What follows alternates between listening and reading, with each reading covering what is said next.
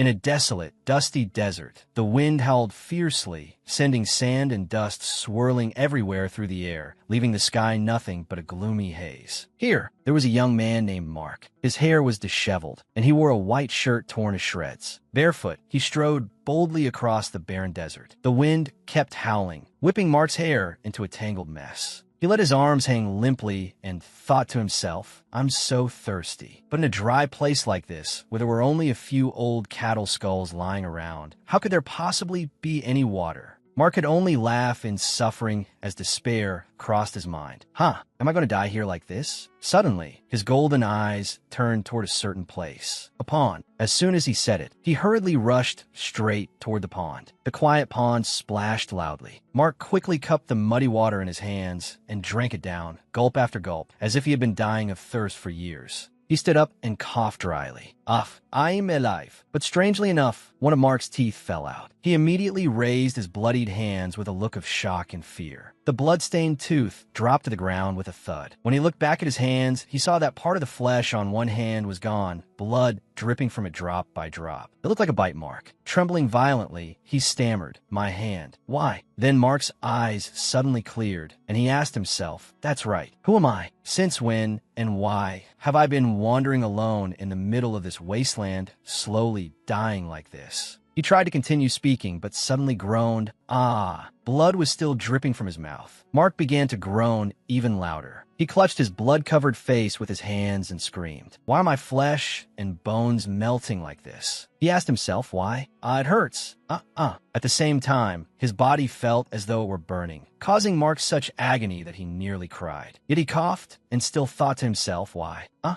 All at once, the surroundings turned pitch black. Mark sat curled up in a corner. Suddenly, a woman's voice rang out. "Now then, if you want something, what should you do?" Mark did not know what else to say. He opened his eyes wide and cried out for help. "Please save me. Please help me." He stammered in pleading, "I was wrong. Please help me. Please, please." Mark bowed down. His tears fell one by one, pattering onto the ground, mixing with the bright red bloodstains. He cried out again, "Please have mercy." The scene shifted to another, brighter place. Mark opened his eyes after a horrifying dream. Tears still clung to his lashes. There was a chain fastened around his neck. The voice of the woman from earlier spoke again. "Mark, honestly, your master arrived, and you did not even notice. You were still able to sleep. In that case, I have no choice but to punish you." Mark knelt before a woman wearing a long red dress adorned with elegant patterns. His face was filled with a deeply pitiful expression. The woman's face gradually became clearer. With platinum hair and a mysterious black mask, she was none other than Lena. Mark lowered his body and obediently answered, "Yes, Lady Lena." She continued seriously, "Good. I have woken you up. Now, beg properly." Mark sniffled, tears still streaming down his face. "Lady Lena." Then he crawled toward her and said, "Please forgive this lowly creature before you."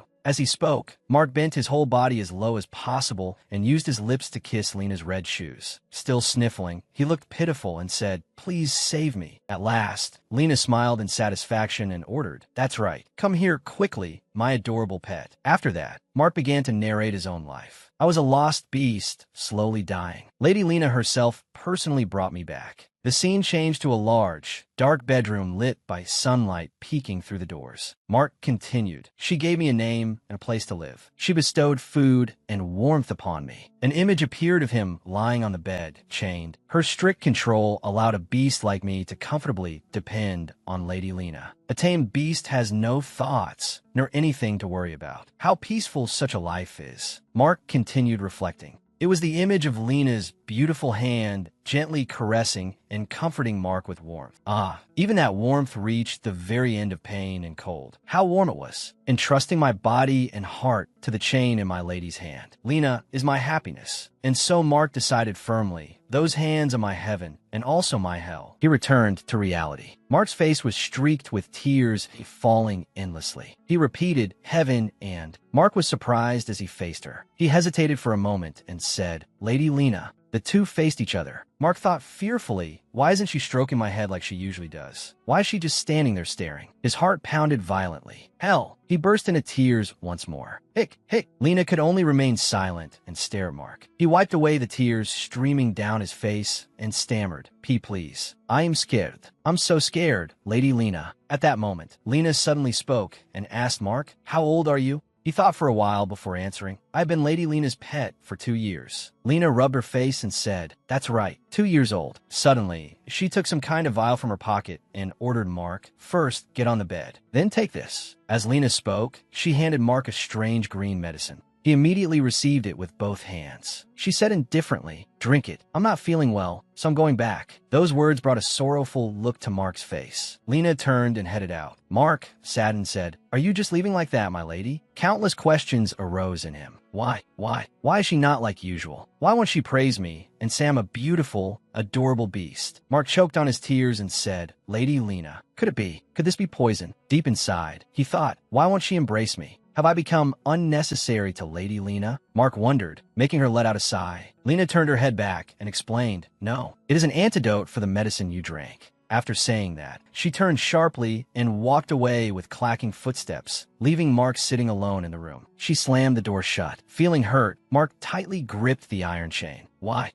I cried. I begged. I behaved so well. He cried even harder. I worked so hard to be loved. Why? Does this mean she doesn't need me anymore? Lady Lena. Next came the image of sky nearing dusk, with elegant streetlights glowing. A luxurious mansion appeared before the eye. A carriage came to a stop with a final jolt before the gate of that mansion. Along with it, a butler and a maid had been waiting there for a long time to welcome young Lady Ileana as she stepped out of the carriage. She stepped down. Her wine-red dress fluttered in the gentle breeze. The maid attending her respectfully said, you have returned, young Lady Ileana. Yes. She looked on with vacant eyes and said nothing more. Take me to my room, young Lady Ileana ordered as she walked. The maid replied, yes. She went up to the bedroom. Her high heels clicked through the splendid, quiet space. Just as she was about to open the door and go inside, Ileana said, there's no need to bring up food. I will sleep right away, so do not come in. The maid immediately bowed and obeyed. Yes, young lady, please have a good rest. The bedroom door closed with a click. However, soon after, there was suddenly a thud that made the maid look up in surprise. It turned out that young Lady Ileana had accidentally fallen. She sat in the middle of the large room, clutching her expensive dress tightly to suppress the pain. Slowly, she began to feel better. Ileana sat up. She went over to the desk and pulled out the chair. Sitting down, she picked up a pen and thought, first of all, I gave him the medicine, so he probably won't have nightmares anymore, right? And she began writing down some numbers, then said, that's right, he's 2 years old now. Magnus became Ileana's pet when he was 20, then 20, 21. At this moment, Lena stood on tiptoe to take off her high heels and said, so he is 22 now? Ileana, I am 23. In that case, Ileana propped her chin in her hand and thought, if it follows the original rules, I will die 5 years from now. Before that, just now, I have to find a way to return or do something. Her expression gradually grew more tense. Ileana understood that it seemed she had become the villainess in a novel. Ileana used her memory to write down the plot points from the novel. Suddenly, Ileana fell into deep thought. On the paper were numbers and messy scribbles. Ileana's hand tightened. She hesitated and said, back then Ileana suddenly recalled herself before entering the novel. Her hands had been typing on a keyboard. I should never have sent that email. At night, in a building, during the most difficult period of her life, in a small, rather messy room, before she transmigrated into Ileana, she had been sprawled on her bed, playing with her phone. It's good. It's fine. By chance, while scrolling on her phone, she came across a rather interesting novel. I found a novel. A slender hand lifted the chin of a young man named Magnus, who had a chain around his neck. A villainess had picked up a young man she liked. The villainess, named Ileana, with white hair, held the chain in her hand and smiled with satisfaction, taming him into her own private pet. The next morning, Ileana controlled Magnus using a forbidden drug. When Magnus woke up, his days of suffering began, and with her special ability, whenever Ileana was displeased, she would beat Magnus. Even if his consciousness completely shattered, his body would remain intact. In the morning, Ileana stroked Magnus' head with a smile on her face. To ensure he could not come into contact with anyone besides her, time passed, and Magnus became more obedient, burying his head in Ileana's hand. But deep in his mind, Magnus still yearned to escape. That was why everyone regarded him as a pet, one who could not run away even without chains. Then that day happened. The chains snapped into tiny pieces and scattered across the floor. The pet broke his own shackles and escaped. A girl reached out her hand, and Magnus took that hand as though grasping at a lifeline. His life soon changed, and he fell in love with a girl. Feelings blossomed between them. Both of them smiled happily and were saved from a wretched person trying desperately to move forward. The pet finally became human and returned to his rightful place. The two stood high above, looking down at the people cheering and celebrating as Magnus ascended the throne as emperor. The girl who saved him became empress. Magnus lifted Ileana's chin the same way she had once done to him. Then he sought out the villainess who had pushed him into hell and threw her into the abyss. Despair more terrifying than death. That was the kind of story it was.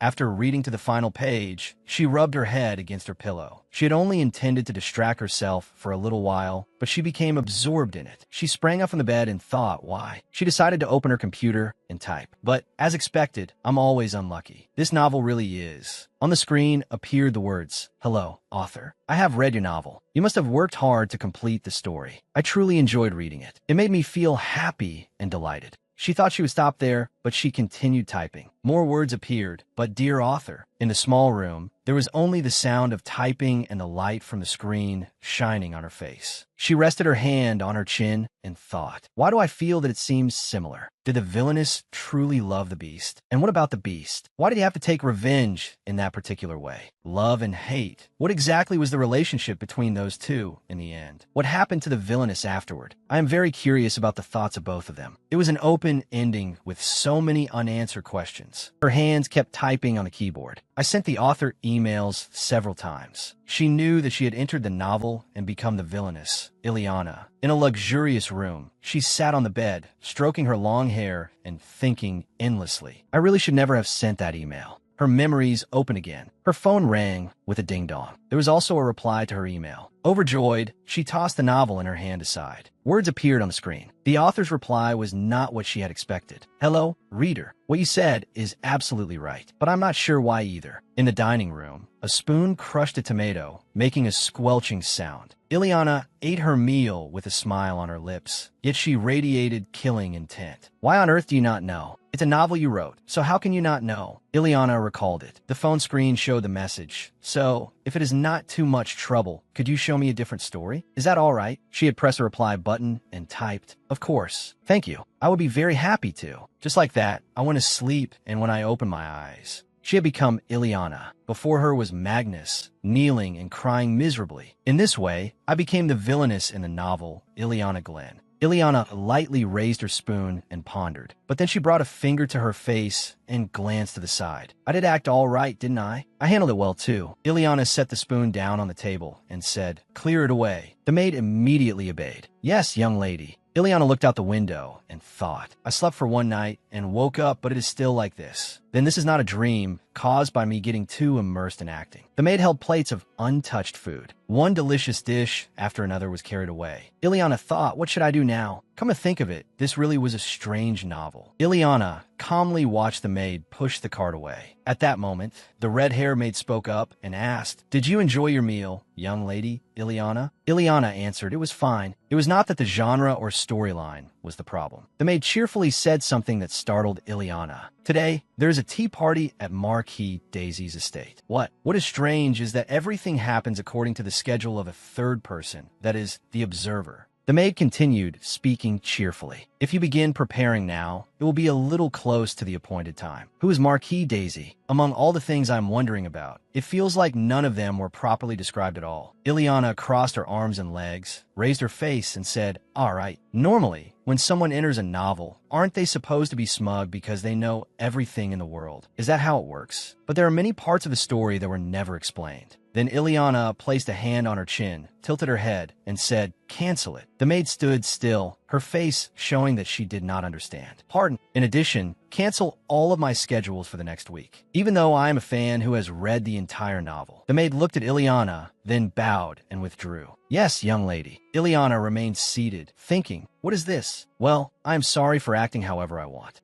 This is so uncomfortable. There are still far too many things I do not know. Ileana slowly stood up and said, I want to take a bath. The maid immediately replied, yes, young lady. I will prepare it at once. In the bathroom, the maids placed rose petals into the water one by one. Ileana removed the clothes she was wearing. Several maids surrounded Ileana and helped her. Ileana's face was expressionless as she thought to herself, wow, this kind of treatment makes me feel awkward. But there is no mirror in the bathroom, is there? The The maids withdrew as if it were routine. Young lady, the water is ready. Please call us when you're finished bathing. Only Ileana remained in the bathroom. Isn't it normal for maids to assist with the bath from start to finish? I really have no information at all. Ileana placed her hand on the bathtub and kept thinking. Or maybe not. Well, that makes sense. I am not a princess. I am not a marquis's daughter either. Ileana slowly dipped her foot in. The water splashed softly. Ah, this feels comfortable. Suddenly, Ileana froze and said, in other words, Ileana looked down at her legs, which were covered in bruises. Ileana, she was shocked. What is this? Even information about her own body. Ileana looked at her reflection in the mirror. She touched her beautiful face, her eyes wide open, as if she could not believe she had transmigrated into a character from a story. Suddenly, someone called out, young lady. It seemed to shatter her doubts about whether this was real. The maid requested, please close your eyes for a moment. Meanwhile, the maid beside her was carefully combing her hair. As the maid dabbed a cotton pad against her face, she said, I will apply toner now. After that, a group of maids gathered around her to dress her in a gown. A strange and unpleasant feeling surged within the female protagonist. Ileana asked herself, this cannot be right. Can't I even dress myself? Everything I do has people around me. Suddenly, an old maid called, young lady, which made her flinch. The maid continued, I will do your hair now. Ileana turned and replied, all right. As her hair was being brushed, Ileana thought in discomfort. That startled me. She's just like an old woman. After the preparations were finished, she ordered, you may all withdraw now.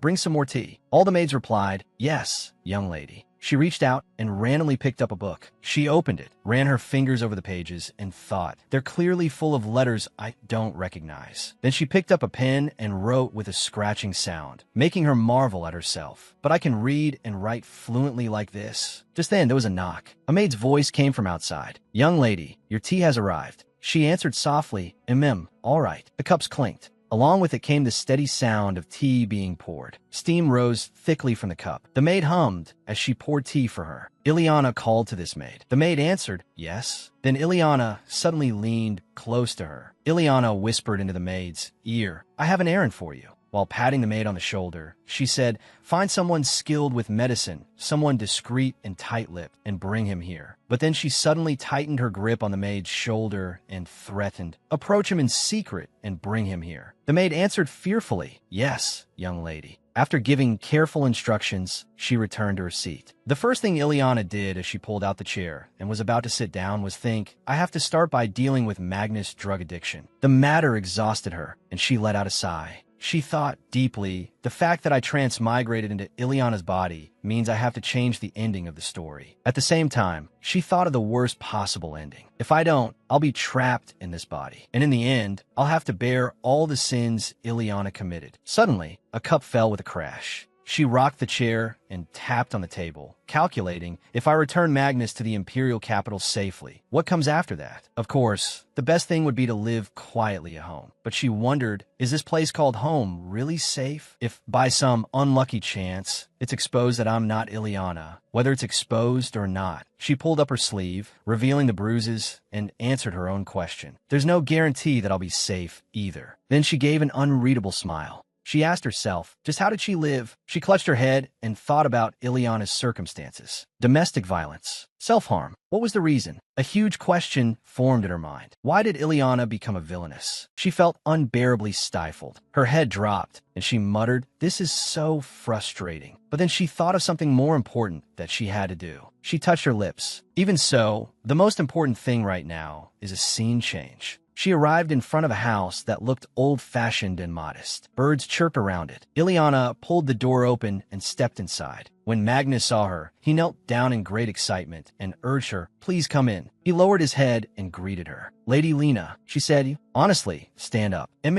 Mark, only then awkwardly stood up. He came closer to Ileana and smiled brightly. I've stood up, Lady Lena. The name Mark was given by Ileana, while Lena referred to Ileana herself. He called himself Lena's Beast. He had been drugged with a poison called leash. He had suffered pain and been tamed by Lena's ability, Dream Control. She took Mark by the wrist and led him to sit down on a chair. She was not Lena. Therefore, she could not use that ability. Because of that, the only thing left was to deal with Mark's drug addiction. She gently reached out and touched Mark's hand. That made him flinch. She instructed Mark, from now on, when I come here, you don't have to kneel. This made Mark remember the time before. At the moment she had transmigrated, confused and regretful, she had given Mark the antidote. He was startled and let out a small sound. His heart pounded violently. Tears streamed down his face. He knelt down and begged her. "I was wrong, Lady Lena." By then, he had been addicted to the drug for about 2 years. He knocked his head against the floor and begged her, "Please." How could he possibly recover immediately with just a little medicine? She turned back and called, "Mark." He kept bowing his head to the floor and apologizing to her.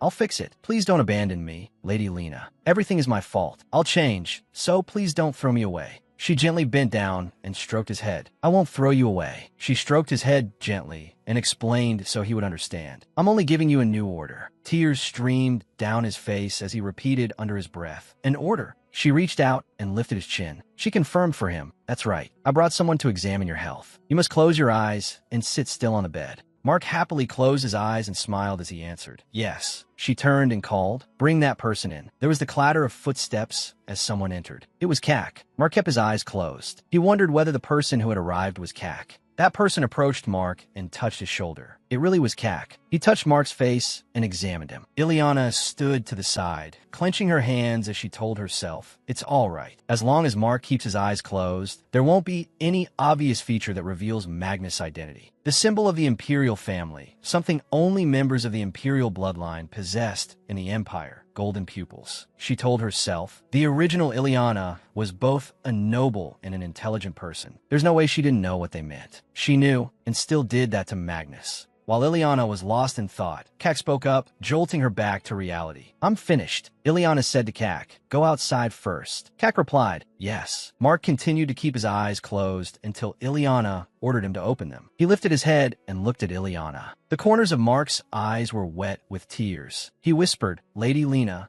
but Ileana only said coldly, "Then I'll be going back now," making Mark flinch. In a panic, he asked, "You're just leaving like this?" Mark kept trembling, which left Ileana bewildered. She thought to herself, "Don't tell me this is..." Mark cried with tears streaming down his face. "Lady Lena, I'll listen to you." I closed my eyes. I even endured someone else touching my body. Ileana was flustered. She thought, "I knew it. It's happening again." Mark was crying as he asked Ileana what he had done wrong. She covered Mark's mouth with her hand. She looked at Mark with gentle eyes and said to him, "We didn't do anything wrong." Ileana told herself, "This is all my fault." "No, it's Ileana's fault." Ileana lowered her hand. She said, "So rest well today." Mark's lips trembled as if he wanted to say something, but in the end, he pressed them together and answered, "Yes." Ileana looked at Mark, seeing that he resembled a puppy caught in the rain, with the words utterly dejected written all over him. She wondered, She stroked Mark's head gently, causing his face to brighten. Mark raised his head to look at Ileana and rubbed his head against her hand. He was exactly like a puppy. Ileana was startled. She hurriedly turned around, said, "See you later, Mark," and left. Mark remained silent, only managing to answer with one word, "Yes." His face became sorrowful again. Ileana stepped outside, where Cac was already waiting. Ileana stared at her own hand. She walked over to Cac and asked, "How is his condition?" Cac lowered his head and answered, "He has been poisoned by Leash." Ileana told herself, "It seems I found the right person," and requested, "Explain in detail." Cac answered, "Originally, Leash is a poison used to tame slaves. If taken over a long period, the poisoned person becomes no different from an idiot. However, he has been forced to take it for 3 years, yet his condition is still intact." Cac continued, "It seems the one taming him adjusted the dosage very carefully." His words made Ileana's expression darken. She asked Cac how to detoxify him. Cac answered, "If Mark is given antidote regularly while the dose is gradually reduced over roughly half a year, the poison accumulated in his body will be completely expelled." He added, "However, in reality, there is no such thing as a perfect antidote. After the poison is expelled from the body, the patient will have to struggle against himself." Ileana thought, if it's a struggle against himself, then Magnus won't have any problem. He was originally strong. He could easily escape using his own strength. The only thing left is, having finished thinking, Ileana turned and walked away. She asked Cac whether he could prepare the antidote for half a year. The cost of the ingredients could all be charged to her. Cac answered, "I can." A servant helped Ileana into the carriage. She said to Cac, "Good. You must have already been instructed beforehand. But if Mark can recover completely and healthily, I will give you another 50 gold bars." She also warned him, however, the truth must not leak to anyone else's ears. If walls happen to have ears, if even the smallest rumor spreads outside, Cac raised his head. Ileana turned her head back. Her eyes held not a trace of emotion as she said, "I will ruin your future by any means necessary." Kak lowered his head and said, "I will remember this until I go to my grave." Ileana closed the carriage door.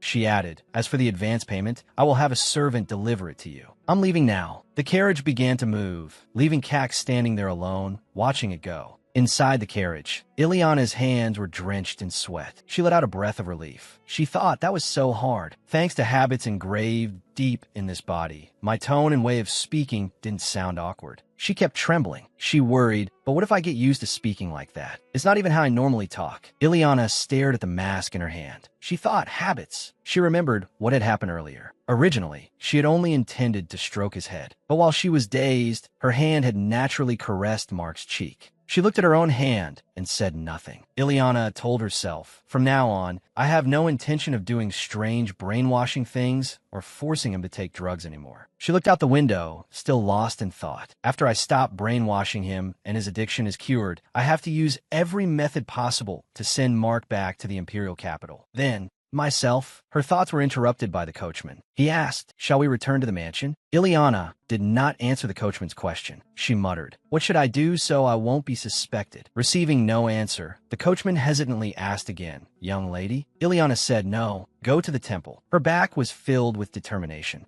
Ileana thought, "I remembered a drama." A blonde-haired woman complained, "What kind of superior is that? He's such a bastard. Good grief, he's driving me insane." Ileana remembered there was a very profound line in it, so I watched it with great enthusiasm. A black-haired woman answered, "Your blonde friend or lover said goodbye to the secular world and walked into a monastery." The blonde replied, "I know about that. That's exactly it." A blonde priest smiled, clasped his hands together, and asked Ileana, "Young lady, do you know the faith? Do you believe in Lord Legniva?" Ileana said nothing. She tilted her head and smiled awkwardly at the temple of Legniva. Ileana smiled brightly at the priest. From within the murmuring crowd, another priest hurriedly pushed his way through while saying, "Please, please make way a little." The priest approached Ileana, confused as he wondered. A noble personally came to the temple? What could this be about? Ileana placed a hand over her chest. She lifted the corner of her lips and smiled gracefully as she answered, "I came seeking the arms of God to pray." Then she pretended to look sorrowful and said, "Could it be that you believers would prevent me?" The priest answered in alarm, "No,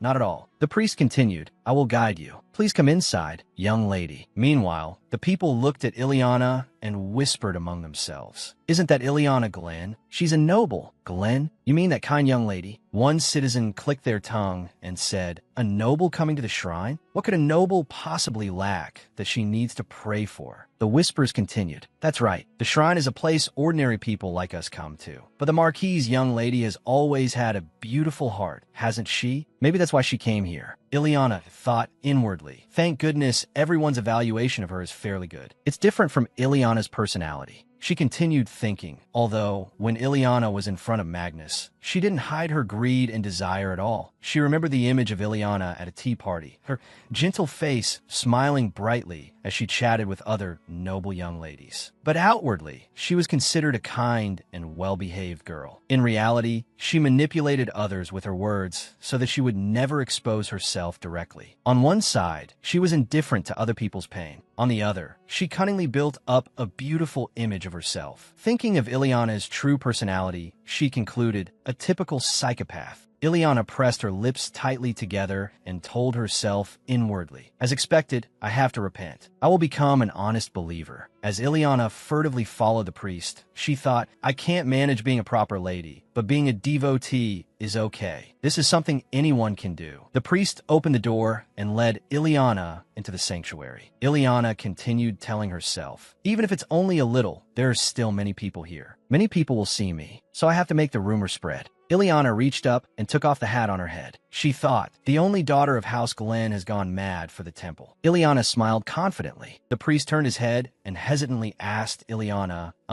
is this your first time here, believer?" Ileana smiled and answered yes. "I'm a little embarrassed, but now." Ileana raised a hand to her mouth and smiled as she continued, "Priest, I met God not long ago." Ileana continued, "On a night when I was suffering from a high fever in my haze, I met Lord Legniva in a dream. After I woke from the dream, my fever went down as if it had all been a lie. My body was clean and refreshed. The priest bowed and smiled. God has smiled upon a believer. Ileana answered, yes. She lifted her hat to chest level and smiled as she said, I feel as though I was born again through his grace. Ileana continued, I want to share his benevolence with many people. Ileana smiled on the outside, but not on the inside as she thought. Of course I'm lying. It's because my conscience is eating away at me. Ileana bowed gracefully while thinking inwardly. It feels like I'm lying right in front of God. This really doesn't feel good at all. But Ileana kept smiling, outwardly blooming like a flower while inwardly collapsing to her knees and crying. She told herself, but still, no matter what method I use, I have to become a believer. Seeing Ileana smile, the priest was also extremely puzzled. Ileana's eyes flashed as she thought inwardly, the only independent organization in the empire. A place even the emperor cannot carelessly interfere with, the Temple of Legniva. I have to become a devotee here, at the very least. Then I'll be able to deal with one person. A priest opened the door to a room and introduced it to Ileana. This is the prayer room. The priest patted a white box with his hand. The box in the middle of the prayer room is the donation box. Donations are not forced, so believers may donate freely. Those who donate above the basic threshold will be certified as devotees.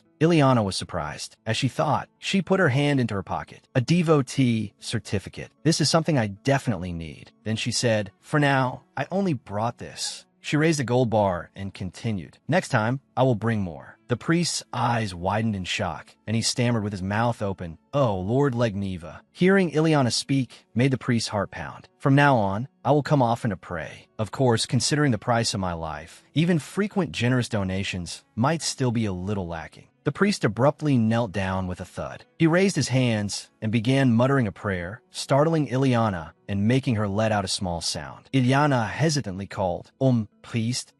But the priest continued muttering. Then he startled and said, I was terribly rude. The priest bowed his head and said, I was so focused on offering thanks to Lord Legniva for guiding a believer here. Then the priest handed Ileana a stone card and said, issuing the official devotee certificate will take about 1 week. Therefore, I will give you a temporary certificate. The priest laughed and said, with this temporary certificate, you may use it like a temple visa. Ileana inwardly exclaimed, wow, that sounds useful. Then Ileana asked the priest, so what should I do? The priest answered, you may place the donation directly into the box. Could you help me with that? The temple priest continued speaking. All you need to do is place it in the box and close your eyes in prayer. Ileana did as he said. When she dropped the gold bar into the box, it made a clinking sound. Behind her, the temple priest smiled as he watched Ileana. Ileana clasped her hands together and prayed silently. Her posture carried an air of nobility and ease. These were habits the child had formed when she was still alive. Though she had now grown used to this body, Ileana clenched her hands tightly. Then she continued praying. But please help me resolve everything as I wish. I want to go back. A chill ran down Ileana's spine. She stubbornly recalled the voice in her head. Lady Lena.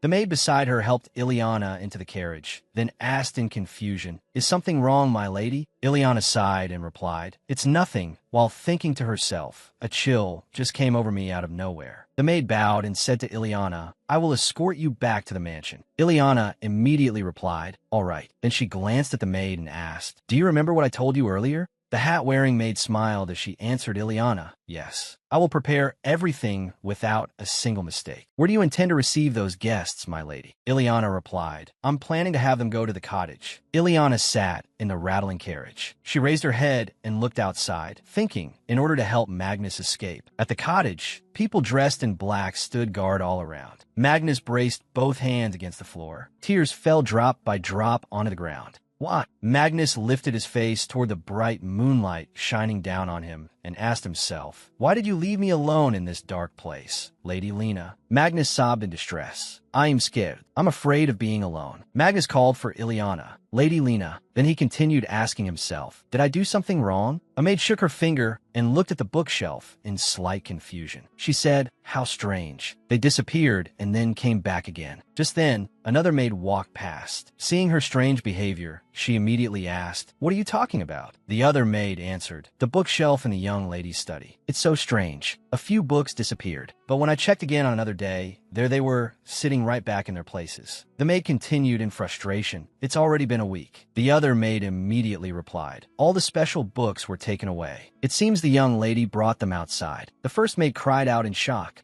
10 books every time. At that moment, a tinkling sound rang out again. The young lady has finished her bath. Stop talking nonsense and hurry. The two of them walked off, their footsteps clacking, and entered the place the sound had come from. The maid behind them glanced inside with a little curiosity. What appeared before her eyes was Ileana, relaxing in a chair, surrounded by maids at work. Ileana leaned back in the chair, raising her hand to her mouth as she pondered. It's been a week since I went to the cottage to bring books to Magnus. A week has passed. As she sat up and let the maids dress her, she continued thinking. Magnus is smart. He will probably realize right away that the situation he's in doesn't make sense. In a novel, Magnus came to know the world through the books Ileana gave him, and those books became the foundation that allowed Magnus to escape. After she finished putting on her clothes, she thought to herself again, compared to the novel, things are moving faster, but should be fine. Besides, I can also just wait until Magnus runs away. I need to come up with a countermeasure for that birthmark. The reason for this birthmark, while Ileana was still thinking, a panicked voice rang out. Lady Ileana, a maid hurriedly ran over. With anxiety written across her face, she said, I just heard that the master and madam have returned to the mansion after their inspection of the estate. Ileana's face turned slightly pale when she heard this. The maid took her hand and gently removed her bracelet, saying, Perhaps it would be best to take off your bracelet and necklace today. Without hesitation, Ileana replied, All right. The eyes of the other maids immediately turned toward Ileana. Seeing this, Ileana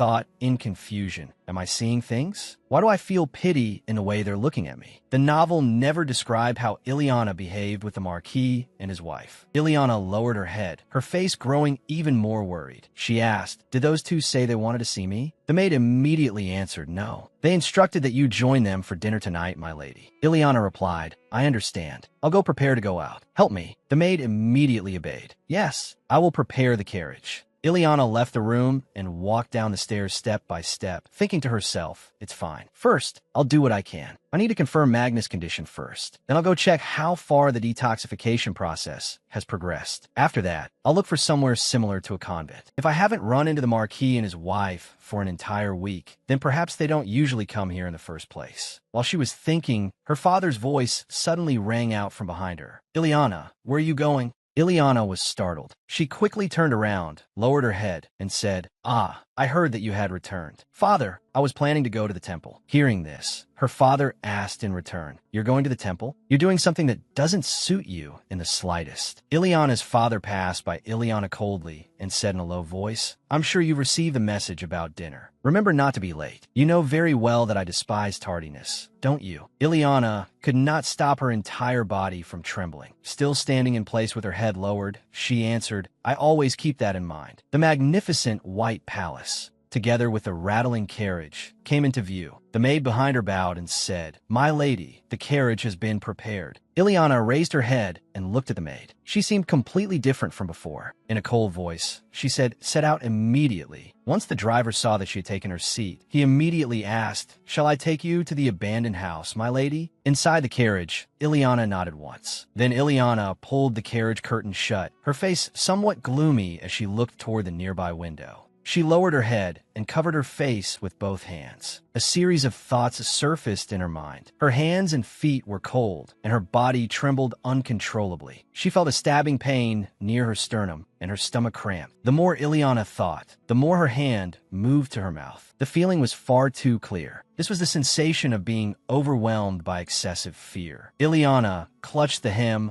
of her clothing tightly with one hand. More thoughts surfaced in her mind. This isn't me. This is Ileana Glenn. Just what's going on with this body. Even for a single day, I want to return to myself, so I won't have to bear any more responsibility for things I never did. So I won't be shaken anymore by the emotions left behind in this body. Ileana opened the curtain and silently looked outside. She thought, when I meet Kak, I need to speak a little more quickly. I also need to keep telling Magnus, you are free. If things continue like this, everything will return to its proper course. Ileana sank into the sensation of having been kissed by another man, then thought, I clearly came here after thinking that. Ileana snapped back to her senses, her face turning red. Why did things turn out like this? Just 30 minutes earlier, Kak had told Ileana, his condition is better than last week, my lady. If he takes the antidote regularly for half a year, while we gradually reduce the amount of leash, then we should be able to resolve his poisoning to some extent. Ileana anxiously asked in return, can it be done faster? But Kak said yes. There is a limit to the amount of medicine that can be made in a single day. Ileana thought he was lying, unless he could only make enough medicine in one day for a single dose. Saying there was a limit was ridiculous. Ileana held the key up in front of Kak. She thought it was only natural that he would feel uneasy. If his usefulness fell too quickly, he was probably afraid that he might be killed. Yes, Ileana said, fine. Finding a way for yourself to survive is good for both of us. She warned Kak, as long as you don't try anything, the contract between us will remain in effect. Kak answered her, I will engrave that into my bones. Then Ileana went to the room and used the key to open the door. The more she thought about it, the more surprised she felt. It would take half a year to detoxify him. Magnus had still been able to escape 3 months after Ileana gave him the books. Ileana opened the door and asked, Mark, have you been well? Magnus smiled when he saw her and answered, yes, Lady Lena, I have been living very well. The novel always mentioned that he was a genius. But now, that genius was kneeling before her and kissing her toes. Magnus asked, because you did not come, Lady Lena, I was very worried that I had done something wrong. His pupils were clearer than before, but they were still clouded. Lena reached out and stroked his cheek. You didn't do anything wrong, Mark. The faint, sweet scent of leash still lingered. Magnus rubbed his cheek against her palm, docile as a puppy. Lena thought, if it takes half a year to detoxify him, then how much longer will it take to undo the brainwashing? Suddenly, Magnus asked Ileana, will you stay with me today? It has already been a whole week, and I haven't done anything at all. You haven't hugged me or kissed me either. You don't come to visit me often anymore. Why is that? Ileana said thoughtfully. You're able to ask questions now, aren't you? Seeing Ileana's attitude, Magnus panicked. Thinking he had made a mistake, he hurriedly apologized. Ileana raised her hand and patted Magnus on the head. That's not what I meant. She smiled. You did well, Mark. Ileana's smile made Mark's face flush red. Yes, Lady Lena. Ileana thought to herself, this is much better than when he couldn't say anything except yes. He's slowly breaking free. Ileana asked, do you want to stay with me, Mark? Magnus fidgeted anxiously and did not dare answer her. Lena urged him, just say what you want. I'm asking you, so think about it and answer me.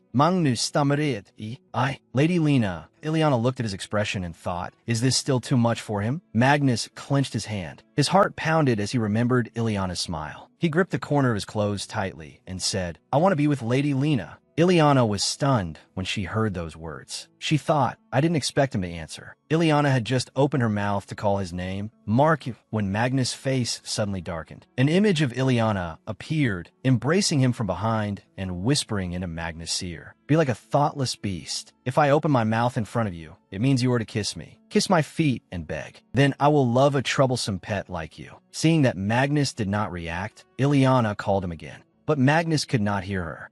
He merely muttered, yes, yes, Lady Lena. Then he lunged forward and kissed her.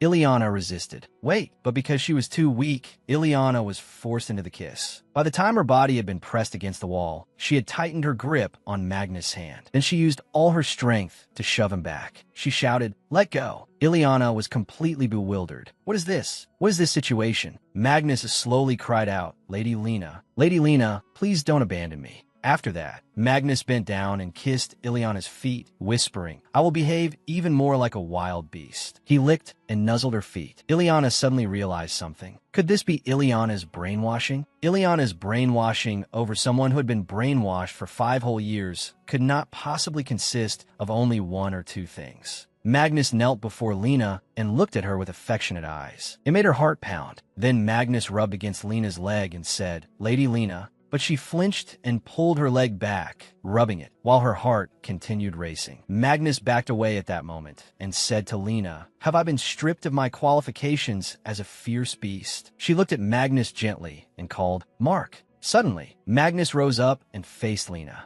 You called me Lena's pet, didn't you? Lena said nothing and only looked at Magnus. Magnus was already crying. It's cold. Lady Lena, I hate the cold. Lady Lena won't be by my side anymore. He sobbed as he said, what should I do in this terrifying loneliness? Seeing Magnus cry like that, Lena thought again. In this cottage, Magnus had been forced to endure alone, unable to speak to anyone all day until I came. I really want to beat up my past self. The person I read about in the novel, the one who deliberately cut off his freedom. After thinking this, Lena said, I understand, and hugged Magnus tightly. While Magnus was still confused, his hands trembling, not daring to hug her back, she continued, I'll hold you. Calm down. It's all right. You can hug me too. After hearing this, Magnus immediately held Lena tightly in his arms and said nervously, I like you, Lady Lena. At that moment, Lena thought, this is because of the brainwashing. Magnus continued, you also called me an adorable beast. She thought to herself, that wasn't me. That was Ileana. Lena said gently, Mark, you are not a beast. After hearing this, Magnus immediately pushed Lena away in grievance. I'm a beast. I am the only beast to whom you gave name. Lena tightened her grip on Magnus' hand, which was resting on her shoulder. No, you are a human being just like me. Mark. Magnus did not answer and only looked at Lena. Lena guessed, this is probably Magnus' deeply aggrieved face. Leash had damaged Magnus' brain for the past 3 years and harmed his memory. Right now, Magnus absolutely could not remember what had happened before. Because Magnus could not remember, he would become more and more bound to Mark's current life. Lena took Magnus' hand and said, I had a meal prepared outside. Shall we eat together? As she spoke, she thought, how can I resolve this brainwashing? My future depends on him. Breaking through Lena's thoughts, Magnus asked, will you stay here? After hearing Lena's answer, until before dark, Magnus could not hide his joy. He knelt down, bowed his head in thanks, and kissed Lena's feet. Seeing this, she froze. But she soon guessed this must also be a way of giving thanks that Ileana taught him, right? After expressing his gratitude, Magnus said, today, I will listen well and not disappoint you, Lady Lena. Lena felt a headache coming on and replied, I'll have the servants come. Sit down. The soul inside the body of this villainess could not predict Magnus' actions. But the problem was my body's reaction. My heart was pounding. I couldn't control myself. When our lips touched in that moment, those burning lips reacted in a way completely different from my emotions. It was truly difficult to understand. It was the feeling of a discrepancy between my thoughts and my body, just like when I faced the Count. Lena told the servant, bring 2 portions of food here. At the same time, she asked herself a question. Could it be that Ileana loved Magnus? After Lena's order, a voice answered her, I will prepare it at once. The door had just closed. When she thought about the things Ileana had done, it did not seem to be the case. The emotions remaining in my body are extremely chaotic. Suddenly, she blurted out, what is this? It turned out that Magnus had been sitting obediently in one place. But in response to Lena's surprise, Magnus smiled. I sat according to your command. Lena's face showed even more confusion. She wondered, there's a perfectly good chair right there, and he's sitting on the floor to eat? Indeed, without comparison, there was no pain. Seeing Magnus shining brightly like a puppy, Lena stammered, did I always make you eat on the floor? Magnus immediately remembered the past. Ileana's words echoed one by one in his mind. Eat my beast. Her graceful image as she fed him appeared. I'm very satisfied. Then Magnus said, when you are angry, it would be like this. Are you angry, Lady Lena? Still wearing a confused expression, she answered, no, I'm not. Then she approached and touched Magnus' shoulder. Mark, sit in the chair like normal. At Lena's words, he clearly hesitated, but she said, don't forget what I told you. You are not a beast. Magnus replied, I understand, my lady. Just as Magnus stood up, the servant pushed the food in. The meal has arrived. Seeing this, Magnus grew anxious and uneasy. Will you leave as soon as you finish eating? When will you be able to come and comfort me like before? She thought to herself, in any case, he will definitely run away. Suddenly, Magnus grabbed onto her. Just one more day. Is that all right? Lena gently replied, you've worked hard being alone all this time. I promise I'll stay by your side until night next week. After hearing that answer, Magnus' hand, Junjun thanked her and even murmured 2 words. The following week, as dusk fell, the rustle of Ileana's footsteps gradually faded as she left the building. Magnus escaped from this place 1 year later in the novel. Compared with that, I let him read the book earlier, and he has already deciphered part of it. If it is soon, 1 month. If it is late, 2 months. There's a high chance he will run away. Ileana turned and walked off, her thoughts continuing. I promised next week, so there's no other way. But if he runs away, I will also disband the soldiers and burn the hut to the ground. If the female lead and Magnus truly are fated, they should be able to meet during the escape. As for Magnus' affairs, I have almost grasped his entire plan. Now Ileana looked up high. She removed her mask and parted her lips. It is the stage of religious development. Ileana walked toward the carriage that had just arrived. She ordered to the temple. The driver lowered his head and answered, "Yes, I understand." Raphael's appearance made everything around him brighten. You are talking about the training of believers, correct? Ileana stood facing the opposite direction from Raphael, about 2 steps away. She stood there and said, "Yes, I want to understand the believers better and sense the will of God." Raphael seemed surprised by Ileana's proposal and exclaimed, "Oh, how interesting. However, there is currently no retreat for believers, but there is a training course for becoming a temple priest. Participants live together and are taught to understand the will of God." Right after that, the sound of Ileana stamping her confirmation rang out. It seemed she had made her decision very quickly after hearing Raphael speak. Raphael's face also lit up with obvious joy. The last rays of the sunset shone through the windows, gradually creeping in and illuminating Ileana's spot. "If we live together, how long does it take?" "About 2 years." Ileana's gaze darkened slightly after receiving the answer. She thought to herself that 2 years was a suitable length of time. Ileana asked, "May I participate in the training course?" Raphael was silent for a moment. He placed his hand on the white box marked with the symbol of the Holy Cross on the table and gently stroked it. Then he turned around and asked Ileana seriously, "Do you want to become a temple priest?" Ileana briefly clenched her hand and did not answer right away. Instead, she said, "I want to be closer to God, even if only a little." Once again, the silence between them made Ileana's heart pound repeatedly.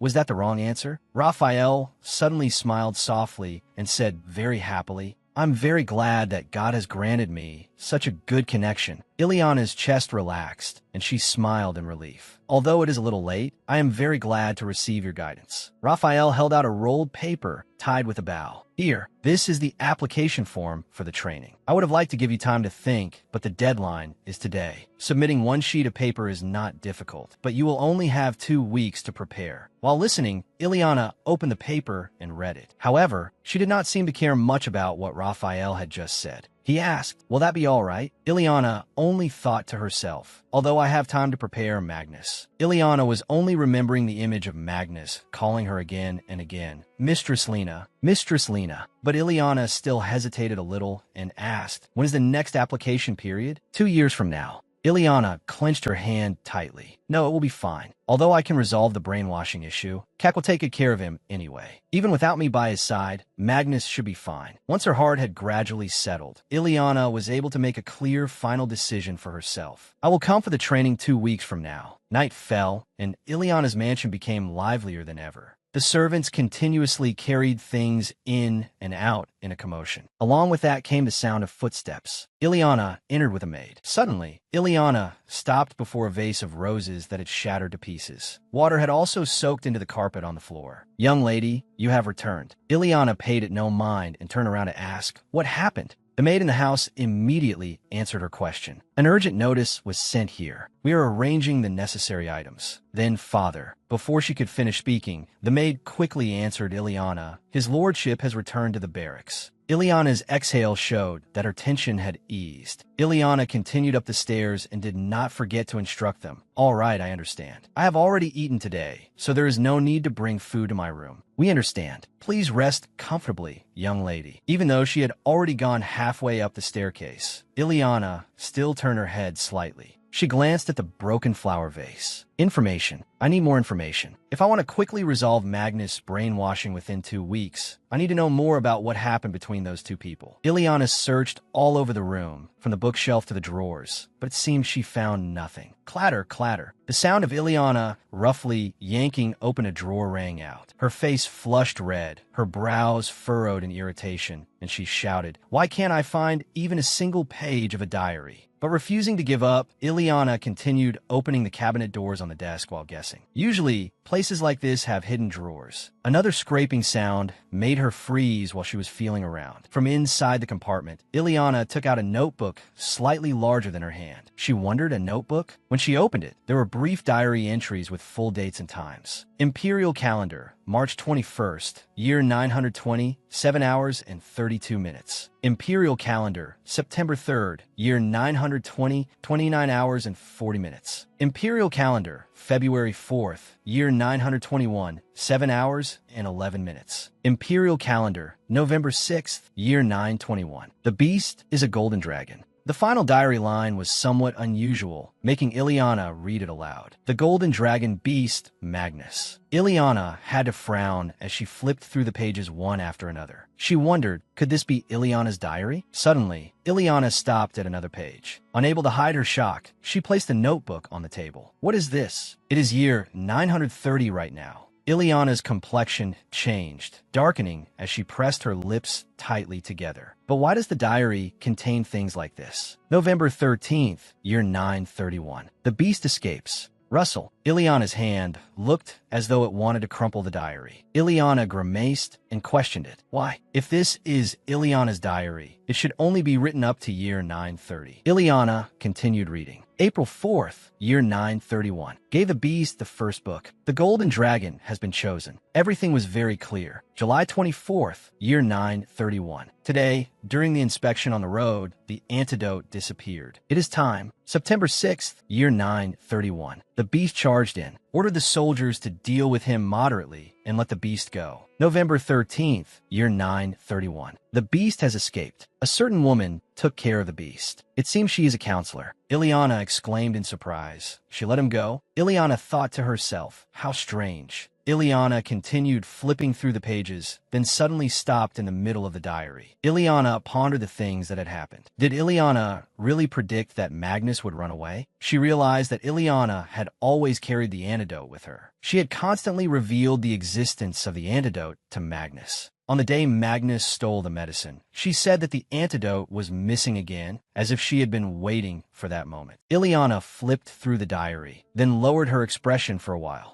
December 24th, year 927. The culprit who abandoned the beast was another golden dragon. June 4th, year 928. 36 hours and 77 minutes. I am dying. October 8th, year 928. The beast still looks at me and smiles. Then one day, with that very expression, he will stab a blade into my heart. July 14th, year 929. At last, the beast asked a question. January 12th, year 930. It is time to provide the beast with knowledge. Doubt a little more. Hate and curse me. After reading this far, Ileana was startled and exclaimed she did not overlook Magnus' escape. Ileana recalled the entire process. The process of taming Magnus, his escape, the imperial throne, and, in the end, revenge. Ileana was stunned and realized that all of it had been her plan. Ileana could not help being shocked and placed a hand on her face. Then she sighed. Wait a minute. What exactly is this diary? She began to think. Anyone who looked at it would know the diary was written from Ileana's perspective. Does Ileana have the ability to see the future? It is possible that all of this was a dream, but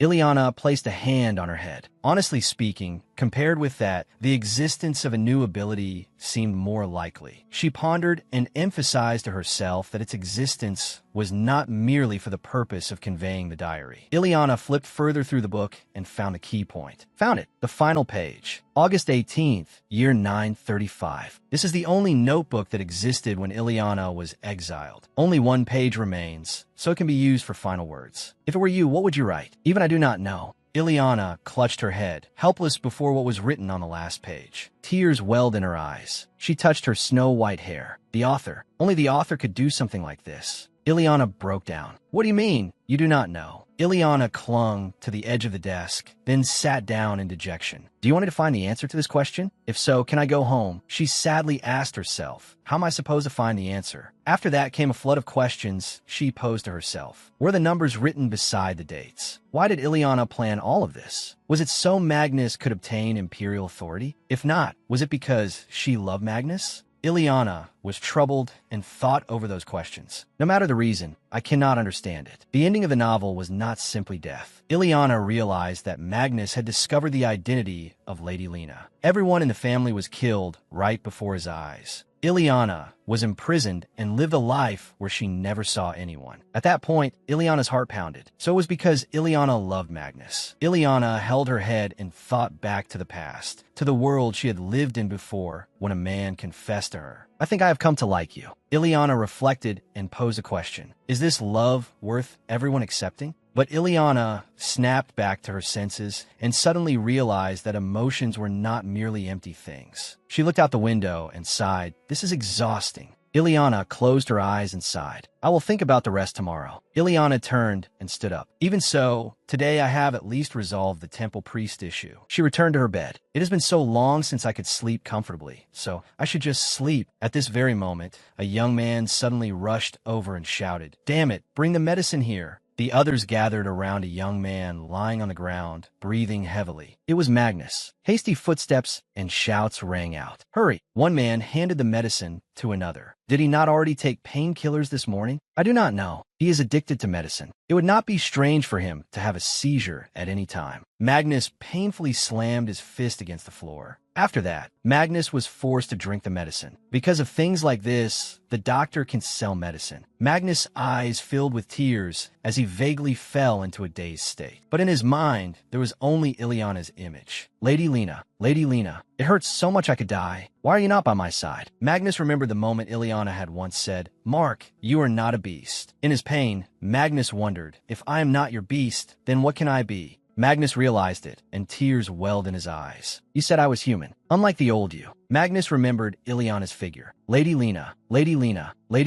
No matter what the people outside said or shouted, Magnus only remembered Ileana and wanted to ask her, why can I not leave this place? Magnus looked outside and raised his eyes with longing. When will I be able to go outside? I will kiss your feet. At that moment, after the people outside said something, they all went out. They closed the door, leaving only Magnus in the room. Magnus tried to force himself up, but he had no strength because of the pain. Magnus curled up and trembled. Darkness. Cold. I am afraid, and I am lonely too. Please, no matter what, give me just a little warmth. Then a hand gently touched Magnus. Sit up slowly. Magnus was startled, thinking it was Ileana. Lady Lee. After that, two men appeared, making Magnus snap awake and realize he had mistaken them for someone else. The black-haired man shouted, "Hey, little Bark, do not just sit there dazed. Follow me." Magnus stared blankly toward the man. The black-haired man pointed and said, "Today we are going hunting in that forest over there. Let's go." Magnus touched the book, then cried out in surprise. After that, he stopped and looked up at the man. Magnus called out, "Brother." While he was writhing in bone-piercing pain, Magnus grew too exhausted and fell asleep. Unfortunately, even after falling into a dream, Mark still had to endure the pain brought on by his haunting memories. When he was young, while he was there, he encountered his older brothers. Magnus' brother said, "If you hunt decent prey, then we will acknowledge you." Magnus looked rather confused by what was happening. Curious, he asked, "H hunting?" His brothers ignored Magnus' question. They chatted noisily and seemed very excited about the outing. The blonde-haired brother asked, "What should we hunt today?" The other gave an answer. "How about I hunt that doe?" The blonde-haired brother was extremely pleased with that answer. He said, "That sounds good." Stupid and weak is exactly what he is. Magnus, who was running behind them with a gloomy expression, said, "Killing innocent animals just for amusement is a bit." Unfortunately, those words did not please Mark's older brothers. They stopped walking and said, "Why? You cannot do it." Those brothers turned back with cold expressions. The brother with blue-black hair said, "A guy like you really is. You do not want to be accepted as our younger brother, do you?" Magnus hurriedly waved his hands in denial and said, "Ah, no, that is not it. I really do want you to acknowledge me." The blue-black-haired brother shoved a basket at Mark. He shouted, "Someone who only knows how to walk around reading books will never receive our acknowledgement. You idiot." Only then did the brothers realize that what was in the basket were sandwiches. They put on contemptuous expressions and said, "So what is this? Sandwiches? Those maids secretly prepared them especially for you again, did they?" Magnus reached out his hand, unable to bear it, and cried out, "Ah!" His brothers continued mocking Mark and said, "Being nice to lowly people, and the biggest thing I receive is something like this? You really received something wonderful." The sandwiches were dropped one after another and crushed. They were crushed beneath the toes of his brother's shoes. Magnus looked extremely flustered. He did not know what to do next. Mark's older brothers chuckled and said, "All right. In any case, starting tomorrow, we will not have to see a figure like yours anymore." The brother with blue-black hair said, "Stop doing those stupid things and follow me. Listen to your master, puppy." Magnus lowered his head and quietly said, "Yes, brother." After following them for a long stretch, Magnus was led by his brothers to a cliff. Those people pointed the tips of their swords at him and said, "Well done, puppy." Just like that, slowly moved backward. But Magnus was being pushed right to the edge of the cliff. He was extremely flustered and immediately asked his older brothers, "Huh? Brothers, why? Why are you doing this?" They immediately answered, "Mark, you are too troublesome." Magnus was pushed off the cliff by his brother. The man said with great satisfaction, "Live well, Magnus. Though before that, you will have been eaten by a beast." The moment he fell, Mark hurriedly woke from the terror of the nightmare. He tightly gripped the hand that was stroking his face. Ileana comforted Mark, saying, "It is all right now. That was only a dream, not reality. Calm down." Ileana asked Magnus with a worried expression, "Are you all right, Mark?" Meanwhile, Magnus had just settled back down on the bed after the pain. Lena was outside the house, talking with a hooded stranger. She asked, "You said that day he had convulsions and then just kept sleeping?" The stranger replied, "Yes, but please do not worry. He is the type with excellent physical recovery abilities. From the beginning, there was no need to administer medicine to him." Lena asked back, "So that would have been all right?" The person answered, "There will be withdrawal symptoms, but they will not have any major effect on his life." Ileana said, "I understand. You may withdraw and rest for today." The person bowed, clasped his hands, and thanked Ileana. Ileana said, "If one day someone from the family who often comes to pick you up gives you the remaining money, then you will no longer need to come here to examine him." She turned back and gave him a mysterious look as she said, "As for keeping secrets, there is no need to add anything to the story, is there?" The stranger answered fearfully, "The matter you are worried about will absolutely never happen." And so the two of them ended the conversation there. Lena turned and walked back toward the wooden house. She seemed quite exhausted after everything that had just happened. She gently opened the door while letting out a weary sigh. The moment she entered the house, Magnus was there waiting for her. Ileana immediately asked, "Have you settled down now?" Magnus looked restless. He answered, "Yes, Master Lena." He sat up, got out of bed, stood in place, and rubbed his head. Lena stepped closer to Mark and gently touched his face. She said, "You are still breaking out in a cold sweat." Magnus blushed because of Lena's action, but his mood quickly sank. He said, "It has been so long since Master last came." Ileana withdrew her hand and replied, "I was busy." Magnus continued, sounding hurt, "Because Master Lena does not have only me. Of course you would be busy." Ileana said, "Thank you for understanding me." She thought to herself, "You have changed so much. Your complexion is better than before, too." The scent of the poison has also faded. Lena then asked Mark again, "Have you still been reading books lately? How does it feel?" Magnus answered her, "Books are very interesting because they are stories exactly like dreams." Mark asked Lena in return, "Master Lena, why did you say I'm not a beast?" Ileana was silent for a long while before answering. "Of course, because you are human." Magnus touched Lena's shoulder. He asked, "If I say I do not like being human, would that be allowed?" Lena shrank back. Mark continued, "I saw it in the book Master Lena gave me.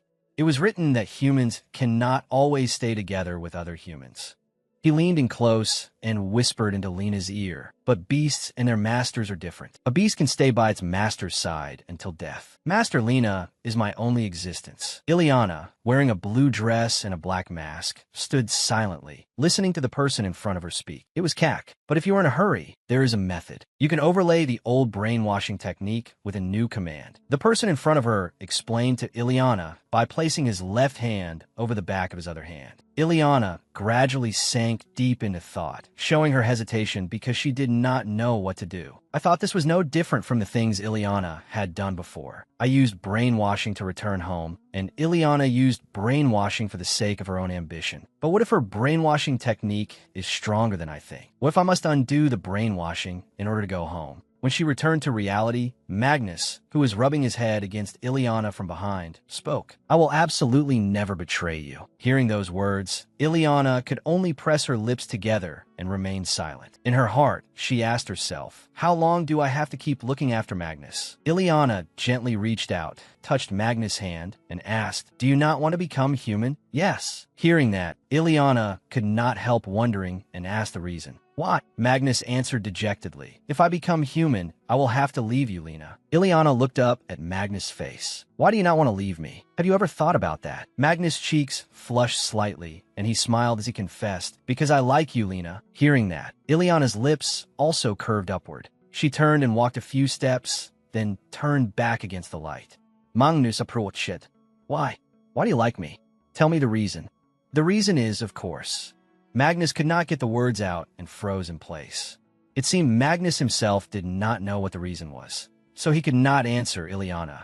He moved closer to Ileana, hesitating and not daring to touch her. The reason is, what is it? As expected, I do not have a definite answer. Ileana could only fall silent. Of course it is because of the brainwashing. If the brainwashing is undone, Magnus will learn everything. If that happens, he will never be able to smile at me again. This strange, heated atmosphere whenever I am with Magnus, and these emotions surging through this body. Now Magnus had knelt down and buried his face in Ileana's dress. That made her have to lower herself as well to support him. Magnus did not know why, but Ileana smiled faintly. Her face was covered in sweat. She felt as though something was not quite right. Sometimes I thought that perhaps these were not Ileana's feelings. But look, because of the brainwashing, Magnus confessed to me like a machine. These trembling emotions can only be the feelings that remain in Ileana's body. Ileana bent closer to Magnus and whispered, "You do not need to be afraid, and you do not need to tremble." Ileana reached out and touched Magnus' face while his heartbeat rang out again and again, thump, thump. Everything will be all right. Becoming human is only natural. You can change slowly. Are the words of the person who brainwashed you, saying that you are a wild beast, truly worth trusting? Even so, I still want to let you know this before we part. Ileana lightly patted Magnus on the shoulder and suggested,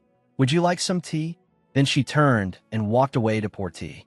After calming down a little, Magnus still did not give up on wanting to stay by Ileana's side and asked, "If I become human, can I live together with you, Lena?" The teapot in Ileana's hand stopped for a brief moment, but she still managed to pour the tea gently. Just as she took her first sip, Ileana replied, so Magnus would not have to wait. "I'm not sure. Perhaps it may be so. Are you truly all right with that, Lena?" Ileana did not answer right away. She only pushed the teacup to the seat opposite her, signaling Magnus to sit at the table with her. "Sit down. Let us drink tea and talk." Hearing that, Magnus had no choice but to obey awkwardly and sit at the table. On the surface of the tea, Magnus' reflection slowly appeared. He seemed expectant. Ileana still had not spoken and only murmured inwardly, "This current scene is something I never could have imagined. But in a few years, Magnus will cruelly assassinate his two older brothers and become the most ruthless emperor in the history of the empire." The reason Magnus killed his two older brothers was not clearly mentioned in the novel. Although I do not know what changed him, I must absolutely run away from this man who will become a ruthless emperor. Tension gradually appeared on her face, and she clenched her hands. It seemed Magnus did not notice Ileana's expression very much. Our eyes met. That made him shyly smile. Magnus began asking Ileana, "What time do you plan to return today?" "I will stay here until midnight, as I promised last time." Although she answered Magnus, Ileana still could not stop thinking. 1 week after discovering Ileana's notebook. Yes, during that time, I thought a great deal trying to find answers to the problems the author had raised. Magnus was surprised by her answer, so he had to ask again, "Really? Could that person named Kak have come as well?" "Kak has already returned. He will not come again today." After hearing that, Magnus finally let out a sigh of relief. That is fortunate. But Ileana's expression darkened as she recalled the diary. "Hate me, curse me." Ileana's diary had clearly written that. But only when Magnus is hurt and loses faith in Ileana will I have a reason to leave, right? If so, must I hurt him so that I can return home? Ileana pressed her lips tightly together and did not hear Magnus calling her name. Lena, Ileana ignored it and decided to speak in order to end things. "To be honest, I am sick of you, so I no longer need you." Like a bolt of electricity flashing past Magnus' ears, he flinched, bewildered by Ileana's cruel words, and hurried to confirm. "What are you saying, Lena? The reason I have not come to see you during this time is because of that. To me, you are nothing now." Clink! The spoon on the table slowly fell to the floor, making a sound as if Magnus' mind were shattering. He was speechless. Having gone this far, Ileana also had to stand up to leave. That is enough for today. Staying any longer would be useless, would it not? I will go first. You should rest. Just as she was about to pass by, Magnus suddenly gripped her dress tightly, holding Ileana back and refusing to let her go. His trembling voice broke into sobs, making Ileana whip around to check on him. You promised,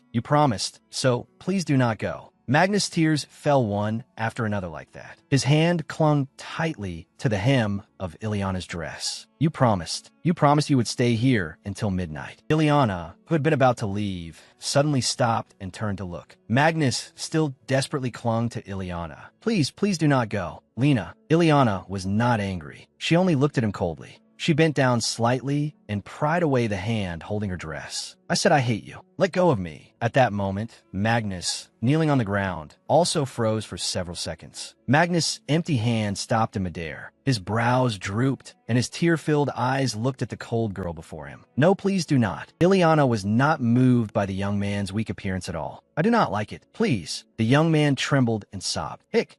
Ileana thought to herself. Even after going this far, is it still not enough? Only then did Ileana reveal a worried expression. As expected, is there no other way except to overlay it with another brainwashing technique? Her slender, fair hand, with lotus-pink nails, gently reached toward the devastated young man. Ileana's eyes suddenly turned bright red. Her long white hair fluttered. Her arms embraced Magnus from behind. Weak and with tears spilling out, Magnus could only endure it. Ileana wondered. In the same way Ileana did, rain suddenly began to fall. Each drop shot down like arrows, soaking the glossy black shoes. The butler looked up at the sky and thought, this rain is as though it wants to pour the entire sky down. Outside the window of the room where Ileana stood, the rain still continued to pour down endlessly. Ileana gently stroked Mark's head and said, calm down. Mark was the affectionate name Ileana had given him. Magnus looked rather surprised and raised his face to look at Ileana. Ileana suddenly realized that she should not have said that name. I cannot, because this is a novel. I cannot read it happily. But in reality, this is a crime. Magnus stood up straight. His sturdy body was a head taller than Ileana. Magnus smiled happily, took Ileana's hand, and pressed it against his cheek. Magnus greatly enjoyed the gentle fragrance coming from Ileana's hand. A few tears still lingered in his eyes. Ileana was lost in thought. So what if I overlay it with another brainwashing technique? Before Magnus has even had time to prepare, I will leave the imperial capital next week to enter training. Ileana tightly gripped the hem of her dress. She felt quite guilty. That is already cruel enough. Standing in front of Ileana, Magnus shyly made a request. Please embrace me, Lena. But Ileana wanted to refuse Mark. As I said earlier, I hate. Unexpectedly, Magnus quickly reached his arms around her from behind. In an instant, he had drawn the girl before him completely into his embrace. Ileana was held tightly and had not yet understood what had just happened. Magnus' gaze became resolute as he asked, if I am not a wild beast, then will everything be different? Magnus gently stroked Ileana's smooth white hair, making her flinch. Magnus' eyes no longer held the weakness from before, and instead made one feel overwhelmed. If I am human, and you're the beast, then we can stay together for our whole lives. Magnus' words shocked Ileana greatly. What? Outside, the rain was still pouring down. A yellow flash from the lightning streaked across the sky. The butler still stood there in the rain. The sound of thunder echoed even into the dark room. Magnus held Ileana's shoulders tightly. I will absolutely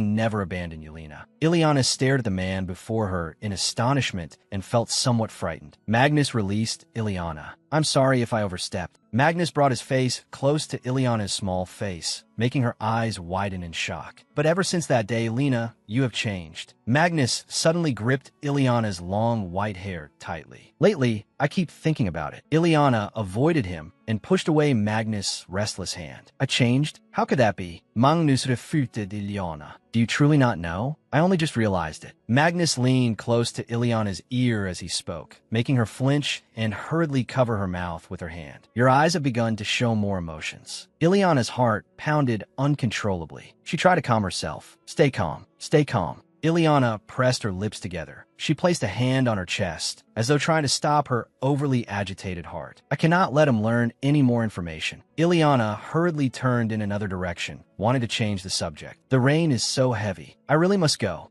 Ileana lifted her skirt and tried to run away. Magnus quickly pulled her back. Even if you have grown tired of me, please continue coming to visit me. Will you? No, Iliana Stragith. I will not. Magnus Chautith. No, you cannot. Please continue coming here. After seeing that Iliana was no longer struggling, Magnus softened his voice. Even once a month is fine. If you find it troublesome, you can just come see me for a little while and leave. Magnus' eyes filled with tears again. He'd been close to Iliana and said, so you must absolutely not say the words the last time. Iliana remained silent and said nothing, lost in her own thoughts. Even though he already knows the answer, he is still desperately begging me. Iliana still stood with her back to Magnus, not wanting to face him. The more he begs me to come back, the more my heart hurts, as if it is about to burst. At that moment, tears had already streamed down Magnus' handsome face. His eyes were red as well. Iliana lowered her head, placing a hand on her chest as she tried to suppress her emotions. But if the person you're begging is not me, then the owner of this pain is not me either. Memories between the two of them suddenly surfaced. The red curtain was slowly closing, seemingly representing the end. Therefore, we must part. At last, Iliana turned to face Magnus. She gently pushed his hand away. With one hand, Iliana lifted Magnus' hand, and with the other, she lightly patted it. Magnus, his eyes red and tears soaking his face, stared fixedly at Iliana. For both our sakes, Iliana held back the emotions in her heart. She forced out a smile. Take care of yourself, Mark. Immediately afterward, Iliana rushed out the door and ran into the pouring rain. Lightning flashed in the sky. Magnus ran after her and shouted, Lena! Magnus' emotions suddenly surged. He braced both hands against the wall, using it for support as he shouted for Iliana in the rain. Ah, please no, Lena. Magnus desperately wanted to chase after Iliana, but his steps kept hesitating on the threshold. Whenever a drop of water touched his foot, he flinched. Please do not go. As Iliana walked through the rain without looking back, Magnus' voice still echoed behind her. I was wrong. I will not do that again. I will not do it again. So, just one more time. Please. Lena. Iliana lifted her skirt so she could run faster. She desperately tried to deceive herself. These are not my feelings. Her high-heeled shoes running over the damp, wet ground also affected her speed. The butler froze for several seconds when he saw her run past. Iliana manipulated herself. Disappear already. Get out. In the end, she collapsed to the ground and clutched her head with both hands. I told you to get out. The rain was still pouring down. The dark clouds in the sky showed no sign of clearing. Iliana, drenched from head to toe, sat blankly in the rain. She trembled as she tried to slowly crawl to her feet. The time until I no longer have to live as Iliana is only 2 years. Even if it is only 2 years, it should be enough to make these feelings fade. The butler approached from behind with a brown umbrella. Although the umbrella was now covering her, Iliana's body was already soaked through with rain. She walked in a daze. And just like that, the bond between Magnus and me came to an end. Goodbye, Magnus. At that moment, Magnus overcame his fear and ran outside barefoot. Rain poured down, washing even the emotions from his face. After the rain, the sun shone again. Under the gentle light and clear sky, people happily ran out into the streets to enjoy the joy. But somewhere, someone was whispering a prayer. They prayed sincerely as darkness began to fall. May that mighty one protect us from the black script. Beautiful girls were frolicking in the sunlight. Only the prayer had never once ceased. Save us from the wicked prophecy, Oleg Neva. In contrast to that jubilant atmosphere, Iliana was sitting there in sorrow. Bless the village of foolish slaves. Please grant blessings to Khotan. The beautiful village lay amid the vast prairie, bathing in the brilliant rays of morning sunlight. As soon as Iliana set foot on the ground, she sighed in admiration. Hearing that, Julia playfully stuck out her tongue and answered her. The weather is so nice. Khotan is usually quite pleasant around this time. Julia quietly approached. Then, without any warning, she hugged Iliana tightly from behind. I heard this is your first time outside the imperial capital, right? Her teasing breath brushed lightly against Iliana's ear, leaving Iliana speechless. I came here last year too. If there's anything you don't know, just ask me. Goosebumps rose all over Iliana's body. Left with no choice, she shrank back and negotiated. I don't have any questions, so could you let go, Julia? Seeing that, Julia hopped down and put on a pitiful face as though she had been hurt, trembling as she said, Iliana is still as cold as ever. Even though we first met in the carriage, isn't it about time you accepted my feelings? Iliana could only smile while thinking to herself, that is because I am deliberately keeping my distance. But then, Julia suddenly reached out and took Ileana's hand, saying with determination, "But I still haven't given up." Under the clear sky, the sight of two beautiful girls holding hands, one pulling the other along, was truly wonderful. Julia smiled with her eyes curved into crescents, "Because I've made up my mind to become closer to you. And today is also the first day of the retreat." At this point, she overflowed with energy, pulling Ileana along forcefully while shouting, "Let's go," into Lord Legneva's embrace. Amid the dragging sounds of each step came ragged breathing. Looking at Julia up ahead, waving and calling to her, Ileana thought to herself, "Come here quickly. I thought the daily activities would be monotonous and boring. After all, training to become a priest was supposed to be like that, so I had prepared myself." She was out of breath and had no strength left to answer. Wait a moment. Ileana's cheeks were flushed from running too fast. She could only continue following Julia, constantly complaining in her mind. "No way. I never expected it to be this busy." Honestly, a loud sound rang out. A thick, heavy book was set down on the desk with a thud, accompanied by an exhale. Thank goodness. Oh dear, we were almost late. Julia had already sat down, raising a hand to her forehead to wipe away sweat before turning to smile at Ileana. "Please take your seat. Good thing we made it before the priest arrived, right?" Only then did she realize something was wrong. Ileana had chosen to sit in a place very far away from her. Ileana hurriedly turned her face away, not wanting to look at Julia's pitiful face in the distance. She did not dare say anything and could only mutter inwardly, "Don't look at me with those eyes. In any case, I don't want to become close to you at all." Once she looked at the priest lecturing on the platform, while the other girls listened attentively, Ileana could not concentrate at all and kept thinking about the schedule of the past few days. "It is my third day since coming to Khotan village to train as a priest. Every day has been packed with prayer and study, from 6 in the morning to 10 at night." She rested her chin in her hand, her thoughts drifting far away. Prayer, study.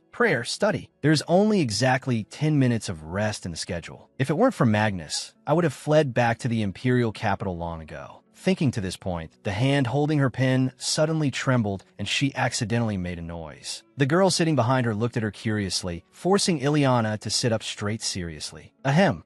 Those gazes stared at her, as though she were some strange creature. And she knew that too. These people are still paying a lot of attention to me. A noble young lady training to become a priest. A plain and quiet girl, utterly different from the nobility. All attention was focused on her, but she ignored it all. A noble girl with platinum hair and captivating red eyes. And now, she was sitting in class, listening to a lecture in order to become a priest. She glanced toward the window, because I'm not the type of person who likes forming attachments to others either. Glittering rays of light shone through, illuminating the entire classroom. She once again rested her chin in her hand and sank into thought. The only thing I can do in this place is wait for time to pass as quickly as possible. Dawn rises, then sunset falls. Day after day, on the school grounds, the female students gathered together and talked. Julia, extremely excited, turned back to ask Ileana's opinion. "We're going straight to the lecture hall, right?" After Ileana came closer, the two began discussing today's matter. The principal's speech to the new students. I heard it starts in 20 minutes. As the two of them weaved through the crowd, they could not help complaining together. "How long do we have to listen to that boring speech?" "Just listen, and at some point, it'll be over." As they climbed the steps, Julia energetically asked after her. Ileana, however, still looked tired and answered vaguely just to get through it. "Conservative, just like a noble young lady. Do all nobles think that way? That is your prejudice." Ileana frowned and glanced back, thinking to herself, "I try to push her away, yet she still stubbornly keeps talking to me." She abruptly stopped, to Julia's surprise, and said, "I'm going to stop by the dormitory for a moment, then come later." Julia asked with concern, but Ileana did not tell the truth and merely made up a random excuse. "What's wrong? Are you feeling unwell? I forgot something. You go ahead. I'll meet you under the exorcism shade." Julia cheerfully waved goodbye to Ileana.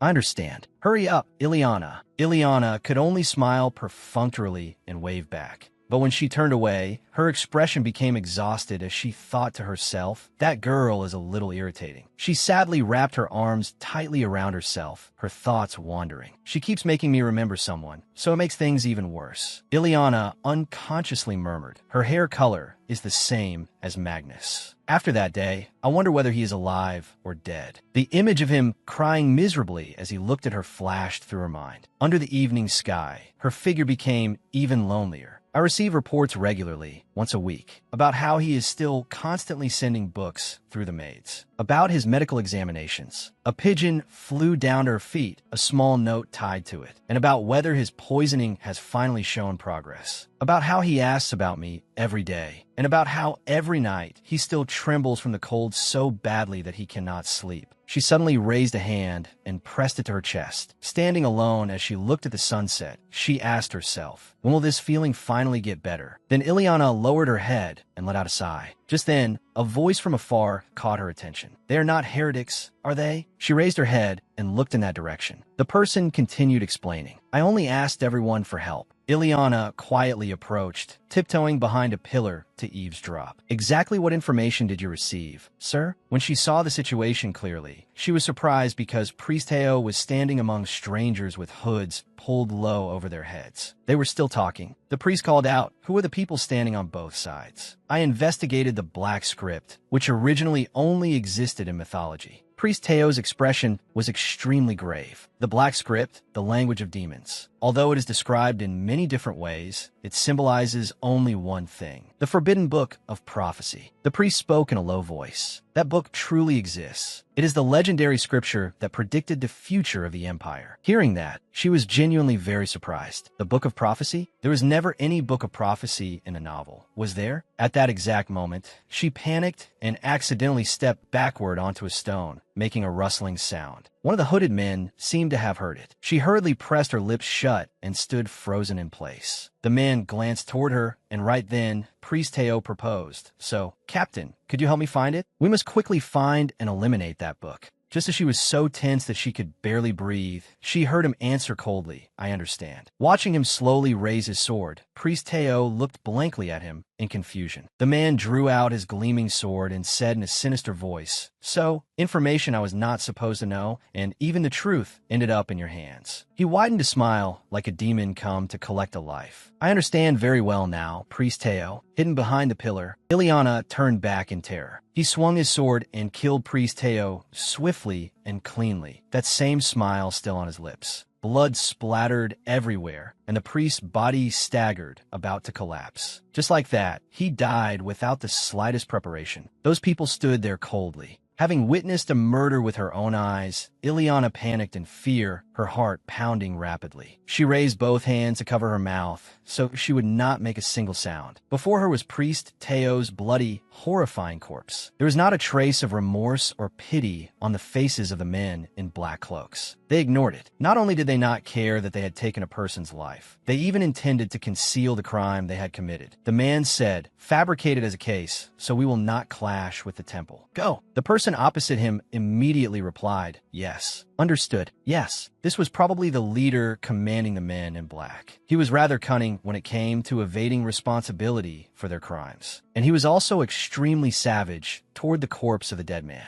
Robbery and murder should work. Add a few more wounds to make it look convincing. Yes. Suddenly, the leader of the men in black keenly sensed the presence of a stranger and hurriedly ran after it. Thud, thud. He tried to run very quickly to the edge of the wall. But there was only him in an empty scene. There was not a single person, nor even an object. Surprisingly, he broke into a smile full of schemes, malice flashing in his bright golden eyes. Meanwhile, our Ileana was desperately running forward, paying no attention to what was behind her. She ran so fast that Ileana's breathing grew weaker and weaker. She ran while gasping weakly, utterly panicked, shocked, and terrified by the events she had witnessed with her own eyes. What on earth did I just see? She kept running until Ileana reached a crowded place with many people. Only then did she feel safe enough to stop and calmly think about the cause of Priest Teo's sudden death. They just killed a temple official just because he knew about the book of prophecy? Ileana was still stunned and panicked, unable to escape the terrible truth. She panted, still not knowing what she should do about it.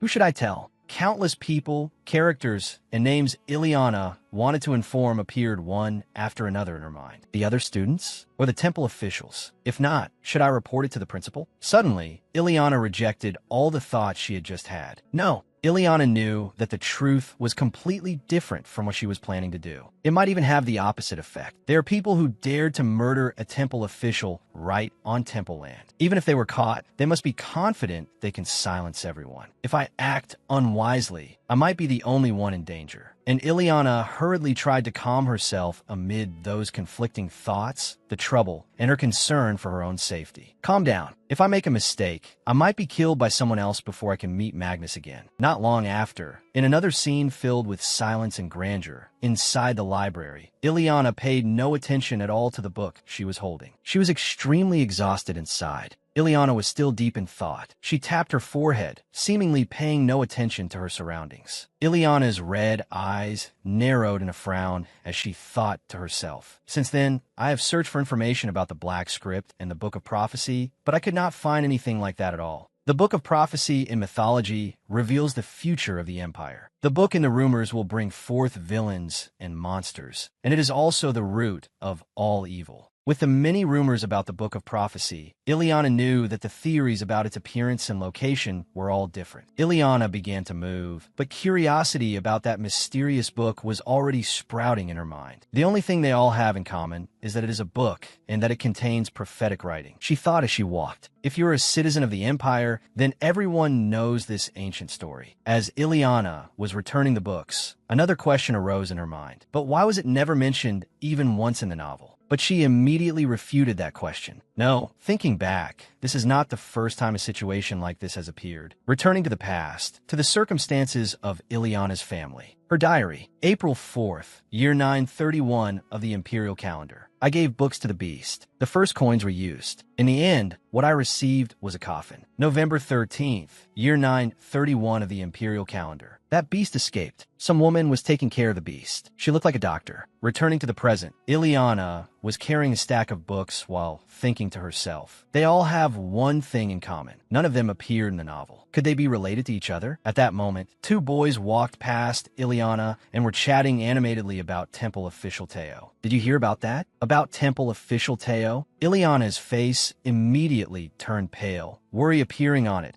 as she continued listening to the gossip from the two boys who had just passed by. I heard he ran into robbers while transporting donation money. After that, his body was found in a corner of the village market. The gossip about Temple Official Teo grew more and more. Who was the culprit? Apparently, they still haven't caught them. Oh dear, how could something like that happen to a temple official? How frightening. Let's hurry back to the dormitory before the sun sets. Ileana continued walking silently. At the same time, Simeon had discovered her. As a retainer of a temple official, Ileana could not handle this matter. Ileana sank deep into thought. I thought that if I came to Khotan, I would be able to live quietly. Her thoughts continued on, unaware that Simeon was still watching her steps. This is exhausting. Why do things like this keep happening one after another? Ileana had begun to feel afraid. She clutched the book tightly and ran straight ahead, as though wanting to escape quickly from the negative thoughts constantly appearing in her mind. Dealing with Magnus matter is already enough of a headache, so please don't let me get dragged into any more cases. In the mysterious darkness of the night, beneath the purple moonlight, mingling with the still silence of the trees. Ah, how peaceful it was. In that quiet little house, there was a black-haired young man curled up, filled with loneliness and heartache. The weather had begun to grow cold. The black-haired man could only curl in on himself and let out weak groans. So cold. He cried as he spoke in a resentful, sulking voice. Darkness is always the punishment you give me. The black-haired man angrily clenched his fist. Do you know? With faint light seeping in, shining into the gloomy room and onto the black-haired man's back, he continued speaking. In those endless, terrible nightmares, do you know what scares me the most? Turning his face toward the light, the black-haired man cried as he spoke from his heart. It is not losing my eyes and ears, nor is it going insane. It is loneliness and the solitude of being left behind all alone. In his mind now, perhaps only desperate clinging and the loneliness of being abandoned remain. You must not abandon me, Lena. Suddenly, the black-haired man roared fiercely. But no matter how hoarse I scream myself, you still do not come. I can become a beast. I can cut down and kill anyone. The black-haired man began to leave that cold bed, staggering as he walked. As he walked, he searched. Lady Lena, as long as you let me stay by your side. Because he was not walking carefully, he slipped and Magnus lunged forward. One after another, negative thoughts struck the black-haired man's mind and suddenly surfaced in his head. But he could not stop.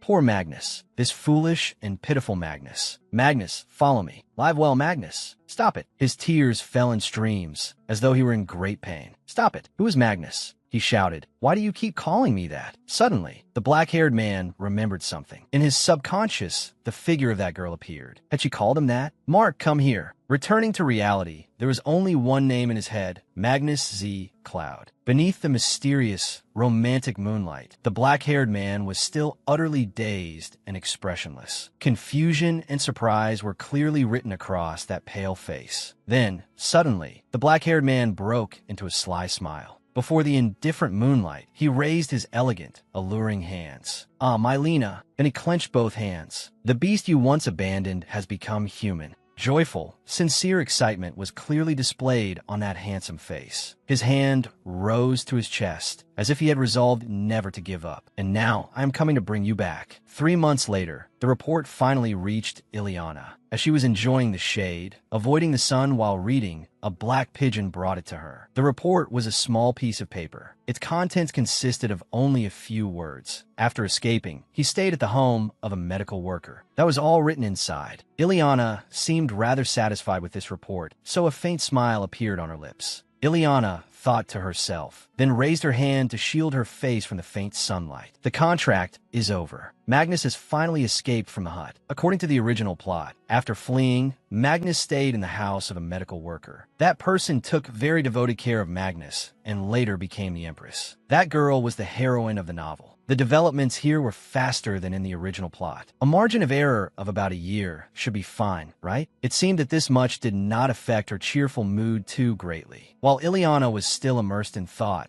the figure of a girl approached from afar, heading toward where she sat. Even when that person had come right up to Ileana, only about 1 step away, she still had not noticed. Ileana's train of thought continued. "Thanks to this, my heart feels a little lighter now." Thinking that, Ileana stretched and smiled refreshingly, as if she had just thrown off a burden. "Now, I only need to settle the matter with Priest Teo, and then, splash. Out of nowhere, water poured down over Ileana's head, soaking her completely and cutting off her cheerful mood from moments earlier. The girl in the black dress, still holding a wooden basin, spoke in a mocking voice. "Oh, I'm sorry. Were you there? I was only planning to water the tree." Ileana lowered her face and used her hand to wipe the water from it, but it did not help much, since she was already soaked like a drowned rat. Ileana's expression darkened, and she could not speak. Meanwhile, the other girl pretended to ask after her. "Are you all right, Ileana?" Hearing that fake concern made Ileana sigh inwardly. She thought gloomily to herself, "There's still one more nuisance." "Really?" Ileana raised a hand to brush the hair from her face, then gave a smile tinged with sarcasm and said, "It seems you wanted to water the flower instead of the tree, didn't you, Simeon?" Simeon's face was now revealed, her eyes glinting coldly. She looked terribly displeased with Ileana. Ileana regained her composure. She placed a hand against her cheek and calmly spoke with the corners of her lips curved upward. "But this beauty shines even when wet." Simeon seemed quite surprised by what she had just said and hurriedly asked back, "What?" Ileana remained calm, still seated on the blanket without any intention of standing, even as Simeon continued questioning her. "Are you stupid, or are you pretending to be stupid?" Ileana's expression changed once again, becoming colder. Water continued to run down her refined face. Ileana spoke. "Model student and clever friend Simeon, I borrowed this book from the library." She lifted the book and asked, "So I can write your name in the section for damaged books, correct?" Simeon froze at Ileana's question and could only grit her teeth, glaring in anger, unable to say a word. Simeon swung her arm and shouted, "Ha! No one would feel sorry if some filthy book got ruined." Meanwhile, Ileana bent down to gather up her stack of books and stood, preparing to take them away. She did not forget to respond indifferently to Simeon's rude attitude. "Very well, I'll take that as your agreement." With that, Ileana prepared to pass by Simeon, ignoring the other girl's irritated expression. Just as she brushed past, Simeon suddenly asked Ileana, "You don't want to become a priest, do you? If you truly wanted to, you would never spend all day clutching books like that. Don't insult us, you noble, born with everything handed to you." Simeon turned back, frowning at Ileana. Ileana's face also turned icy when she heard those words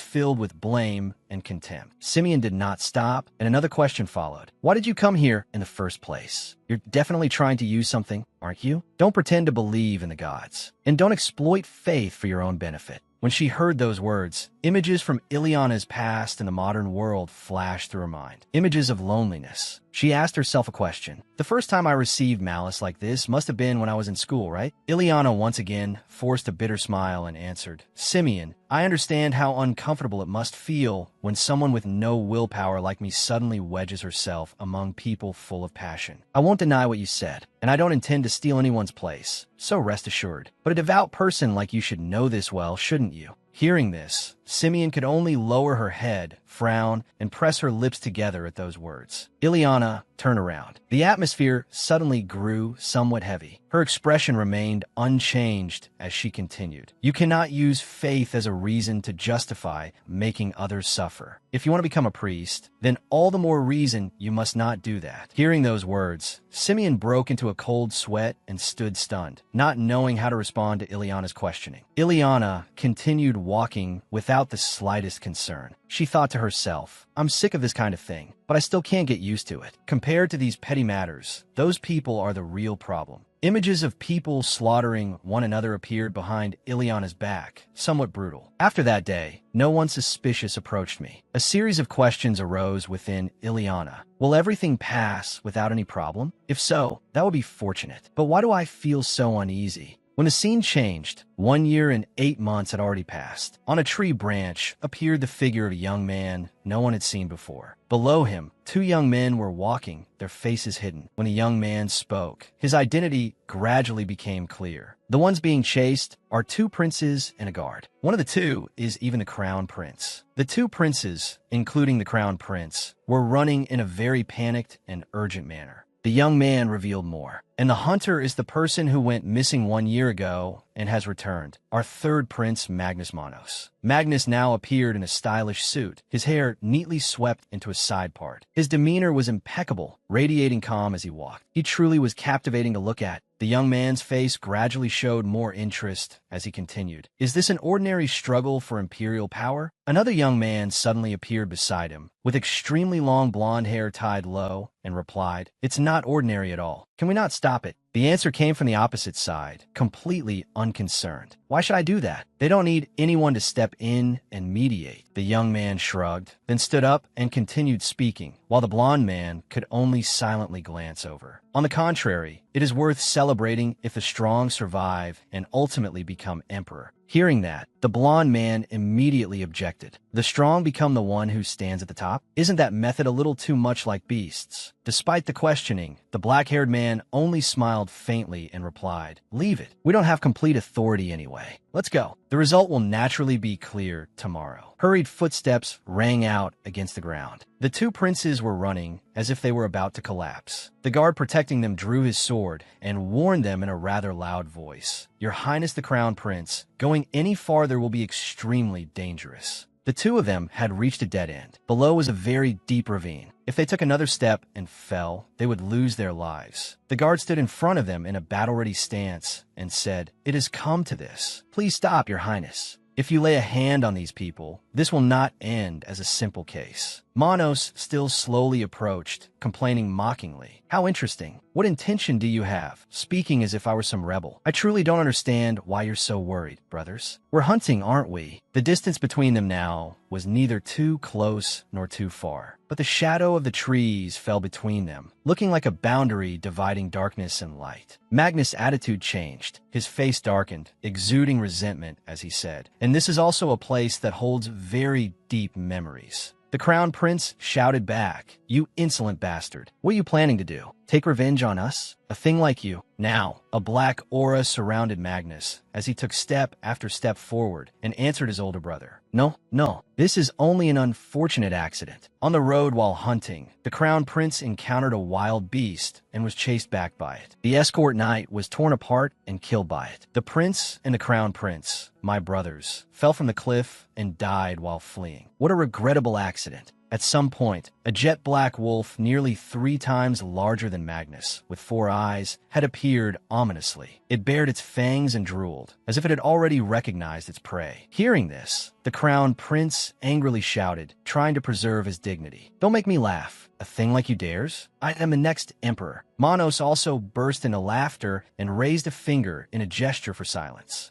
He reached out and stroked his wolf. Chill. You must keep quiet. The more excited a wild beast becomes, the more frenzied it will grow. The beast began charging forward. Its footsteps thudded heavily. Meanwhile, the guard had also gripped his sword, preparing to fight the beast before him. The prince's scream echoed out. After the agonized screams of the crown prince and the second prince, Manos slowly walked to the cliff. Under the crimson sunset, he slowly bent down to examine them. A victorious smile appeared on his lips. Behind him, the beast, its paws covered in blood, approached step by step. Are you satisfied? Magnus tilted his body and looked at the beast, whose entire body was stained with fresh blood. His hand still held the hilt of his sword. Your desire for revenge has come true. The beast, with its two pairs of eyes staring straight at Magnus, said, all power will fall into your hands. At that moment, beneath the last remaining rays of the evening sun, it moved closer to Magnus, the one who had formed the contract. Hearing that, his steps suddenly halted. No, Magnus turned around. His gaze became more resolute than ever. All of this is only so I can obtain her. The sun had completely sunk behind the mountains. Only the final light cast itself upon the silhouettes of one person and one beast standing face to face on the mountaintop. Magnus reached out and stroked the beast's head. So this still isn't enough. He raised his hand and lightly flicked the beast's forehead, making it laugh with amusement.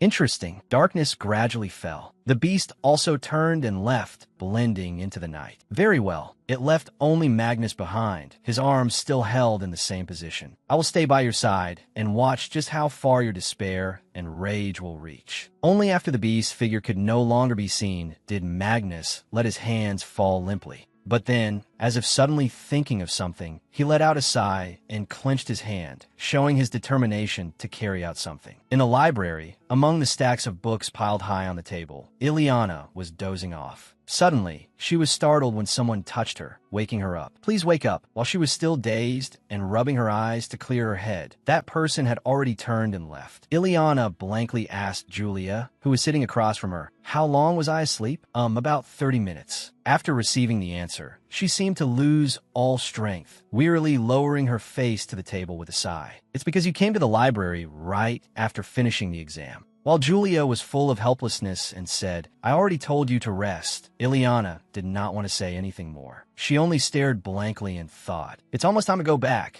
so my heart feels uncomfortable again. I can't calm down. I've endured Simeon's persistence, and at the same time, I've investigated the black script, but there haven't been any significant results. Ileana remained with her face lowered onto the book, her eyes staring vacantly into the distance. Her face clearly showed exhaustion, but fortunately, memories of the day she was bullied flooded back into her heart. When she was bullied, she could only bow her head, hiding her emotions while her knee bled. Countless people stood surrounding her, watching it as if it were a joke. Only Julia stepped forward to argue for her, protecting her from Simeon. Thanks to Julia stopping her, I was also spared some harassment. But Julia's voice cut across her thoughts and pulled her back to reality. So, did you do well on the exam? Was clinging to the library like this useful? It was just average. At the mention of this, Ileana gathered her spirits and sat up abruptly, rubbing her neck, which had gone numb from leaning for so long. But enough about me. What have you been looking at? This. Julia smiled as she handed her a notice packed densely with words. Ileana hurriedly took it. It's news about the new officials. Normally students aren't allowed to read it, but since we're about to graduate, Julia trailed off when she saw Ileana's face change as she read the notice. It seemed the contents inside had shocked her quite a bit. Julia continued, it seems a lot of things changed while we were locked up here. Ileana gripped the paper tightly. Only after long, while did she speak in a daze. The emperor has passed away? Then who is the successor? The vast library was truly silent. Only Julia's voice could be heard, simply recounting the story to her. That part is a little complicated. A few weeks before the emperor passed away, the crown prince and the second prince went hunting. But the next day, their bodies were found beneath a cliff. Hearing this, Ileana pictured the scene of soldiers panicking when they saw the two bodies lying in a pool of blood. Then came the scene inside the imperial palace, where many people surrounded the emperor's sickbed. But fortunately, the third prince, who had gone missing, had returned 1 year earlier. Before everyone's astonished eyes, the emperor personally named the third prince as his successor. Before his majesty passed away, he appointed the third prince to inherit the throne. Ileana blankly set the notice down. Manos killed all of his older brothers. After finishing her sentence, Julia suddenly noticed Ileana's face had turned deathly pale. Ileana, what's wrong with your complexion? At that moment, Ileana's eyes were filled with fear and unease. Sweat beaded on her face. I should probably go back to the dormitory and rest. You probably should. The two of them stood and left the library. Seeing that Ileana was in poor spirits and had to raise a hand to cover her face, Julia linked arms with her and supported her. Are you all right? At that moment, Ileana's mind was truly in chaos. Her hands supported her aching forehead, and the corners of her mouth felt heavy, as if she were about to cry. She sank in her own thoughts. I feel nauseous and dizzy. Ileana is 25 years old this year, and Magnus is 24. Although a short time may be enough for all wounds to fade, it is also enough to forget the other person. When the two of them reached the library entrance, Ileana hurriedly stepped ahead and turned back, refusing Julia's offer to escort her to the dormitory. You go back inside. Can you go back by yourself?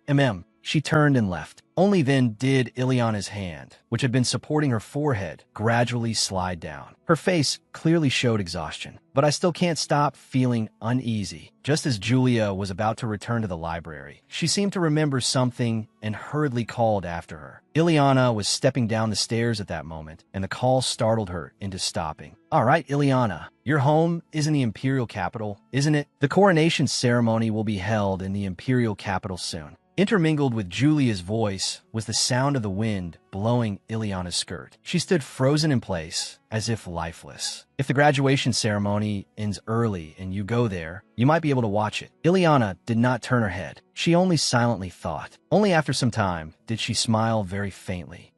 I suppose I'll try going. After saying that, she hurried away, walking very quickly, as if she were fleeing from something. She did not dare say her current thoughts aloud. Of course, there is no way I will ever go there. Even if I return, I will only observe from afar. At that moment, as if making up her mind, she tightly clenched the hem of her clothes. Now, beneath the sunset, she was no longer gloomy. Instead, she raised her head high, determination flashing in her eyes. She could not meet that person. Absolutely not. A few days later, whispers large and small echoed through the imperial palace. This absurd matter had truly been carried out. However, while the coronation ceremony was underway, the crowd of nobles below kept murmuring among themselves. What could they do? The emperor had designated the third prince. Could he have killed the former crown prince and the second prince? I heard no noble faction supports him at all. Yet as everyone watched the ceremony intently, a few people still clicked their tongues in regret. As long as His Majesty the Emperor's mind remained clear. At that very moment, the ritual came to an end. Cheers rang out for the new son of the empire. All the whispering and murmuring fell silent. Whether dissatisfied or not, the crowd of nobles all had to lower their heads and bow. Magnus, wearing the crown and imperial robes, stood upon the high platform with a scepter in hand. A kingly aura radiated from him. His lonely gaze looked down below as he received the cheers of countless people. Emperor ManhwaCapped. The coronation ceremony was held in the vast great hall. Amid the solemn atmosphere and countless people paying their respects, only Magnus stood there, majestic and inviolable. The entire palace seemed bathed in the brilliant, multicolored light of fireworks and resounding cries. Long live! The people in the city cheered joyfully and excitedly. Long live His Majesty the Emperor! Long live the new son of the empire! Glory to the empire! At the same time, at the academy, in a solemn atmosphere, Ileana and Julia sat silently below and listened. Everyone, you have all worked hard until now. I am very pleased to preside over the graduation ceremony for the believers who have completed their training over the past 2 years. Many things have happened over these 2 years, have they not? To some, it was only a short process, but to others, it was a very long period of time. Even so, all of you have overcome that time. Therefore, I have one request for you. From now on, and in your futures as well, please give Saint Legniva a great deal of love. After the graduation ceremony ended, Ileana changed her clothes and looked back at the academy one last time. she silently turned around and, with elegant movements, stepped into the carriage. Her distant gaze looked out the window toward the mansion in the imperial capital. Almost at the same time, Magnus stood upon the imperial throne and received the nobles' bows. They lowered their heads deeply and cried out in unison, "We sincerely welcome you, the new master of the imperial throne." Surrounded by warm sunlight, Magnus wore the smile of a victor. His Majesty the Emperor, Magnus G. Cloud. At the Ileana mansion, she also stepped through the entrance. 2 rows of servants bowed neatly. "The Glenn family sincerely welcomes you, Lady Ileana Glenn." Ileana, with her long hair and blue dress, climbed the steps lightly and gracefully. A line of servants was already waiting. The butler was also standing before the door. The scene looked so formal that Ileana could not help wondering. Her return had been quite sudden, so how had they prepared everything as if they had known beforehand? The butler bowed to her and said, "You have returned, my lady." She replied very naturally, "Yes." But the butler's next words made Ileana freeze. "The master is waiting for you inside." A thought appeared in her mind, making her wary. The Marquis came to his own house. The butler continued. He said that the young lady should dine with him this evening. A breeze brushed past Ileana, just like the bead of sweat running down her chin. She sensed something uneasy. The butler continued telling Ileana about the dinner schedule. It will be time for conversation during dinner. He has been waiting for this occasion for 2 years. Ileana thought about how to answer. Finally, she replied, "Tell him that I understand." She held her skirt as she climbed the stairs, but the more she gripped it, the tighter her hand became. A feeling of fear and the falsehood surrounding her made goosebumps rise all over her body. She thought to herself that his daughter had left home, yet for some reason he had not said a single word. Her expression darkened, so it had been like this for a very long time. She came to a stop before a room. The servants were curious, wondering why she was standing before the door without going in. She touched her forehead as though it was filled with countless thoughts and worries. She let out a heavy sigh. Ileana entered the room, still asking herself whether the words dinner carried some deeper meaning. The servants, standing guard outside the door, paced back and forth, seeming very worried for her. Ileana soaked in the bathtub. She touched her fair, flawless skin and could not help marveling. It had already been 2 years since the day she was startled by the bruises on her legs. Now, not a single trace remained. She stretched her hand through the rippling water and wondered. The Marquis was not a character mentioned much in the original work, but there was one thing. His appearance made her shudder. Manos. She thought of the image of a grand, strong man. Ileana continued recalling that man's past. When he was approaching to destroy the entire Rin family, the Marquis did not flee. On the contrary, he killed his own wife. Blood stained him all over. A sword dripping with blood fell to the floor, drop by drop. The scene seemed dyed in blood.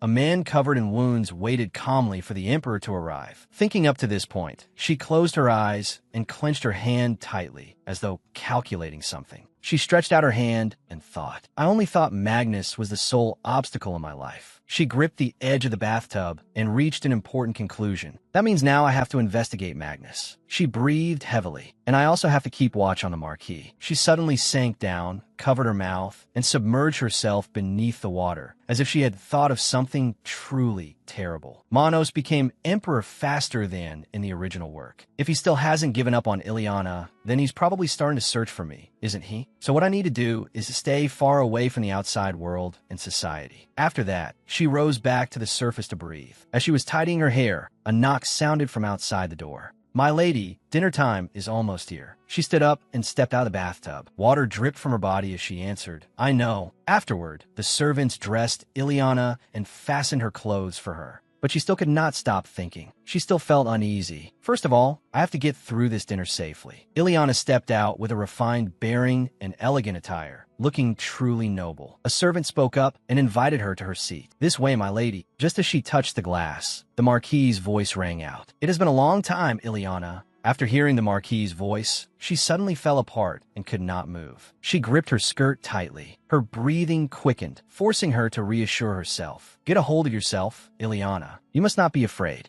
Only then did her hand relax. She gently let go of the hem of her skirt and replied naturally, Yes, father. The atmosphere fell silent. The Marquis's stern gaze upon Ileana made everything seem to freeze. The Marquis spoke again. Well then, did you enjoy your 2 years of freedom? The question pierced straight into her heart, making her flinch. The Marquis continued speaking. You suddenly built a new building. Aside from that, you had another amusing matter as well. Your pet too, was it? Wine was poured into the glass, reflecting her face on its surface. Ileana suddenly paid attention. She was frightened, her heart pounding. How did the Marquis know about Mark's existence? Then the Marquis's call cut off her thoughts. Ileana, has it been so long since we met that you have forgotten all etiquette? The Marquis's face seemed to darken, becoming truly terrifying. She answered in confusion.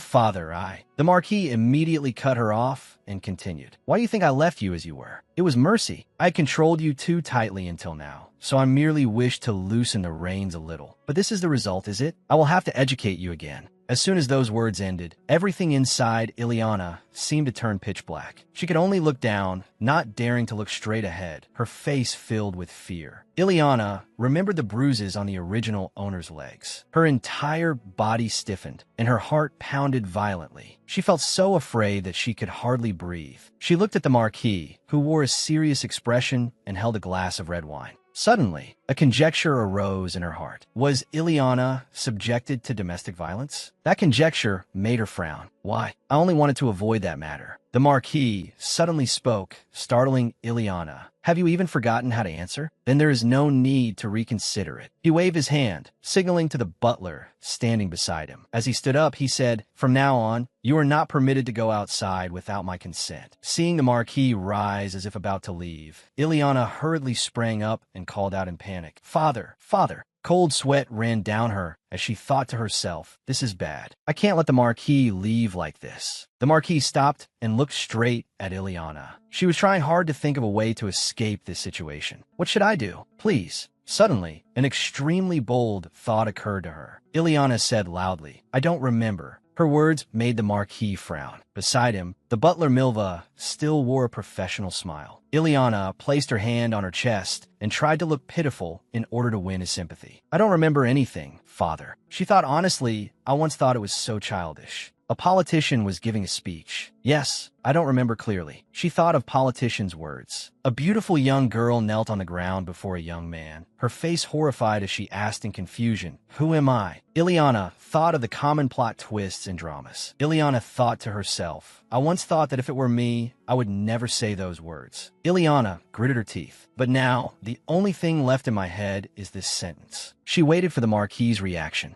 The Marquis straightened his back and asked again, What did you say? Ileana made up a story. There was a small accident at the temple, and I came down with a severe fever. She continued, After that, my childhood memories also suddenly became hazy. Her eyes were serious, and it was impossible to tell that she was lying. She could not read the Marquis's expression at this moment. He asked again, An accident? Ileana answered obediently, yes. She lowered her head. Her face gave off a sorrowful air that made people pity her. When I recall the past, I remember being bullied by my peers. They splashed water on me. The Marquis and the butler stood there, continuing to listen to Ileana. It is truly shameful, but, she said, to me, Father feels somewhat unfamiliar. Ileana's confession made the Marquis go stiff. He felt something boiling inside him, and even the butler, Milva, showed an extremely stunned expression. After Ileana finished speaking, the room fell so silent that one could hear a needle drop. Her hand on the dining table clenched tightly, and she called out once, Father! Ileana clutched her chest as tears fell drop by drop. In a weak voice, she said, I am telling the truth. Her current appearance would make anyone feel pity. No one would think she was merely acting. But Ileana's thoughts were the complete opposite of her tearful appearance. She thought, cry. If I cry, maybe I won't get hit, right? It turned out she was only pretending to cry. Unexpectedly, the Marquis did not seem moved at all by Ileana's pitiful appearance. He nodded and coldly uttered 2 words. Is that so? He ordered the butler, standing beside him, Milva, call a doctor tomorrow. He continued, have the child's health condition diagnosed accurately, then report back to me. Milva bowed respectfully and replied, yes, sir. The Marquis suddenly called Ileana, making her jump. At this moment, she understood that the appearance she had acted out had no effect on him. The Marquis glanced at her with a sharp, icy look. Calmly, he told her, starting today, your days will be rather busy. Ileana lowered her head, her face anxious. Her heart pounded hard, thump, thump, thump, like a prisoner awaiting judgment. In the end, she silently listened as the Marquis said, therefore, yes. He said, eat, then go upstairs and rest. His words left Ileana extremely surprised. She hurriedly asked again, "Pardon?" Her expression brightened. The Marquis, accompanied by the butler Milva, stepped out of the dining room. He continued, "Do not forget that I have forbidden you from going outside. From now on, you will relearn the things you have forgotten." A servant holding a tray with a letter on it was waiting outside. The Marquis continued speaking. "Every evening, there will be a surprise question." Milva stepped forward and received the tray. The Marquis said, "If you cannot answer," he warned, "then prepare yourself for punishment." His words made Ileana flinch. The door to the dining room slowly closed. Inside the room, Ileana lowered her head deeply and obediently said, "I will remember that, father." The thick, heavy door closed with a thud. Only then did Ileana dare to relax. She plopped down into the chair and let out a sigh. The maids had already begun cleaning up the dining room. Ileana pressed her forehead, frowned, and sighed, wondering to herself, is everything all right now? She remembered the Marquis and muttered inwardly, "He is originally someone with not a trace of expression, so it's hard to know whether I deceived him or not." She suddenly fell silent. Ileana looked at the luxurious dishes on the table, untouched. She pulled back her chair and stood up,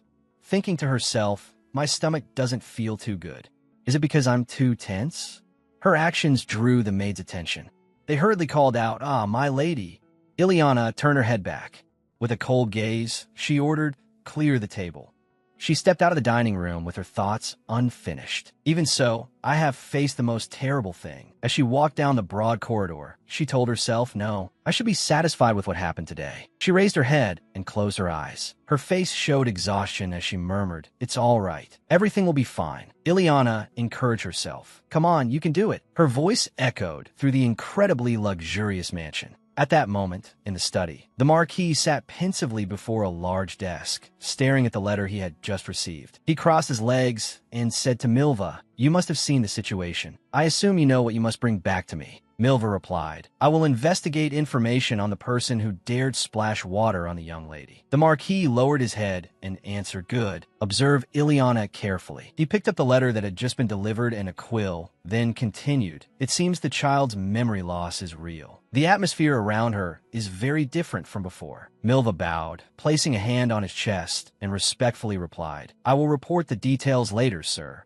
The Marquis opened the seal of the letter and ordered Milva, "Good. Go out." Milva opened the door and stepped outside. Alone in the room, the Marquis was reading the letter. As he read, he remarked, "This side is quite chaotic as well." The Marquis's face was expressionless. He said, "Our young emperor." His voice became cold. "That has made quite a courageous judgment." With an extremely frightening expression, he watched the blazing flames slowly burn the letter into ash. It was a beautiful, luxurious room with many books filling the shelves on the mezzanine. Books large and small, of all sizes, were arranged neatly beside the desk. On the small tea table beside the sofa, there was also a little stack. Light from the windows shone in, making the tiny dust particles sparkle. In that room stood a desk. Several closed books lay on it. A pair of slender hands, their nails painted a faint red, were turning the pages of a book. Contrary to the seemingly serious, intellectual atmosphere, however, the inner thoughts of our female lead, Ileana Glenn, were ceaselessly lamenting with regret. Back then, I really should have eaten dinner.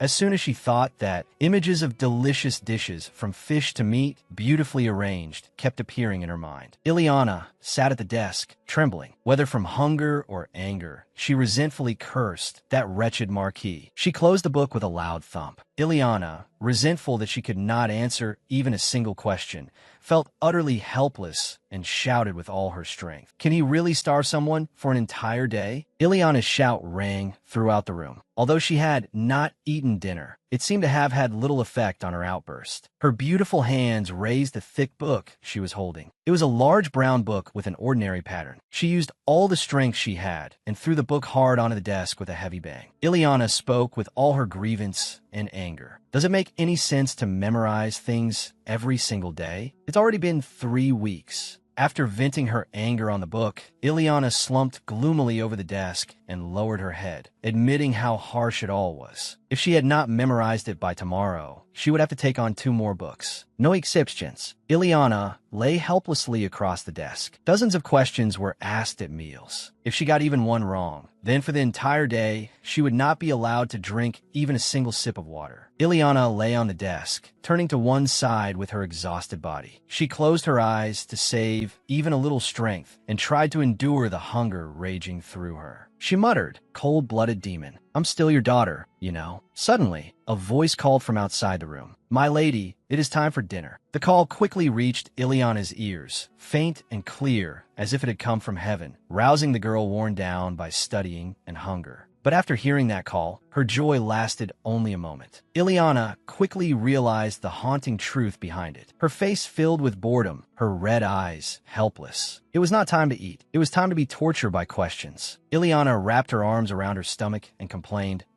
I'm so hungry." Then Ileana raised a hand to fix her hair and said gently, "Tell father that I will be there soon." The scene shifted to a large, luxurious dining room, but the atmosphere was extremely stifling. In the middle of the room was a long dining table covered with many dishes. 2 people were seated beside each other. They were Ileana and her father, Marquis Glenn. Despite the tempting dishes before them, the first thing to do was not to start eating. Instead, Marquis Glenn began his daily task with questions. "Very well. The imperial court is vast. Into how many divisions is it divided?" Ileana sat properly, both hands on her lap, just as a noble young lady should. Her eyes were full of exhaustion as she resisted the enchanting temptation of the delicious food on the table, then answered her father softly. "There are 4 official divisions in total and 2 special agencies." Marquis Glenn cut the steak on his plate into small pieces as he spoke in a dignified voice. "Recite them." Ileana lifted her head and looked at her reflection in the wine glass. "The official divisions are..." Marquis Glenn calmly put a piece of meat into his mouth while listening to Ileana's answer. "The Prime Minister's office, the Imperial Household Office, the Inner Palace Office, and the Revenue and Expenditure Management Office. The special agencies are..." Ileana listed the names and functions of several organizations. "The Ungjin Institute, where the Imperial Court's medical personnel are gathered." An image immediately appeared of researchers, one studying liquid in a bottle while holding many test tubes, another holding a potted plant in their arms and cherishing it like a treasure. That plant probably had many uses. The Imperial Knights Order. There is also the Royal Knights Storm, the Imperial Knights Corps. A leader sat high above, and below him stood many people in 2 orderly, solemn rows, weapons and equipment in hand, always prepared to show their loyalty to the Imperial Court. After Ileana's answers, Marquis Glenn was very satisfied and poured wine into his glass. The room was so quiet that even the wine flowing into the glass made a sound in that vast space. Glug, glug, glug. Marquis Glenn continued to question his daughter. "Aside from those 6 agencies, what is the independent agency?" Looking sadly at the plate of food before her, Ileana answered,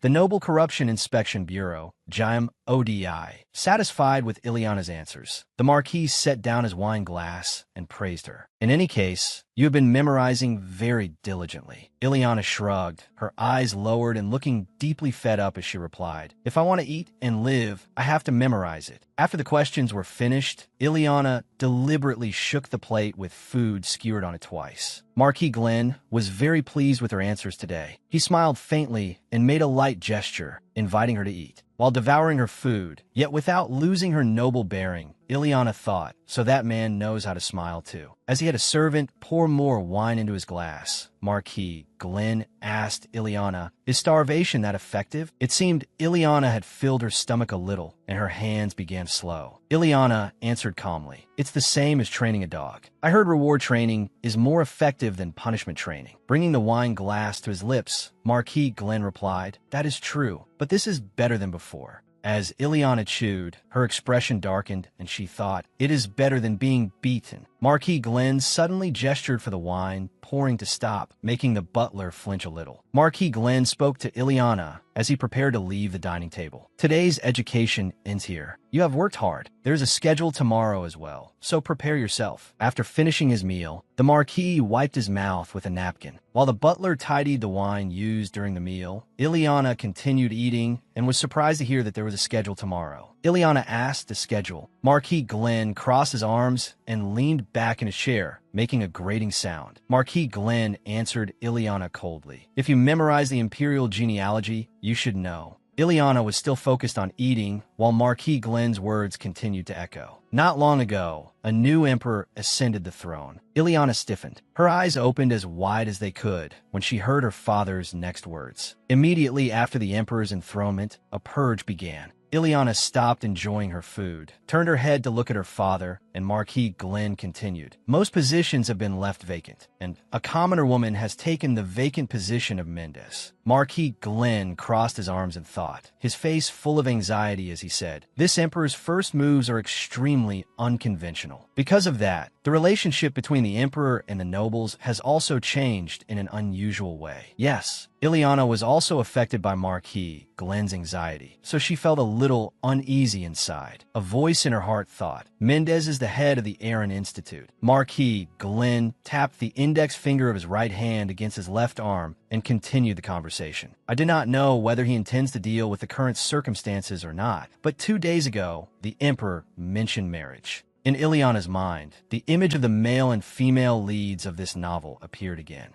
In the end, does he marry the female lead? Marquis Glenn frowned, his eyes showing worry and confusion. To search for candidates for the position of empress, the imperial palace will hold a banquet tomorrow. When Ileana heard this, an ominous feeling rose inside her. And just as her sixth sense had warned her, Marquis Glenn said, "Of course, you have also received an invitation." Ileana clenched her hands, holding back her emotions. But when she heard Marquis Glenn say, "So prepare and attend," Ileana completely lost control. She sprang to her feet and shouted, "Father, I..." In her loss of control, Ileana slammed her hand onto the table, causing the wine glass on it to fall to the floor and shatter. Only then did Ileana calm down and cry out, "Ah!" Seeing this, the maid hurriedly gathered the shards from the floor and said to Ileana, "My lady, I will clean it up at once." At that moment, both Ileana and Marquis Glenn silently watched the maid clean up. The maid did not forget to comfort Ileana. "It is all right, my lady. Please sit down." After the maid finished cleaning, Ileana also sat properly again, according to the standards of a noblewoman. Seeing that Ileana had regained her composure, Marquis Glenn continued, "I do not expect you to become empress." Ileana was very surprised by those words. She tilted her face toward Marquis Glenn. Marquis Glenn crossed his legs leisurely and went on, "You do not need to stand out in the emperor's eyes." Ileana did not understand what Marquis Glenn meant and immediately asked, "Pardon?" Marquis Glenn looked at Ileana with affection and smiled as he answered, "You are my only heir. I do not wish for you to become empress." Marquis Glenn continued explaining so Ileana would understand. "But this will be a good opportunity to learn about the emperor, so enjoy it in moderation." Ileana lowered her head, not knowing what she was thinking, and answered, "I understand, father." Ileana continued with her plate of food, cutting it as she thought. Empress? The empress, the person with power second only to the emperor. Can it be compared to the household of a marquis? While the butler poured wine for Ileana, she thought again about tomorrow's banquet. And again, an imperial banquet. In the original work, there wasn't even a detailed description of the banquet. Ileana looked at the stream of wine being poured into the glass and saw her reflection in it. She recalled the description of the banquet. In the original work, it was written in only one line of narration. Emperor Magnus, at his first banquet, found Ileana Glenn. In the morning, in a sunny bedroom, Ileana woke up. She placed a hand on her forehead, lay there thinking, and sighed. It has come, hasn't it? Honestly. Then she immediately sat up when she heard the door opening and the servants entering. Ileana set her feet down from the bed as one of the servants came to pour water for her to wash her face. She thought, today is the day the Imperial Palace hosts the ball. Then she began washing her face and continued thinking. In the novel, the day Magnus met Ileana was at that ball. After she finished washing her face, a servant dried her hair. Ileana then asked the servant, "Did father give me any schedule?" One of the people there answered, "No, my lady. He told you to get plenty of rest." Hearing that, Ileana sat on the bed, crossed her arms, and thought, there's still a lot of time. Seeing this, a red-haired servant carrying something asked her, "My lady, would you like to have a tea party in the garden after breakfast?" Ileana looked up and said,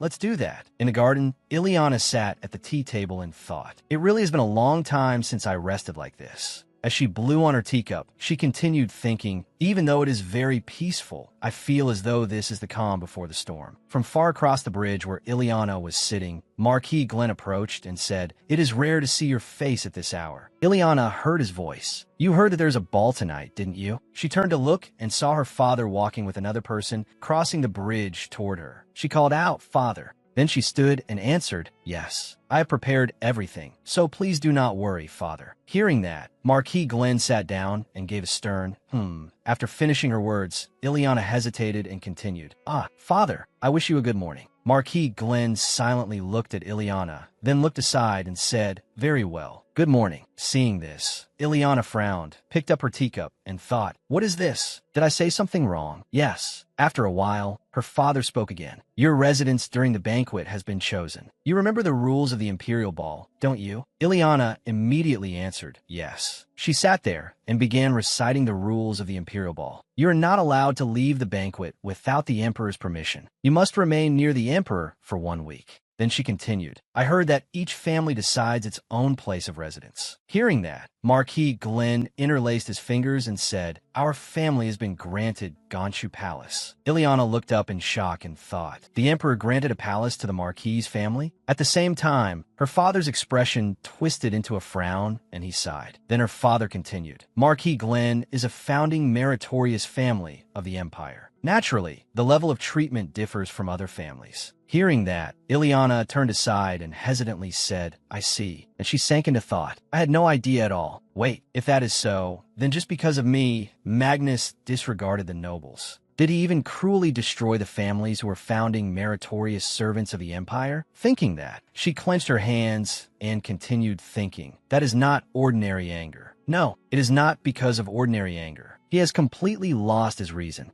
Ileana drooped her head and continued thinking, "That's right. The character Magnus described by the author in the novel was completely tainted by hatred and rage." Seeing his daughter fall silent, Ileana's father rested his chin on his hand and said, "The scope of your memory is truly vague. What else can you remember?" Ileana immediately answered, "I remember the truth that father is my father and that this place is my home." Hearing her say that, Marquis Glenn looked at her in surprised silence. Ileana and her father fell into a silent atmosphere, looking at each other without saying anything. While she was feeling puzzled, the Marquis Glenn hurriedly put on his hat, stood, and said, "Ahem, I have business, so I will leave first." Ileana immediately stood with him and asked, "Yes, father, where are you going?" Hearing that, her father was silent for a moment, then answered, "I have some matters to deal with at the Imperial Palace." Ileana murmured thoughtfully, "The Imperial Palace." Then she said, "Please be careful on your way, father." Ileana's words made Marquis Glenn flinch and stop in place. He turned and looked at her with a puzzled expression. Ileana was still smiling at him. After that, he left. As soon as Marquis Glenn was gone, Ileana's expression immediately changed. She put her hands on her hips, sighed, and thought wearily, "I greeted him with proper manners, so why did he react like that? What exactly is the problem?" Then night came, and it was time for the ball. The guests, wealthy nobles, began gathering outside the crowded reception hall. Meanwhile, Ileana's family carriage had arrived at the palace where the ball was being held. When the carriage stopped, a coach servant accompanying her opened the carriage door and said, "My lady, we have arrived." Ileana closed her eyes. With support from the servant's hand, she stepped down from the carriage, looking extremely dazzling and beautiful. The reddish-pink dress she wore matched her coloring perfectly. Then Ileana opened her eyes and walked toward the main palace where the ball was being held. As she walked, she sank into thought. At this point, I can no longer turn back. Not Lena, but Ileana. As she thought this, she placed a hand over her chest. An image of Magnus in his former appearance appeared in her mind. Then she thought, not Mark, but Magnus. We meet once again under new identities. As she walked, she lifted the hem of her dress and spoke from the bottom of her heart. Even if it happens only by chance, I hope I do not meet him again. Ileana tilted her face and uttered one word, Magnus. At that moment, Magnus was standing beside a window, eyes closed, arms crossed in thought. Then he opened his eyes and looked out with that cold gaze, as if preparing for something. Ileana stood before the door to the room, sighed, and looked up. but it is rare for my heart to be this unsettled. I deliberately came an hour early. There is no way I will immediately run into that person. Ileana bit her lip and thought, but I feel so uneasy. And standing among the nobles, will I be able to do well? The doorkeeper asked Ileana, will you be entering now?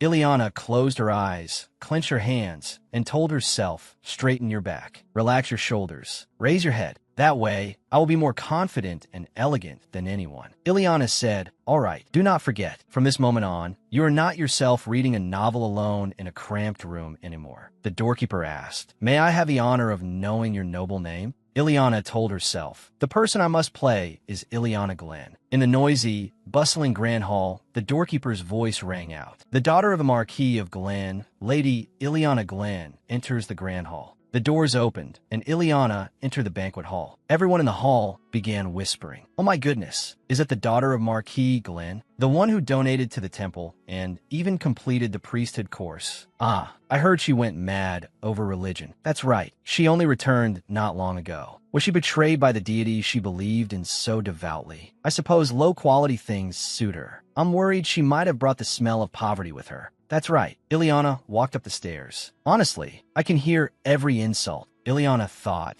they are deliberately letting me hear them, aren't they? Is this called talking behind someone's back, or talking right in front of them? I can feel it quite clearly. Ileana took a glass of wine from a server. They're looking this way, pretending not to. Their unpleasant gazes look as if they want to swallow me whole. Still, this is fine. The rumors are spreading just as I intended. But Ileana tilted her head and thought, am I being too sensitive? There are an unusual number of hair colors close to white. The roots are different from the rest of the hair, so they must have dyed it. Is it a trend? If so, then I am really lucky. Thanks to that, I won't stand out because of my unusual hair color. Someone approached from outside the door. The doorkeeper stiffened. The person approaching said, open the doors, with a murderous look in his eyes. The doorkeeper jumped in fright and announced loudly, the son of the Empire, His Majesty Emperor Magnus Claus, enters the grand hall. Ileana was startled. The doors opened and Magnus entered. Everyone bowed to Magnus. Magnus walked toward his seat. Ileana thought, it's all right, don't waver. Back then, I wore a mask, so he doesn't know my face. There are also many people with similar hair colors. My build and figure don't have any distinctive features either. He can't find me with just a glance. Once the greeting is over, I will leave. Magnus, seated on his chair, said, raise your heads. Ileana and the others raised their heads. Magnus looked at Ileana with an expressionless face. She sank into thought. Suddenly, she realized it. Ileana remembered when Magnus had called her Lena. She felt a little sad. This was the first time she had seen him not smile at her. The person named Mark, who used to cling to her, no longer existed. The one sitting in that position was the one and only emperor of the empire, Magnus de Cloud. The doorkeeper's voice rang out again. Next, the director of the Ungjin Institute, Lady Cheryl Cynthia, enters the grand hall. Cheryl Cynthia walked toward Magnus. Ileana thought, if Cheryl Cynthia is the heroine on this side. Magnus smiled, held out his hand, and said, you've arrived, Cheryl. Cheryl took Magnus' hand and smiled. Yes, your majesty. The two held hands right in front of Ileana. Ileana's face darkened, and she stammered, don't smile. Don't smile at her. A voice rang out inside Ileana's head. Her heart ached as if it might stop beating. A voice tinged with greed kept echoing in her mind. That smile is mine. Ileana watched the scene of Magnus smiling as he held Cheryl's hand and danced with her. Her heart pounded hard, thump, thump. Magnus returned to the throne hand in hand with Cheryl. That voice continued to reverberate in her mind. Ileana, get out of the way. You cannot stand beside her. Ileana clutched her stomach, her heart pounding wildly. Her face darkened, and in terror she realized that Ileana's voice had, in an instant, invaded her entire body. She raised her head. With empty eyes, she thought, I cannot refuse. Ileana continued thinking, even knowing the truth that if their eyes met, she would take one more step closer to death. She painfully realized it, and yet I cannot take my eyes off him. Ileana lifted her gaze and stared at Magnus' handsome face. With madness in her eyes, she murmured in her mind, my Magnus. My Magnus. She screamed silently in her heart.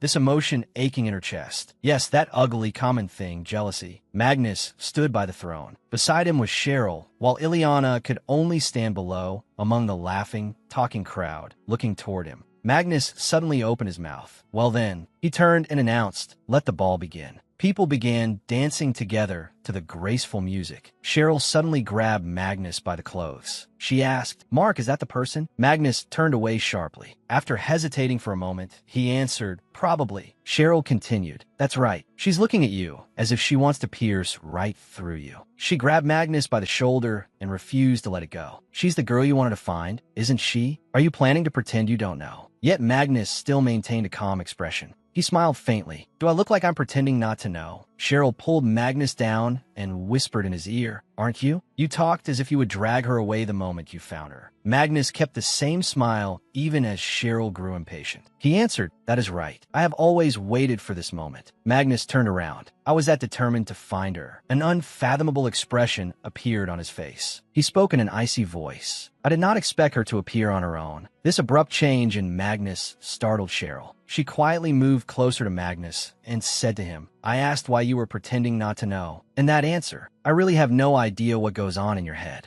Amid the crowd that was already dancing, the two of them continued standing and talking together. From afar, they looked extremely intimate. Ileana watched the two of them converse from a distance, her hands clenching her dress tightly. Suddenly, Cheryl laughed brightly and teased Magnus. "Your Majesty truly has no shame at all." He joked back, "You're exaggerating. You're hardly any better." Ileana could no longer bear the sight of their intimacy. She forced herself to turn sharply in another direction. Ileana left. She headed toward a deserted corner, grinding her teeth in frustration. Cheryl suddenly looked around, curious.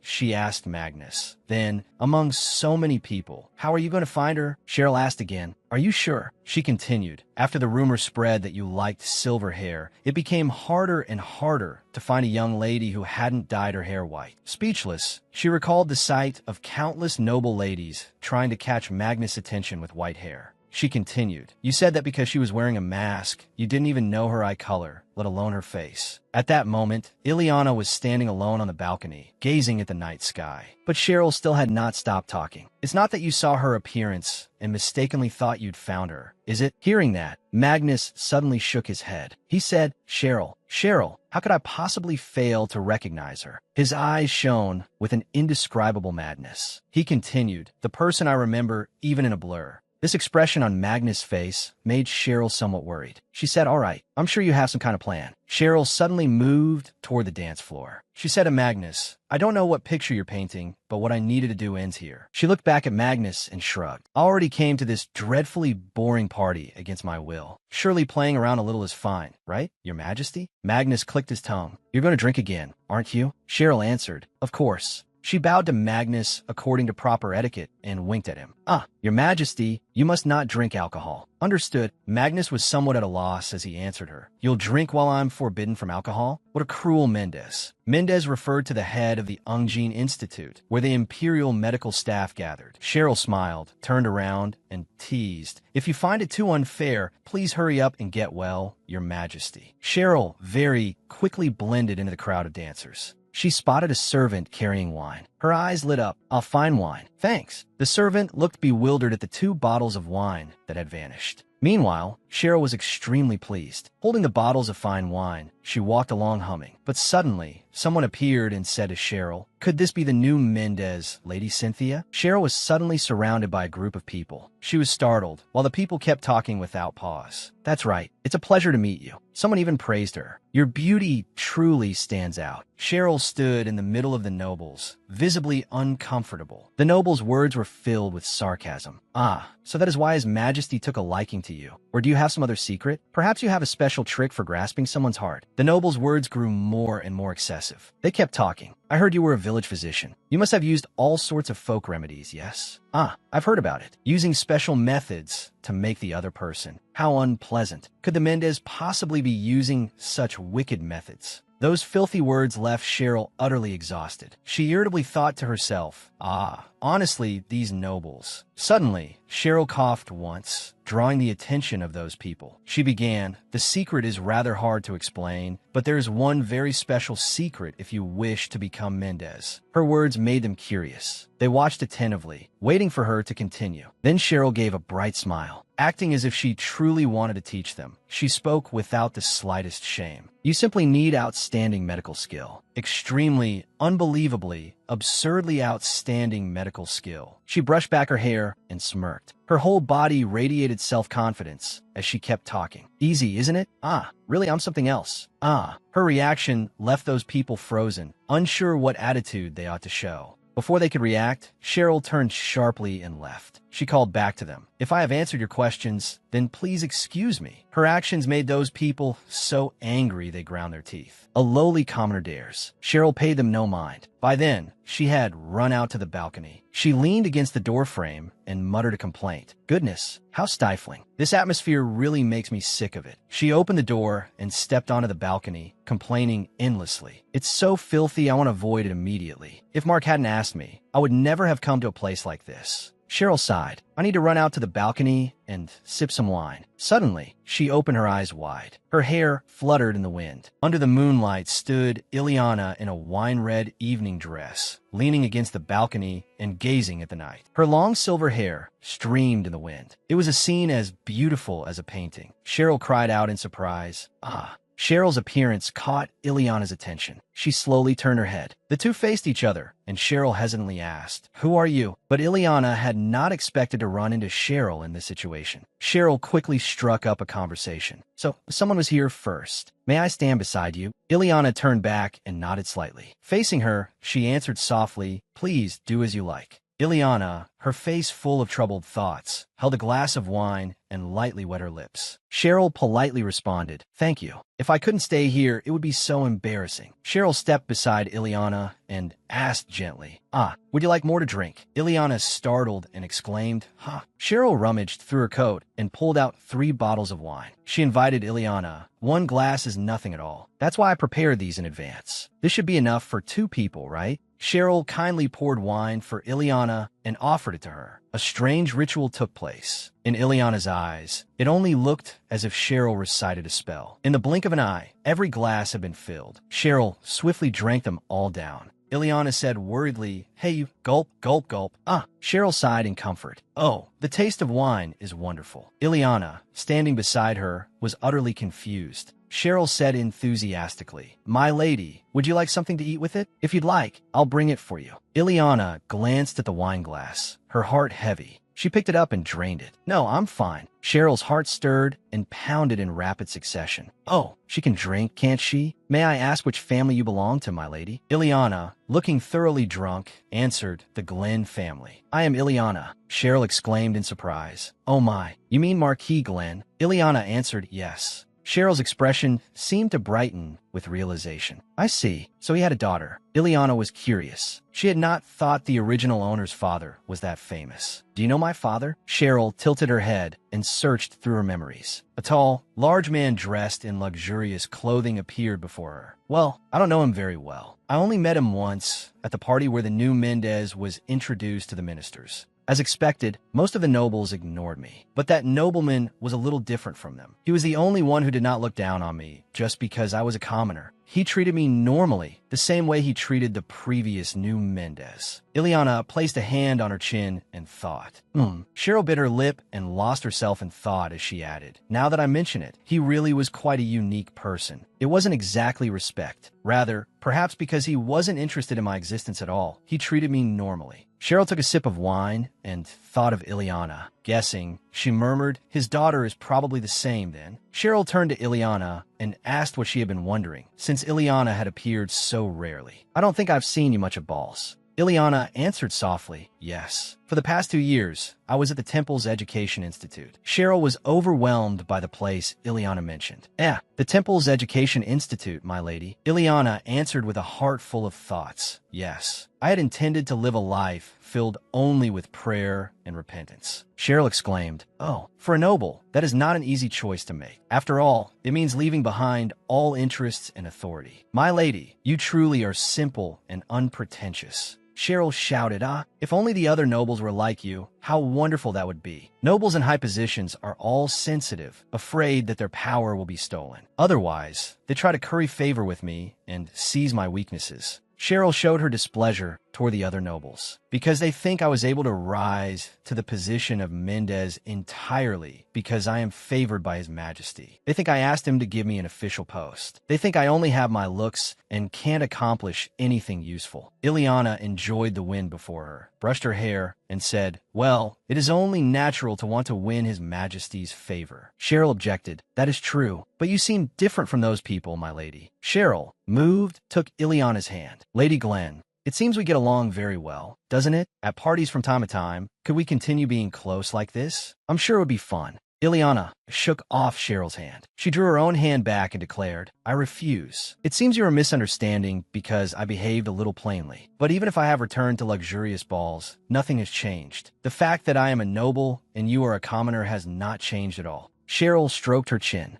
Is that so? What a shame. But I like you very much, Ileana." Ileana froze. "What?" Cheryl smiled at Ileana and said, "I am certain that, by one method or another, we will remain involved with each other, my lady." In that quiet night, the two faced each other without saying a word. Only the sound of the wind blowing through Ileana's hair seemed to betray her heart. Outside on the party balcony, Director Cheryl asked Ileana, "Could it be that I'm the only one who feels that way?" "Lady Ileana." Suddenly, His Majesty appeared. The answer that had already risen to Ileana's lips could not be spoken aloud. His Majesty called in a low voice, "Cheryl," and she answered, "What is it, Your Majesty?" Cheryl was amused by Ileana's expression when His Majesty arrived, and she thought to herself, it was only for an instant, but her face stiffened. His Majesty calmly answered Cheryl, "What do you mean, what? I hadn't seen you for a while, so I came to bring you back." Cheryl lightly brushed past Ileana and answered His Majesty, "Sorry, it has been a long time since I had such an enjoyable conversation." His Majesty asked, "Cheryl, did you come out here to drink?" And she answered in a joking voice, "I came out to avoid the nobles." While His Majesty and Cheryl were talking, Ileana stubbornly kept her back turned to them.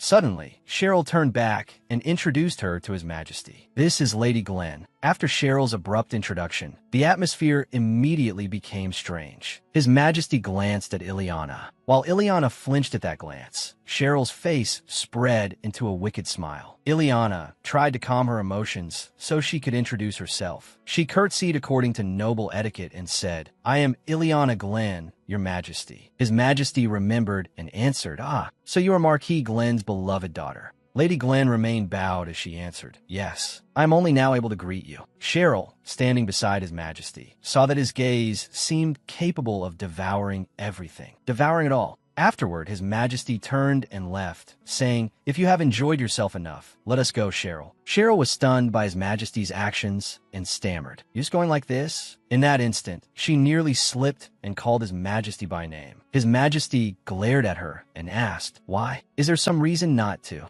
Cheryl hurriedly released the hands that had been holding His Majesty's and said, "Ah, no, it's nothing." His Majesty silently walked away quickly, while Cheryl hurriedly turned back and said, "Then let's meet again later, my lady," before running after His Majesty. Once they had returned to the party hall, Cheryl pressed him with questions. "Your Majesty, is it all right to just leave that person there like that? You didn't even look back once." At that moment, His Majesty set aside formality and addressed Cheryl more casually as he answered, "Are you worried about her?" Cheryl hesitantly replied, yes. But in truth, at that moment, she was thinking about Ileana. She was clearly a person who gave off a very mysterious feeling. She radiated the aura of a ruler, just like His Majesty Magnus. Yet at the same time, she strangely made others feel at ease. After that train of thought, Cheryl scratched her head and answered, "Sorry. To be honest, she doesn't seem like a bad person." Magnus stopped when he heard Cheryl tell him that Ileana had been at the Temple's Education Institute for 2 years. Cheryl bumped into Magnus' back with a thud. Magnus turned back to look at Cheryl with a suspicious expression and asked her again, "The Temple's Education Institute? Who her?" Cheryl rubbed the face she had bumped against Magnus' back and answered, "Yes." She said she believed in the gods.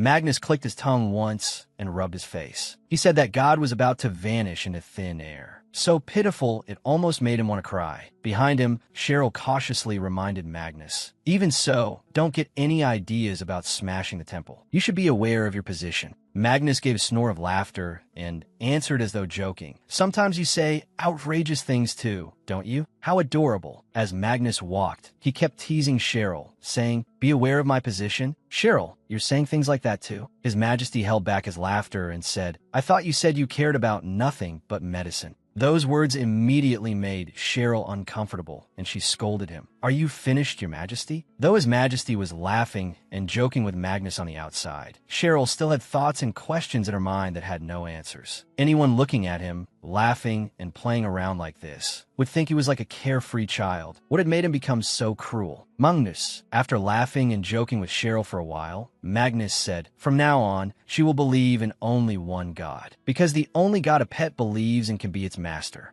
Cheryl was silent for a moment, then replied, "Fine, do whatever you want, Magnus." As Cheryl followed Magnus up the steps, she continued, "Although you detoxified her very late, what Ileana did to you cannot be forgiven." Magnus sat down in a chair and said, "I'm thinking. I've never raised an exceptionally clever fox before. What should I do?" "Cheryl." Magnus raised a hand to cover his sinister smile and continued, "How can I make her obediently nestle into my arms?" Back on Ileana's side, after His Majesty and Cheryl had left, she laughed weakly and said to herself, "I thought my heart was going to stop." Then Ileana shouted that she had been trying to face Cheryl as if nothing had happened. So why did she have to jump out like that? After shouting, Ileana dragged her exhausted body out to the balcony railing and muttered an apology to Cheryl for shaking off her hand and saying harsh things. Ileana cried miserably inside. But if I'm Ileana, then I have to be like that. I had no other choice. After tormenting herself for a while, Ileana lowered her head onto the balcony railing and lamented. "Everything is a complete mess. All of it." After thinking for a long while, Ileana said, "If things followed the original flow, there's no way I would be standing face to face with Cheryl and having a private conversation like this. No, wait. According to the original setup, by this point Cheryl should have become Empress." Ileana straightened up, folded her arms, and continued, "But their relationship looked pretty good. Just now, my plan was clearly to avoid that gaze, but I couldn't do it." Ileana looked at her own body in fear, because her heart and body had moved on their own when she met Magnus. Ileana anxiously stepped out onto the castle balcony and muttered, "I even avoided running into him. How dangerous could meeting his eyes possibly be?" Ileana sensed a strange energy inside her body. But this body, dark desire, surged up from its deepest depths. A voice screamed that Magnus was hers. Along with jealousy came a madly possessive desire. This body moved according to Ileana's emotions. Ileana pressed her lips together, helpless before the emotions left behind by the previous owner of this body. Ileana Glenn, she told herself. Magnus' voice when he spoke to Cheryl was full of life. I thought that was fortunate. At the same time, I felt Ileana's feelings. Ileana lifted her skirt and ran down, insisting that she could confirm it. Those are not my emotions. The time I spent with Magnus was only a few days. There's no way I could have fallen in love with him in such a short time. Just how long will I be controlled by her emotions? How long? Ileana was so lost in thought that she did not realize she had run outside to the castle garden. She quietly guessed, "There's one thing I realized after entering Ileana's body." She was quite dishonest with her own feelings. Ileana suddenly sympathized with the owner of this body. How could she feel emotions like that and still maintain an expressionless face? Even though I only felt those emotions for a very short time, they overwhelmed me. My body couldn't stop trembling. Ileana looked at the face reflected in the lake and thought. Ileana lived her whole life with those feelings. Suddenly, the sound of someone being chased drew Ileana's attention. Along with it came a burst of noise. Thud, thud, thud, thud, thud, thud. Where'd he go? Hurry and find him. The sounds of pursuit grew more urgent. Stop hiding. Come out here. The person being chased was a golden-haired boy with a rather handsome face, named Raphael. He cursed angrily. They're as persistent as leeches. Keep shouting. Do they really think I'll show myself in front of them? By some coincidence, the boy charged straight toward Ileana. Ashem Piasha. Raphael saw that the pursuers had come right in front of him and shouted anxiously, "Up ahead! Move!" Ileana panicked, and the two of them fell into the lake together. Splash! Ileana cried out in pain. Ow! She stared blankly, not knowing what was happening. What is this? Who is this child? Raphael, off to one side, choked on water. Cough, cough, cough, cough. I swallowed water. That hurts. Ileana asked with concern. Kid, are you all right? Unexpectedly, the boy sprang up, glanced around, and ran off, leaving Ileana stunned. Hey kid, where are you going? My head, wait. The blonde boy only managed to leave behind the words, "I'm in a hurry. Sorry," before running away. Ileana had not yet come back to her senses. Wait a second. She lowered her gaze to her drenched dress and guessed the identity of the boy from moments earlier. Why would a child be outside this late? Judging from his clothes, he doesn't look like a servant. Was he being chased? Why? Ileana came to a realization. A child hiding within the imperial family. The young heir who will threaten Magnus. Ileana sighed as she wrung the water out of her dress. Whatever. Who knows? Do I have time to worry about someone else right now? I won't wander around anymore. I should go back to the castle. One exhausting day. By the time she returned to the castle, someone was already waiting. They greeted her respectfully. Lady Ileana, we wish you a good rest. Ileana returned to her room, slammed the door shut, and lay down on the bed. She felt her body relax after an exhausting day. Thump. This morning, Ileana rolled around on the bed a few times and thought, I can't believe I actually missed that sly old uncle. At least facing the marquee is more comfortable. So, emotions escaping my control are this terrifying. Even if it was only for an instant, at that moment it felt like I wasn't myself anymore, but had become Ileana. She clenched her hand, remembering her previous life. I want to go home. My 20 square meter rental room. That rented room, full of cold drafts. There were tiring days, and I couldn't say I had much to spare, but at least my emotions were completely my own. Ileana felt so wrong that she burst into tears. I used to be myself. Now even this body isn't mine. I'll be a stranger in this world forever. Light seeped through the gap in the window and shone into Ileana's room. Another day had passed. Birdsong chirped into Ileana's room, but it seemed Ileana's mood was not nearly so pleasant. She looked at herself in the mirror and was horrified. Her eyes were swollen. Ileana muttered in panic, I'm doomed. There's another ball today. What happened to my eyes? The morning tea party was lively, filled with the giggles of the 3 young ladies seated there. The table was filled with delicious food. Suddenly, the lady in the red dress spoke up. But why don't we see Lady Glenn?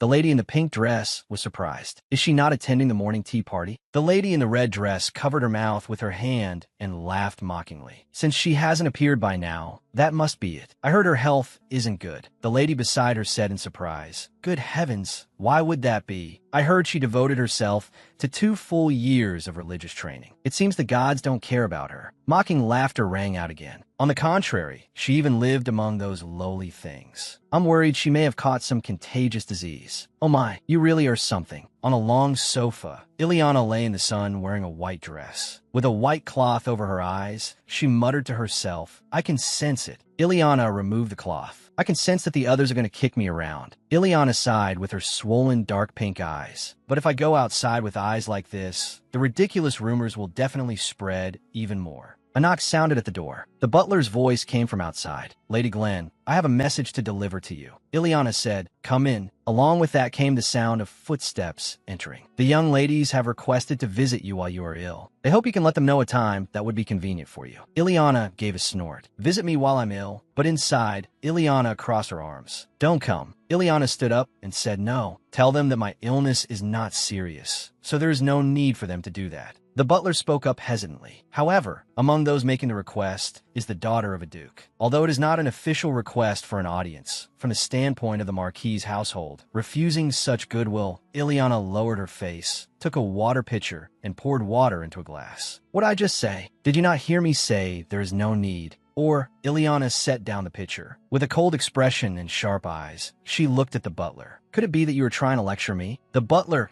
hastily lowered his head. I have overstepped. Lady Ileana Glenn, I sincerely apologize. I will handle things as you said. Please rest well. After that, the butler opened the door and withdrew. Click, click. Only Ileana remained in the room. She let out a sigh of relief while holding the glass. It seems that if I keep staying in my room, things will get troublesome. Ileana looked toward the window. Sunlight shone onto her as she muttered, those young ladies causing trouble isn't the butler's fault either. As expected, I should go outside first. Ileana took a walk through the imperial palace. She raised her head and looked at the huge statue before her, exclaiming in surprise, I can't believe I'm seeing this inside the imperial palace. The huge statue was bathed in bright sunlight. It was a statue of the goddess Legniva. Ileana tilted her body and looked at the statue, muttering to herself, does that mean there's a temple nearby too? The temple is an independent, inviolable institution, yet it's inside the imperial palace? There it is. Ileana tilted her head, raised a hand to her lips, and pondered, the temple inside the imperial palace is really small, though it does look beautiful. Ileana bounced on her feet before the statue and exclaimed, Ho! In any case, it's been so long since I've seen one that I'm happy. Maybe because it's been 2 years since I last saw one. It somehow makes me feel at ease. Ileana happily turned around. There's nothing else to do anyway. I should look around. I can pray while I'm at it.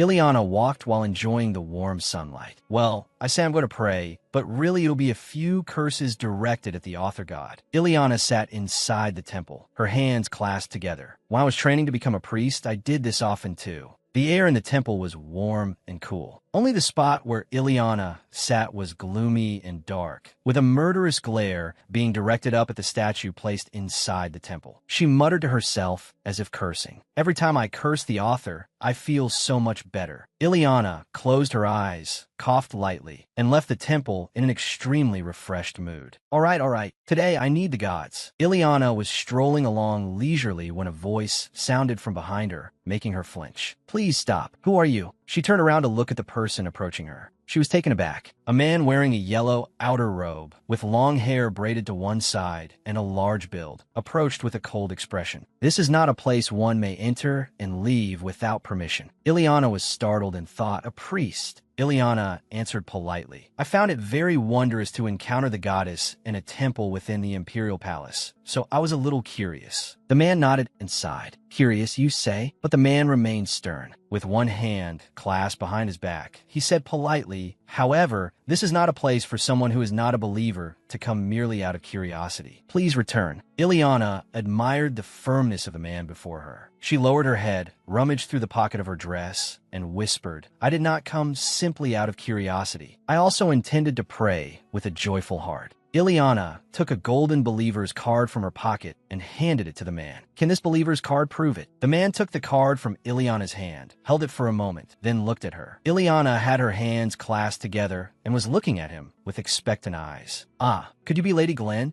Ileana gently nodded politely. Yes, I am Ileana Glenn. The man bowed his head in apology and introduced himself to Ileana. I have been discourteous. Believer Glenn. My name is Julio. I am currently managing this temple. First, please come inside the temple. Julio invited her into the temple. As one walked ahead and the other followed, they chatted. Julio introduced the temple to Ileana. This is a place that promotes exchange between the imperial family and the religious order. The empire ruled by His Majesty Magnus de Cloud is also very harmonious with the religious order. It was a vast temple. Its tall towers glittered even more as the sunlight shone in. This place is mainly prepared for and used to present the work the religious order undertakes during national events. Therefore, there are no separate prayer rooms. After all, this is not a place open for the common people. Ileana pondered and nodded with a disappointed expression. I see. That really is a shame. Hearing that, Julio turned around and suggested, if you do not mind, I can lend you my personal prayer room. Ileana's eyes sparkled happily with expectation as she looked at Julio. Thank you, priest. Then I will gladly rely on you. Julio smiled modestly at her. Not at all. On the contrary, I should be grateful that you come often to pray to the gods. With Julio's help secured, Ileana happily followed behind him, practically bouncing along and humming cheerfully. Inwardly, she was even happier. I'm so glad I spread the rumor that I'm extremely devoted to religion. While I was training in Khotan, it drove me insane, but it turns out it's useful like this. The moment she thought of Khotan, Ileana stopped walking and fell into her own thoughts. About 3 weeks must have passed by now. Time really has flown by in the blink of an eye. I clearly went there intending to hide somewhere safe, but nothing went the way I wanted. Back then, after that incident, Ileana remembered the image of Priest Teo lying in a pool of blood. She hugged her trembling body, bowed her head, and sobbed. Ileana pushed aside those fragmented thoughts. Her cold eyes, calm as a bottomless deep lake, slowly followed behind Priest Julio. Suddenly, Ileana called out in a curious tone.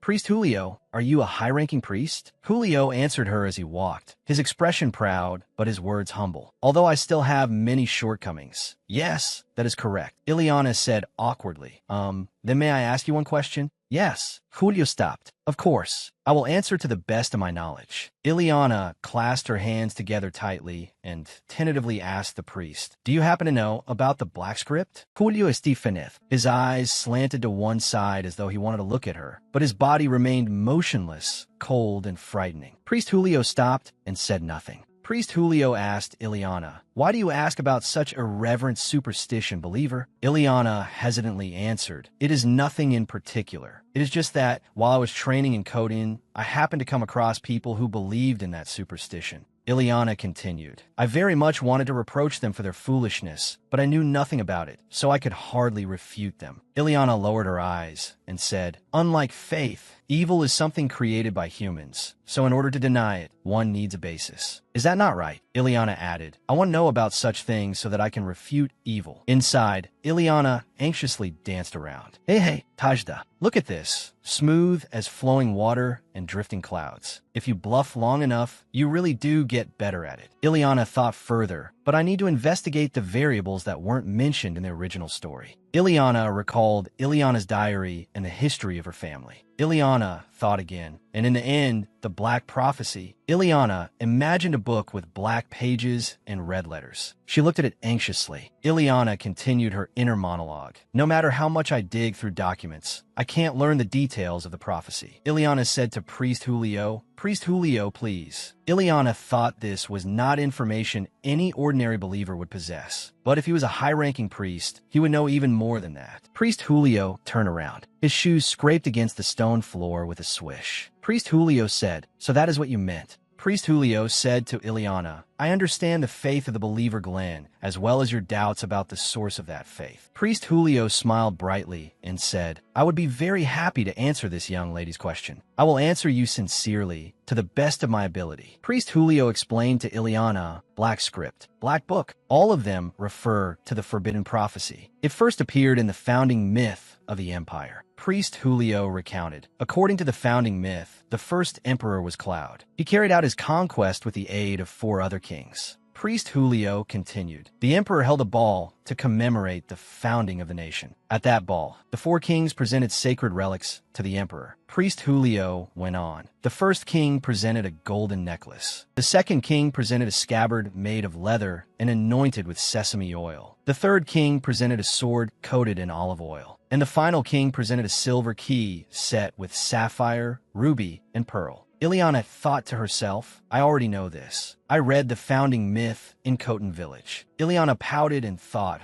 I finished reading it in no time." Ileana thought again, but perhaps after that, the emperor received one more gift. Priest Julio continued, "The ball lasted for 3 days. On the final day, a strange guest came to visit. The door opened with a creak. A person in a black cloak said, 'Great Emperor.' The old man continued, 'Do you know how many lives the war you started has taken?' The old man knelt before the emperor and continued, 'This earth is one. Do you know how much innocent blood has been shed to place it under your name? Your karma will bring this empire to ruin.' The old man smiled, revealing ugly teeth, and continued, 'Aside from the thirst for life, humans possess values different from beasts.' The old man held out a book with a black cover toward the emperor and said again, 'Take it, Emperor. Written in this book is the future of the empire.' The old man smiled crookedly and said, 'Read it and avoid destruction.' Ileana asked in confusion, 'But the emperor did not accept that book, did he?' Priest Julio answered, 'Yes, that is correct. Just like the principle upon which the empire was built, the future is also something humans decide for themselves.' Priest Julio continued, 'The emperor sealed that book away using the sacred relics.' Priest Julio turned and walked as he said to Ileana, 'After that, the empire prospered, and we are enjoying that glory now. That is the entirety of the founding myth as I know it.' Ileana asked the priest, 'Priest Julio, if the myth only explains it that way, why did the prophecy become a symbol of the devil?' Priest Julio answered, 'Because a group of people appeared with a certain doctrine.' Without looking at Ileana, Priest Julio continued, 'They advocated opening the prophecy and reading it. Perhaps they made a deal with the devil. They used special abilities to tempt people.' Priest Julio continued, 'They implanted the traits of beasts into humans and caused them to change. They bewitched people so that humans could never escape from their dreams.' Priest Julio continued, 'They were no different from monsters.' Priest Julio went on, 'The disturbances they caused led to riots. The religious order could not stand by.' Priest Julio added, 'They declared the existence of the prophecy to be superstition and dealt with it so that the common people would no longer be deluded.' Ileana covered her mouth and replied to Priest Julio, 'So something like that happened. Riots? How terrifying.' Ileana was secretly disappointed. That's it. It was declared heretical superstition, and the riots just died down? Were these special abilities? Then again, the genre of the novel is romantic fantasy, isn't it? Priest Julio turned his head and asked Ileana, 'Has your curiosity been satisfied?' Ileana answered, 'Ah, yes.' Ileana bowed her head and said, 'Thank you once again for answering my questions and even arranging a place like this for me to pray.' Priest Julio replied, Not at all. Helping deepen a believer's faith is a joy, and it is only natural for a priest. Priest Julio gestured toward a room and introduced it to Ileana. This is a private prayer room. Please use it comfortably. Ileana stepped into the room. Priest Julio said, "Then I shall take my leave. I have matters to attend to, so please excuse me." Ileana quickly said to Priest Julio, "Priest, please wait." Priest Julio, who had almost closed the door, answered, "Yes?" Ileana hesitated, clasping her hands together, and said, "I would like to ask one final question." Ileana asked, "Do you happen to know where the legendary Black Prophecy is sealed?" Priest Julio's face darkened, and he said nothing. Priest Julio answered, "I do not know." Priest Julio continued, "There are a few theories proposed by theologians who have studied the myth in depth, but none point to any certain location." The priest asked, "But why do you ask?" Priest Julio continued on his own. "The only god who watches over and protects us is the goddess Legniva." Priest Julio smiled and said, "A myth is, from the very beginning, a fictional story. Naturally, the prophecy does not exist in reality either." The priest's eyes darkened as he advised Ileana, "Rather than spending time on a useless search, it would be more meaningful for you to pray to the goddess." Ileana covered her mouth, laughed, and said, "Ho ho, oh my, there's no such thing. I only asked out of curiosity. It is just like children being curious about hidden treasure or pirate mysteries." Ileana thought inwardly, "Boo, look at that solemn expression.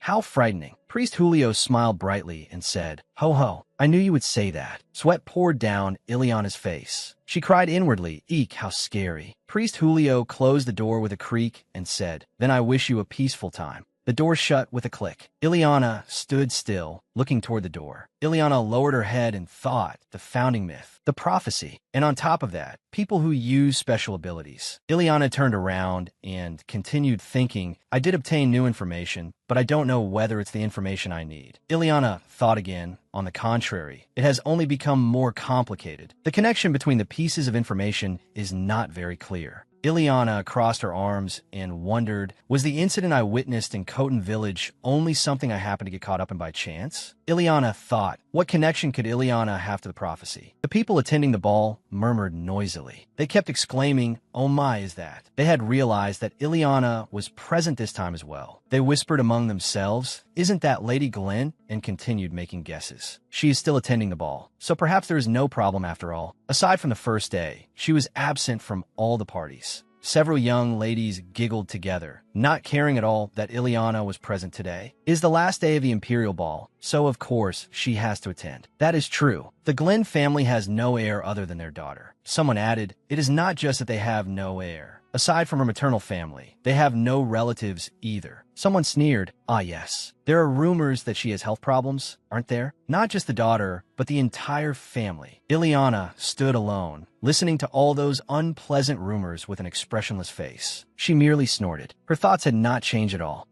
What's more, they've even exaggerated it. She was already far too accustomed to such words. Suddenly, someone tapped a cane against a pillar and called Ileana's name. "It is noisy around you, yet you do not seem to care." Ileana was startled. She turned around with an ah. Ileana found the owner of the voice. It was a middle-aged man who looked very much like her and was dressed splendidly. She called his name Marquis Glenn. She wondered, "Since when were you here?" Then she called him respectfully, "Father." Marquis Glenn cleared his throat several times to attract attention and quiet the crowd. Several gasps arose among the people. "Oh my," though Ileana had explained to Marquis Glenn, "Well, I've already passed the stage where I feel uncomfortable being the focus of attention," he still frowned. The Marquis was extremely displeased with the people who had just been gossiping about his daughter. His attitude made the young ladies who had spoken nonsense hurriedly try to avoid him. Someone suggested, "Shall we go somewhere else?" Several others chimed in, "Sure. I'm rather thirsty too." Marquis Glenn suddenly took his daughter's hand, leaving Ileana extremely surprised. She turned to look at him and wondered, what is this? She did not understand what he wanted to do. After Marquis Glenn's action, Ileana was very surprised and realized, at any rate, it has gone completely quiet. The young ladies who had been gossiping were frantically avoiding father and daughter. She curled her lips in a mocking smile and scoffed, "Fine, fine. You must all be afraid of the Marquis." Then she laughed self-deprecatingly. Haha, even I am afraid of him. Ileana thought, there really are many things that make this ball unpleasant. Ileana stepped closer to Marquis Glenn. Her hand was still in his. She said to him, "Father, there's something I would like to ask you." Marquis Glenn asked coldly, "What is it?" Father and daughter walked side by side through the extravagant party. Ileana brought up her question. "Are you operating a merchant guild or something of that sort?" Her question left Marquis Glenn extremely surprised. He did not understand why his daughter had suddenly asked such a thing. He curled his lips and scoffed, then asked her, "A merchant guild? Do you want to learn business?" Ileana answered yes. "I would like to learn after the Imperial Palace Ball ends." Her answer caused the Marquis's steps to halt. He was extremely surprised by his daughter's reaction. His action did not escape Ileana's observation. Ileana wondered, "HM?" Marquis Glenn stopped walking. He carefully observed his daughter with a deep gaze. Ileana did not hesitate and met his eyes. The two looked at each other without blinking. Ileana was extremely flustered inside. She was confused. Why is he staring at me like that? I only asked because I want to become independent. Is that so strange? At last, Marquis Glenn withdrew his gaze. He cleared his throat and remarked, "You have become more frugal, and you want to do things you used to hate. It truly is surprising." He continued, "It seems the story about losing your memory and wanting to live comfortably as yourself was not a lie." His words made Ileana smile awkwardly. After a moment of silence, the Marquis continued. However, Marquis Glenn's words seemed to imply something. He continued, "It is as though you have become another person." Ileana's smile stiffened, and she flinched. She remained silent for a moment, then let go of his hand and tried to keep acting. "Is that so?" She laughed aloud, tried to appear as natural as possible. Ho, father, you exaggerate too much. Isn't it common for a person's temperament to change?" Marquis Glenn's gaze settled on the cross necklace swaying around Ileana's neck. He pondered thoughtfully. "Is that so? Now that I see it, I have never seen that accessory before." "Yes." Ileana was startled by his sudden change of subject, but she still responded.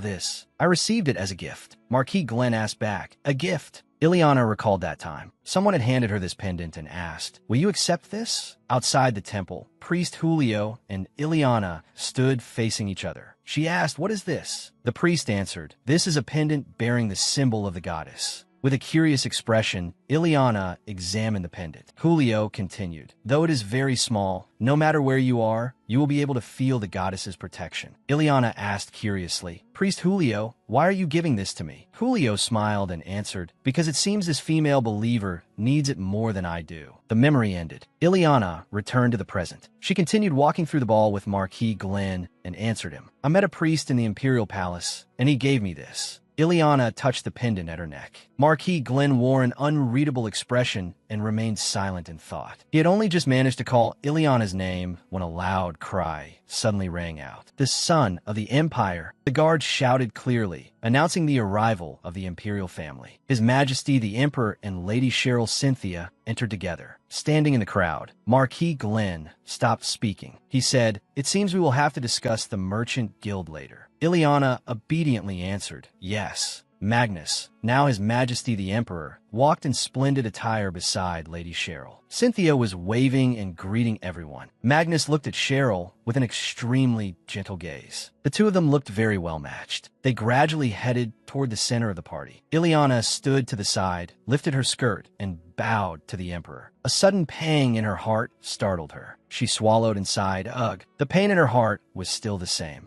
Ileana recalled the original plot. On the final day of the Imperial Ball, Magnus recognized Ileana. Ileana continued recalling the scene from the original plot. Magnus sat in that seat and ordered Ileana's arrest. Ileana had obeyed that order as though it were only natural. Returning to the present, Magnus sat upon the throne. Cheryl stood beside him. Ileana thought, in order not to suffer a future like the one in the original work, haven't I been working hard until now? Ileana placed a hand over her heart and told herself, the future. She was utterly determined. I can change it. Magnus, seated on the throne, finally spoke. As all of you know, he continued, speaking to the crowd below. The reason I opened this ball was to select an empress. One person asked Magnus, "Have you already chosen the young lady in your heart?" Magnus smiled scornfully and answered, "That is right. I decided on the very first day." That answer made the crowd below stir endlessly. No one had expected that answer. Another person stood among the noisy, chattering crowd and asked, "Which family is the young lady from?" Upon hearing that question, Ileana could only scream inwardly, Damn it. She clenched her hands into fists, held them before her, and prayed. Please name Cheryl Cynthia as Empress and Innaball. Don't let anything happen. Magnus rose from the throne. Instead of directly answering the question, he said, first of all, this is the position of Empress of the Empire. He continued, so naturally, there will be solemn rites and treatment befitting that person. Magnus snapped his fingers. The doors suddenly flew open. A troop of soldiers in gleaming armor, carrying swords, marched in formation. Someone exclaimed, "The Imperial Army!" The crowd fell into chaos. No one knew why the Imperial Army had come here. Good heavens, why are they here? Could it be? A terrified noble asked. What on earth is going on? Magnus had seated himself back on the throne. He smiled scornfully. Why is everyone so frightened? Your complexions do not look very good. Magnus stepped down. He continued, it is merely a solemn ceremony to welcome the Empress. Do not be afraid. Is this not a joyous day? So smile. The Imperial Army formed two perfectly straight lines, creating a path connecting Magnus to Ileana and her father. Magnus walked as he spoke. I feel as though this is fate. He approached Ileana. His voice contained madness. This passion, so intoxicating and singular, feels as though it holds my very life in its grasp.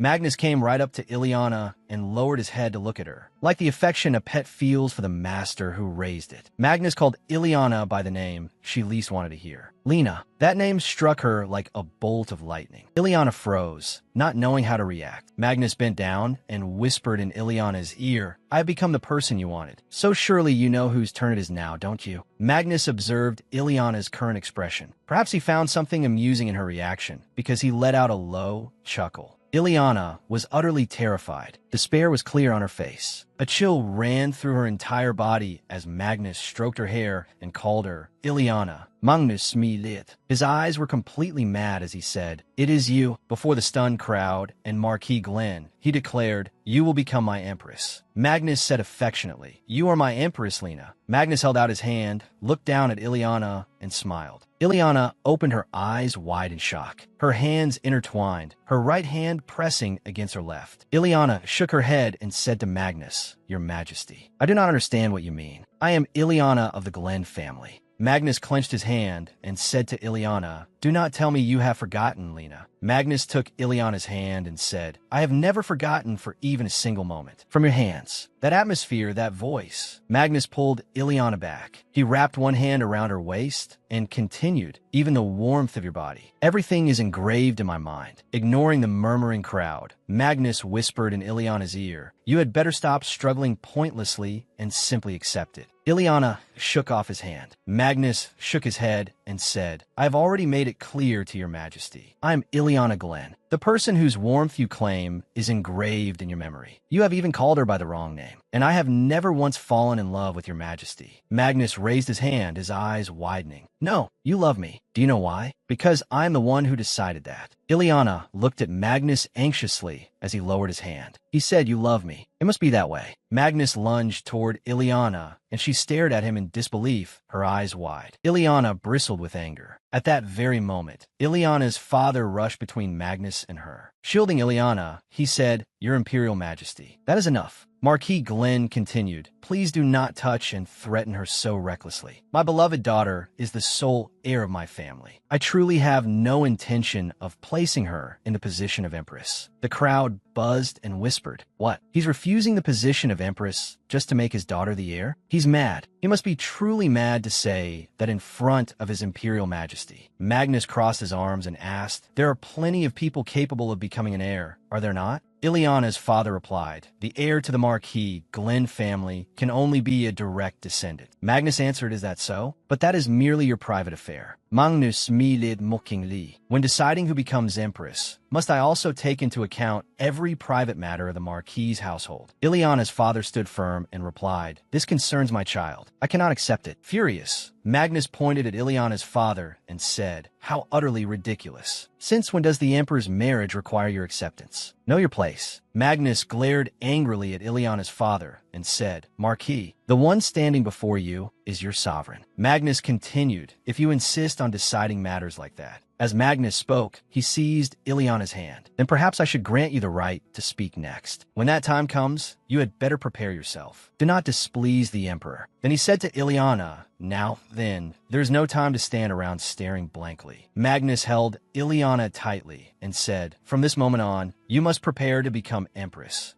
Ileana's father cried out in alarm, Your Majesty. Suddenly, 2 large spears were raised to block Ileana's father. A guard said, You are not permitted to come 1 step closer. Please step back, Lord Marquis. Ileana cried out in alarm, Father. Magnus raised a hand to stop Ileana and said, Lena, without my permission, you're not allowed to move. Ileana angrily retorted, Do I really need your Majesty's permission for this too? I said I do not want to become Empress. How can you act so rudely? Magnus sneered in response to Ileana. I did not ask for your opinion. This is not something you have a right to choose. Magnus' face darkened as he said to Ileana, Did I choose to become a pet? Did I want to be thrown away? Ileana exhaled anxiously. It is a waste of words to speak with someone who refuses to listen to reason. Your Majesty's communication skills are deeply concerning. You cannot even distinguish one person from another. This is truly difficult. Magnus smirked and said, Exactly. That is how I was able to find you. Magnus smiled as he looked at Ileana. Magnus tilted his head and said to the guards behind him, The body of the future Empress is precious. She must be escorted with proper dignity. The guards answered as commanded. Then one of them said to Ileana, Allow us to escort you. This way, Lady Glenn.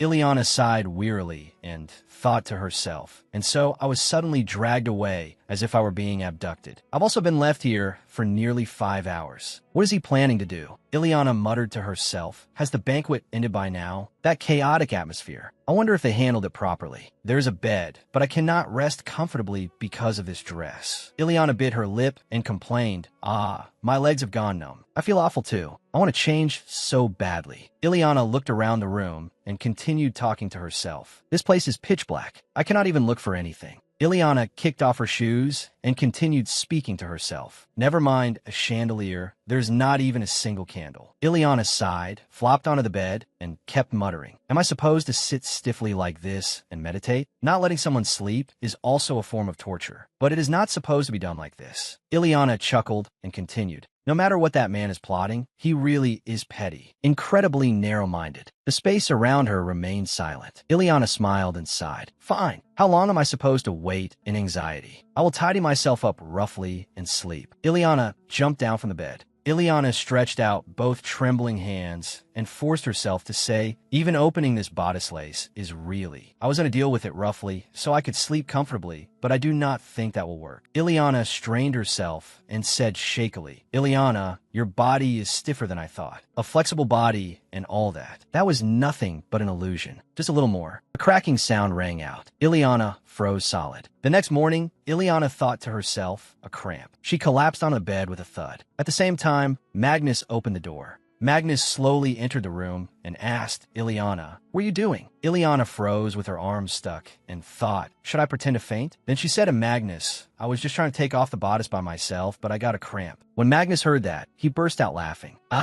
As Magnus undid Ileana's bodice, making a rustling sound, he said, You truly always exceed my imagination. Lena, Ileana answered Magnus, I have told you over and over again.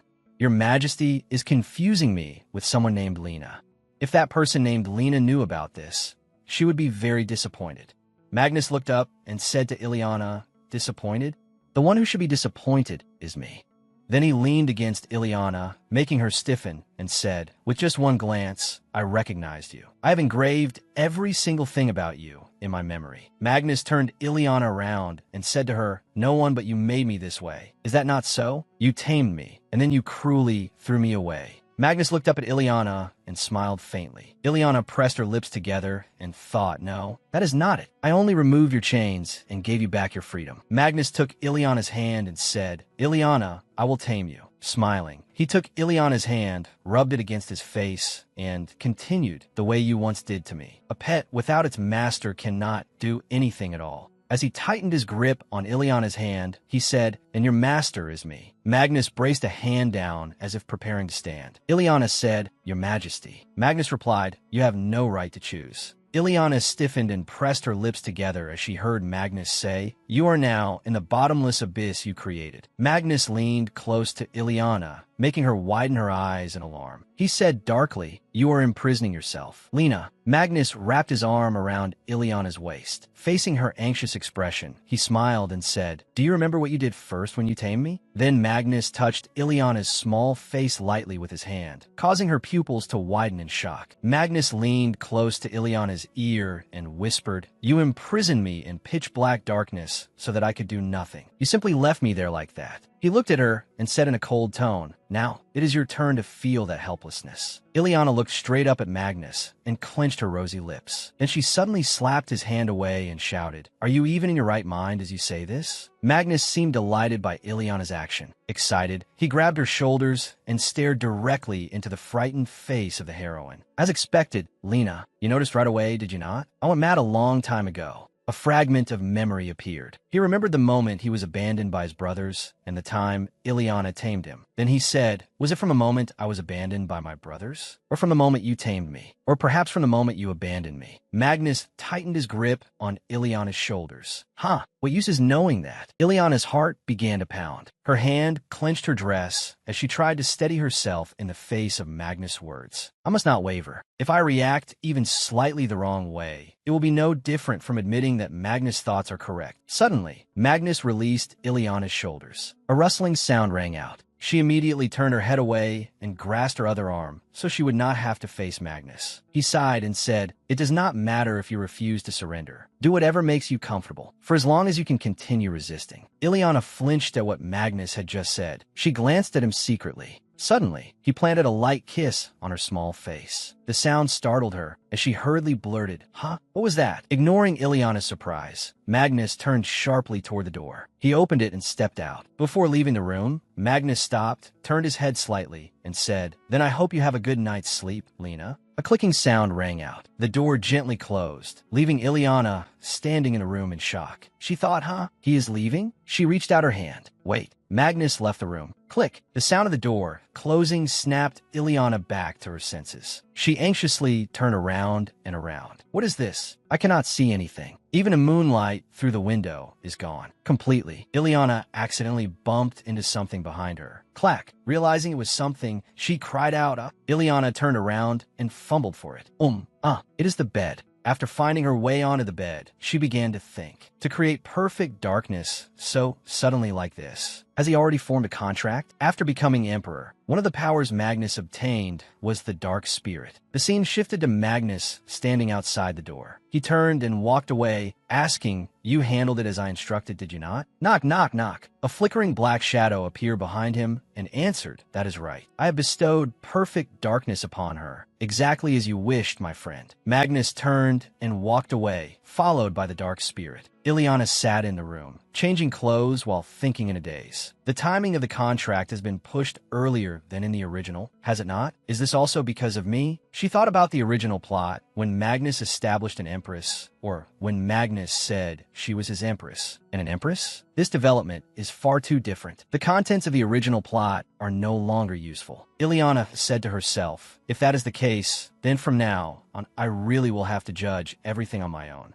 After a moment of silence, she flopped down onto the bed. I'm so tired. Ileana lay there and thought, why are they doing this to me? What do they want from me? The author and Magnus alike. I do not know. Lying in the pitch-black room, Ileana unconsciously curled up and fell asleep without realizing it. The sound of her steady breathing faintly echoed. A ray of light shone upon her from somewhere. Ileana's face scrunched up. She stirred.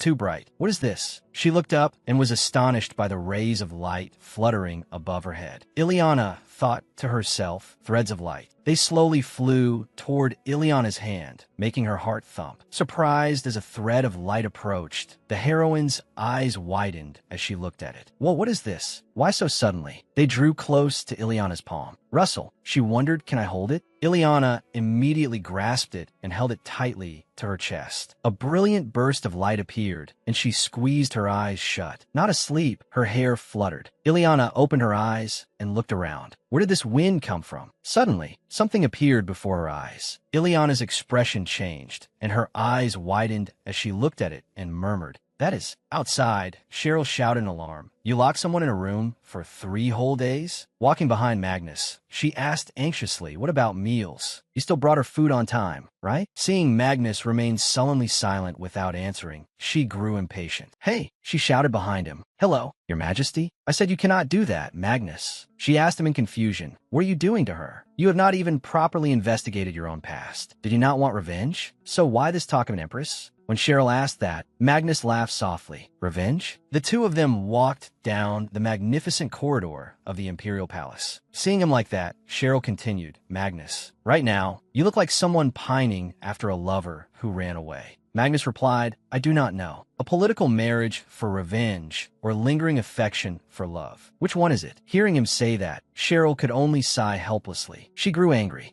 Fine, I need to check on her. You to give her water, right? Seeing Cheryl like that, Magnus flinched and widened his eyes. You are interfering too much, Cheryl. She looked at Magnus and asked, too much? Checking another person's health is my job. Magnus placed a hand on Cheryl's shoulder and said firmly, right now, you are my attending physician, not hers. I'm going to her now, so stop worrying over nothing and go back. After saying that, he turned and walked away, leaving Cheryl behind. Her worry gnawed at her mind. As Magnus walked, flickering black spots appeared beneath his feet. When I entered the room, draw back the curtain of darkness. As soon as he finished speaking, the dark spirit appeared behind him. Kitten was standing guard right in front of Ileana's room. She flinched in surprise when she saw him. Magnus waved his hand and ordered Imperial guards withdraw. Kitten bowed. Yes, Your Majesty. Magnus opened the door to Ileana's room. Click. As the door opened, a ray of light shone onto Ileana, who was sitting on the bed with her eyes closed. The image of Magnus as a child appeared. Save me, Lady Lena. Magnus was stirred by what he saw before his eyes.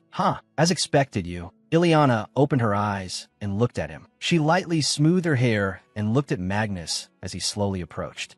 You have finally come. Magnus walked over to Ileana, looked at her, and raised his hand. Now then, let us see. How were the past 3 days? Did you have an enjoyable time? Ileana only looked at Magnus and said nothing. Suddenly, she knelt down with a thud. Seeing her like that, Magnus was also stunned. He asked in confusion, Lena, what are you doing? Before he could finish speaking, she said, I was wrong, Your Majesty. After speaking, she lifted her face and looked up at Magnus. Her beautiful eyes gazed at him as she continued, I will gladly accept any punishment from you, according to whatever Your Majesty wishes. Hearing Ileana say that, Magnus did not answer. In the dark room, Ileana knelt before Magnus and said, I do not know what crime I have committed, but if Your Majesty says so, then please consider me a sinner. In the Empire, the Emperor's word is law. Magnus brushed back his hair, looked at Ileana with suspicion, and sneered. Your words have thorns in them. What are you plotting? Ileana smiled faintly and looked at Magnus without the slightest fear. Do my opinions or thoughts matter to Your Majesty at all? I can only tell you one thing. Ileana said gloomily, please do as you wish, Your Majesty. Ileana's words were full of implication, and Magnus was displeased. Ileana understood that he knew she would certainly not submit. She recalled the Ileana of the original story. If it were the Ileana from before, she would rather choose destruction than ever submit. She guessed, but that was when he intended to reform the defiant Ileana from before. Ileana said to herself, unfortunately, I absolutely will not let myself be destroyed. Ileana smirked, resolute. I had 3 days to find a countermeasure. It was just enough time. 3 days earlier, before everything unfolded, a glowing thread appeared from somewhere and wrapped around Ileana. Ileana grasped the thread. Suddenly, Ileana was transported to an unfamiliar place. On a long table were flower tea and sweets, set in the middle of the forest. Ileana wondered, just a moment ago, I was sleeping in a locked room. But Ileana's hand cautiously reached for a piece of cake. Ileana thought, why did I suddenly come to a place like this? A bewitching voice rang out. Who dares intrude upon our tea party? Ileana flinched in surprise and froze. Facing Ileana was a blonde-haired boy holding a teddy bear, which startled Ileana. The boy's name was Raphael. Raphael pointed his index finger at Ileana and asked, Who are you, miss? Ileana answered hesitantly, flustered I am. Before she could introduce herself, Ileana's head suddenly throbbed with pain, forcing her to clutch it with her hand. The bewitching voice rang out once more and warned Ileana, you had better answer Raphael properly, unless you want to be driven out of here. Ileana clenched her teeth in discomfort. What is this? It is as if a voice is echoing inside my head. Raphael worriedly sprang to his feet and asked, What is wrong? Are you hurt somewhere? Ileana quickly composed herself. Oh no, I'm fine. Actually, Ileana smiled and introduced herself. I'm a wanderer. I was running away from some bullies and happened to end up here. Raphael was shocked to hear that. Raphael slowly walked over to Ileana and replied, I see. I understand how that feels. There are a few bad people like that around me too. All right. Raphael patted Ileana on the shoulder to comfort her. It's all right. You must have been very scared, right? I'll stop the bad people from coming anywhere near here. You're in my dream, so just rest comfortably. Ileana fidgeted, utterly surprised when she heard that. In a dream? Aha. Ileana looked at Raphael and wondered. This boy's voice is different from the voice I heard just now. Then who was that? Next, Ileana fixed her eyes on the bear Raphael was holding. The reckless bear radiated murderous intent. That alluring voice rang out again. What are you staring at? Raphael is kind, so he's letting you off. Ileana's mouth fell open as she stared at the bear in terror. Ileana sprang up, frightened as if her soul were about to leave her body. A talking teddy bear, Raphael stood beside her and looked at Ileana in confusion. Huh, this bear's name is Laffy. Laffy continued speaking. Yeah, still pretending to be surprised? Ileana clasped her hands in prayer. A ghost? Is it a ghost? A doll possessed by a ghost? How can this be happening? Ah, but from the very beginning, I'm also the soul possession type, so this could happen too. Oh my goodness, you scared me half to death. Raphael asked worriedly, what's wrong? Though she was frightened, Ileana still said, it's nothing. Laffy kept speaking, but it seemed only Ileana could hear him. You entered a dream, didn't you? Aren't you the same as us? Raphael, unaware of anything, continued to reassure Ileana. Don't be afraid. There are no bad friends in dreams, so you can relax. Ileana still had not recovered. She still could not believe she was in a dream. Entering a dream? I'm the same as them? Raphael called to Ileana, hey, Ileana clutched her skirt tightly and wondered. Wasn't Ileana supposed to be the only one with the ability to control dreams? Raphael took Ileana's hand, making her flinch. What's been wrong with you all this time? Are you not feeling well? Ileana hurriedly composed herself.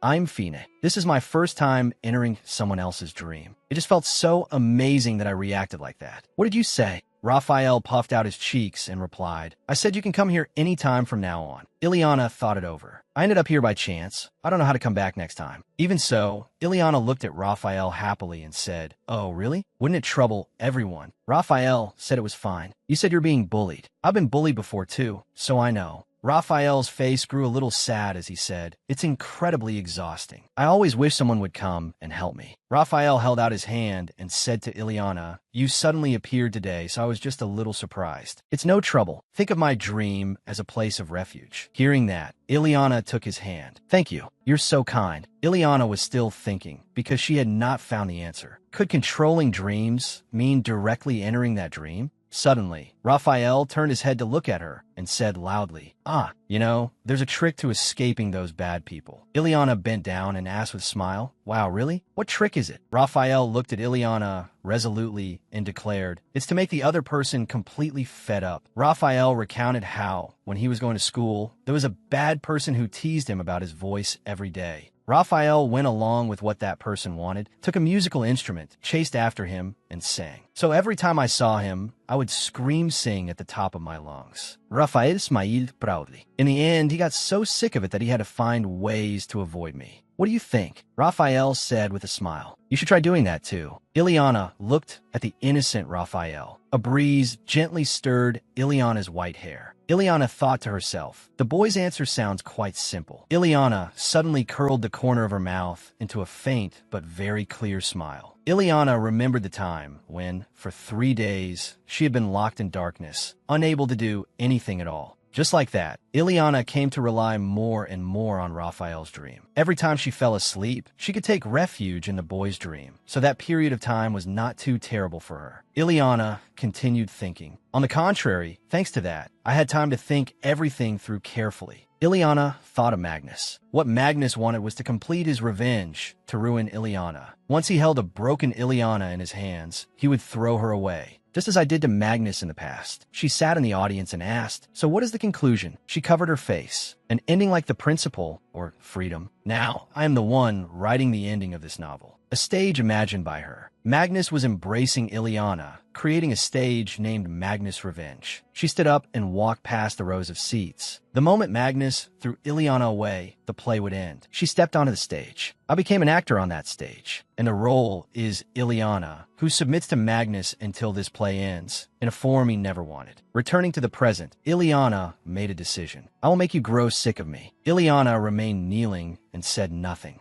Magnus asked Ileana, "You said you would do as I wish?" Then Magnus approached Ileana and said, "Fine, then accept all of my feelings." Magnus lifted Ileana's face and held it firmly, looking at her fiercely. "As long as you submit little by little like this, my Lena." Ileana had not expected Magnus to kiss her. He gently stroked her hair. Magnus kissed Ileana, but Ileana did not resist either. Magnus smiled in satisfaction and gently caressed the nape of her neck. Ileana's face flushed red as her eyes glanced elsewhere. Magnus vispirit. Thinking back on it, Ileana grew uneasy. Magnus took Ileana's hand and said, "You said if there was anything I wanted to do, HM, then I want you to kiss me, just like a moment ago." Magnus stepped even closer to Ileana. "Ah, and it is about time I moved you to another residence." Ileana had been locked in a spacious room, but there was not a trace of light. Magnus continued, "This place is only a room for teaching you discipline, so you won't have to stay here forever." Magnus smiled like a child and kneaded Ileana's hand. "But it seems we're getting close to our wedding, aren't we? At that time, we will share the same room." Ileana stiffened. This was clearly not the development she wanted. Ileana felt somewhat dissatisfied, but she did not say it aloud. "You really are childish, Magnus." Ileana pulled her hand back and behaved with courtesy and respect. "Yes, I will do as you wish, your revered majesty." Magnus lifted Ileana's chin and said, "No, that isn't right. You call me by the wrong name." Magnus brought his face close to Ileana's and said clearly, "My name is Mark. Call me that." Ileana said nothing and showed no emotion. She understood what Magnus was implying. Ileana smiled and agreed. "Whatever you say is correct, Lord Mark." Hearing that, Magnus curled his lips into a smile. In a spacious room, the table was very long and large, but only 3 people were dining. Ileana sat opposite Magnus, and Cheryl sat beside her. Lavish, high-class dishes were brought out. Ileana ate only tomatoes. Magnus had already finished his meal. It seemed like a very ordinary atmosphere, but only Cheryl understood. No one was saying anything, making the meal even more oppressive. Naturally, the one bearing the burden was Cheryl. "Oh, I'm about to go insane." Although Cheryl was smiling, she desperately wanted a rescue ticket. "This is called a dining room? This should be called a death chamber instead." Cheryl was screaming inwardly. "How long do I have to keep pretending? Is it going to be like this forever?" While her mind was drifting off somewhere else, she had to snap back to attention at Magnus' order. "Cheryl, we will hold a party." Cheryl jumped and replied, "Huh? A party?" Magnus held a glass of red wine, gently swirled it, glanced at Cheryl, and said, "This is a party for all noble families to attend. You will attend as well." Cheryl asked awkwardly, "Must Mendez attend a party meant for nobles too?" "I already said doing that would be very uncomfortable." Magnus smiled brightly. "I know." Cheryl was surprised. "You know, Cheryl did not want to attend. Doing that makes me feel terribly ashamed." Magnus still had no intention of letting her off. "What is there to be ashamed of?" Cheryl immediately replied, "You're always like this." Ileana said nothing as she watched them argue. Just as her spoon was about to stab down, Ileana froze upon hearing Magnus speak. Magnus said with a smile, "Ileana will participate. Sooner or later, you will become empress. You should attend, shouldn't you?" Ileana drew her hand back. Perhaps after hearing Magnus say that, she no longer had any appetite to keep eating. She hesitated and said, "That is true."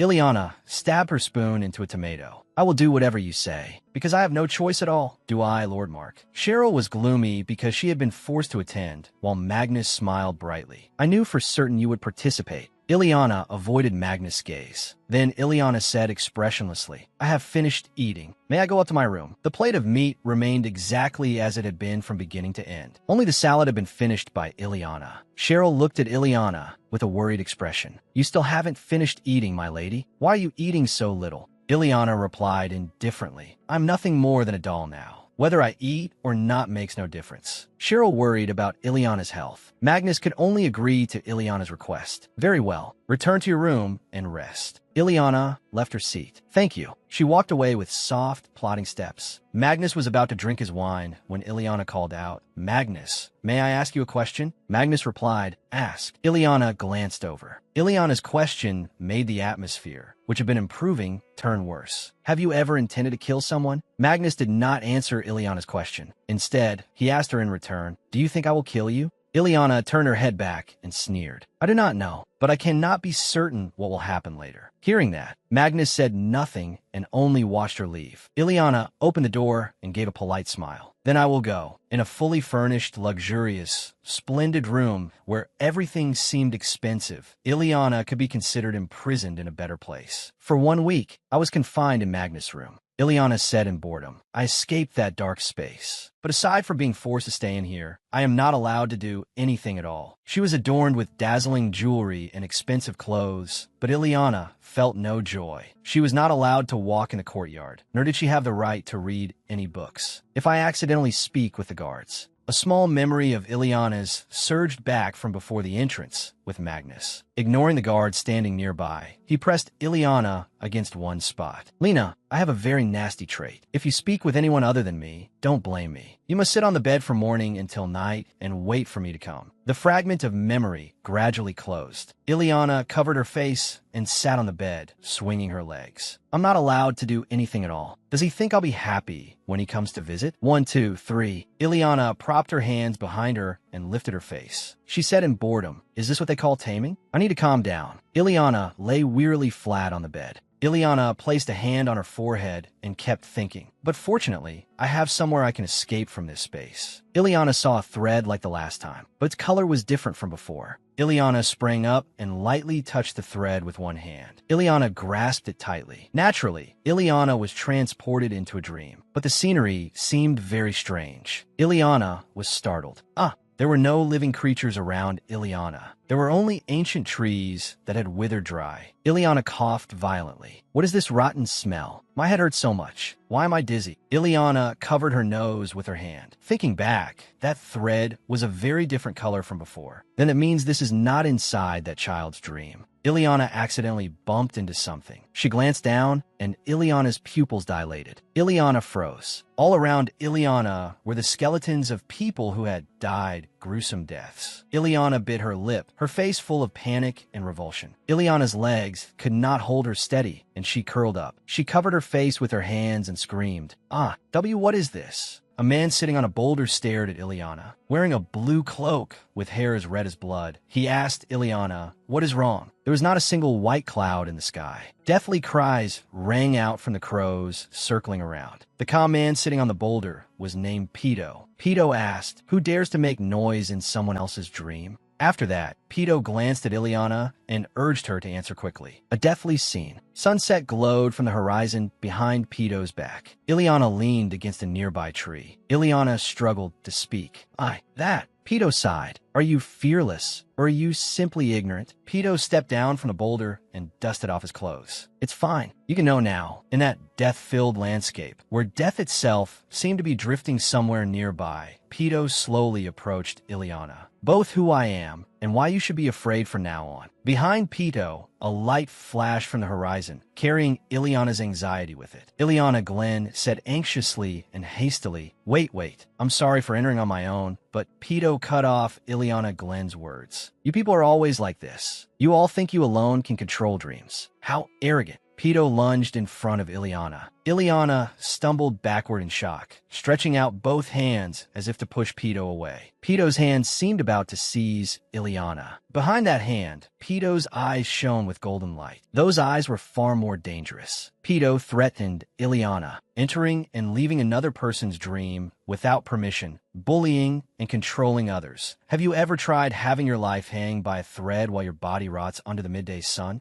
The more Pito spoke, the more his pupils dilated. Those golden eyes shone even brighter. It was a danger she had never seen before. Pito's hand before her eyes seemed to turn into a skeletal claw. Pito threatened Ileana. I will break your bones and make you feel pain worse than death. You cannot stop me, can you? Pito's hand had almost enveloped Ileana Glenn. If you think I cannot do it, you are mistaken. Ileana Glenn bit her lower lip hard. Her beautiful pink pupils dilated. Her disheveled hair covered her anxious and frightened face. Ileana recalled a cheerful scene. Raphael was playing happily with puppies. Raphael was holding a little black cat in his arms. Puppies were romping around his feet on the green grass under gentle sunlight. Ileana heard Laffy's voice. I'll only say this once, so listen carefully. While Raphael was playing, Ileana was also enjoying afternoon tea. At that moment, she was talking with Laffy. When a mind lies on the boundary between dream and reality, we can enter other people's dreams. Ileana asked, like dozing off? Laffy answered, close to that. As Ileana held a beautiful little white puppy in her arms, Laffy continued. In that state, you can see the thread of consciousness. A strand of DNA appeared. It was red, but glimmered with a little gold, as if symbolizing the identity of the Black Knight clan. Laffy continued calmly explaining to Ileana, our Black Knight clan has classified and come into contact with that thing, then entered dreams. Laffy's face darkened in anger as he raised a hand toward Ileana. You're already grown, yet you don't even know this? Ileana had nothing to say. She thought to herself, how would I normally know something like that? Ileana pressed her lips together and shifted her eyes as she thought, the Black Knight clan? What kind of setting is this now? Ileana thought of the scene when she had lifted the curtain and seen the family portrait. The portrait was backlit, so she could not clearly see Ileana's mother's face. Ileana thought to herself, in a novel, there was never any mention of any special points about Ileana's abilities or bloodline. It only said Ileana had the ability to control dreams. That was all. Ileana gently took a sip of tea and continued her own train of thought. There must be a place called Black Knight, and if you come from there, you have this ability. Then who are Ileana's parents? Hey, Laffy cut off Ileana's thoughts. Are you done asking? Startled by being interrupted while thinking, Ileana flusteredly said, how do I control dreams? If I do it like this, will my clothes change? Looking at the cup of tea and the shining tea inside it, Laffy said, think the way you want to. To us, dreams are like water to fish. If we want to, there is nothing impossible under ordinary circumstances. Laffy's face darkened. Ordinary circumstances. At present, Pito had nearly caught Ileana. Pito's hand was raised. His face no longer held the slightest light. Pito seemed as though he wanted to finish Ileana off. Even after returning to reality, Laffy's voice still echoed. There are people who belong to our clan but don't know it, and even insist strongly that they aren't. If someone like that barges in. By now, Pito's hand was about to touch Ileana.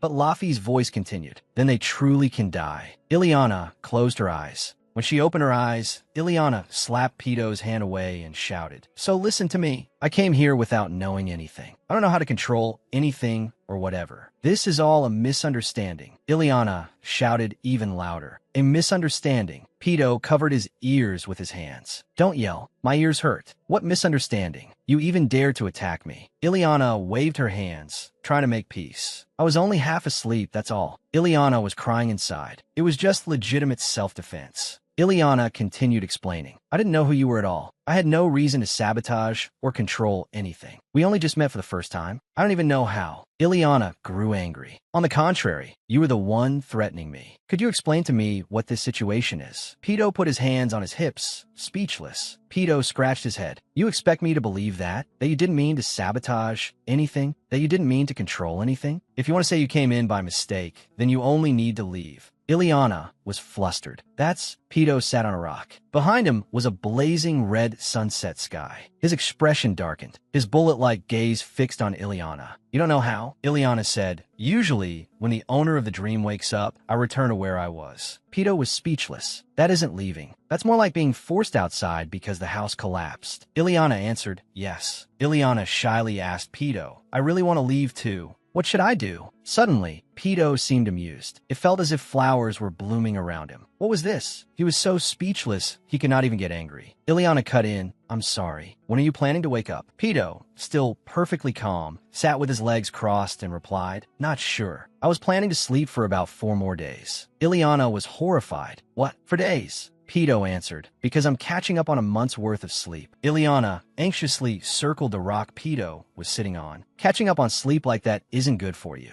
And dreaming means you aren't sleeping deeply, so you'll be even more tired. Pedo replied, What are you talking about? Ileana asked in confusion. So you want to stay in here for 4 days? A dream is still a dream. How can that be called rest? Pedo grew irritated by Ileana's nagging. This is someone else's dream, and yet you nag so much. Pedo continued, Even if we met like this is still the place I need to be. I need time to sort out my thoughts. This is the most suitable place. Pedo rested his chin on his hand and smiled faintly, indulging his self-satisfaction. Everything here was something he had lost in this barren land. There were not only withered trees and deathly cries, but also incomplete human skeletons scattered everywhere. Ileana said, But to me, it's just a nightmare. Wouldn't you be more comfortable if I weren't here? Pedo burst into laughter. A dream controller asking me that? How strange. Pedo continued. Decide on a specific goal. Even if you have tools and materials, nothing will come of it if you don't know what you want to make. If you want to leave, there will be a door to open. Ileana thought, So I just need to imagine it specifically. Then let's try. A door.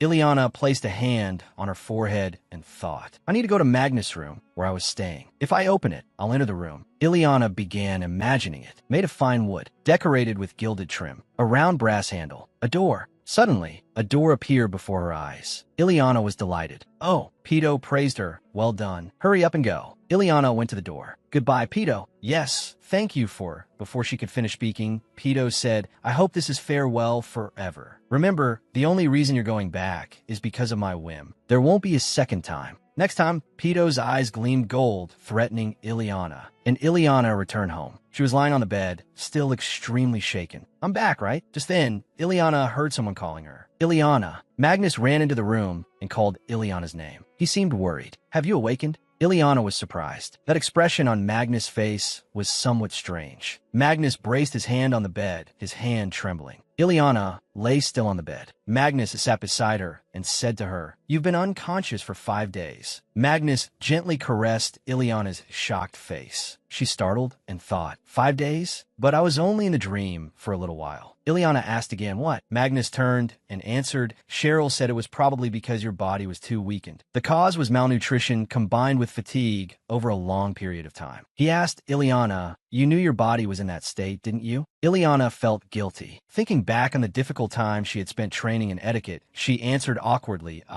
Magnus' face took on a dangerously unreadable look. He glanced at Ileana and said to her, During all the time you were unconscious, I thought a great deal. Ileana raised her eyes to look at Magnus, waiting for him to continue. Suddenly, Magnus pressed her firmly down onto the bed and said to her, It's just that Magnus braced both hands on the bed and looked straight into Ileana's eyes. His body completely covered hers. In a voice containing some emotion she could not guess, he said, I only felt very lonely. The two of them remained silently in that position. To an outsider at a glance, they would have seemed extremely intimate. Magnus cupped Ileana's face and pressed his forehead against hers. Ileana frowned and closed her eyes. Inwardly, she thought, wasn't it just the other day that you were so excited, saying you would treat me exactly the way I once treated you? She silently wondered, and now you feel lonely? Ileana's face showed exhaustion. She reached up and took hold of the hand Magnus was using to stroke her face, constantly speculating in her mind. Is it because I fell ill, or because I wouldn't wake up for so long? Suddenly, Ileana's face became expressionless. She removed Magnus' hand from her face and thought of one possibility. Or are you simply acting like an affectionate man because you want to reform me? Ileana moved Magnus' hand away and asked him, Your Majesty, do you not have any other method? Magnus asked back, Method? Ileana continued, I truly don't understand why an emperor like you, who holds everything in the empire in his hands, would choose such a roundabout method simply because you want to punish me. Ileana's question made Magnus' face darken. His mood suddenly worsened considerably. He asked Ileana in return, Try thinking about it yourself, Lena. Magnus placed both hands on either side of Ileana's face, looked straight at her, and asked, Between a fox that runs freely through the forest and is killed instantly, and a cat that is loved and raised by its owner, then abandoned and left to die, which death would be more painful? Ileana sighed.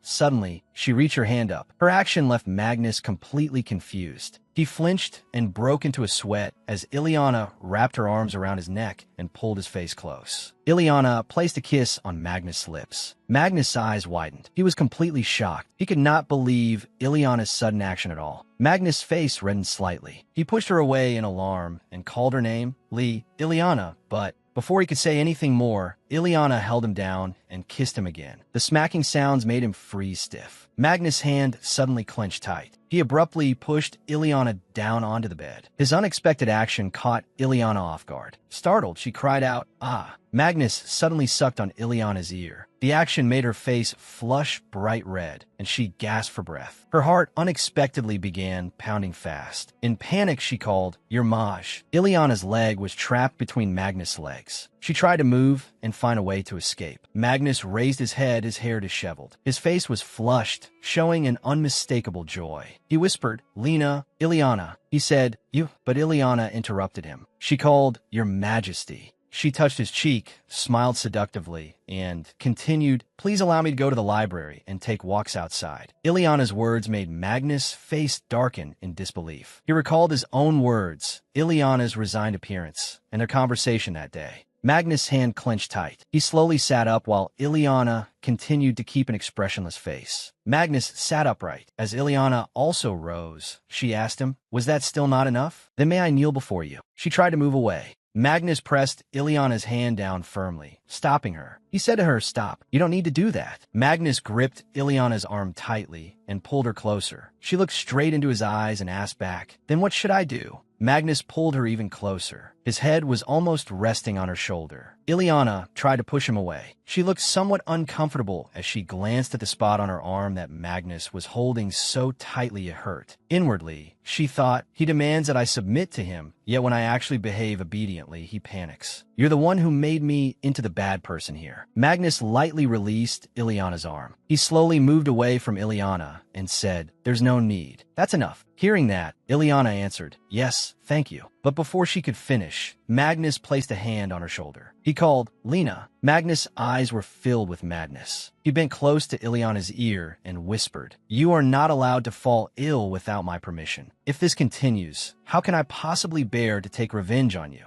After saying that, Magnus immediately got off the bed, leaving Ileana still confused.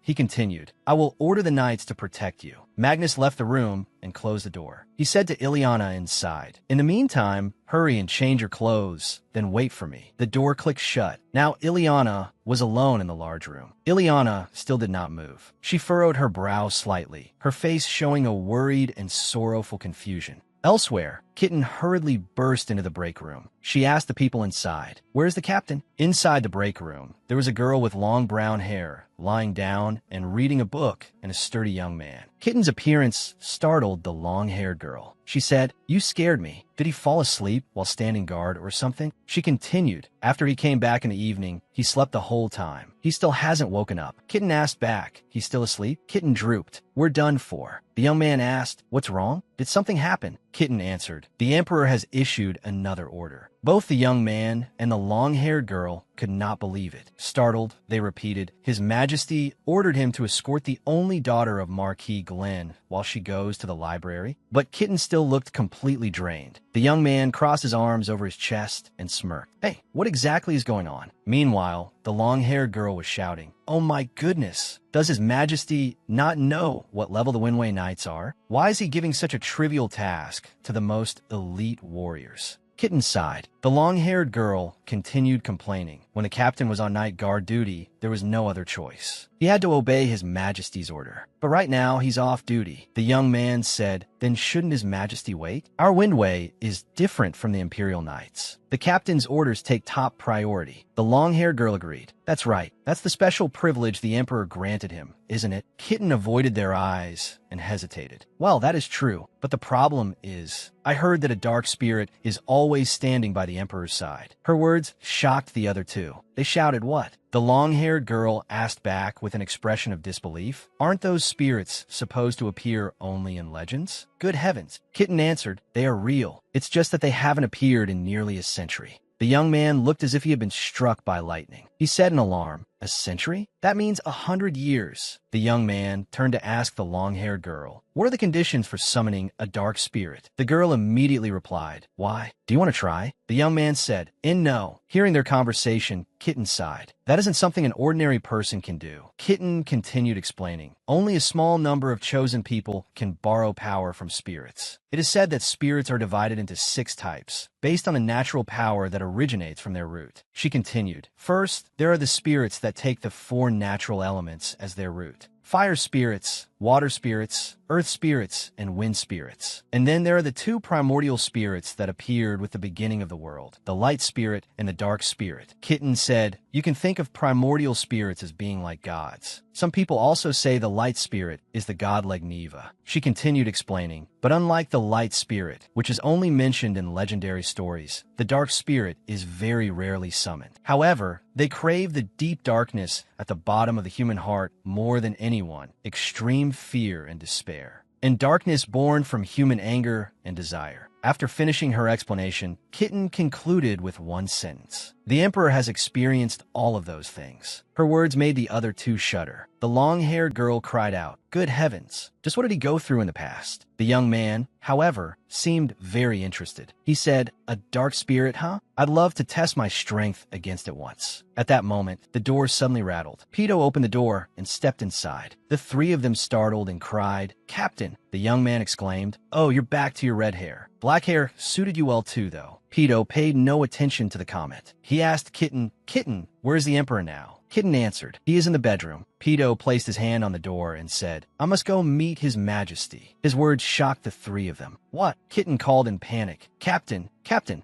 Pedo strode briskly down the corridor, ignoring the servants who anxiously tried to stop him. It will be inconvenient for you to go to His Majesty's bedroom at this hour. Wait, Captain. Captain, please stop. You cannot go inside right now. Captain Pedo. Pedo shoved the door open with a bang. He hurried inside, then froze in confusion. Pedo's sudden intrusion drew the attention of Ileana and Magnus. Ileana exclaimed in surprise. Pedo stammered. At that time, Your Majesty, that woman, Magnus solemnly declared. Good. Captain of the Knights, Lady Glenn is the woman who will become the Empress. While I'm not here, if anything happens, you must report it to me so that I can return. Are you listening to me? Pedo came to his senses and answered, yes, I understand. Even if the Imperial Palace becomes a little chaotic, I will certainly escort Lady Glenn very safely. Only her. The atmosphere grew suffocating as the 2 sides faced off. Standing to the side, Ileana felt stifled. It really is hard to breathe. In the end, Pedo was the first to back down. He respectfully apologized to Ileana. I was somewhat rude to you before. Please forgive me, Lady Glenn. Allow me to introduce myself. I am the captain of the Royal Storm Knights. As His Majesty has ordered, I will escort and protect you in the library. Ileana looked doubtful. Your attitude changed rather quickly. Is it because you received an order from His Majesty? Pedo did not even pretend otherwise and answered frankly, perhaps so, my lady. I am merely assessing the current situation. He sighed. I thought you would pretend not to know anything. If that is the case, I will speak more normally. Ileana asked in confusion. What do you mean? Pedo asked a question. What is your purpose in coming here? To send letters to the other noble ladies? Ileana answered calmly. I simply have many things I must do. In other people's dreams, I am quite honest, you know. But as for what my purpose is, we will have to see. Do you think I want to live in this castle? No, I am not someone who wants to stand in this position. Pedo put his hand on the bookshelf opposite Ileana, leaned close to her ear, and said, this is an issue related to the safety of the Empire and the Imperial family. Please answer honestly. Ileana's slender, well-cared-for hand lightly pushed Pedo's arm away. You can see it too, can't you? I truly do not want to be here at all. It is the Emperor who imprisoned me. It would be better for you to ask him directly. I do not believe you. Pedo chuckled softly. How amusing. Still, I think you really are quite brave. And there is one thing I would like to correct for you. The current Emperor is not my master. Ileana's expression gradually stiffened. Clearly, this detail was not recorded in the novel. In the original novel, Magnus had made a contract with the Dark Spirit and received the Knight's Oath of Loyalty as well. The story was becoming tangled again. Pedo recounted the history of the formation of the Royal Knights. Windway began with the mercenaries once hired by the previous emperor. All of its members were formed from spirits, a military unit to which the first emperor granted special authority, the Storm Guard. The other royal knights did not have this special authority. Only the captain of the Storm Guard could choose the emperor as his master. Ileana guessed the key point behind this special authority. But even so, there must be a condition that the two sides cannot become enemies of each other, right? I remember learning about this.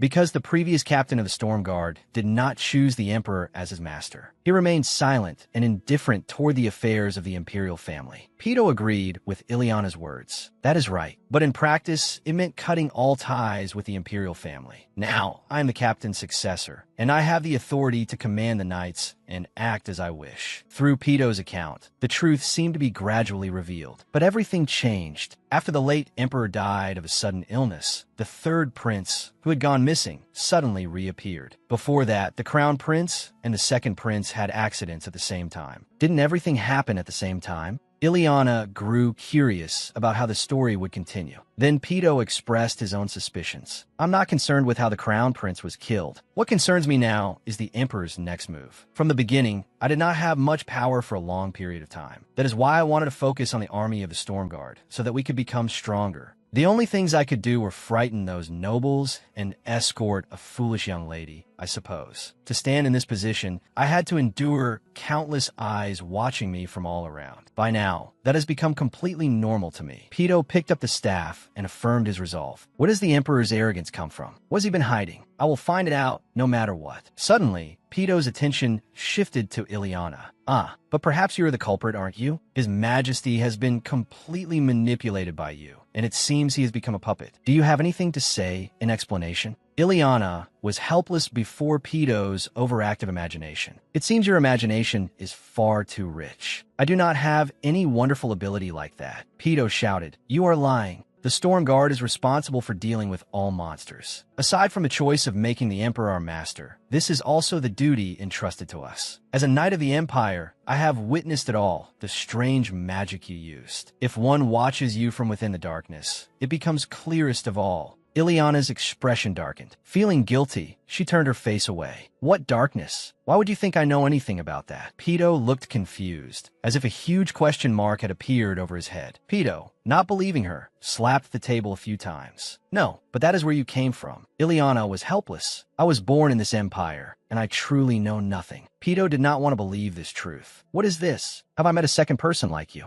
Ileana could no longer stand it and angrily ran outside. I told you I don't know. Why do you keep saying such incomprehensible things? What a rude and tactless person. I'm going back. Pito silently watched Ileana run away without saying anything. Night fell. Their conversation was still not over. Ileana offered a hypothesis. What if the two of you met somewhere before? Not in a dream, but in real life. Pito sneered. Are you making up stories? Ileana grew worried. What are you saying? Why do you look as if you are irritated? Pito denied it. No, it is just that ever since we met in the dream, that voice has felt very strange to me. Ileana thought, a voice? That is not exactly rare. I'm sure I heard it somewhere before. It was quite a long time ago. Where was it? Pito's voice suddenly changed. But, my lady, it seems you no longer remember what I told you in the dream, do you? Hearing that, Ileana startled and turned her head back. Pito's voice grew more and more frightening. Even if it is by chance, if we are able to meet again, then when that time comes, I will definitely kill you. With that, he immediately attacked. Ileana's memory was stimulated, making her recall a faint memory. I remember now. Something suddenly came back to Ileana's mind. A person who had revealed all sorts of information that could not have been known. The truth has fallen into your hands, Priest Shao. Remembering up to that point, she thought, that's right, the thing I saw in Khotan back then. The man who killed Priest Shao. I couldn't see him clearly, but aside from that person, there were many others as well. If one considers his position as commander of the Knights, was Priest Zhao's murder judged by the Knights? Pito spoke. Now is not the time to think about that. A monster from the darkness is going to sit in the position of Empress of the Kingdom. Those who make humans sleep forever or control them and drive them mad, sitting in a position of power, that is nothing but an invasion. Ileana anxiously thought of a way to survive. Seeing that, Captain Pito asked, why aren't you speaking? Ileana replied, even if I speak, you won't listen, so why should I waste my breath? Pedo said, "If you can prove your innocence, you may be able to stop me." Ileana answered, "Prove that I'm innocent? That's impossible." Ileana suddenly came up with an idea. "There's only one thing I can do now. Of the 36 stratagems, running away is best." Seeing that, Pedo was stunned, then laughed and said, "Haha, run quickly then. Let's see. You will only end up scurrying around and hiding like a frightened rabbit. Even this moonlight will find you."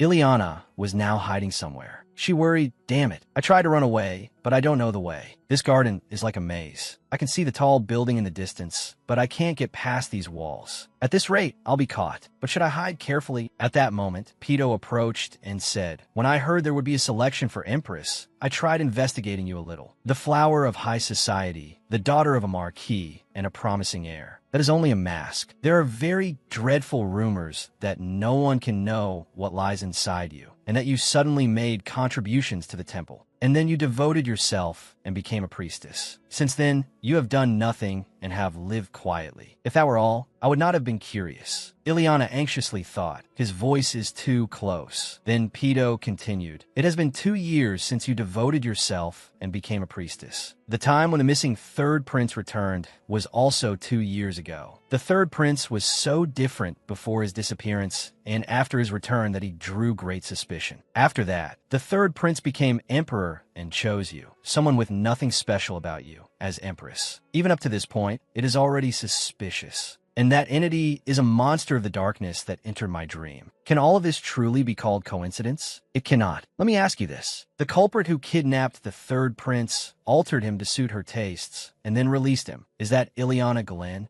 Ileana immediately panicked. "Damn it, isn't there anyone here? Please, anyone will do. Someone, please hear my desperate call. This is the Imperial Palace, isn't it? Save me. I don't know anything." Pedo sighed. "You really are noisy." Ileana thought to herself, "He is clearly misunderstanding this completely. The problem is that the basis for all those deductions is true. Since the basis for his judgment is so accurate here, I can't persuade him, no matter what I say." Pedo spoke. "Enough. Either way, there is no need for me to listen to your poor excuses. Being this kind-hearted is not like me at all. You truly are ridiculous. Now, I will do my duty, block the darkness, and only block things that come from darkness." As the sword came down, Ileana used all her strength to dodge it. Pedo said, "You are quite lucky, but I will end this cleanly, without blood and without pain." Ileana could no longer avoid the next blow. Just then, another voice rang out. "What is going on here? The commander of the knights wants to harm the empress? Are you even in your right mind?"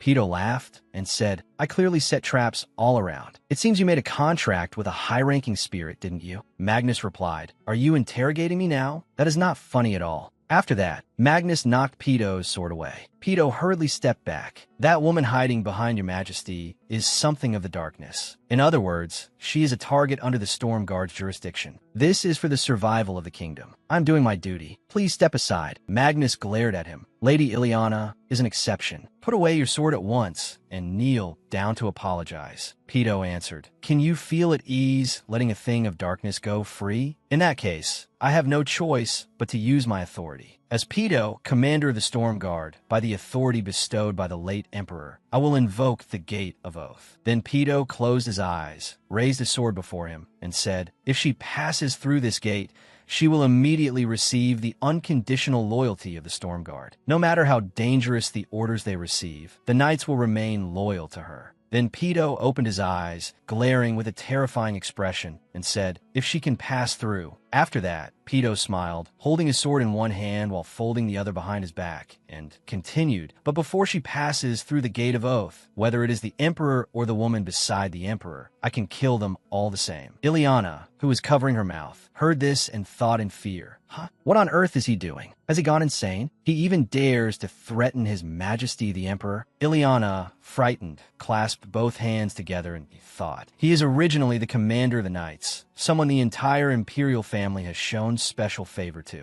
He really is exceptionally capable, but he is also a great danger." At the same time, Pedo gripped his sword with both hands and prepared to fight. Magnus called out, "Ileana," then asked, "Are you all right? Did you fall?" Seeing him ask while standing with his back turned to her, Ileana answered, "Ah yes, I'm all right. Hearing that, Magnus raised his sword and said, "Then that is good. You must have been terrified, weren't you? But I am here, so do not worry anymore." Ileana released her hands and still said anxiously, "But that knight commander." Hearing that, Magnus turned his head to look at her, smiled faintly, and said, "I will protect you. You do not need to be afraid." Then he stepped forward. While swinging his sword, he said, "Step back at once." As soon as he finished speaking, Magnus advanced and crossed swords with Pedo. Pedo frowned as he blocked Magnus' sword, then smiled in surprise as he looked at Magnus, who was coldly pointing his sword at him. Pedo immediately knocked the sword away, and Magnus was pushed back with it. But the next moment, Pedo hurriedly startled when he saw Magnus immediately move. Magnus unleashed another sword strike behind him. Before Pedo could draw his dagger, Magnus struck him with his sword, making him groan. Pedo staggered backward with a shocked expression, but he quickly swung his sword toward Magnus and said, "Take this." Then he launched a counterstrike. Magnus angrily met Pedo's sword again. Pedo immediately retreated and said, "Your swordsmanship is excellent, but it seems you cannot focus, can you?" As he spoke, he placed a hand on his chest and continued, "It would be best for your majesty to recognize more clearly whether this is a test or reality." Magnus reversed his grip on his sword and said, "Stop talking." Pedo closed his eyes and continued, "Very well, I understand. His majesty is truly blinded by love now." As he spoke, he looked toward Ileana, who was watching anxiously, then continued, "In truth, I only wanted your majesty to keep away from that lady, Ileana." Then Pedo went on, "But your majesty's strength is not merely ordinary strength. Look back on your jumping ability and your abnormal movements." He rested his sword on his shoulder and continued, "Your majesty is making use of the power of spirit, aren't you?" Magnus advanced toward him. Pedo said again, "Am I right?" Magnus silently stared at Pedo without saying anything. Pedo closed his eyes and smiled faintly. "Ah, then I have no choice but to use the power of a spirit as well." Then he raised his hand and created a magic circle. He used magic to create a great storm, blowing everything around them violently. Ileana stared at that magic in shock and thought, "This storm, could he be using magic?" Then she looked toward Magnus and saw that he seemed quite calm. Pedo opened his eyes and recited an incantation. "According to the contract, lend me your strength." Pedo smiled proudly. He raised his hand to the sky and spoke to the contracted crow. "Make me the strongest. That is my wish." Standing at a distance, Ileana could not stop worrying. She stammered and tried to call Magnus, but could not. Magnus, still holding his sword in defense, said, "Do not come any closer. It is dangerous." Meanwhile, Pedo finished reciting his incantation. He reached out and received a black magical javelin transformed from the contracted crow, then said, "Your majesty likely does not know that I prepared this test especially for you, do you? Then let us see how the first step will go." Magnus immediately stepped back before Pedo's powerful wind attack. Pedo's expression darkened as he said, "If it were aimed at your majesty, I think it would take the form of a sword." Then he quickly hurled the javelin toward Ileana. Magnus was startled in alarm. He saw her standing alone helplessly, but as danger approached, Ileana was grimacing because of the storm, so she did not notice anything around her. Magnus looked toward Ileana in alarm and shouted her name. At the same time, Pedo used all his strength to swing the weapon towards target. Ileana froze and let out a sound when she saw Pedo throw the magical javelin toward her. But she could not dodge in time and cried out when it pierced her shoulder. Ileana collapsed. Magnus hurriedly ran to her while shouting, "Ileana!" She groaned in pain. Magnus shook her while calling her name. "Ileana! Rena! Ileana!" Then, trembling, he held her in his arms. Magnus' despair surged as he saw Ileana's blood seep into his clothes and flowed down to the ground. Her face turned ashen and pale. Seeing her like that, Magnus' expression darkened. He looked up, seething with anger. Magnus held Ileana in his arms and bandaged the wound on her arm. "Hold on just a little longer." Ileana's face was deathly pale. Unable to speak, she thought faintly, "I'm fine. It isn't a fatal wound. I'm just bleeding." Ileana remembered the times she had been thrown far away. "But I've landed hard twice already. Could I have a concussion?" Magnus had his back turned as he held Ileana. Compared to her appearance, Lady Ileana has quite a lively personality, doesn't she? What a relief. Magnus grew cold all over and slowly stood up. His entire body gave off purple tentacles, as if they were rising from hell. It is a relief indeed. But Commander, unfortunately for you, as the tentacles slowly grew larger, Magnus looked at Pedo with icy eyes and tilted his head. "I will deal with you myself." Pedo was silent for a long while, then gave a bizarre smile. Before him stood Magnus, who had summoned a gigantic beast. It had a long, winding tail, tentacles, a head like a bear's, for eyes of varying sizes, and it bared its teeth at Pedo with murderous intent. On the other side, Ileana lay on the ground, her head propped up by Magnus' cloak. Ileana opened her eyes and pushed herself up with her hand. Pain surged from her shoulder. Where? Am I lying? Ileana looked at her shoulder in pain and thought, my shoulder. That's right. I was hit by the spear Pedo threw. In the middle of her thoughts, Ileana suddenly froze in shock. Wait, don't tell me I was wounded and died. As she was thinking, she saw the scene before her. Magnus' beast was attacking Pedo's black eagle. Pedo blocked the beast's attack. The eagle flew down behind Pedo and lifted him by the shoulders so he could escape the beast's attack. Magnus stood calmly before the battle, sword in hand. With his other hand, he gave a light wave, causing the beast's tentacles to tighten around Pedo's legs and yank him down hard. Pedo was startled by Magnus' action. Pedo slammed hard into the ground, cracking it as dust and wind filled the air. Bound all over and lying flat on the ground, he begged, Ugh, Your Majesty, please take this slowly. Evil D. Magnus looked at him with contempt. Do not put on an act. I adjusted the force so you would not die. The crime of assassinating the Empress is punishable by beheading. Blood stained Magnus' clothes, and he held a sharp sword in his hand. No matter what she says, I should have killed you from the very beginning. Pedo sat on the ground, trying to pull off the tentacles covered in sharp thorns. He looked up and smiled at Magnus. Oh, could it be that because of what the young lady said at the beginning, Your Majesty said that? Something along those lines? How intense. There isn't the slightest trace of upbringing in you, especially since making a pact with a dark spirit is extremely difficult, yet Your Majesty handled it so smoothly. Could you explain the situation to me? Did I not tell you that you do not understand? Pedo laughed mockingly, ignoring what he wanted to say. While those two were still brimming with murderous intent and arguing, Ileana was watching the fight from this side.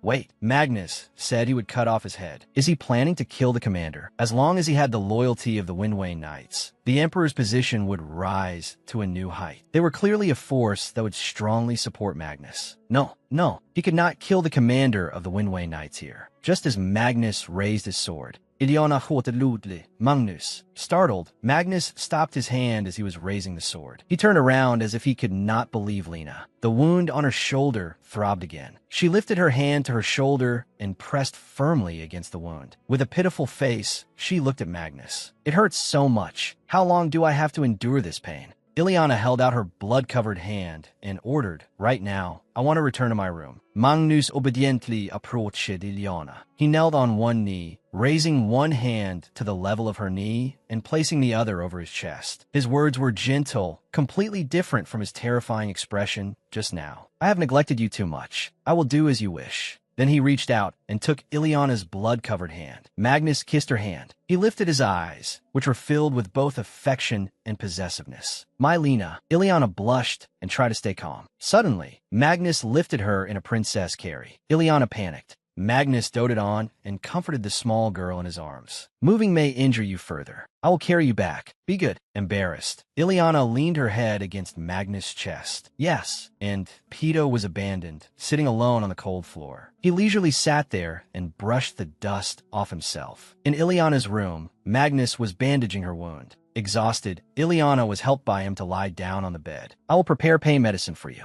Rest at ease. Yes. Ileana lay on the bed with dazed eyes. Inwardly, she screamed and complained.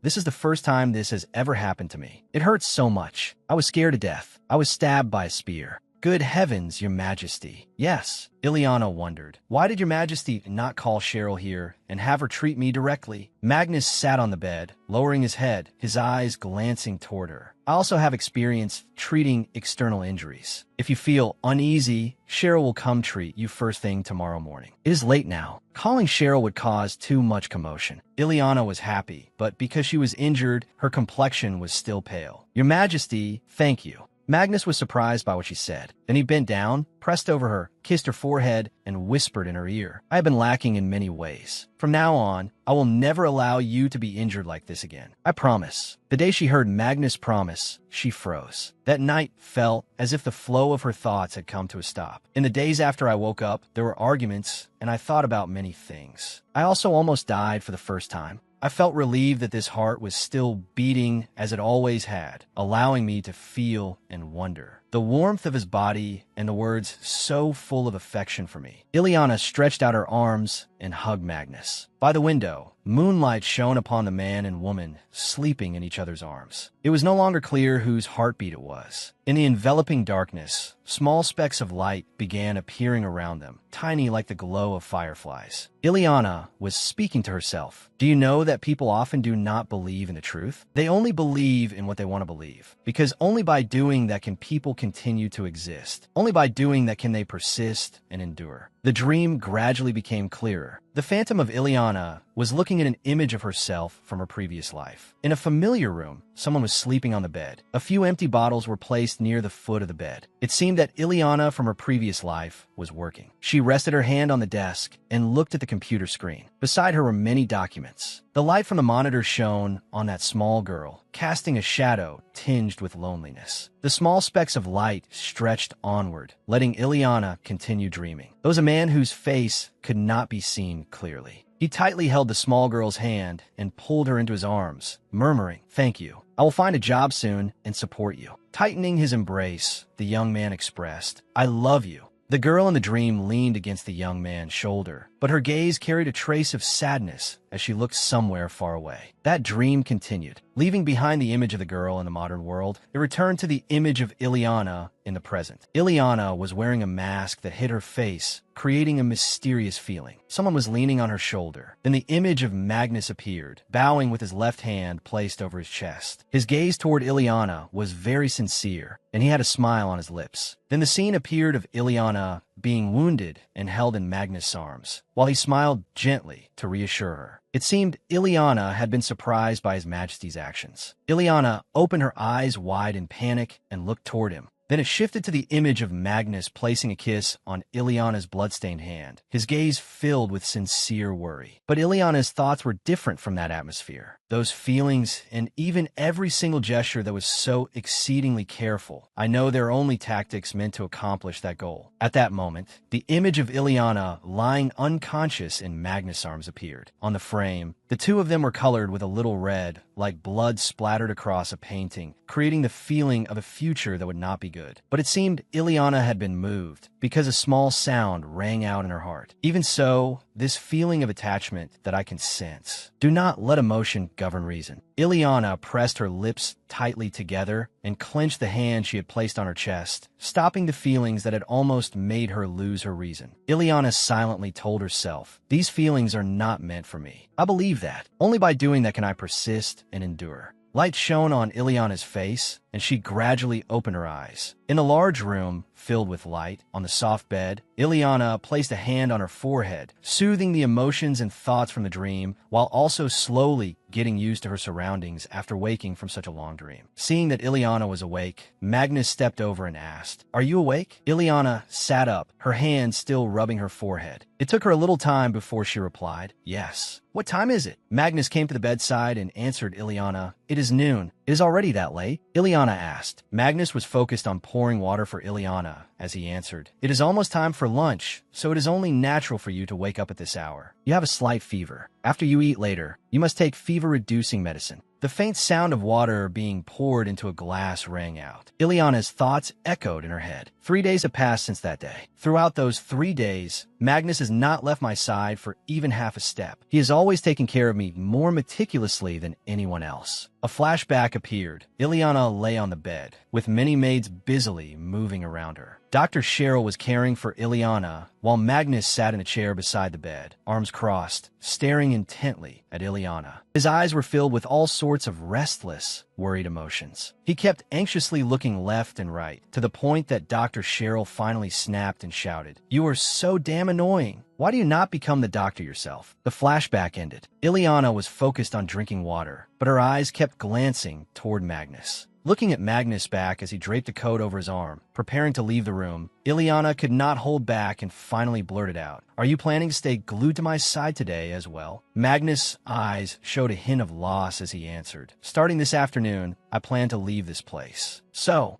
Magnus dropped heavily into the chair beside the bed and continued, "Lena, please rest comfortably." Ileana was a little surprised to hear those words and paused for a moment. She said nothing on the outside, but in her heart, she silently thanked Magnus. Ileana lowered her head and asked Magnus, "Your Majesty, there is something I would like to ask of you." Magnus asked, "What is it?" Ileana replied, "I want to go for a walk. Staying in the bedroom all the time makes me feel terribly sluggish. You may think that something like what happened that day could happen again, so it would be dangerous, but staying here only makes me feel even more exhausted." Magnus tilted his face and looked at Ileana, his eyes full of concern as he answered, "I permit it. Cheryl also said that from now on, gradually practicing walking would be better for you." In Magnus' mind, he recalled the image of Dr. Cheryl standing with her hands on her hips as she lectured him. Overprotecting her is not good either. Going outside, getting a little sunlight, and moving around a bit will be better for her health. Magnus sighed and set conditions for Ileana, but only for 1 hour, and you must be accompanied by guards and maids. Ileana opened her eyes wide and replied happily, "That much is fine. Thank you, Your Majesty." After that,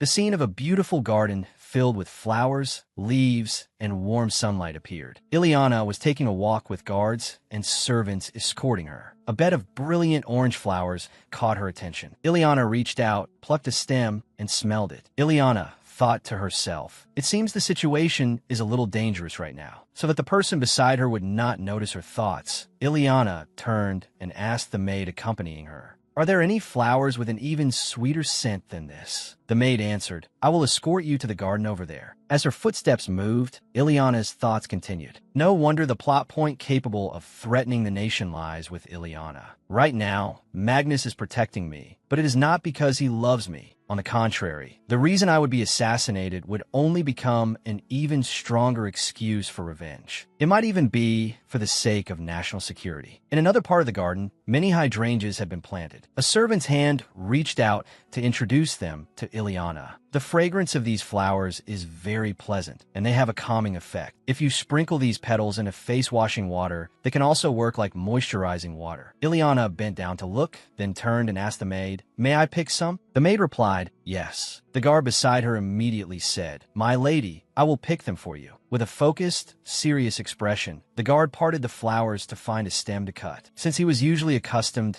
to practicing swordsmanship, even when parting flower branches, his movements were not very gentle. Rustle, rustle. The lush branches and leaves rubbed against one another, creating a sound. Boom! Among the beautiful, dense flowers and leaves, the face of a young man suddenly appeared, staring straight ahead. It was so unexpected that even the guard, who was used to fighting year-round, widened his eyes, dropped his jaw, and froze for 5 seconds. After 5 seconds, his face darkened as he stood motionless. A scream rang throughout the garden. "Ah, what is this?" A kid, at the guard's shout. The young man hiding in the flower bush put a finger to his lips. "Shh, be quiet. If I am exposed, it will be over for me." After the slight shock, the guard shouted angrily in the young man's face, "Unfortunately, you have already been exposed. What are you doing in the royal garden, a place being used by the medical institute?" The young man was still signaling for silence. "I told you to be quiet." Immediately, another blonde-haired boy suddenly appeared, parting the flower bush. With a smile on his lips, he said, "Why are you yelling at a child?" Then he shouted loudly, "Found you, golden-haired boy."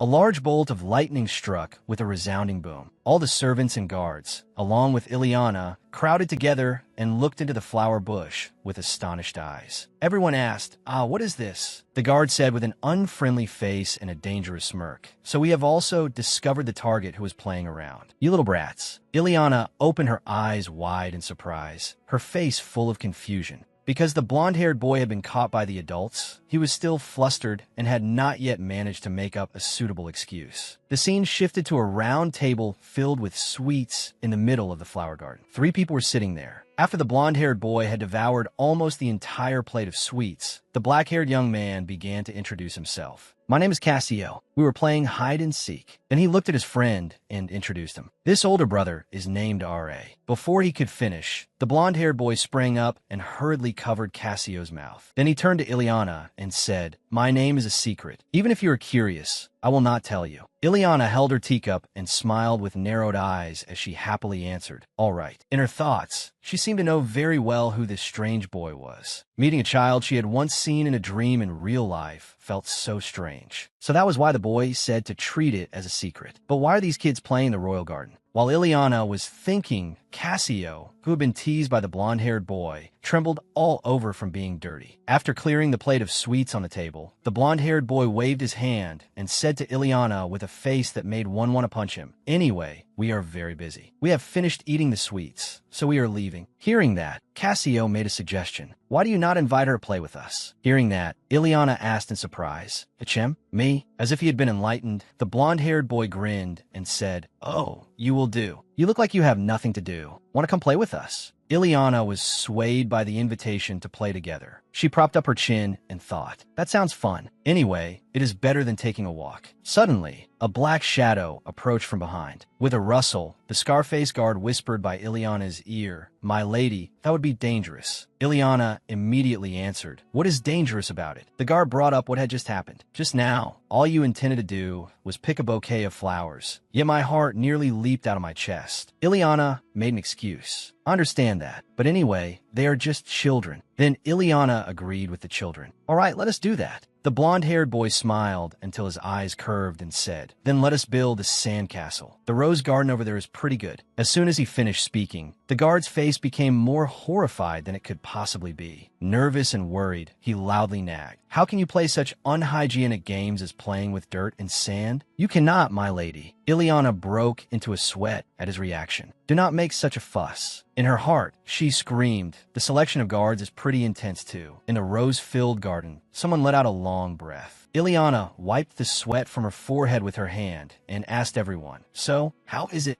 The image of a magnificent sandcastle appeared, beautiful enough to rival a real castle. Everyone there was overwhelmed by the sight. The two children were excited, their eyes and mouths wide open as they jumped up and down in admiration. "Wow, big sister, it looks exactly like a real castle. How are you so good at this?" Meanwhile, Ileana's maid and guard had been shocked into petrification, frozen in poses with their eyes and mouths opened as wide as possible. Then the sound of clapping rang out. "Amazing, my lady! How could you create such a masterpiece out of sand?" The two children stared at the castle, as if light from heaven were radiating from it. Ileana spoke modestly. "It is just that the castle was originally buried by the sand, and I merely brought out its full brilliance." Though she spoke modest words, her actions were full of smugness. With a proud huff, Ileana recalled the image of Kim, a sculpture major, panting heavily while holding a prop knife. "It has been a long time since I felt this. Although that major was as miserable as begging for food, playing like this is pretty fun." The blonde-haired boy looked at Ileana and requested, "Big sister, make something else for us too." Ileana said indulgently, "Is that so? What should I make? A carriage?" "Yes." Suddenly, someone's footsteps approached Ileana. Meanwhile, Ileana was still focused on playing with the two children. "A carriage has wheels, so it is a bit difficult. Should I make a horse instead?" "Yes." The person approaching seemed somewhat hurried. As they walked, they breathed heavily, stepping through the rose branches in the garden. That person called out, "Cassio." Hearing the voice, Cassio turned around with a bright face. "Sister."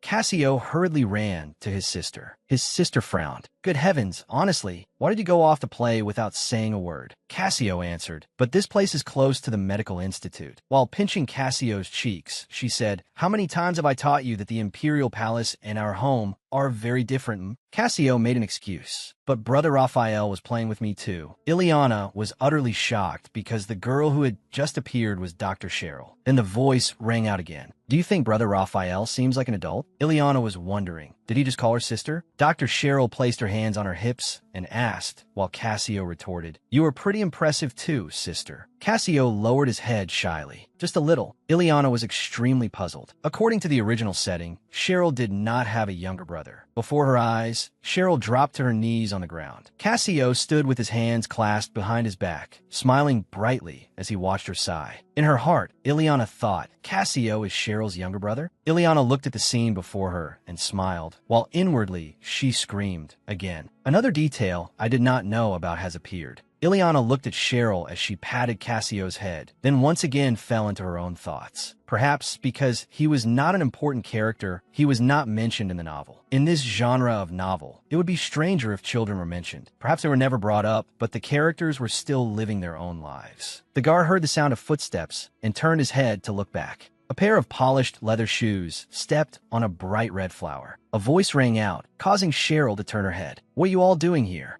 Magnus stepped out from behind the vivid red rose bushes with a cold face. "I only permitted you to walk in the garden. That does not include playing with dirt together with children like this." 3 question marks appeared above Ileana's head. "Huh?" She looked at him in confusion. Ileana called out to him, "Magnus." But Magnus cut her off. It was truly incomprehensible. "Was it only because you wanted to do this that you dared disobey my order?" Ileana flinched, knelt on the ground, and looked up at Magnus with surprise and worry in her eyes. Was he angry? What? Ileana calmly let the maid help her to her feet. "While I was taking a walk, I happened to meet the children, so I played with them. Only for a little while." Ileana raised her face and looked at him. "It is not such a terrible matter that you should call it disobeying orders." Ileana hesitated. Her glistening eyes turned toward him pitifully. "I never even set foot outside the garden." Magnus looked down with a dark, frightening gaze. He gritted his teeth and looked away. "Phoenix." Magnus took Ileana's hand and pulled her along. "For now, go back to your room."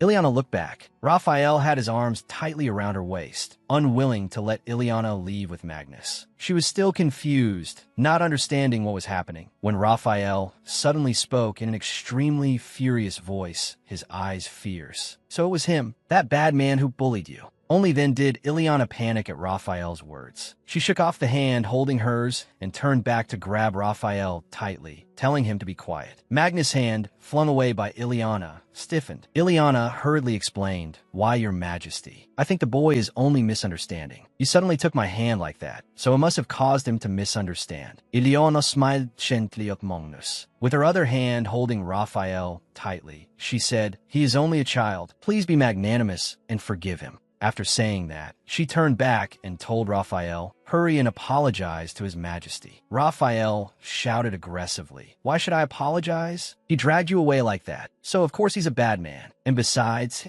Before Raphael could finish, Ileana's furious shout and enraged face silenced him. "Apologize right now. Hurry." The scene shifted to a room. A man was imprisoned there, sitting curled up on the cold floor. Light from the open door shone onto Magnus. A young woman wearing a golden mask opened the door. Magnus called out weakly, "Lena." The legs in high heels stepped lightly inside, accompanied by an arrogant voice. "Order, speak properly." Lena lifted her skirt and stepped on Magnus' hand. She lowered her head and spoke to him with dissatisfaction. "It is true that I need someone obedient, but I do not like a fool." Magnus bowed his head and bent his back in submission. "Yes, my lady." Then Magnus wrapped his arms around Lena's waist, rubbed his head against her waist, and said earnestly, "Please forgive me." The flashback to Magnus' past ended, returning to the present. Raphael's eyes were red and tearful as he looked at Ileana, and behind her came a low, quiet laugh. "Ah." Ileana turned her head and saw a hand pulling her to her feet, together with Magnus' questioning voice. "This time it is that child." Magnus tightened the hand holding Ileana's and pulled her toward himself. As expected, looking at his innocent, pure, and obedient appearance makes me remember myself from years ago. Hearing Magnus say that, Raphael shrank back,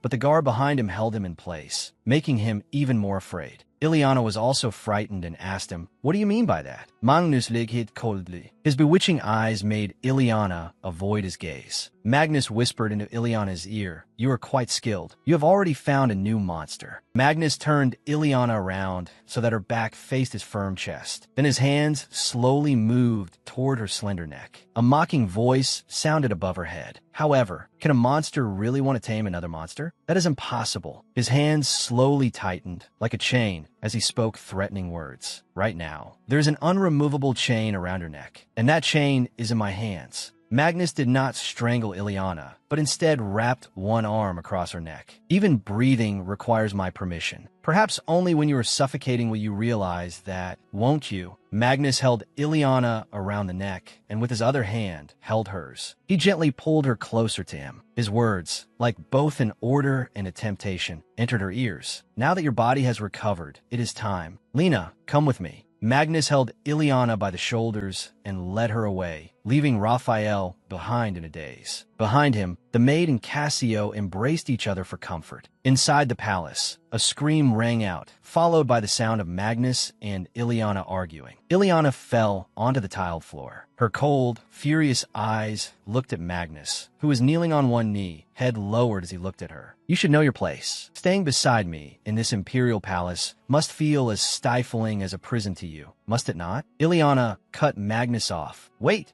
but his shouts silenced her. You were the one. He recounted each stretch of time when she had punished him in darkness. Magnus' hands were covered in blood, his face full of fear. You forced me to endure a punishment called darkness. Dry bones, blood-soaked feet. He himself had even vomited blood. Of course, even at the very end of darkness, the nightmare had never ended. A lonely back in the dark, he wondered in anguish. But why did it begin with darkness? A child, so afraid of the dark that he had to stop crying. He was forced to adapt, but the images that appeared were of a little girl, hugging a stuffed doll, curled up as she slept, and a pair of hands gripping a wooden cane. Someone who cannot see and cannot hear does not always tremble in fear, does she? Magnus tilted his head and smiled coldly, terrifyingly. I think the darkness you gave me is the thing you fear most in this world. Magnus lowered his head and looked at her with a wicked smile. His eyes were like those of a wolf watching its prey. And that prey was Ileana. She froze, her pupils widening, her eyes full of fear as she struggled. Magnus picked up a black cloth. Again, Magnus lifted her chin. Once more, his face changed to a gentle expression. But deep within his eyes was a mad possessiveness. Magnus coaxed her softly. Close your eyes. Ileana obediently squeezed her eyes shut. But deep down, she wanted to resist. The gentleness he had shown her all this time had made her harbor foolish fantasies. Seeing Ileana's obedience, Magnus praised her. Good girl. Ileana thought that perhaps her relationship with Magnus could completely change. Perhaps.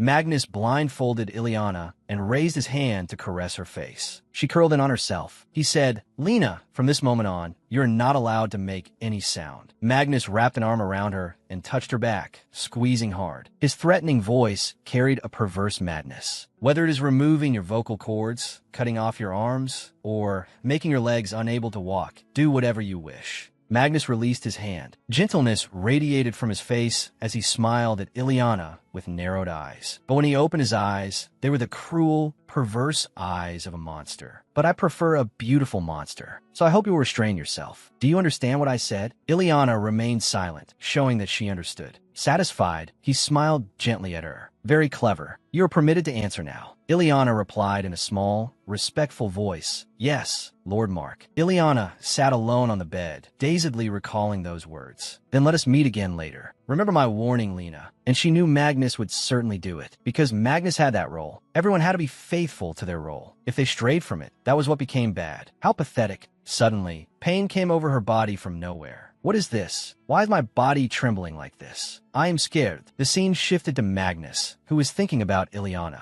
She had to be completely cut off from the outside world. While her eyes were covered, she had been abandoned in darkness. Even when her head was forced down, she had never bowed. Now her neck drooped, and her entire body curled up, trembling. She could only sleep when he was beside her. She only opened her mouth and spoke at his command. It was exactly the same as what he had once suffered. That was the revenge he had always longed for. But he always felt no joy. Things had happened exactly as he wanted, so why? The single call, Your Majesty, broke Magnus' surging train of thought. Someone at the meeting table continued speaking. Have you reviewed the report I sent earlier regarding the mass production of new weapons? Magnus gradually returned to his serious working demeanor. Ah yes, special bombs that use magic stones and steel swords with high killing power, correct? Certainly, no weapon could match their performance. The official immediately stammered. Then in that case, Magnus threw the stack of reports onto the table. He continued, as for performance, that may be true, but productivity will decline. One bomb requires 4 magic stones. To manufacture one sword, at least 10 people are needed. Hearing Magnus' words, the official grew even more flustered. That is, Magnus spoke again. It would be more effective to throw ordinary bombs and develop knights with excellent swordsmanship. A nation's military power does not come only from powerful weapons. Shorten the manufacturing process and report back to me. I will review it. The official immediately replied, I accept your command. While the official was nearly in tears because his report had not been approved, the other officials at the meeting table began whispering. His Majesty truly does not let anything pass easily. Magnus asked again, is this the final matter? Not a single policy has been passed today. Suddenly, there was noise outside. You cannot. Unless there is an especially urgent personal matter, you cannot enter midway. Suddenly, the door to the meeting room opened and someone stepped inside. Magnus looked up and said, you do not attend any meetings, so what strange matter brings you here today? It turned out that the person who had suddenly entered the meeting room midway was Marquis Glenn. He stepped inside and said with an extremely serious expression, before the announcement that my daughter will become empress, I have come to once again oppose that same matter. Your Majesty, Magnus sneered in response. I did not give you the right to speak. Even so, Marquis Glenn continued, Ileana is the young Marquis and will soon inherit the title of Marquis. If you proceed while ignoring the young Marquis's opinion, do not think that the house of Marquis Glenn will remain still. Is this not a pillar that supports your Majesty in an unfortunate situation? If you push too hard, everything will collapse. Magnus immediately said, what problem is there with becoming the maternal family of the imperial household? Lord Glenn immediately replied, you should give that position to a daughter from a family the imperial household needs, one that could display strength worthy of sitting in that place. What importance does a daughter of a Marquis family, when you almost never met, have to your Majesty? Please release the young Marquis. Ignoring the plea, Magnus answered firmly, I will not allow it.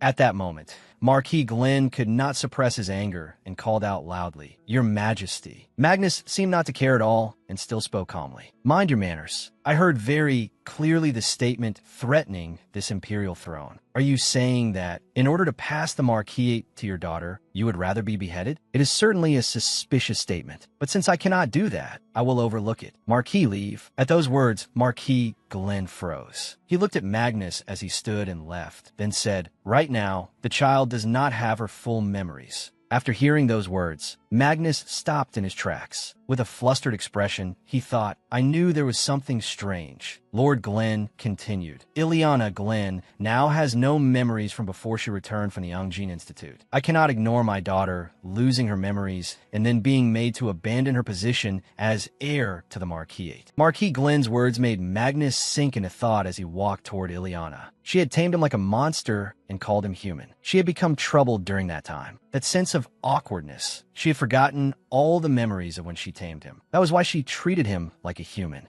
Magnus hurriedly opened the door to Ileana's room. He strode quickly toward Ileana, who was sitting there, and said, Answer me, Lena. He pushed her down onto the bed and kept questioning her. You lost your memories, did you not? Marquis Glenn said so. Your memories from before the Ungjin Institute disappeared. But that is not right. Before that, on the day you gave me the antidote. As he removed the black blindfold from her eyes, he continued, thinking back, it was from that very day that you stopped calling me a monster. Back then, I was like you, as if I had become someone else. At this interrogation, Ileana could not help staring in astonishment at Magnus' frightening face. Under the scorching sun, Magnus' throat was parched. His breathing also grew ragged from lack of water. High above, the sun mercilessly poured down dazzling light. Magnus walked with difficulty, his gaze seemingly filled with despair. His black hair fell to eye level, blocking some of the sunlight. Hunger and thirst. The sunlight burned his skin, suffocating him. He walked across the hot sand for a long time, until Magnus' legs no longer had any strength. Exhausted, Magnus collapsed. He lay motionless on the ground, seemingly without any strength left to struggle. Suddenly, a familiar voice rang out, making him jolt awake. Mark! Ileana appeared beneath the sunlight, holding a silver water flask in her hand. Ileana's eyes were blood red, and no emotion could be seen within them. Her pale fingers, with elegant lotus-pink nails, lifted. You are very thirsty, are you not?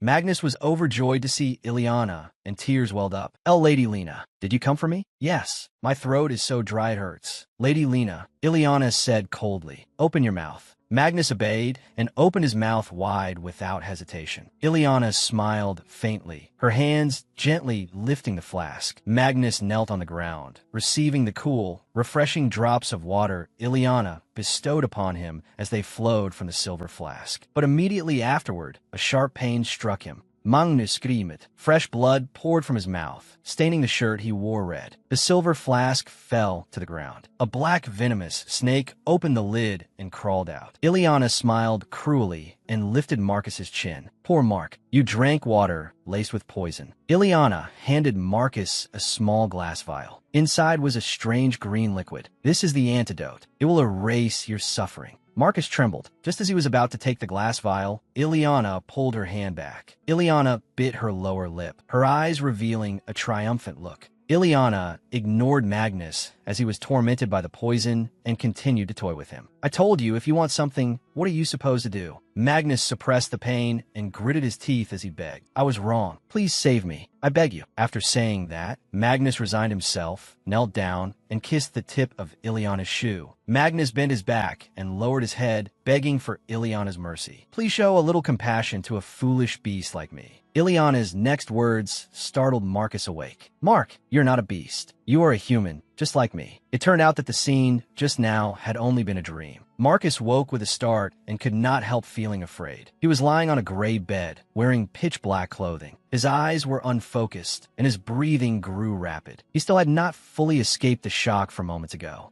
Magnus propped a hand against his head. His frown carved deep lines across his forehead. He sat up, feeling slightly dizzy. He stared into empty space, immersed in his thoughts. Though he had always cherished the desire for revenge, there was still one thing that made him hesitate. Ileana was like a card with two reversed halves, the same form, yet the personalities were very different. The girl who had once made him submit through fear, and the girl who had treated him with affection before heartlessly abandoning him. Those two images could not become one. That back was certainly Ileana's. But Magnus still felt that the person he had recently interacted with was not the same as the Ileana from before. Before anything else, he felt he had to clarify this matter. How was he supposed to take revenge correctly? Magnus pushed Ileana down onto the bed and questioned her. Why? Why did you hide it? Ileana was bewildered, still not understanding what was going on. Yes. Magnus looked at her and said calmly, the truth that you had lost your memories. Hearing that, Ileana felt somewhat guilty. Magnus continued staring at her. Why did you say nothing to me? Ileana avoided Magnus' gaze and turned her face to the side. If I had told you, would anything have changed? Magnus loosened the arm that had been holding Ileana tightly. Of course. He raised his hand and stroked her hair. Ileana instinctively watched Magnus' movements. If you had no memories, then all this time, you must have felt terribly wrong. Magnus' hand slid down, his thumb caressing Ileana's beautiful face. In any case, this time, you are guilty too. That hand continued sliding downward. It pressed hard against Ileana's neck, making her flinch. Without her master's permission, she had acted on her own. Faint morning light filtered through the gap in the window, illuminating part of Magnus' masculine face. His gaze turned cold. The ruby badge pinned to his chest only heightened his authority. His low voice carried a threat. You are my pet. You do not get to do anything without my permission. If you keep acting as you please, I will punish you. Magnus turned and left, leaving Ileana sitting blankly on the bed. Ileana watched Magnus back until she could no longer see him. She lowered her head, her legs going slack. Her long white hair spilled loose, standing out against the red bed. Ileana lay down wearily, her eyes fixed on the ceiling. The chandelier was exquisitely designed. Together with the surrounding patterns, it looked truly luxurious. Ileana let out a bitter little laugh. Her eyelids felt heavy. She only wanted to shut them tight because what she saw before her felt reassuring. Even so, her fear had not yet faded. Fear still surrounded Ileana's mind, making her curl up. She hugged herself and told herself that she wished someone were by her side. A long strand of light appeared beside Ileana. She looked toward it. Her hand unconsciously reached out, wanting to grasp it, until her fingers touched that ray of light. Her entire body lit up brightly. A voice rang out, startling her awake. Ileana. An outdoor scene appeared beneath the shade of green trees. A boy with blonde hair was enjoying a tea party. Ileana suddenly appeared in a pure white dress and called his name. Rafi. Seeing Ileana, Raphael pressed his lips tightly together. The teddy bear on him had red light glowing from both eyes, looking extremely dangerous. You finally came. The teddy bear sprang out of Raphael's arms before he could react. Furious, the teddy bear threw punch after punch at Ileana. You, how dare you make our Rafi sad? Ileana raised her hands to block the teddy bear's attacks and kept saying, I am sorry, Rafi. You must have been very upset last time, right? Back then, I screamed, I'm sorry. Raphael lowered his head, pressing his lips together. The teddy bear showed no mercy at all and kept punching and kicking Ileana. She could only try her best to dodge. From a distance, Raphael suddenly burst into tears. I thought you hated me now. Seeing Raphael cry, both the teddy bear and Ileana ran over to comfort him. Don't cry, Rafi. By then, tears were streaming down Raphael's face. He cried as he said, I only meant to protect you from bad friends. Knowing she was at fault, Ileana hurriedly comforted him. All right. How could I hate someone as kind as you? Raphael cried even louder. But you haven't come all this time. Ileana waved her hands and explained, I was a little busy. Ileana felt guilty and thought to herself, I can't exactly tell him I was imprisoned. Raphael's next question made her freeze. Was it because of the Emperor? Raphael imagined a scene of the Emperor dragging Ileana away while she was too weak to do anything. He was very certain of his guess. That bad friend is the Emperor. Cheryl told me. Ileana lowered her head and did not refute it. After Magnus covered my eyes, I learned two truths. First, when my eyes were covered, I couldn't see the thread of consciousness. Darkness gradually appeared. Ileana was bound in chains, unable to escape. It was just like how she depended on Magnus, as if she could never escape from his hands. Second, in the darkness, she could not see anything else. Ileana's body felt extreme fear. In that situation, she could only rely on Magnus' manipulated hands. I realized my own helplessness. Looking back at the peaceful scene before her now, Ileana felt a little more relieved. I don't want to go through that again. Raphael poured tea for Ileana, ignoring the bear, who was fuming with anger and gnawing hard on his own hair. Now, let's make up. Looking at her reflection in the teacup, Ileana fell into deep thought again. If I want that, what should I do? He wants to make me his pet to take revenge on Ileana. But Magnus' image appeared again. He knelt before her and gently pressed her hand against his cheek. Become a beast, one that can do nothing without its master, just as you did to me. Magnus' gaze became sharp and cold. He leaned close to her ear and whispered those words. How am I supposed to feel at ease taking revenge on you? Ileana made up her mind. She would let go of her feelings for Magnus. With a character set up like that, I don't need to waste my emotions on him anymore. Back at the tea table, Ileana happily enjoyed the present moment. Raphael smiled brightly, still ignoring the mischievous bear on his head, and urged Ileana, hurry and drink the black tea so we can make up, big sister. Ileana lifted the teacup and took a sip. Her elegant little finger lifted slightly as she thought, from now on, I'll just do whatever I'm told. I'll obediently do everything. Ileana's gaze became firm. Magnus, I will become the tame pet you want. In a luxurious dark room, only a faint trace of light shone in. Magnus sat alone in that room. His eyes darkened, sweat soaking his forehead. His breathing was ragged, as if he were enduring a prolonged pain. Magnus spoke softly. Ileana Glenn said something. Ileana Glenn wrapped her arms around Magnus' neck from behind and said, my adorable beast. He looked up at Ileana Glenn. Sweat dripped down Magnus' forehead. Magnus screamed, oh. Magnus slowly backed toward the wall. Magnus placed one hand on his forehead to hide his face. Magnus looked up toward the light appearing on the table. Magnus slowly stood up and slammed his hand onto the table. Magnus shouted, only revenge can free me from this nightmare. Magnus lifted Ileana's chin with his hand, then said, I will tame you into a beast that belongs only to me. He turned away and spoke to Ileana in a terrifying voice. At the moment you trust me most, I will abandon you. Ileana screamed in terror. Magnus ranted, when I see you collapse onto the floor and beg me miserably. His gaze grew more and more frightening. His voice became increasingly vicious. Perhaps then I will be free of that girl. The next morning, when sunlight streamed through the window and shone on Ileana Glenn's face, Ileana Glenn slowly opened her eyes and woke up. Magnus looked at Ileana Glenn and asked, you're awake? Ileana Glenn opened her round eyes wide. Then she replied to Magnus, good morning, your majesty. Magnus reached out to help Ileana Glenn and said gently, get ready, and then let's have breakfast. She placed her hand in Magnus' palm and obediently answered, yes.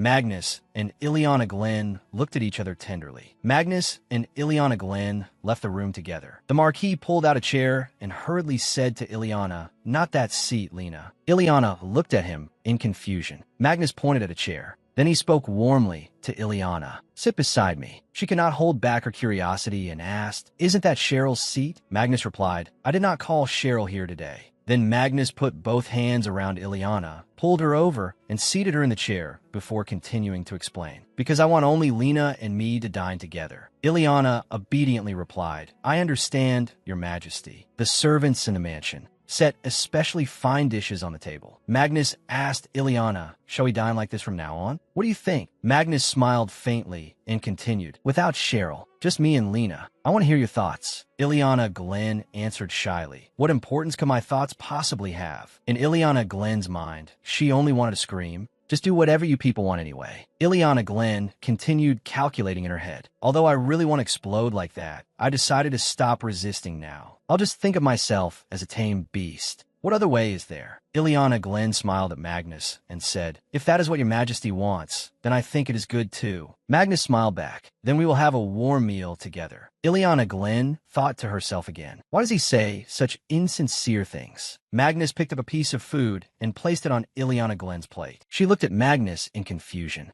Before Ileana Glenn could understand what was happening, Magnus spoke to her kindly. "Try this." Magnus continued, "These dishes are made from very good ingredients and were prepared with special care. I thought that if they were not prepared this way, you would not eat." As Magnus kept placing food onto Ileana Glenn's plate, he said, "I will choose each item for you. I usually see you eat so little, and it pains me. Cheryl previously diagnosed you with malnutrition. You must pay attention to your diet." Ileana Glenn smiled with satisfaction and thought to herself, "This is already way too much." Magnus gently told Ileana Glenn, "You must finish your plate." Magnus gazed at her intently and asked Ileana Glenn, "Do you understand?" Ileana Glenn hurriedly replied, "Yes." A while later, Ileana Glenn covered her mouth with her hand and retched. Magnus turned to her and asked, "Are you feeling unwell somewhere?" Ileana Glenn tried to hold it in. "I think I ate too much." Magnus was startled and looked worried. "You did not need to force yourself to eat so much." Magnus continued, "Next time, remember to tell me." Ileana wondered to herself, "What is with this man?" But outwardly, she answered cheerfully, "How would I dare defy Your Majesty?" Magnus lowered his voice.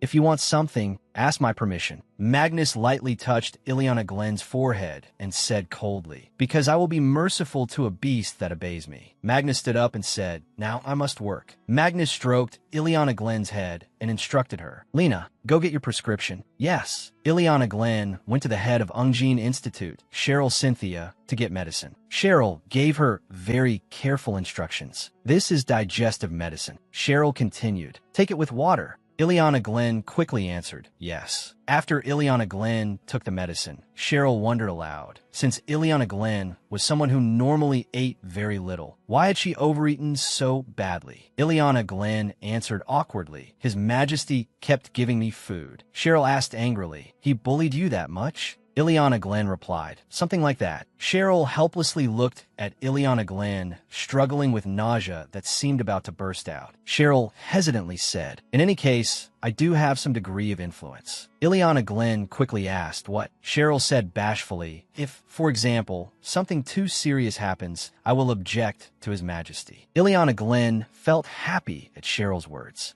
and she thanked Cheryl for her concern. "Thank you for worrying about me." Ileana Glenn spoke with a broad smile, the complete opposite of Cheryl's worried face. "Now that I've taken the medicine, I'll be fine soon." Cheryl called the girl's name in a quiet voice. "Ileana," Cheryl continued, "there is something I want to ask you." Cheryl clasped her hands tightly, her expression anxious. "Ileana, there is something I want to ask." Ileana looked at her blankly. "What is it?" Cheryl invited Ileana to go somewhere else where it would be more convenient. "This is a treatment room. Could we move somewhere else?" In another room, there were sweets on the table along with high-quality tea. Cheryl said, "Do you know, back when His Majesty was still a prince, he went missing for several years." Images gradually appeared in Ileana's mind. In a dark room, Ileana wore a mask and stood before Magnus. Cheryl said, "His Majesty said he was imprisoned by a woman in a ruined house and went through a terrible time there." Then Cheryl faltered before continuing, "And he identified you as that woman." Ileana avoided her gaze and glanced elsewhere. Cheryl continued probing Ileana.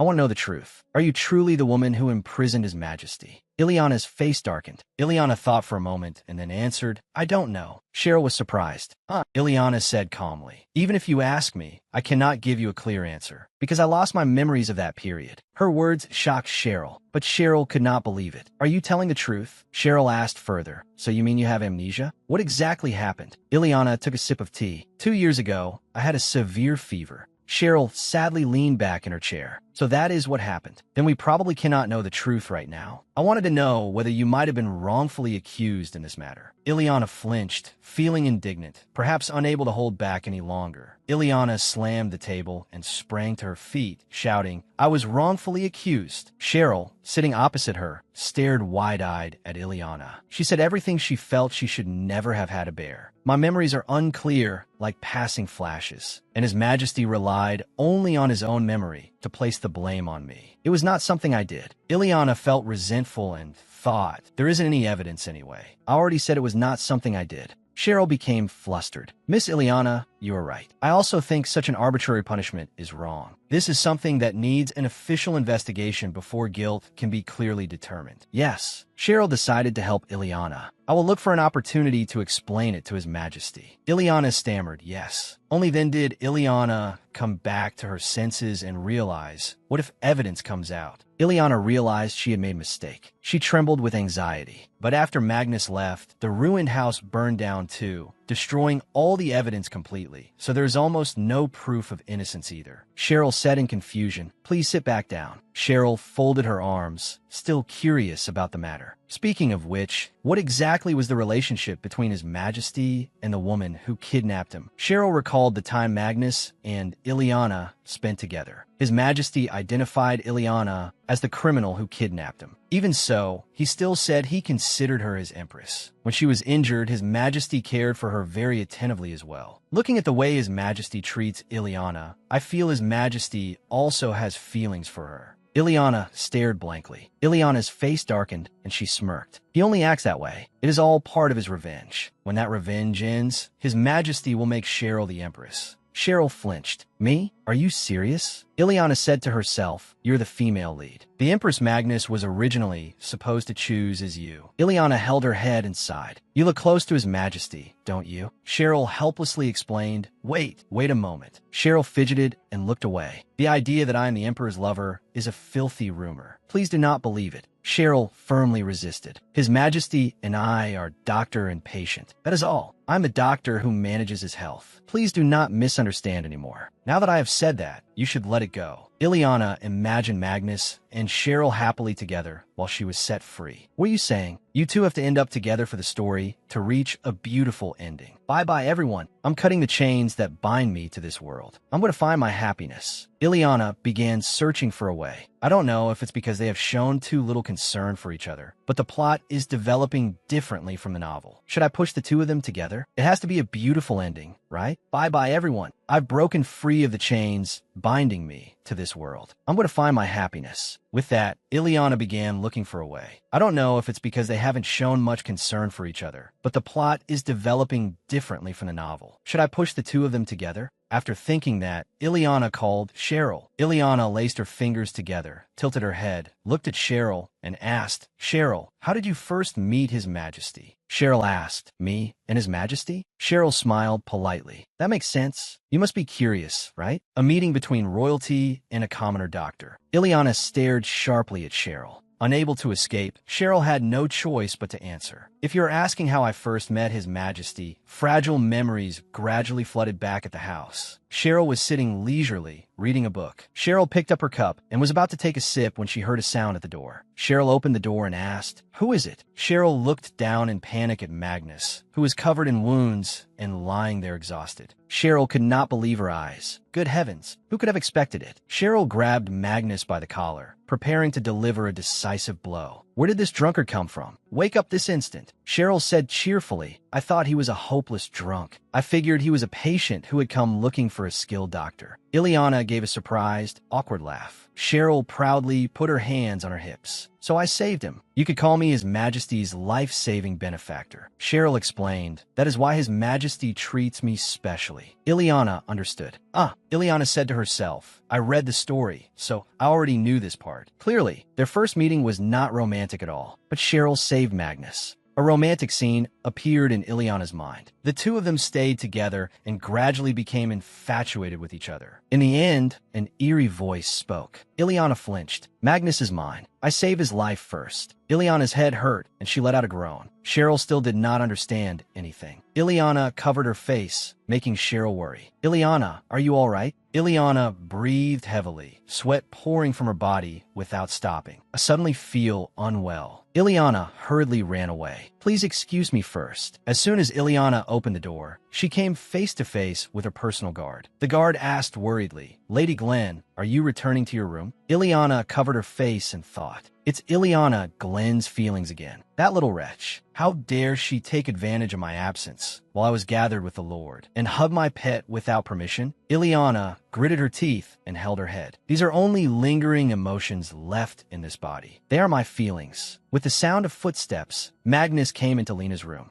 Magnus put a hand into his pocket and asked after Ileana. How are you feeling inside? Magnus continued. Why aren't you saying anything? Is your stomach still unwell? Ileana lowered her face and hugged herself. Magnus reached out, intending to touch her. Ileana raised her head, tears streaming down endlessly. At that moment, Ileana looked truly wretched. Magnus froze when he saw Ileana's face. He hurriedly crawled closer to Ileana and asked anxiously, Why are you crying? Magnus' hand rose of its own accord. Did something upset you? Magnus gently wiped away Ileana's tears. Ileana looked at Magnus and called his name. Magnus. At that moment, the villainous Ileana surged up again. She raised her pale pink, lotus petal-like hand toward Magnus. My adorable pet. Her claws slowly approached Magnus, but he seemed not to notice at all. Her 5 fingers stretched out as if to strangle Magnus. How dare you leave me and go embrace another girl? Ileana regained consciousness and hurriedly withdrew her hand. I'm going insane, Ileana Glenn. Ileana dodged away and turned her face aside, wanting to hide the fear on her face. Please don't worry. My mood is just a little unsettled. Though she said that, she thought something else. It's because I'm being affected by Ileana's emotions. Still worried, Magnus continued moving closer to Ileana. You've been locked in your room all this time, so your mood must have been affected. Magnus gently stroked Ileana's hair. Ileana glanced at Magnus, as if my mood could be good. Ileana shut her eyes in irritation and ignored Magnus. Why does an innocent person like me have to be tormented by that dreadful man? Why? She suddenly thought of what that villainess had done. She refused to stay quiet and had repeatedly tried to take back her body. It was all because of the emotions remaining in this body. Suddenly, Magnus slipped an arm around Ileana's neck and pulled her close. Ileana was so startled that she could not react. Magnus domineeringly wanted to take her for a walk, then go for a walk every day. Don't worry anymore, all right, Magnus said indulgently to Ileana, and obediently accept Cheryl's treatment. Ileana gave a mysterious smile. Magnus pulled Ileana until she was leaning close against him, but she still had her back to Magnus. Perhaps anyone looking at them would misunderstand. They would think His Majesty loves me very much. Magnus smiled and said, It isn't a misunderstanding. He lifted Ileana's chin, wanting to look closely at her face. I like you.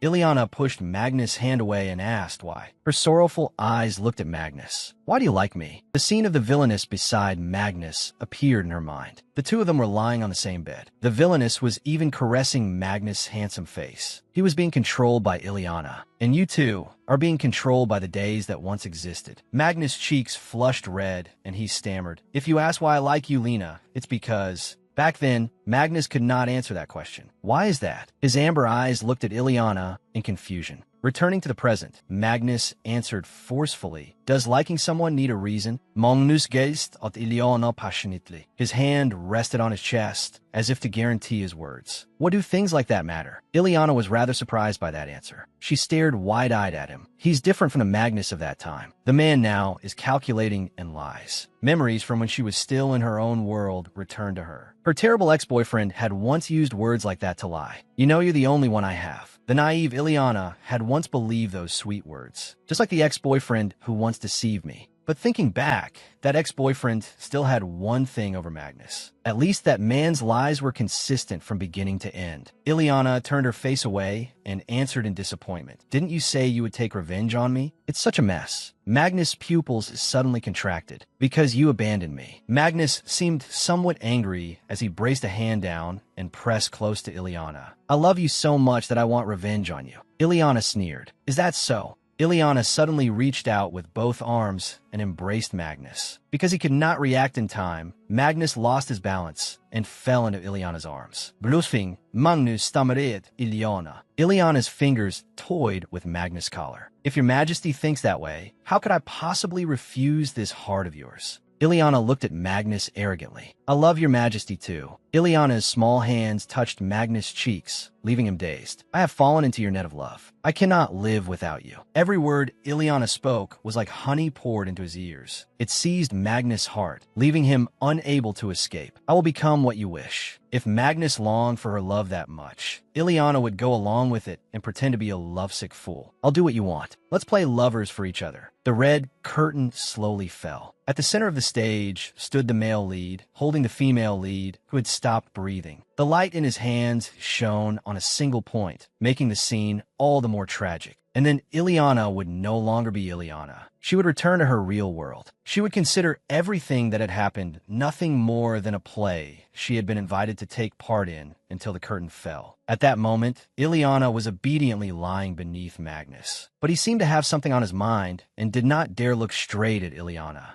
In the end, the beast inside Magnus won. He clenched her hand tightly. Then do that. Magnus stared at Ileana and declared his possession once again. You may only love me and look at me, just like how you once treated me as a beast and trampled me beneath your feet. But Ileana did not answer. She accepted Magnus' kiss. Their faces were very close, so close they could clearly feel each other's breath. Ileana no longer wanted to resist. Fine, just take me like this. But in the instant their lips touched, Ileana did not fully enjoy it. Her heart was still heavy with thoughts. And then you'll cast me aside to end this revenge. Magnus' kiss made Ileana's face flush red. Her breathing grew hurried from lack of oxygen. Magnus' restless hand had even pulled down the shoulder of Ileana's dress. Magnus was still immersed in pleasure and continued nibbling at Ileana's soft lips. Ileana did not resist at all and let Magnus do whatever he wanted. When that time comes, we will set each other free. Only when he realized Ileana was having more trouble breathing did Magnus stop. Magnus propped himself up and asked Ileana, do you know there will be a banquet in a few days? Magnus sat up completely and pulled Ileana up with him. At that time, you will be crowned empress. I will make the official announcement. Ileana straightened the shoulder of her dress and said, yes, I will stand beside you. Dissatisfied, Magnus reminded her, I told you to call me Mags. Ileana naturally leaned close against Magnus. Yes, Lord Magnus. Magnus stroked Ileana's smooth white hair and said softly, just call me Magnus. Lena, that is the name you gave me. Ileana opened one eye and glanced at Magnus. In a small voice, she called his name once more. Mags. Magnus smiled in satisfaction and looked at Ileana affectionately. Suddenly, Ileana threw her arms around Magnus, making him freeze as well. Ileana rested her head on Magnus' shoulder and said, I understand. Ileana used more and more strength, hugging Magnus tighter. A powerful possessiveness surged up. Ileana's eyes seemed to lose all emotion. My Mags. Ileana held Magnus and said, I understand, my Mags. At first, Magnus was a little surprised and said, Lena. But then he smiled to himself and thought, she's acting again. He embraced her, gently stroked her back, and said, you're doing well. She really was an obedient pet who knew how to listen. The scene shifted to her life in the real world, before she was transported into the novel and became Ileana. Her ex-boyfriend held a bouquet of roses and said to her, to be honest, I really like you. Would you like to go out with me? The girl she had been back then had been extremely surprised. Recalling it, she narrated to herself, that was the confession I heard back then. That was how my first love began. My boyfriend always gave me very sweet words. He was also the person who taught me how sweet love could be. And what I never expected was that I wasn't the only person he did that for. I wasn't his only one. To him, I was only one among his many lovers. From the moment I learned his true face, I was so shocked, I fainted on the spot. The novel I loved most was The Rebellion of the Pet I Tamed. Lying on the bed, she thought, if I were the female lead, how far would things have gone by now after getting entangled with this person? She secretly glanced at Magnus lying beside her, turned slightly, and thought, I don't understand why this feels so awkward. This is the first time I've slept with Magnus. Even now, I feel like His Majesty is watching me at every moment. Has he noticed the changes in me? The more she thought about it, the more panicked she became. Her heart pounded harder and harder. Do something. Why is my heart beating so hard? Could I be gradually losing my position because of Ileana's emotions? Remembering the hug between her and Magnus, she could not understand why her body had acted on its own like that. Thinking back to her memories before she was transported here, she regretted it even more and asked herself, why did I send those emails about everything? The person she had once been had sent the author of the novel many questions, such as, what does that pet think about the villainess? Did the villainess truly love that pet? Then what happened to the villainess afterward? Why did that pet have to take revenge in that way, instead of just killing her and ending it? She thought to herself, but I really do understand how Magnus feels. I think he only wants revenge on the villainess, just as he once suffered. However, what is Ileana to Magnus? Why are these emotions still remaining in Ileana's body? It seems she is still obsessed with Magnus. Why does the content of her diary seem like she deliberately let him go? As she thought, she recalled the contents of Ileana's diary. April 4th, 931, Imperial Calendar. I gave this diary to my pet, and finally, he has become emperor. July 24th, 931, Imperial Calendar. On the way back, I discovered that the antidote had disappeared. September 6th, 931, Imperial Calendar. That pet came to attack. I sent mercenaries to deal with the situation at that time. November 13th, 931, Imperial Calendar. He escaped from this place and was cared for by a woman. She looked like a legislator. As she was immersed in those recollections, a hand suddenly reached out in front of her. When she turned, she saw Magnus had awakened. He asked, "You're awake?" She immediately replied,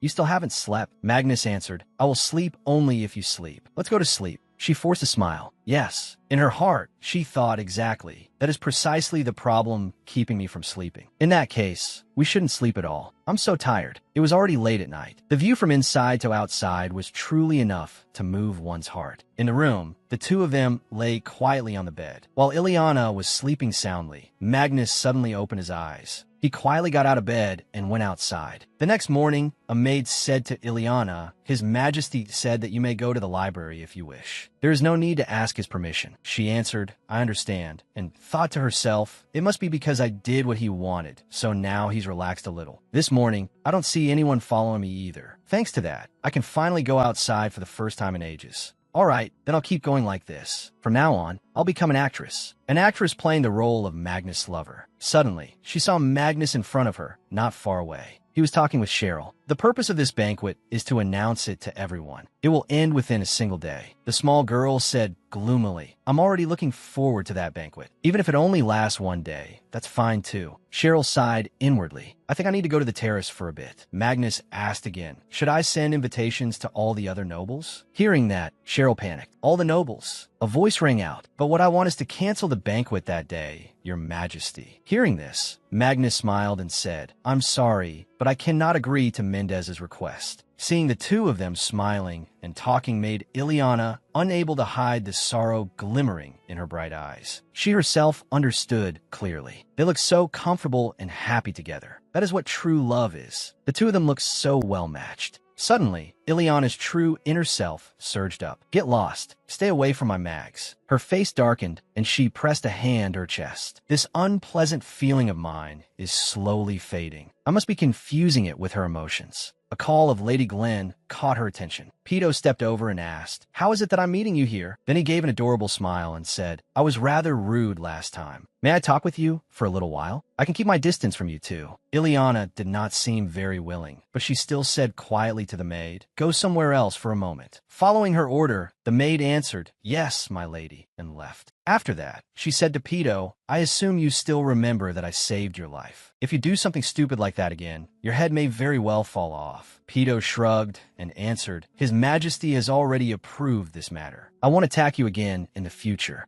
unless His Majesty changes his orders. I thought you had manipulated His Majesty, but it seems that wasn't the case. She looked at Pedo in confusion. What? Pedo gave a strange smile, rubbed his forehead with his hand, and said, "You cannot use your ability if your eyes are covered. I'm glad His Majesty followed my advice." She was stunned. So was him who put His Majesty up to it. As they were talking, a maid ran over. "Lady Glenn, so you were here. We need to prepare the dress you will wear at the upcoming banquet." Seeing this, Pedo said, "Goodness, I still wanted to talk with you more." Her face wore an indescribable expression, but perhaps she adjusted it afterward and followed the maid. Pedo was the only person from the wilderness who had been permitted to reside in the Empire. Watching Ileana leave, Pedo thought to himself, Ileana Glenn's mother, Marchioness Aquila Glenn, and a daughter who knows nothing. What exactly is that woman planning? The Emperor also said it was necessary to be extremely careful with Lady Glenn. Do not become obsessed like Marquis Glenn. The scene shifted to a certain forest. Magnus was stepping down from a carriage. He looked at the soldier while adjusting his sleeve, then asked with dignity, "Have all the arrangements been completed?" The soldier held out a hand to invite Magnus forward. "Yes, please come and take a look." They arrived at a rather familiar house. Magnus smiled, looking satisfied, and said, "Yes, it looks exactly as it does in my memories." The soldier stepped forward, opened the door, and invited him inside. Magnus slowly entered the house. A look of surprise appeared on his face as he saw the dazzling sunlight shining in from outside the window.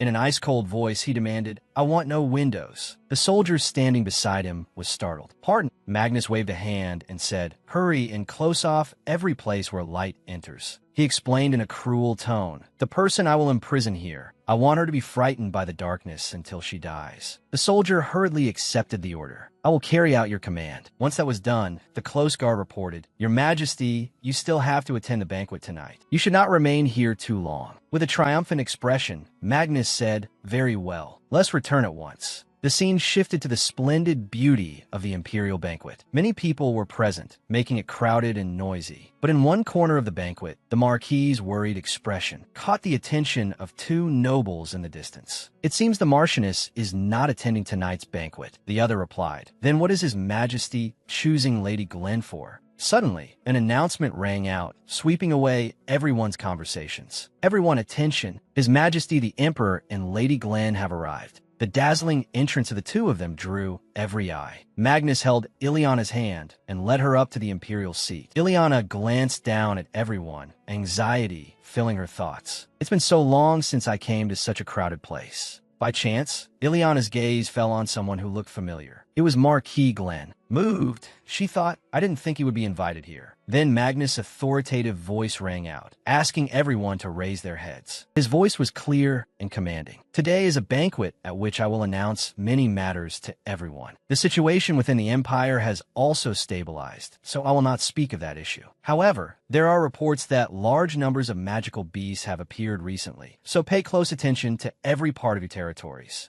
And finally, he took Ileana's hand, pulled her close, and declared, "I wish to introduce the woman standing beside me to all of you. The daughter of Marquis Glenn, Lady Ileana Glenn, will become my empress." Everyone listened intently. The date of the announcement has not yet been decided, but she will become the empress of this empire. Therefore, all of you must conduct yourselves with the respect due to an empress. That is all I have to announce. Ileana thought sadly, "If I do this, what will become of me? What if I refuse to become empress? Taxes will definitely be raised, and inflation will spread everywhere. But I have no choice." Magnus then gave his final words. "Now, everyone, enjoy the banquet at your leisure." Footsteps approached, and someone called Ileana's name. It was Ileana's father. Marquis Glenn's face darkened as he faced Magnus' icy expression. "Your Majesty, I would like to clarify matters. It has also been a very long time since I spoke with my daughter. I ask that you agree to this. After all, I'm the child's father, and I have every right to do so."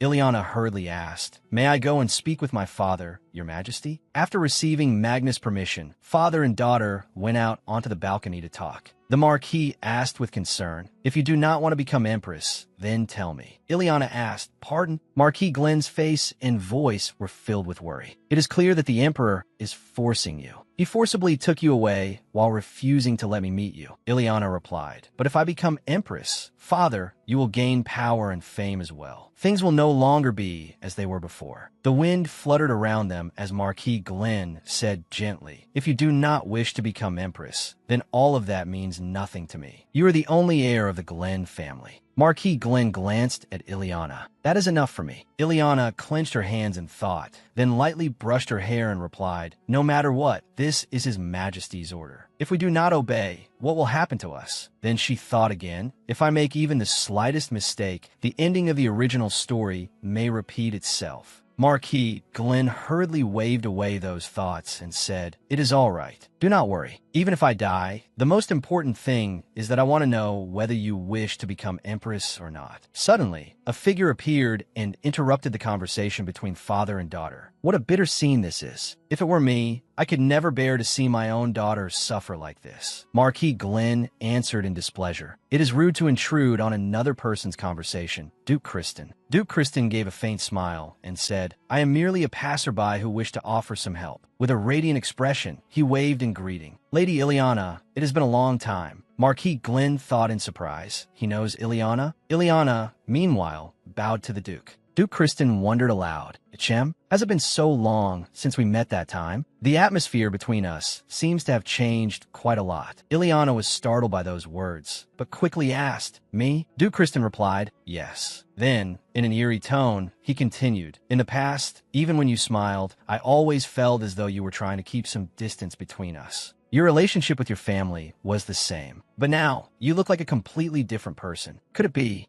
Under the brilliant lights of the grand and splendid castle room, Ileana seemed to sense an unexpected danger surrounding her. Beads of sweat began to gather on her back and slowly trickle down, drop by drop. She exclaimed in surprise, "You're going to act as the servant and bathe me? Why on earth?" In response to Ileana's question, a smile appeared on Magnus' face as he answered, "Did you not say you were tired? I will help you bathe." Hearing this, Ileana clutched the bathrobe she was wearing with one hand and backed away in panic. She said, "You could just call a servant." Keeping pace with Lena, Magnus swiftly leaned forward and took her hand. "Because I want to do it myself." Seeing the embarrassment on her face, he became amused and teased her further. "There is nothing for us to be shy about, is there? Or are you embarrassed?" Ileana hurriedly replied, "No," after Magnus' teasing words, and in order to prove that she truly was not embarrassed, Lena quickly sat in the bathtub. Magnus focused on washing Ileana's arm. Each movement he made against her arm caused her body temperature to suddenly rise, and her face flushed red. Embarrassed, she kept thinking, "Is it all right to do this?" As her thoughts grew tangled, Magnus suddenly let go of her arm and said gently, "It has been a long time since you've faced so many people. You worked hard today. How did you feel?" At Magnus' words, the events of the day came back to Ileana's mind. Everyone kept smiling even though she had done nothing. Everyone seemed more concerned about me. They weren't like that before, so it felt rather unfamiliar. I think I understand what you mean." Memories from when he had still been a prince made Magnus fall briefly into thought. "When I was still a prince, I was looked down on in the same way. Even after I sat on the throne, there was much whispering behind my back. People chase power and quickly change their masks. It will be the same with you." Ileana silently watched Magnus add more hot water for her. She seemed about to say something, then stopped. Magnus continued, "But Ileana, you should take off your robe now." Ileana, who had been staring intently at Magnus, waved her hands at once and answered quickly, "From here on, I'll take care of it myself. Magnus, go outside and rest." Ileana's adorable behavior made Magnus stare blankly for a moment. "It is all right." Hearing an answer that was not what she wanted, Ileana became flustered and a little irritated. She shouted, "I'm the one who should say it's all right. Magnus, you aren't a servant, you're the emperor. You're going to rule a country, so you must show your authority to the people." Magnus smiled, came closer, kissed her on the forehead, and answered her gently, "In any case, only the two of us are here. Besides, we will become husband and wife. Who would dare to criticize? Give me the chance to bathe you once, just as you once bathed me." As soon as he finished speaking, Magnus lightly touched her arm, but Ileana reacted quickly and knocked his hand away. "No, even if..." Before she could finish speaking, Lena suddenly froze and asked herself,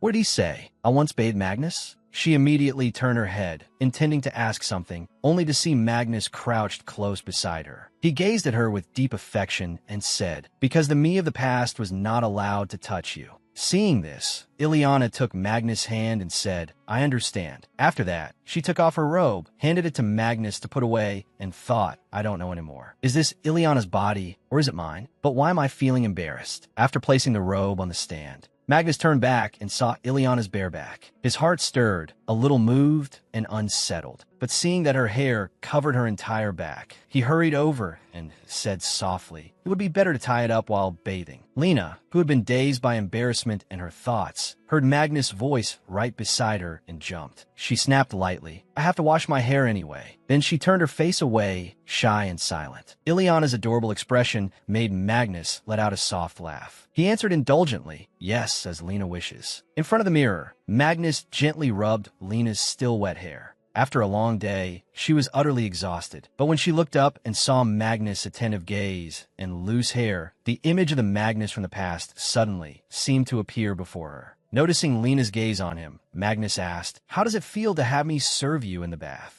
Thanks to you, I feel very comfortable." Hearing an answer that satisfied him, Magnus quickly replied, "If you are pleased, I will continue doing this next time as well." Ileana was startled. "There's no need." Placing a hand on Ileana, Magnus continued, "Being able to do something for Lena is my happiness. I believe you will agree." Lena said shyly, then, "Occasionally, only occasionally. No matter what, Magnus, you're still the emperor. If this continues, it will be awkward." "Then I understand." After saying that, Magnus left, gently reminding Ileana, "Your hair is almost dry. Go to sleep." In the stillness of the night, Magnus suddenly woke. He looked toward Ileana, gazed at her as she slept soundly, and gently stroked her hair. He smiled and said, "I bathed you, Lena. I never thought there would come a day when I could touch you like this." Magnus' eyes suddenly turned cold. "If you had not abandoned me, this rebellion would never have happened." What do you think of this reverse situation? The happiness of the present and the suffering of the past appeared one after another in Magnus' mind. The atmosphere has become much more relaxed lately, hasn't it? Your hostile attitude has disappeared. Your puzzled and sharp-tongued manner is exactly like before. Abandoning me. Magnus' hand slowly left Ileana's hair. Thoughts continued racing through his mind. In the past, she was someone I feared that much. Because of her amnesia, she has changed somewhat. Perhaps she was never as terrible as I imagined. Suddenly, he turned to her, his cold gaze falling on her once more. "I am no longer afraid. I will escape the nightmare called you." The night was difficult to sleep through. Ileana's nightmare rose again. She dreamed that she had once more become the Ileana of the past. Magnus stood at one side and asked timidly, "Will you truly stay with me all night today, Lady Lena?" Ileana raised a hand and stroked his hair as she answered, "Yes. I will stay by your side until morning. Hurry back to bed, close your eyes, and sleep." Magnus obediently climbed onto the bed and replied, "I understand."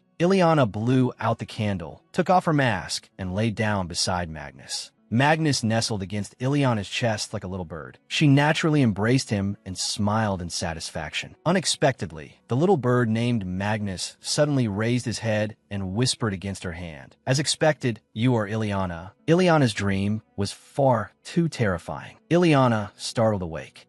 Her entire body was drenched in sweat. Ileana let out a quiet sigh of relief. So it was a dream. Just as she thought the dream from a moment ago had merely been the fear within her heart. Magnus' voice suddenly rang out beside her. "Lena." It turned out that the nightmare she had just had was caused by Magnus calling out. Ileana looked at Magnus and felt pity. Magnus' whole body was soaked in sweat from fear. The dignified face of the emperor was now flushed red. She thought to herself, is Magnus having a nightmare? In the novel, it said that whenever Magnus had nightmares, he would feel better if someone warmed him. Thinking this, Ileana embraced Magnus and told herself, the nightmare has spilled over into reality. This morning was truly strange. As soon as the servants saw her, they respectfully greeted her as Empress, which made her shrink back in fear. Ileana stormed off angrily to find Magnus and question him. "Why are they calling me Empress?" Magnus answered elegantly, "I announced it at last night's banquet, but the ceremony hasn't been held yet. Even so, you are already the Empress. You should receive treatment appropriate to your title."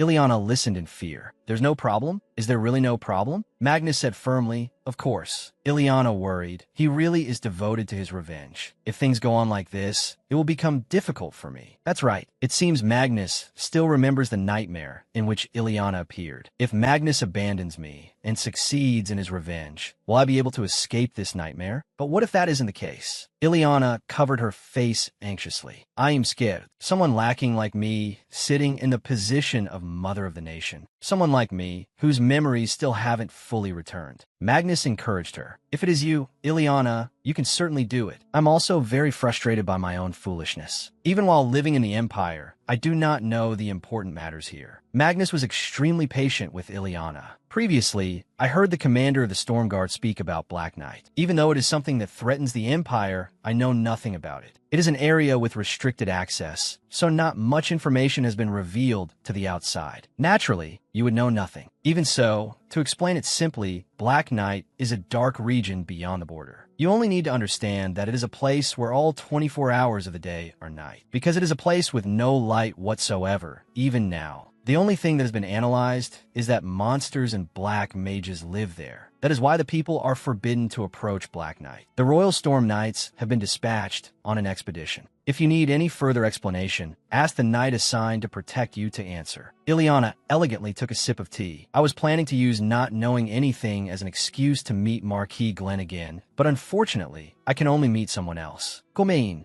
Pito bowed respectfully. Your Majesty the Empress, did you summon me? Ileana smiled brightly. Commander, you have arrived. I called you because I wanted to ask you a few things. Yes. Pito did not seem very surprised by Ileana's request. Yes, I heard that you were curious about Black Knight, but I thought your Majesty the Empress was uncomfortable with me. Yes, I was very surprised that you summoned me. Ileana put on an innocent face. What? You are the one who avoided me. I did nothing wrong. As long as you answer my questions properly, I will forgive everything that happened last time. Pito showed that he understood. I understand. Your Majesty the Empress is curious about what Black Knight is, correct? Ileana asked her question. I want to know about the black mages of Black Knight who used an ability similar to mine. Pito answered calmly. I cannot know much about them either. From appearance alone, they cannot be distinguished from ordinary people. Those people can use magic without needing the help of spirits, and their magic is very special. That is all we know so far. For example, controlling people's minds and infiltrating their dreams. I believe Your Majesty the Empress understands that part best. Ileana fell into thought. Then the black script.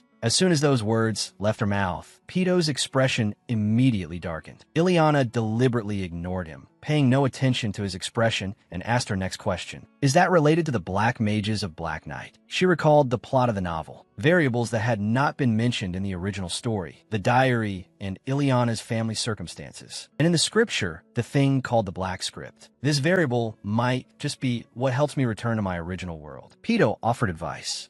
If you are too interested in this matter, Your Majesty the Empress, you may be suspected of heresy. Ileana asked carefully, is it an absolute taboo? To the point that people are killed over it. Pito flinched. What have you seen? Ileana swallowed. Have I brought up something too dangerous? But I need it. Ileana tightened her grip on the hem of her skirt and decided to ask. What was the reason for killing the Legniva priest in Khotan? After that, Pito fell silent and covered his mouth. How much does Your Majesty the Empress know about the founding myth? Ileana answered, I know the contents of the myth, but what about it? That myth is actually false. It is merely a lie written to give the imperial family an advantage. Pito recounted, on the last day of the National Day banquet, the old man came to see the emperor. An old man in a worn-out cloak seemed to appear through Pito's story, and Pito continued. In truth, he was the first emperor's secret helper. The first emperor was able to successfully found the nation because he remembered the prophecy that old man gave him. If one can see the future beforehand, then anyone can obtain countless amounts of gold, silver, and treasure. Pito continued. Even the position of emperor would no longer be only a dream. Because of that, the first emperor intended to eliminate the old man and the prophetic text. The old man in worn-out clothes held a stone and turned his back. And Pito continued speaking. I heard that the old man and the black script vanished into the Black Knight. If the black script is found, even the master of this empire could change. Ileana opened her eyes wide in shock. Covering her mouth, she asked, is that true? The master of this empire could change. Pito's answer made Ileana's hand slip from where she had been propping up her chin, and her face dropped. No, Your Majesty. People like the Empress are easily fooled by stories like this, aren't they? Pito said. This story was spread because a priest named Tu incited the faithful to say the black script was real and to go search for it. Pito continued, because the superstition connected to the Black Knight had already been explained. An image appeared of Magnus watching Priest Hugh as he spoke with the people. Pito went on, so the wave could only investigate what kind of person he was. Pito continued, when we looked into him, we found that he had been deceiving people like that. He was even involved in human trafficking. An image appeared of a group of people being forced onto a carriage. A terrified girl looked at Priest Hugh.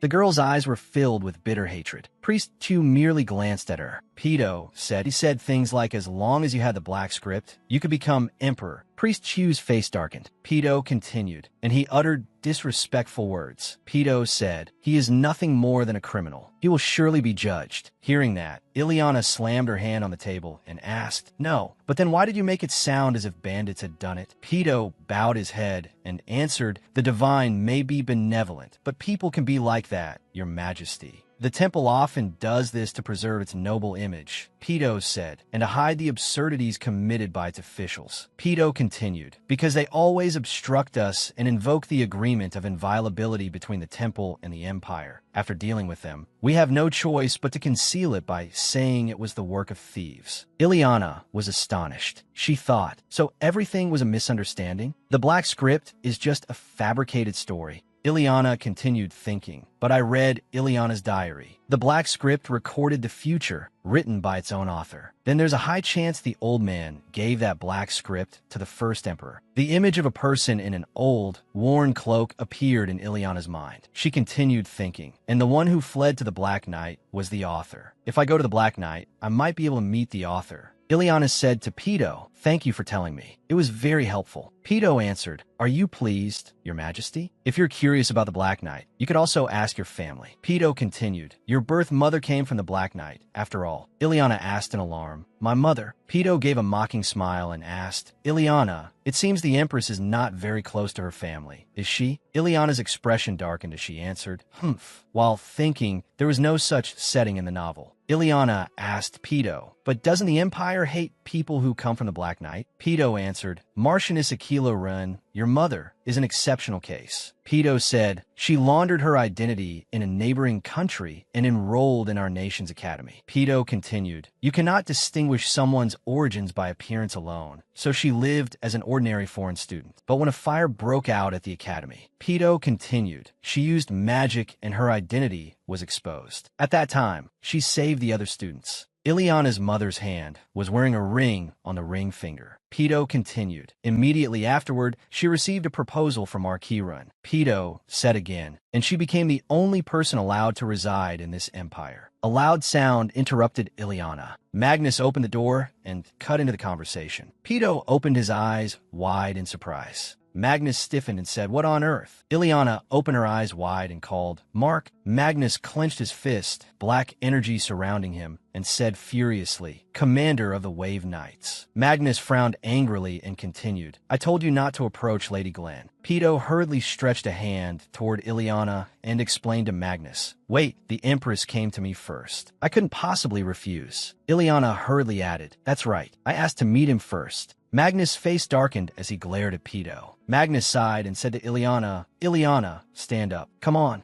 Magnus put an arm around Ileana's shoulders and led her out of the room. He said to Ileana, who was looking at him anxiously, I told you, if you were curious about anything, ask your guard knight. Magnus opened his eyes wide and continued, the commander of the wave is trying to destroy you. What is going on? Could it be that you have even forgotten that memory? Ileana answered, no. He knows the Black Knight better than anyone. Ileana continued, and after the battle, he swore loyalty to Mark. He seems safe now. Magnus angrily said to Ileana, you trust him far too much, don't you? Magnus continued angrily, even now, I still often have nightmares of him throwing that spear at you. Magnus painfully covered his face and said, of me imagining that you might never open your eyes again. Ileana silently looked at Magnus and thought to herself, is this acting or is it real? Ileana continued thinking, no matter what the truth is. Ileana threw herself into Magnus' arms. Magnus bit his lip as he looked at Ileana. Magnus called her name. Yahello, Ileana said, I am sorry for worrying you.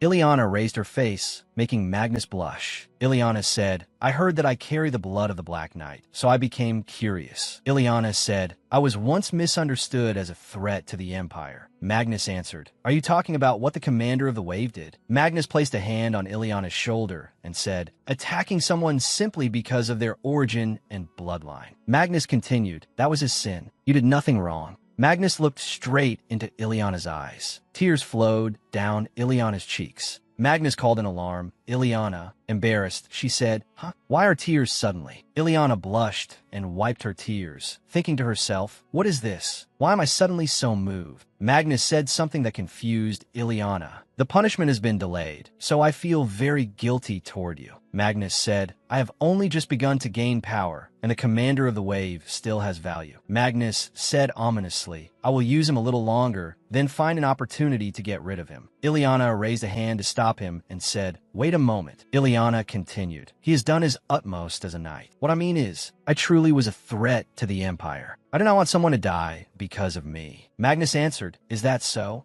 Ileana thought, "Because I may need to ask more about the Black Script and the Black Knight." Magnus gestured toward a chair and said to Ileana, "Sit over there at the table, and let us talk more." Ileana suddenly spoke up. Magnus asked, "What is it?" Ileana asked, "I wonder, does Mark know anything about the Black Script?" Magnus repeated, "The Black Script." Ileana worriedly held her face and said earnestly, "Yes. I heard that if someone finds it in the Black Knight, they can gain wealth and glory. I am worried that superstition will spread among the people." Magnus said, "Because the Black Knight is very mysterious. There are quite a few strange stories like that." Ileana answered, "Right? I want to stop people from being misled by such nonsense." Ileana lowered her eyes and continued, "But I do not know anything about the Black Knight either, so I suddenly became afraid." Ileana reached out and took Magnus' hand, then continued, "That is why I want to face its reality directly and confirm it." Ileana smiled brightly and asked Magnus, "Mark, would it be possible for me to go to the Black Knight?" Magnus' face looked somewhat displeased, revealing a trace of impatience as he answered, "I have already told you many times. That is a very dangerous and cold region."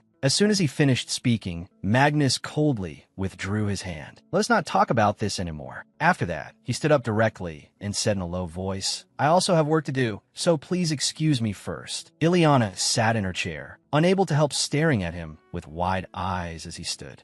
She watched his back as he walked away step by step and called to him softly. Seeing that he did not answer, Ileana could not hold back and shouted, "You said you would protect me, absolutely." Magnus turned back in surprise. He looked at Ileana as she said angrily, "It is not that I trust the oath of the commander of the Wave Knights. It is that I think Mark will always protect me. Will you not protect me when I am in the Black Knight?" As soon as Ileana finished speaking, she felt somewhat awkward.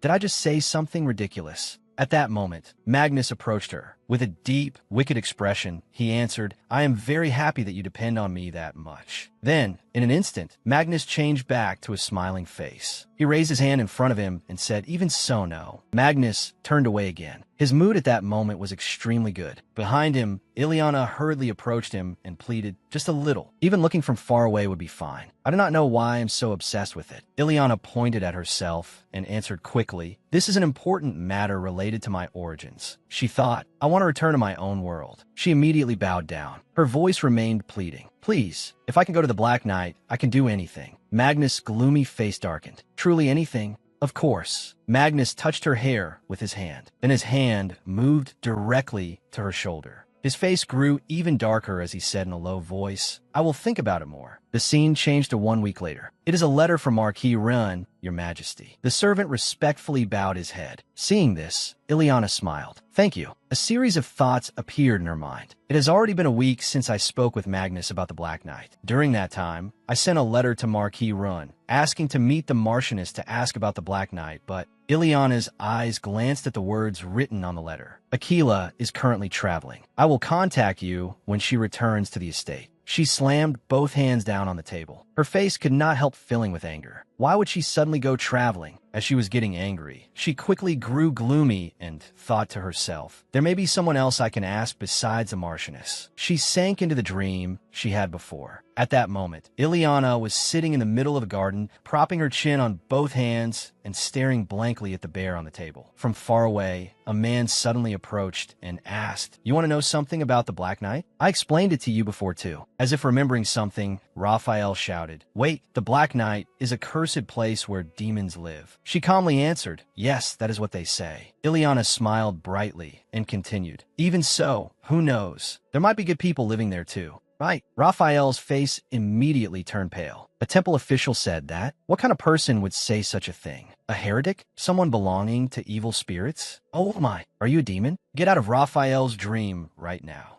No. Returning to reality, Ileana was propping up her chin and sighing. As expected, it would be best for me to go see the Black Knight directly. Magnus keeps refusing. He does not look like he will let me go. Should I try running away? Just then, a voice came from outside. Your Majesty, Miss Mendez has come to see you. Ileana glanced over and answered coldly. Gomain. As soon as she finished speaking, footsteps rang out. The one who appeared before Ileana was a pink-haired maid, bowing respectfully as she said, I apologize for rushing here to see you. Your Majesty. Gomain. Cheryl, what is the matter? It is terribly rude, but Your Majesty. Cheryl took out a bottle of alcohol from somewhere, smiled faintly, and said, Please drink with me. Ileana could not help covering her mouth, utterly shocked. No, not long after, a glass of deep red wine was placed on the table. I am sorry. In the Imperial Palace, Ileana is the person I feel most comfortable with. Ileana smiled and answered, If you are willing, I will be Cheryl's confidant. Cheryl drank as she continued, Thank you. Actually, I want advice about love. There is someone I have feelings for, but things are not going very smoothly. At that moment, Ileana's face became slightly stiff as she stared at the wine glass in her hand. Cheryl raised her glass to her mouth and continued, He keeps making unreasonable excuses and avoiding me. Sitting beside her, Ileana also put down her glass and looked at her.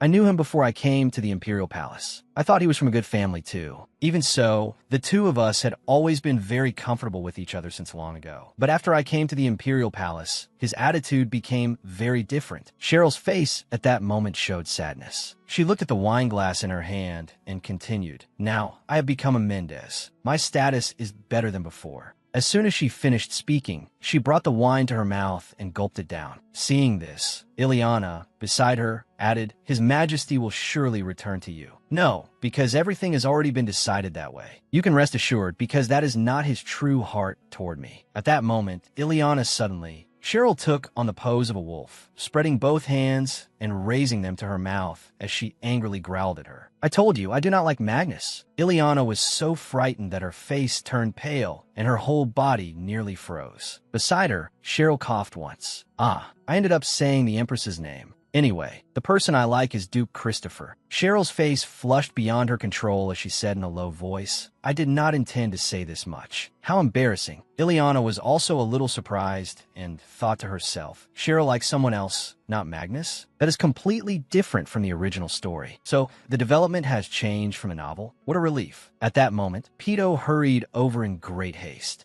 Seeing him, the man in blue immediately said, Commander, Kitten's family met a mage from the Black Knight. Explain it clearly, Kitten. You went to meet your family a few days ago, didn't you? Perhaps someone was following Kitten at that time. Kitten could not hold back and sobbed as she cried out, My younger brother has not woken up for several days. It was definitely a mage from the Black Knight. At that moment, the man behind Pito said in a low voice, How about asking Marchioness Glenn for advice? She is from the Black Knight. After that, Pito immediately thought of that woman. He raised a hand to his mouth and said gloomily, The Marchioness. The group decided to follow Pito's opinion. First, they had to check Kitten's younger brother's condition and see whether he had been afflicted by magic from the Black Knight. Pito continued, As for whether we should request help from Marquis Ren's family, that is another matter. After that, the man beside him answered, Understood. Back in Ileana's office, Ileana smiled, with a hint of teasing in her words. I'm sorry for misunderstanding you, Cheryl. The person Cheryl likes is Duke Christopher. Hearing that, it was unclear whether Cheryl's face was red because of the alcohol or because Ileana had guessed correctly. Ileana recalled the banquet before. By chance, Ileana had seen Cheryl talking with Christopher. Ileana quickly asked, Actually, ever since the last banquet, I have been curious about what connection the two of you have. Cheryl stammered, There is a difference in status, so... Actually, everyone was surprised by my identity. Cheryl's memories came rushing back. As she told the story, she remembered that day she could never forget. The first time I met him, it was as the guardian of a patient. Cheryl continued, Because he hid his identity when we first met, I only thought he was a wealthy merchant. I am afraid of revealing patient information, so I will only say this much. I am sorry. Ileana felt a little regretful. It is all right. So medical treatment was the opportunity for the two of you to meet. Cheryl picked up the bottle and poured it directly into her glass. Cheryl asked Ileana, Actually, there is something I've been curious about for a long time. Ileana answered in confusion. Yes? Cheryl said, Every time Ileana mentions me and Magnus together, your expression becomes very lively. You know that, right? Ileana jumped in surprise, her mouth falling open as her face reddened. What? Cheryl seized the chance, and kept teasing Ileana. You usually look very calm, but when Magnus is mentioned, it is like you're burning up. You look so fierce it is scary. Ileana blushed and denied it. Me? Not at all. Cheryl curiously glanced at Ileana. What on earth happened between the two of you?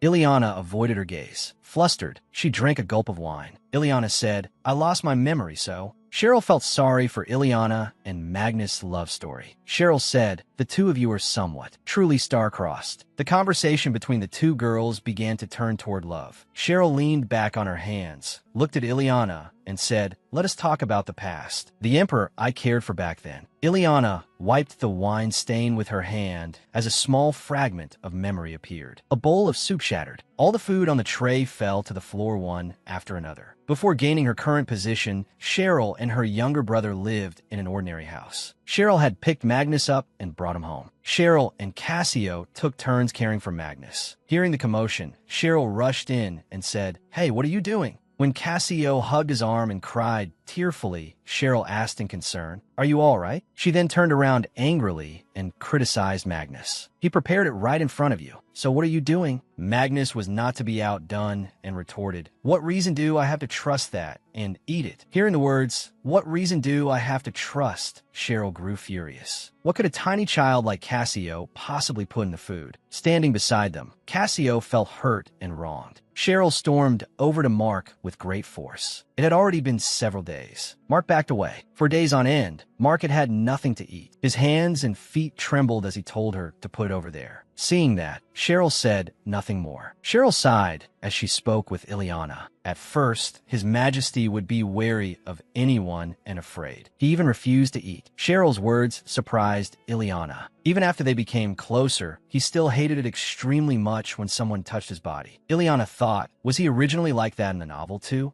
Mark clearly craved warmth so desperately. That was why there had never been a scene where he pushed Cheryl away. Cheryl continued. His anxiety was also severe, so if the lights were turned off, he couldn't sleep. Ileana was pleased because it matched the plot in the novel. This was a setting I saw in the novel. Mark suffered after effect from Ileana's dream manipulation, and he could not sleep in the dark. Ileana glanced at Cheryl and said, and Mark, His Majesty, Cheryl stammered as she continued. From time to time, he would ask me to stroke his head. Although he had escaped from Ileana, Mark still remembered that warmth. Cheryl stroked Mark's head and asked in confusion, even though your Majesty hates other people's hands touching you like this. Cheryl ran her hand back and forth through Mark's hair. Why is it all right when I touch your head? Mark raised his head. Cheryl was slightly startled. Huh? Cheryl did not quite understand Mark's behavior. Didn't he ask me to stroke his head? Mark only said, sorry. Cheryl continued telling Ileana about Mark. Then one day, His Majesty said this. Beside the fireplace, Cheryl and Mark sat facing each other. Cheryl was nibbling on a pastry while reading a book. Suddenly, Mark spoke. What if someone suddenly changed, as if they had become a completely different person and became very affectionate? Thanks to that, I learned that what I had all this time was not real affection. Mark smiled faintly. Even so, he could not hide the sorrow in his eyes. Because that person changed, I realized it. Cheryl lightly swirled her wine glass. After things like that happened, I realized His Majesty was longing for someone. Cheryl drained the glass. Ileana was somewhat flustered when she heard the words, longing for someone. Cheryl said to Ileana, as I just said, His Majesty is reluctant to let anyone's hands touch him. Cheryl affirmed, that is why, even now, when he dresses, he does not ask the servants for help. Cheryl glanced at Ileana. But you are the exception. You are Mark's exception, Ileana. The conversation ended after that. Ileana returned to the bedroom. She sat on the bed and thought absent-mindedly. Mark called to her, Ileana, Anna, Ileana. Mark approached and called her again. Ileana. Startled, Ileana answered, ah, yes? Mark looked at Ileana and asked, I wanted to ask whether you sleep with the lights off. Ileana answered yes. Mark sat beside her. You look troubled. You can talk to me, too. Ileana hesitated, then voiced what was on her mind. I heard from Cheryl. Ileana's words made Mark freeze. Mark's emotional wounds still had not healed. Mark spoke cheerfully, trying to reassure Ileana. Cheryl seems to have said something foolish. How much did you hear? Ileana answered, that you have trouble sleeping in dark places and that you don't like other people touching you. Mark's face darkened. Yes, that is true. Mark said, when night falls and darkness surrounds me, I feel lonely, cold, and afraid. The sunlight shone beneath both their shadows. Mark hesitated, then continued, I long for someone's warmth, and when someone else touches me, I flinch. Mark moved closer to Ileana. Ileana still did not understand. Mark pressed Ileana firmly down onto the bed. Ileana cried out in pain. That is the fear you planted in me. Ileana opened her eyes and looked at Mark. Mark smiled painfully. Please understand. Mark embraced Ileana, leaving her slightly bewildered. Because of you, I became this chaotic mess. Mark bit hard into Ileana's neck. Ileana clenched her teeth in pain. Mark pressed his thumb into Ileana's mouth. Ileana was uncomfortable. What are you, MM? Ileana struggled, grabbed Mark's clothes, and pulled him away. MMPH. Ileana's face flushed red as she panted. Mark said, there is something I have always wondered. Mark glared at Ileana. Why did you abandon me? Ileana avoided the question and turned her face away. I thought I had given you freedom. Since I don't have the memories, I'm not sure. But no matter how I think about it, back then, it seemed like you were clinging tightly to me because you weren't being treated like a human being. Mark looked at Ileana and asked in return, did she ever beg you to let me go? Ileana was shocked and answered hesitantly, no, even so, of course. Mark began. On that day, Mark recalled Ileana wearing a red dress and a mask, her eyes filled with coldness. You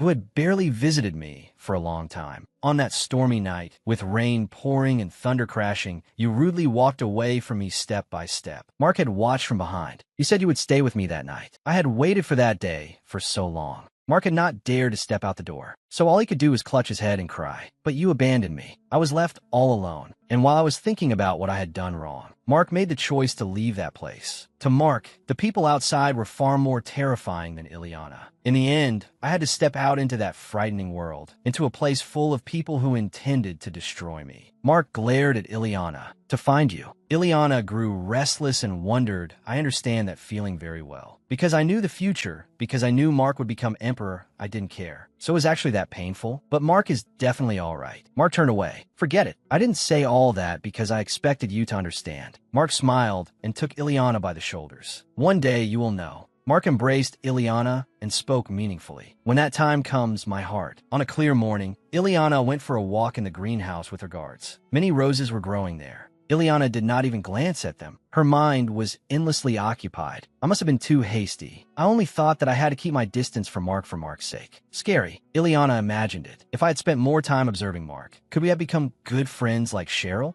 Ileana gave a crooked smile. She felt it was ridiculous to think about that. After I did all those things, Ileana turned back and looked at the flowers blooming in profusion. She was troubled, but the situation has become far too different from the novel. The condition for escaping this world is still only the Black Night. The next morning, Ileana recalled sharing a meal with Mark. Mark said nothing, making her even more awkward. Ever since the previous night, the atmosphere between her and Mark had become heavy. This is not the time to talk about the Black Night. Just then, from afar, Kitten hurried toward Ileana. She shouted loudly, "Your Majesty!" Kitten bowed and introduced herself. I'm a Wave Knight. My name is Kitten. A guard stepped in front of Ileana and took a protective stance. How dare you be so rude? Ileana quickly intervened. You're the one who used to guard my room, aren't you? The guard looked slightly troubled. Kitten was delighted that Ileana still remembered her. It is an honor that your Majesty remembers my name. The reason I have come to request an audience with your Majesty is... Before she could tell Ileana her purpose, Pedo hurried over from behind. Pedo quickly grabbed Kitten's hand, glared at her, and asked, "What is this?" I told you I would handle this matter. Kitten complained. His Majesty already refused, didn't he? Pedo nodded in greeting to Ileana and replied, I told you I would report it to His Majesty again. Tears welled in Kitten's eyes as she shouted angrily, My younger sibling is about to die. Ileana grew uneasy. About to die? Seeing this, the knight ordered, You two, Commander and Wave Knight, leave this place at once. His Majesty's order is that the Wave Knights are not permitted to approach Her Majesty. Somewhere nearby, Kitten criticized Pedo. See, this is because of you, Commander. I told you it would be fine. Ileana stepped forward and waved her hand, signaling the guard to move aside. Wait, I want to hear why they came to find me. The guard was troubled by Ileana's words. But His Majesty, Ileana placed a hand over her chest, her gaze firm, and said, As Empress, I have a duty to listen to the voices of the people. The guard stood in front of Ileana and said, Those are truly moving words, but please forgive me. I cannot go against His Majesty's orders. Ileana's words astonished everyone. Kitten was glad to receive help. A vase fell and shattered. Mark called Cheryl's name. Cheryl immediately became anxious. Cheryl,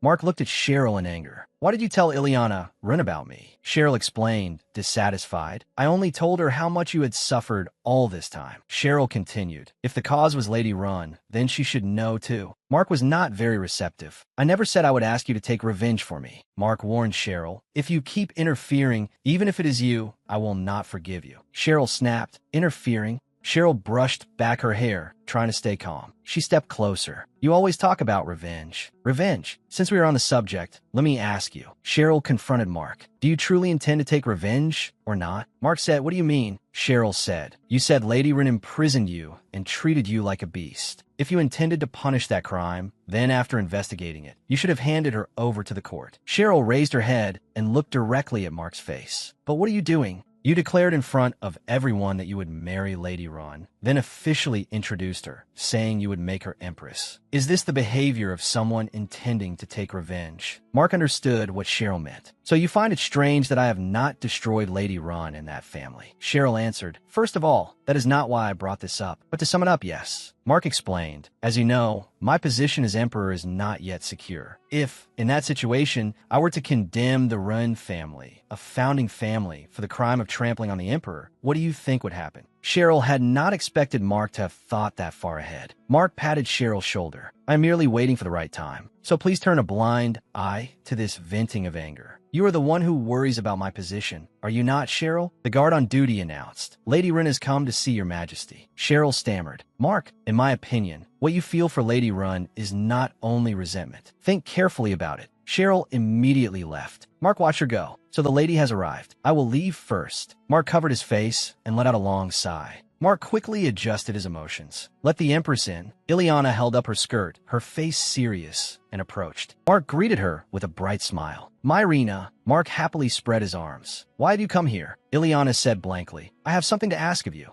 Ileana saw the broken vase on the floor behind Mark. She hesitated, then said, please allow me to help the Wave Knights. Mark wondered, the Wave Knights? Mark asked, did they come to you? To ask you to help their family, who encountered a Black Knight mage. Ileana answered, that is right. Ileana pleaded, but this requires your permission, Mark. Mark smiled helplessly. Honestly, they are people who disregard the Emperor's orders. Mark said, at this rate, a major incident will soon occur in the Imperial Palace. Ileana looked at Mark worriedly. Mark decided, I will abolish the Wave Knights. From now on, they will no longer be an order of Imperial Knights. Ileana's mouth fell open in shock. They abolished them? Mark turned away solemnly. I will strip them of their knightly ranks and expel them from the castle. I will write the order at once. Ileana held Mark back. Wait, you must consider the position of the Wave Knights in the Empire. Mark lowered his head and sighed. Stop. I have endured it until now for that very reason. But if they keep defying my orders like this, then that so-called position of the Wave Knights is nothing but a stone in my path. If there are weapons that cannot become strength for me, perhaps it would be better to remove them. Ileana gripped Mark's hand tightly and shouted, are you planning to miss a decisive opportunity? Mark was stunned and asked, an opportunity?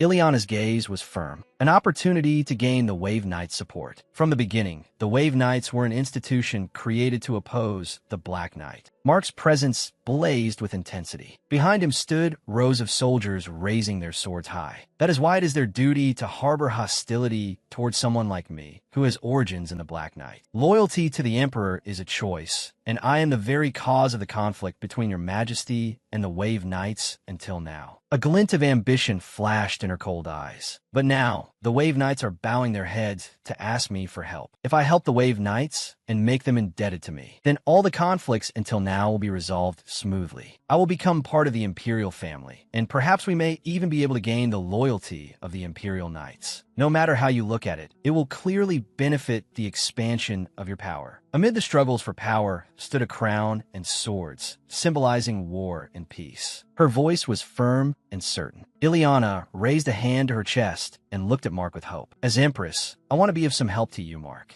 Mark was stunned by her words. Ileana, the image of Cheryl standing before Mark appeared in his mind. Do you really have any intention of taking revenge? Mark's gaze sank darkly. He reached out and stroked Ileana's hair. As expected, you are the wise empress I chose. Next came the sight of Chris lying on a large bed. Pito was seriously explaining to Mark and Ileana. This is the younger sibling of one of the knights. For some unknown reason, she has been unable to wake up for the past few days. At the foot of the bed, Kitten stood with her hands clasped behind her back and added, "And we receive information that the Black Knight person we have been pursuing was seen near her home. Judging from the circumstances, it seems to be that person's doing." After finishing, she bowed and looked toward Chris, who lay on the bed. "That Black Knight person?" Pito answered Ileana's question. "We do not know the exact reason, but perhaps that person chose a target who would be easier to use a spell on." A man walked amid a blue glow, surrounded by blazing red light, his presence majestic and cold. The Wave Knights are chosen by spirits, so they possess defensive abilities against mental magic. Knights wearing hooded cloaks revealed cold, terrifying expressions. That is why, in many cases, they do not attack the Wave Knights directly, but instead attack the people around them or their families. For that reason, the Wave Knights conceal their origins and regularly do things like dye their hair. In the end, it seems she was exposed. Chris lay on the bed, her complexion faint and her lips pale. "How long has this child been asleep?" Kitten answered anxiously. "It has already been over a week." Kitten rubbed the space between her brows wearily. "If things continue to be delayed, her life may be in danger. We say she is sleeping, but she is practically in a coma. Is there any way?" Ileana was flustered by Kitten's question. "What should I do?" Ileana turned to look at Pito with a bewildered expression. She knew absolutely nothing about this problem. "Was there no one else to ask besides me?" Pito looked at her and explained, "There was a Black Knight person we had confined, but they died of old age several years ago. And we intended to ask Marchioness Wren for help, but currently, the Marchioness is away, so..." Ileana answered based on her guess, looking suspiciously at Pito. "That's right, she went away on a trip." Pito was embarrassed at being guessed correctly. "Ah, yes. That is why, even though it is truly shameless of us, we have no choice but to ask your majesty." Pito clenched his teeth and pleaded with Ileana. "Please help us." Pito dropped to his knees with such speed that Ileana had no time to react. "I earnestly beg you." Mark stood behind her, bent down, and whispered, "Ileana, do you know anything?" Ileana broke out in a cold sweat. This is my first time seeing a case like this too." As soon as she finished speaking, Mark turned around with a regretful expression, put an arm around Ileana's shoulders, and tried to pull her away. He said, "What a pity that the Empress does not know about this either. I will summon the Imperial Medical Office." Ileana hurriedly spoke up, hoping only that Mark would not drag her away. "Wait, although I cannot say for certain that I can resolve it, it is still worth trying. First, could everyone please leave the room?" Ileana placed both hands on the bed and turned her head to look at everyone in the room. Then she turned to Mark. "Mark, you must go outside too." Mark asked suspiciously, "What do you intend to do alone? Is it something you cannot do if I am beside you?" Ileana stammered before Mark's deeply suspicious question. "That is, yes. I need to concentrate, so it will be very tiring." Mark nodded and obeyed. "I understand." After that, he left the room with everyone else. Only Ileana remained. Ileana touched Chris. "I will try entering this person's dream. Perhaps I can find something." Her slender hand rose high. Her eyes glowed crimson, and her white hair billowed behind her. The air in the room gradually changed. A dark purple-black mist spread wider and wider, gloomy and eerie. Ileana stood there, feeling cold. She wondered about the strange atmosphere. Had this person been trapped in this nightmare? Suddenly, a pair of feet appeared in front of Ileana, making her flinch. "You finally appeared, Black Knight Mage." He raised his hand, summoning purple light and incantations all around him. "Let the one chosen by the spirits of 4 generations." Chris snapped her fingers with a wicked smile. This cruel-eyed Chris was facing Ileana. Ileana stared in confusion at Chris, who seemed about to attack her. That face. Ileana smiled brightly like a child who had found candy. "Hooray, that's just a misunderstanding. I came to save you. I finally found you." Chris was stunned. "What?" Ileana slowly approached Chris, trying to seem friendly and gain her trust. "This is a dream. You haven't woken up for about a week now." Chris held a sword in her hand, frozen in confusion. Ileana continued explaining. "Outside, Kitten is waiting for you very desperately. Hurry and come out of here with me." Chris looked deeply doubtful about life itself. A huge question mark filled her mind. "I am dreaming." Suddenly, Chris's expression darkened. Her gaze became sharp and terrifying. Darkness enveloped her entire body. Seeing that, Ileana backed away and asked anxiously, "Why are you like this?" Chris trembled and muttered, "Impossible. Kitten has only just become an excellent Wave Knight. So how? With one hand clutching her head and the other raising a sword shining with golden light, she cried out in agony, "Don't talk nonsense." Everything exploded in an instant. Ileana was struck by the golden light bursting from the sword and was blown far away. "Ah!" Ileana shouted in fear. "No, have you gone insane?" Ileana raised her hand to block the attack. "Stop!" Ileana was still dazed. The sleeve over her arm burned away. She gritted her teeth and thought, "What is this? She really attacked me? The master of this dream is her, so I can't do anything more." But it's different for outsiders who enter a dream like us. A scene appeared of Glenn sitting opposite Raphael and Luffy. "What are you saying?" The stuffed bear, patched together and with glowing red eyes, looked extremely grotesque. "If you die in a dream, you'll die in reality too." Ileana grew frightened by the situation. Her dark pink eyes went blank. This really was dangerous, wasn't it?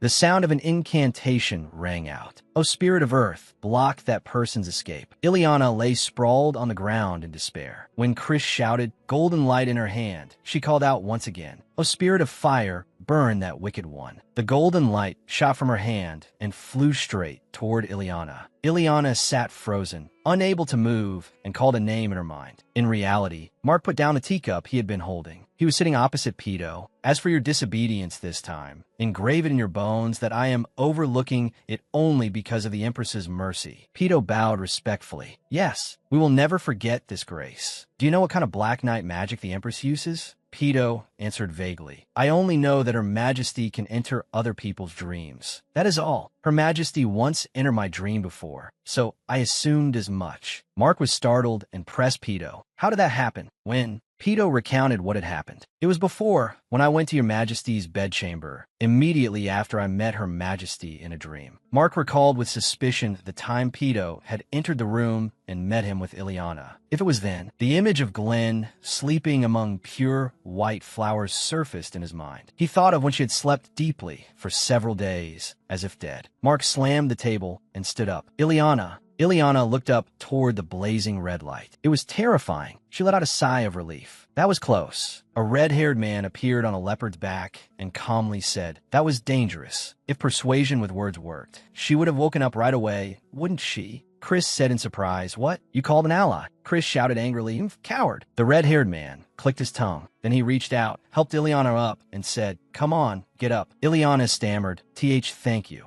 He pulled Ileana closer to him and joked, "Is this your first time seeing someone come to rescue a person trapped by a dream?" Ileana hesitated and said, "Yes." "Ah, are you someone from the Black Knight?" He quickly replied, "That's right. I saw that the thread of consciousness was in poor condition, so I came to take a look. If I'd known the situation was like this, I would have come faster." Chris, meanwhile, was still fighting against the rotating rings of light. Only then could Ileana speak comfortably. "No, thank you for helping me. May I ask how to wake someone from a dream?" He chuckled and said, "Of course. You don't need to think of it as something difficult. You just have to do the same thing as when someone naturally wakes from a dream." Ileana asked in surprise, "When someone naturally wakes from a dream?" She continued asking the red-haired man, "I don't know when that would be. Could you explain more specifically?" The man drew his sword and said, Now, I'll show you, so watch carefully." His sword emitted rays of brilliant light that filled the sky. He swung the sword vertically downward, then shouted, "Now." The red-haired young man continued, falling from a great height, suddenly getting hit by a carriage, and so on. They just need to be startled enough to wake up from the dream. Suddenly, Ileana shouted, Hey." The man continued speaking over Ileana's cries. "In short, all you have to do is kill them." She cried out in panic, "Wait, what is going on?" The red-haired man asked irritably, "What now?" "I'm showing you how to wake someone up." At that moment, the sky suddenly shook violently as if it were about to explode. Ileana looked around in fear.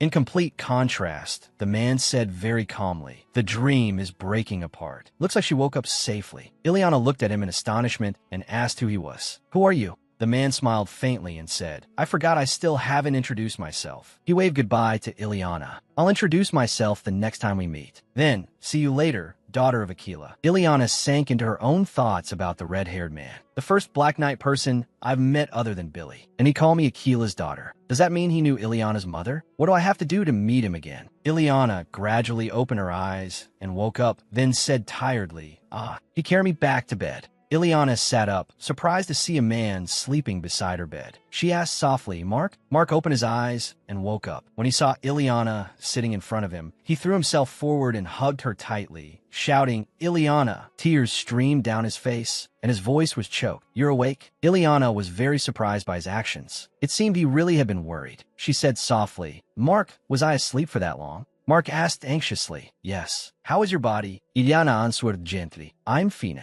Then she continued asking, what about the family member of the Wave Knight? Mark hurriedly replied. She woke up. Then he explained what had happened. That person woke up, but in exchange, you remained asleep. He turned and asked, did you know this would happen? Ileana shook her head and said, no, I didn't know. Mark grew angry. Don't lie to me. She began to tremble in fear. What? Mark continued. I heard from the commander of the Wave Knights. You entered that person's dream. He took Ileana's hand and continued speaking. At that time, you didn't wake up for days, and your body was as cold as a corpse. Now that I've confirmed the same phenomenon repeats itself, when you enter someone else's dream, I won't allow you to do such things anymore. Ileana smiled faintly and said, you're worrying too much. I only slept a little deeply. My body temperature is low to begin with. She continued, if there's a reason to use my ability, I will do it again. Mark shouted angrily. What a strange thing to say. If that's true, then the other person earlier was also just sleeping. Ileana tried to explain. I did it by choice. Every case is different, isn't it? Even if it is a little dangerous, it is also evidence of my ability and of the Black Knight. And it is something I want to do. Mark asked further, is that worth wagering your life? Ileana smiled and answered, yes, it is. She turned to look at Mark and said, if you are that worried about me, will you go to the Black Knight with me? If we try going there, many questions may be answered, and I promise I won't do anything this dangerous again. Kitten came to thank Ileana. Thank you very much, Your Majesty. Ileana asked kindly, is your younger sister all right now? Kitten hurriedly answered, yes, she is recovering. Pedo suddenly spoke up. I was wondering how Your Majesty was. Ileana smiled and answered, I'm fine too. I just slept a little more deeply than usual. Kitten bowed her head and said, I will never forget Your Majesty's grace. Ileana waved goodbye and said, all right, please take good care of yourself. Mark supported Ileana by the arm. Come, sit down. She turned to him with a smile. Thank you. In her mind, Ileana thought, finally, I'm going to the Black Knight. Duke Kirsten asked Mark, inspecting the Black Knight. That is an excellent idea, Your Majesty. Kirsten continued. Recently, rumors have been spreading in the imperial capital that Your Majesty and the Wave Knights are at odds. If Your Majesty goes to inspect the area and entrusts the Wave Knights with guard duties, those concerns will be swept away. Duke Kirsten seemed flustered in Mark's memory, saying that was not the reason, but it appeared rumors had been spreading loudly among merchants and travelers. This inspection would help reassure the people. Mark pondered silently. The Black Knight's expansion had begun accelerating 2 years ago, and Rena had also changed 2 years ago. Then he turned his gaze toward Ileana's radiant face and wondered inwardly. Is this merely a coincidence? Or is it connected to the reason Ileana is so obsessed with the Black Knight? The scene then shifted to a remote mountain region. As Mark's party traveled along, Ileana's face was bright, her eyes sparkling as she gazed at the scenery outside the carriage. Mark watched her peering into the distance like a child and wondered, what does she find so interesting out there? I only see wild fields. Ileana quickly replied, beaming, nothing. It's just been so long since I left the Imperial Palace, so I'm a little restless. Mark folded his arms, not understanding, and said, there are many places more beautiful than this. Let's go to more of them together in the future. Commander Pedo lightly knocked on the carriage frame and reported, Your Majesty, the road from here is very dangerous, so we must proceed on horseback. After that, Mark took Ileana's hand and helped her down from the carriage. Ileana was startled and said in alarm, there's a black wall over there. Commander Pedo answered, yes, that is the Black Knight. Ileana understood and replied, it really is just as the name suggests. Cutting off Ileana's words, Mark asked, Rena, have you never ridden a horse before? Ileana quickly answered, no. Mark held Ileana by the waist to lift her onto the horse and said, then we'll go together. I suppose I should lead the horse slowly at first. Ileana said fearfully, wow, it's higher up here than I expected. Mark mounted the horse and spoke in a steady voice. Don't worry, just relax and lean on me. Ileana sat neatly within Mark's arms. Mark ordered, good. Now let us depart. Commander Pedo guided them. Yes, this way. The clatter of horses' hooves accompanied the commander's words. Pedo's voice rang out while Ileana stared blankly ahead. We are almost there. The entrance to the Black Knight is up ahead. Ileana thought in astonishment. It doesn't seem like a natural phenomenon. It looks more like some kind of error. Ileana said. The closer we get, the more overwhelming it seems. Commander Pedo considered the matter with a grave expression. Even from the outside, it is already a truly eerie place. We have not made an official announcement about this for fear the people will fall into chaos, but the Black Knight is expanding more and more. One day, it may swallow the entire continent, perhaps even this empire.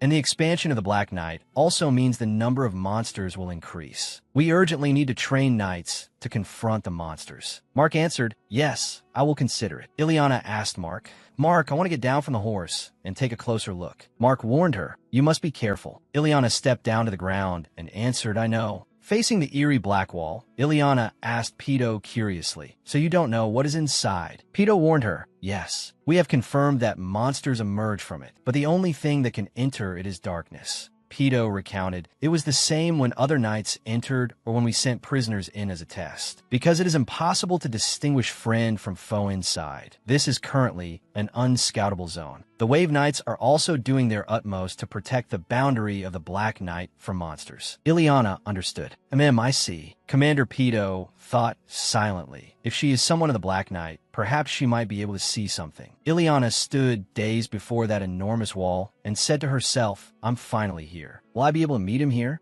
The old man who had vanished into the Black Knight along with the prophecy, the one who had caused her to reincarnate here. That was the author. While Ileana was lost in those thoughts, Mark warned her, Ileana, don't go too close. Before Mark could finish speaking, a piercing scream rang out, making him start an alarm. A monster has appeared, beetle type, up ahead at 10 o'clock. A monster with razor-sharp claws and a huge, terrifying body stepped out from within the Black Knight. Commander Pedo pulled his horse back in alarm and ordered the soldiers, damn it, why now? Reform the ranks. Prioritize the safety of His Majesty and Her Majesty. The scene fell into chaos. Mark grabbed Ileana's shoulder and pulled her back, warning her, Rena, come here quickly. Ileana looked into his eyes and pushed Mark's hand away. Mark stared in shock and could only shout her name. Ileana. Ileana escaped from Mark's arms and hurried toward the Black Knight with a determined expression. She thought, how could I come all this way and just leave now? I finally found this clue after spending 2 years knowing nothing. I will definitely return home. Ileana stepped through the wall one step at a time. Her sparkling eyes widened in amazement at the mystical sight inside. She could not help exclaiming, what is this? They said you couldn't distinguish friend from foe, but it looks different from the outside. The passage of time seems. But suddenly, a mysterious voice cut through Ileana's surprise and said, you have finally come here. Only now can my voice be delivered. Ileana was startled and quickly looked around.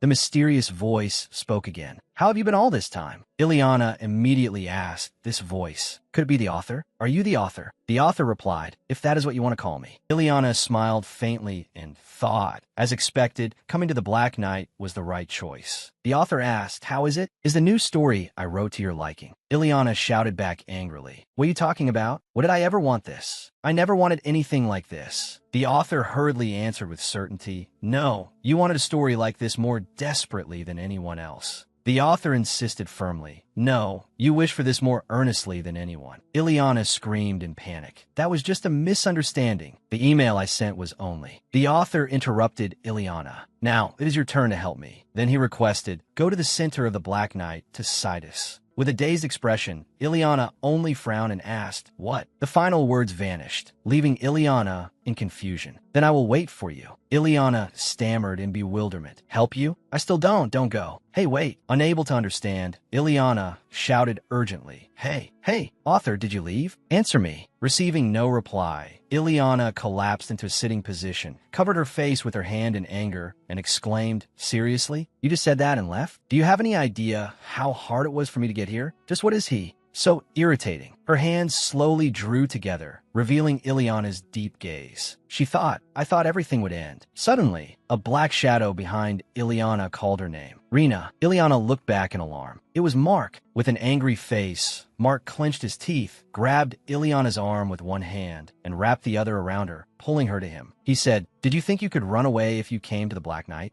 Ileana froze. She looked up at Mark's tightly clenched jaw and replied, Mark. Outside, the knights were dealing with a terrifying monster, each slash severing one of its body parts. After that, a knight summoned an explosion of fire to burn the monster to ashes. As the smoke slowly cleared, one knight reported, 9 monsters deployed. We have successfully eliminated them. Another knight continued, Wave knights, no casualties. Aside from the ones that appeared, there are no new enemies. Commander Peto folded his arms and said, Good. For now, we have the emergency under control. With things as they are, there should be no further attacks. But stay alert around the perimeter. Station 1 guard every 15 meters. The knight answered, Understood. Commander Peto's face darkened as he said, The Emperor and Empress have entered the Black Knight. He turned pale, thinking, Inside the Black Knight, you can't see anything. Even if they go in, they won't be able to do anything. And yet, both of them acted so impulsively. Suddenly, a shout drew everyone's attention. His Majesty, the Emperor, Mark, carrying Ileana over his shoulder, stepped out of the Black Knight and said proudly, It looks like things have been fairly well brought under control. Embarrassed, Ileana pleaded, Mark, we're outside now, so put me down. Mark answered coldly. No, with a solemn expression, he said, You handled the unexpected situation well. The name Wave Knights is not an exaggeration. Now return to the Imperial Palace. Commander Peto accepted the order. Understood. Many people watched in surprise. Mark's carriage stopped at a certain village. A knight requested, Passing through the forest at night is very dangerous, Your Majesty. We will stay in this village for one night, then return to the Imperial Palace tomorrow. Inside a small inn, Mark threw Ileana straight onto the bed, making Ileana cry out, Ah! Ileana shouted angrily, What are you doing? And what is this bed supposed to mean? Mark put his hands on his hips and answered smugly, I put you down just as you wanted, so stay still. It's as soft as I imagined, isn't it? Rubbing her head, Ileana said furiously, How many times do I have to tell you? I had absolutely no intention of running away. I was only curious about how far my range of movement extended inside the Black Knight. First of all, I am a person of the Black Knight. Mark cut her off. Then let me ask you, what did you do? Ileana thought about the things she had done, marveling at the scenery, talking to the author but being unable to say so, getting angry at the author but being unable to say that either. Then Ileana frowned angrily and said, Didn't I just stand there until Mark came? How many more times do I have to talk about my own helplessness before you're satisfied? With a satisfied face, Mark replied, Now I'm satisfied. After hearing that answer, Ileana said weakly, Honestly,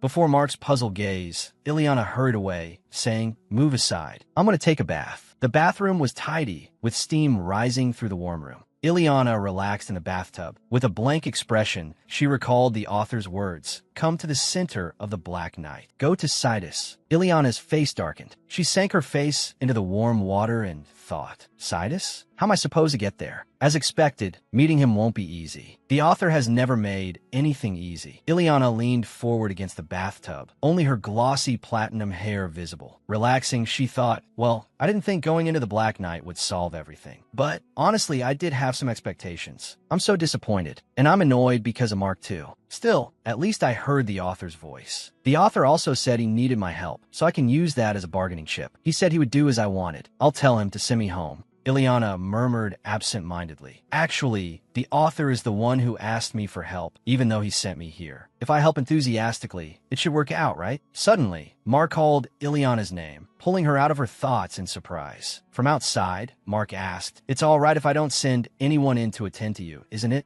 Ileana quickly answered, I'm only taking a simple bath, so it's fine. Embarrassed, Ileana stroked her hair and thought, He's acting as if I've become a servant. Mark said, You always make me anxious, even though we're sharing the same room. I'm afraid you'll suddenly disappear. Ileana grabbed a towel and shouted, There is absolutely no chance of that, so don't you dare come in here. When Ileana stepped out, she stared blankly and walked toward Mark. Is that wine? Mark answered, Yes, I just ordered it. I don't particularly like drinking. Mark recalled something from the past. When I was being treated at Cheryl's house, at the beginning of my treatment, my fear of the dark was extremely severe. Sedatives alone had no effect. At that time, Cheryl said, Let's see what your true feelings are, and gave me wine. Because I was drunk, I felt a little better. Because of that, I nearly became an alcoholic. Ileana gave a faint laugh. Mark asked Ileana, Do you know why I'm telling you this now? Ileana replied in confusion. Huh. Mark said seriously, When you ran into the Black Knight, and I searched for you in that darkness, I felt as if I would return to that time again. I couldn't see anything. I couldn't hear anything. It was a helpless, suffocating vagueness that I felt because you weren't there. You would push me back into a place like that again. Mark set down his wine glass and said, So I have to drink in order to be able to sleep. Ileana looked at Mark in confusion. Wait, then how did you find me? You said you couldn't hear or see anything. Pouring wine, Mark answered. I couldn't see anything. Instead, the dark spirit dragged me to where you were. Ileana replied awkwardly, I see. Then I'm sorry for bringing up unpleasant memories for you. Mark said gently, I'm the one who didn't trust the Empress. Let's not talk about this anymore. Mark offered a glass of wine to Ileana. Would you like a drink? Ileana glanced over and sat down beside him. Mark replied, all right. Looking at the wine glass, she thought, at that time, I thought about it simply. Just as Mark uses wine to drown his fear, I also wanted to use wine to drown my disappointment about the Black Knight. That was all. Drunk, Ileana said, that was your fixed role, after all. Mark asked in confusion, fixed role? With her face red from drunkenness, Ileana said, the male lead takes revenge on Ileana. Ileana lowered her head. To Mark's surprise, she continued, because you're only a character in a novel. Because Mark is only a character in a novel. Hearing those words from Rena, Mark stared at her in shock. But then he laughed as if he could not believe it. I'm a character in a novel? People often say that if you become king, you'll be tossed up and down by fate in stories. But this is the first time I've heard someone say, I'm a character in that story. Then what is the ending of that novel? What happens to us? Ileana's cheeks, already reddened by alcohol, turned even redder as she hesitated. You'll marry Cheryl. That's what everyone says. And you abandoned me at the hut in the forest. Mark's face froze, and he glared as he asked back, I did that to Rena. Suddenly, Ileana collapsed, knocking over the wine glass in her hand. Mark was startled. What's wrong? Mark quickly caught her, making her fall into his arms. Still stunned, he said, wait, Rena, don't tell me you're asleep. Could she possibly know something? The next morning, when the horses were already lined up outside the gate, Ileana woke up. Seeing her, Mark immediately asked, Ileana, do you remember our conversation from yesterday? She was extremely flustered. Holding her head with both hands, she could only murmur in confusion. Then, after remembering, she shouted, did I say something strange? Mark frowned slightly and rubbed his temple, looking helpless. Yes, they were shocking words. Hearing that, Ileana trembled. Oh no, what did I say? Mark did not tell her. Instead, he smiled mysteriously and answered, it's a secret. Mark said with delight, in any case, you don't remember. If I say it, it will only embarrass you, so I'll keep it to myself. The more he acted that way, the more panicked Ileana became. What on earth did I say? Can you at least give me a hint? Mark smiled and said, Rena thought that way about me. Before Mark could finish, she turned her face away in agitation, waved her hands, and laughed. I'm not curious anymore. My head hurts, so please don't say anymore. Only then did Ileana look outside. She was surprised to see lanterns. Seeing this, Mark also smiled and said, judging by those decorations, the time of the Descent Festival must have arrived. It is the anniversary of the day the god Legniva descended here. It is also a meaningful day for Rena, isn't it? She smiled and replied, yes. No wonder it looks so familiar. It reminds me of when I came to the temple. Thinking back on the time she had to climb ladders to hang lanterns, and of the endless complaints, she remembered, oh dear, I think my arm is cramping. Have I ever held anything heavier than a knife and fork? And then there had been the indifferent remark, stop pretending to massage your arm and hurry up and take this. As she recalled it, she said to Mark, whenever the season came, I had to hang lanterns until my arms felt like they would break. Hearing that, Mark burst into laughter and said, this anniversary, you will celebrate it with me, so look forward to it. At last, the two of them arrived. The place was not only beautiful, but also radiated luxury, elegance, and power. As soon as they entered, Pito asked after Ileana, Empress, you still have not fully recovered from your fatigue. Are you all right after such a long journey? She answered, I'm fine. I want to talk right away. With that, the two sat down at a table, facing each other with great seriousness. Pito said, now then, Empress, please try to tell me about the things you saw inside the Black Knight. She agreed and began to explain. It was dark there, just as you described, but it was not as black as ink. There was some kind of light in the sky, like a halo. That was the sky. As for the ground, it was exactly the same as the outside of the Black Knight. It was nothing but wasteland. After listening, Pito said, in the end, it seems fairly similar to the information we obtained when interrogating the Black Knight people in our custody. In that case, what is called the Black Knight may also be a large barrier. If that barrier is removed, the Black Knight may disappear as well. Ileana seemed to agree. Perhaps so. My mother may know more about the Black Knight than I thought. Come to think of it, why haven't you asked my mother all this time? At Ileana's question, Pito shook his head in exasperation. Marchioness Glenn is not officially a person of the Black Knight. Ileana was surprised by those words. Pito explained further. The house of Marquis Glenn, which contributed to the founding of the nation, requested this of the imperial family in order to preserve its honor. Officially, the Marchioness is not a person of the Black Knight. The knights knew of the Marchioness's existence, but we had no status that allowed us to approach her. Young lady, in any case, through the opportunity of becoming Empress, you have been verified as a person of the Black Knight. You will have a chance to contact Marchioness Glenn. Considering that even your bloodline is included in this, perhaps this is precisely one of the advantages that comes from the Empress. At last, Ileana understood everything. I see. Then when my mother returns from her travels, I will gather information from her. Hearing this, Pito smiled. Thank you very much. Without stopping, she continued. There is something I would like to ask as well. Do you happen to know a place called Sidus? Pito stroked his chin thoughtfully and said, It is at the center of the Black Knight. If it is Sidus, then it is the place with the library where the books of prophecy are stored. I remember hearing that among the superstitions about the Black Knight. Even so, I considered it meaningless heresy. Ileana was now extremely curious and asked, Could I learn more specifically about it? Pito said, What the Empress is curious about will be related to heretical doctrine. It would probably be better for you to meet with an investigator of heresy. After hearing this, she replied, I understand.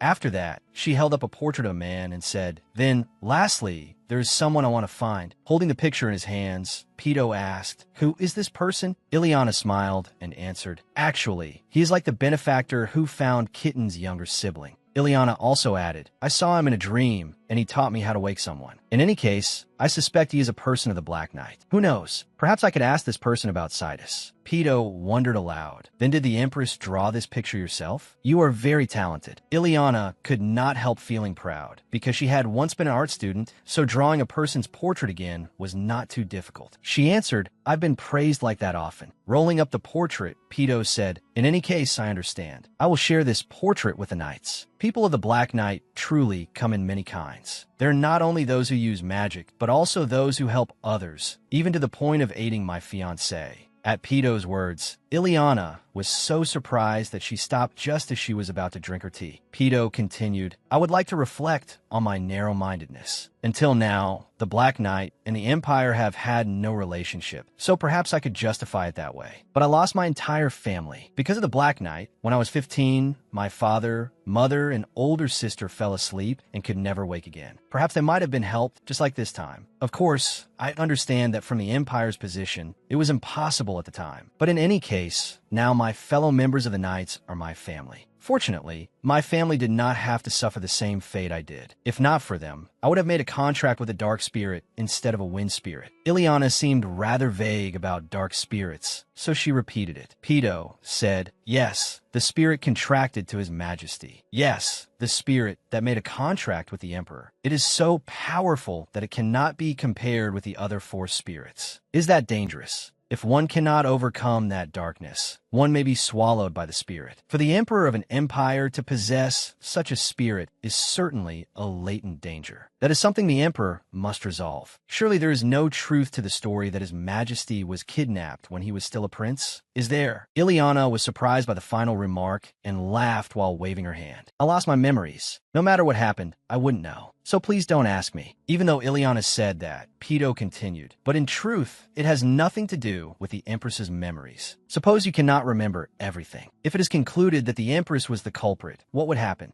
Ileana answered, Then I will beg His Majesty for forgiveness. She said that because she secretly thought it wasn't even something I did. How long do I have to keep making excuses like this? Everything is Ileana's fault. The scene then shifted to Ileana's parents. Her father said, Aquila, Ileana is searching. As I said before, Ileana's memories probably still have not returned. Her mother turned her head, looked at him, and smiled sinisterly. Ileana's drawing may stimulate her. We must not let Ileana remember everything. Ileana tapped her fingers on the table with practiced elegance. She leaned back in her chair and sighed. Then Ileana became immersed in thought. Going to Sidus after escaping Mark. Will I be able to do that? While I'm at it, I'll do everything an Empress can do. I've already scheduled an appointment with the temple for tomorrow. I need to request as much information as possible about the Black Knight. Then Ileana suddenly jumped in surprise. She stammered, Mark, Your Majesty. Mark slowly entered wearing a strange mask and carrying a mysterious box in his hands. He said, "That's right, Rena." Ileana asked in surprise, "You startled me. What is that mask?" Mark quickly answered, "I prepared it for the Advent Festival." He lifted the mask and continued, "I plan to cover my face with a mask and secretly attend the festival. It will be safe there. There will be many things to see, so it will be very enjoyable. Much better than the Black Night." Ileana laughed loudly. Then she asked, "I'm sure it will be fun, won't it?"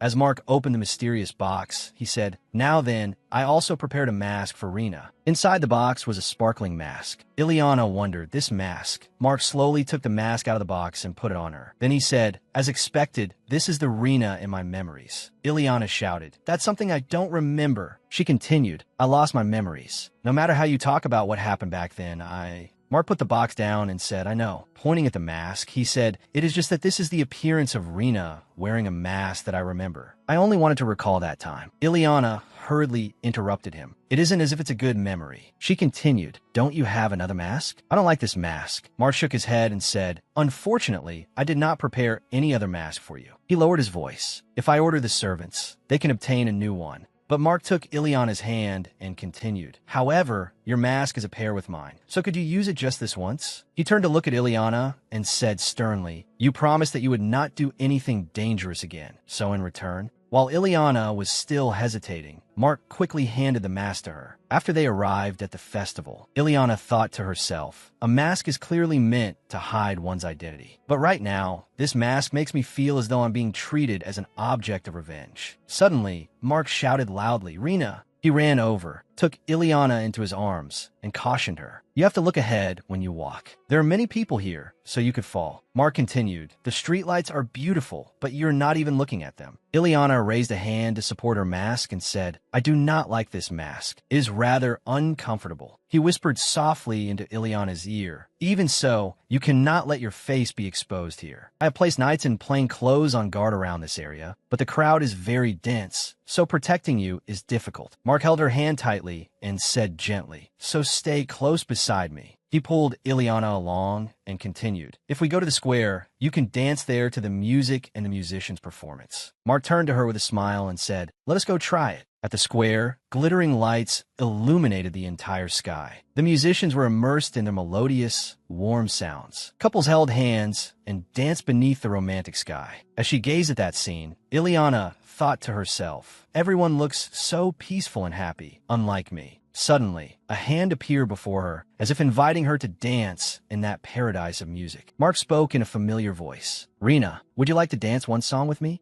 Ileana placed her hand on his warm palm and smiled. Of course, but inside, she thought, "I do not have a choice. I just have to sway this body along with Mark." He walked forward, speaking cheerfully. "Then let us go to the center." Mark embraced her and began the dance. He called out, "Come." As he immersed himself in the music, he thought, "Now that I think about it, this is my first time dancing like this." But surely Ileana's body still remembers the steps. Since she is a noble lady, surely. Suddenly, Ileana accidentally stepped on his foot. She hurriedly apologized. "I am sorry, Your Majesty." Ileana slipped again and stepped on Mark's foot once more. This time, however, it was truly forceful, making him cry out. She said in a fluster, "I am sorry. I am so sorry, Your Majesty." But the toe of Ileana's shoe kicked Mark's shin with tremendous force. Mark shouted, "I cannot dance at all." In pain, he said, "Rena, if you're angry, just say so." Ileana answered bashfully, "It was only a mistake." And she stepped on Mark's foot again, making him scream wildly.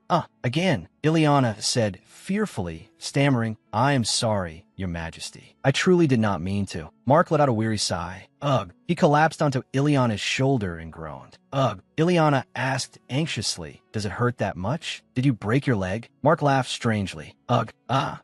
He said softly, I am sorry. I was not laughing at you." Ileana lowered her voice in anger. "Even if you were, I would understand. Let's stop dancing here." Mark quickly objected. No.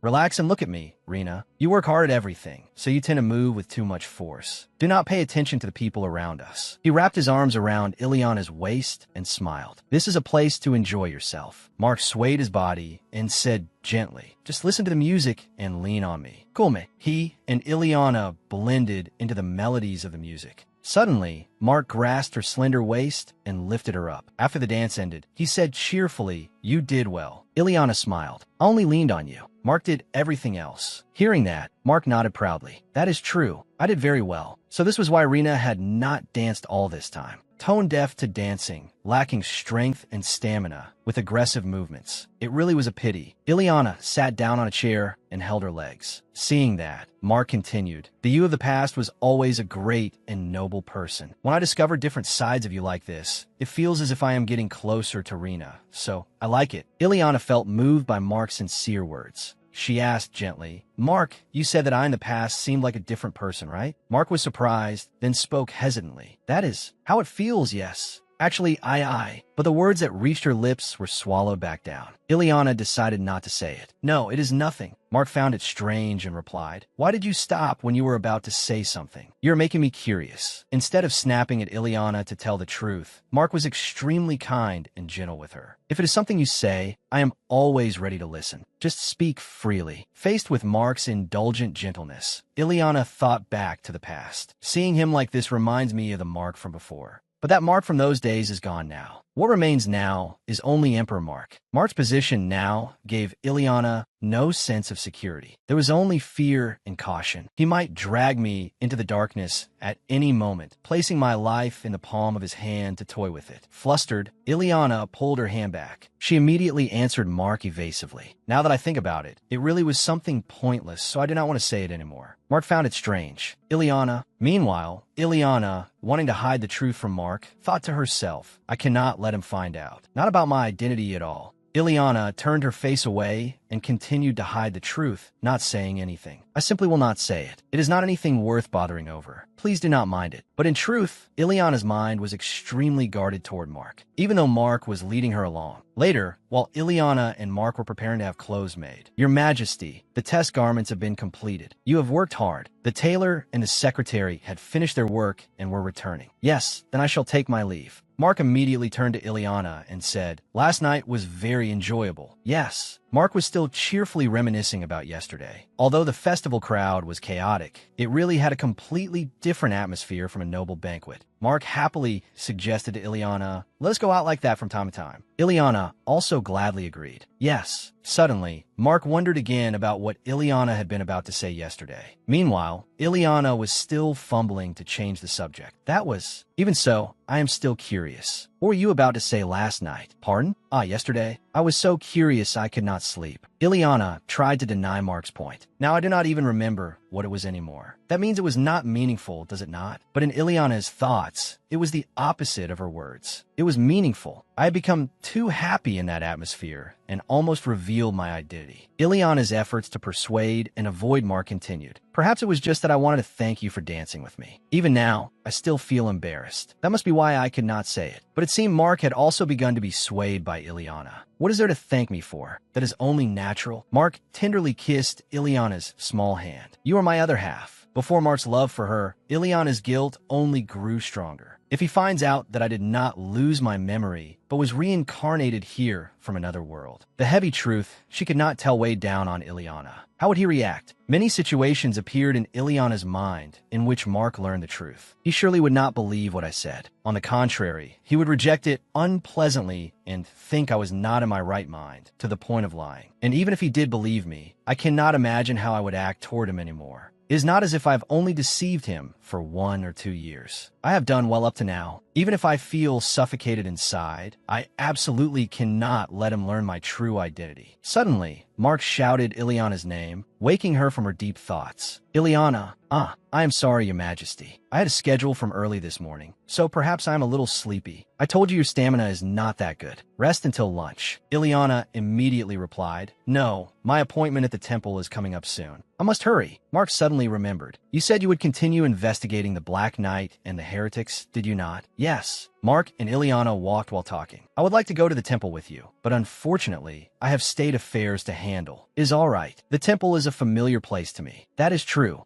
Mark's sharp golden eyes revealed an unusually serious look. I hope you will be able to find the information you want. Bright sunlight shone dazzlingly upon the magnificent white castle. As Ileana was walking with her bodyguard, someone suddenly called out loudly, Your Majesty the Empress. It was none other than Priest Yuliyo. The two began to greet each other happily. It has been a long time, sir. Yes, it is an honor to meet you again like this. Yahello reminisced about an old memory and said, on the day I lent your majesty the prayer room, I was very happy to hear the news that His Majesty the Emperor had chosen you as Empress. Yahello clasped his hands together in prayer. Because you showed such devotion to the faith, you were able to ascend to the position of Empress. God's blessing will overflow even more throughout the empire. As a priest, I am very happy. Ileana smiled brightly and replied gently, it is all thanks to Lord Legneva's guidance. Yahello immediately noticed and said, your majesty, you need not lower your speech with me. Oh dear.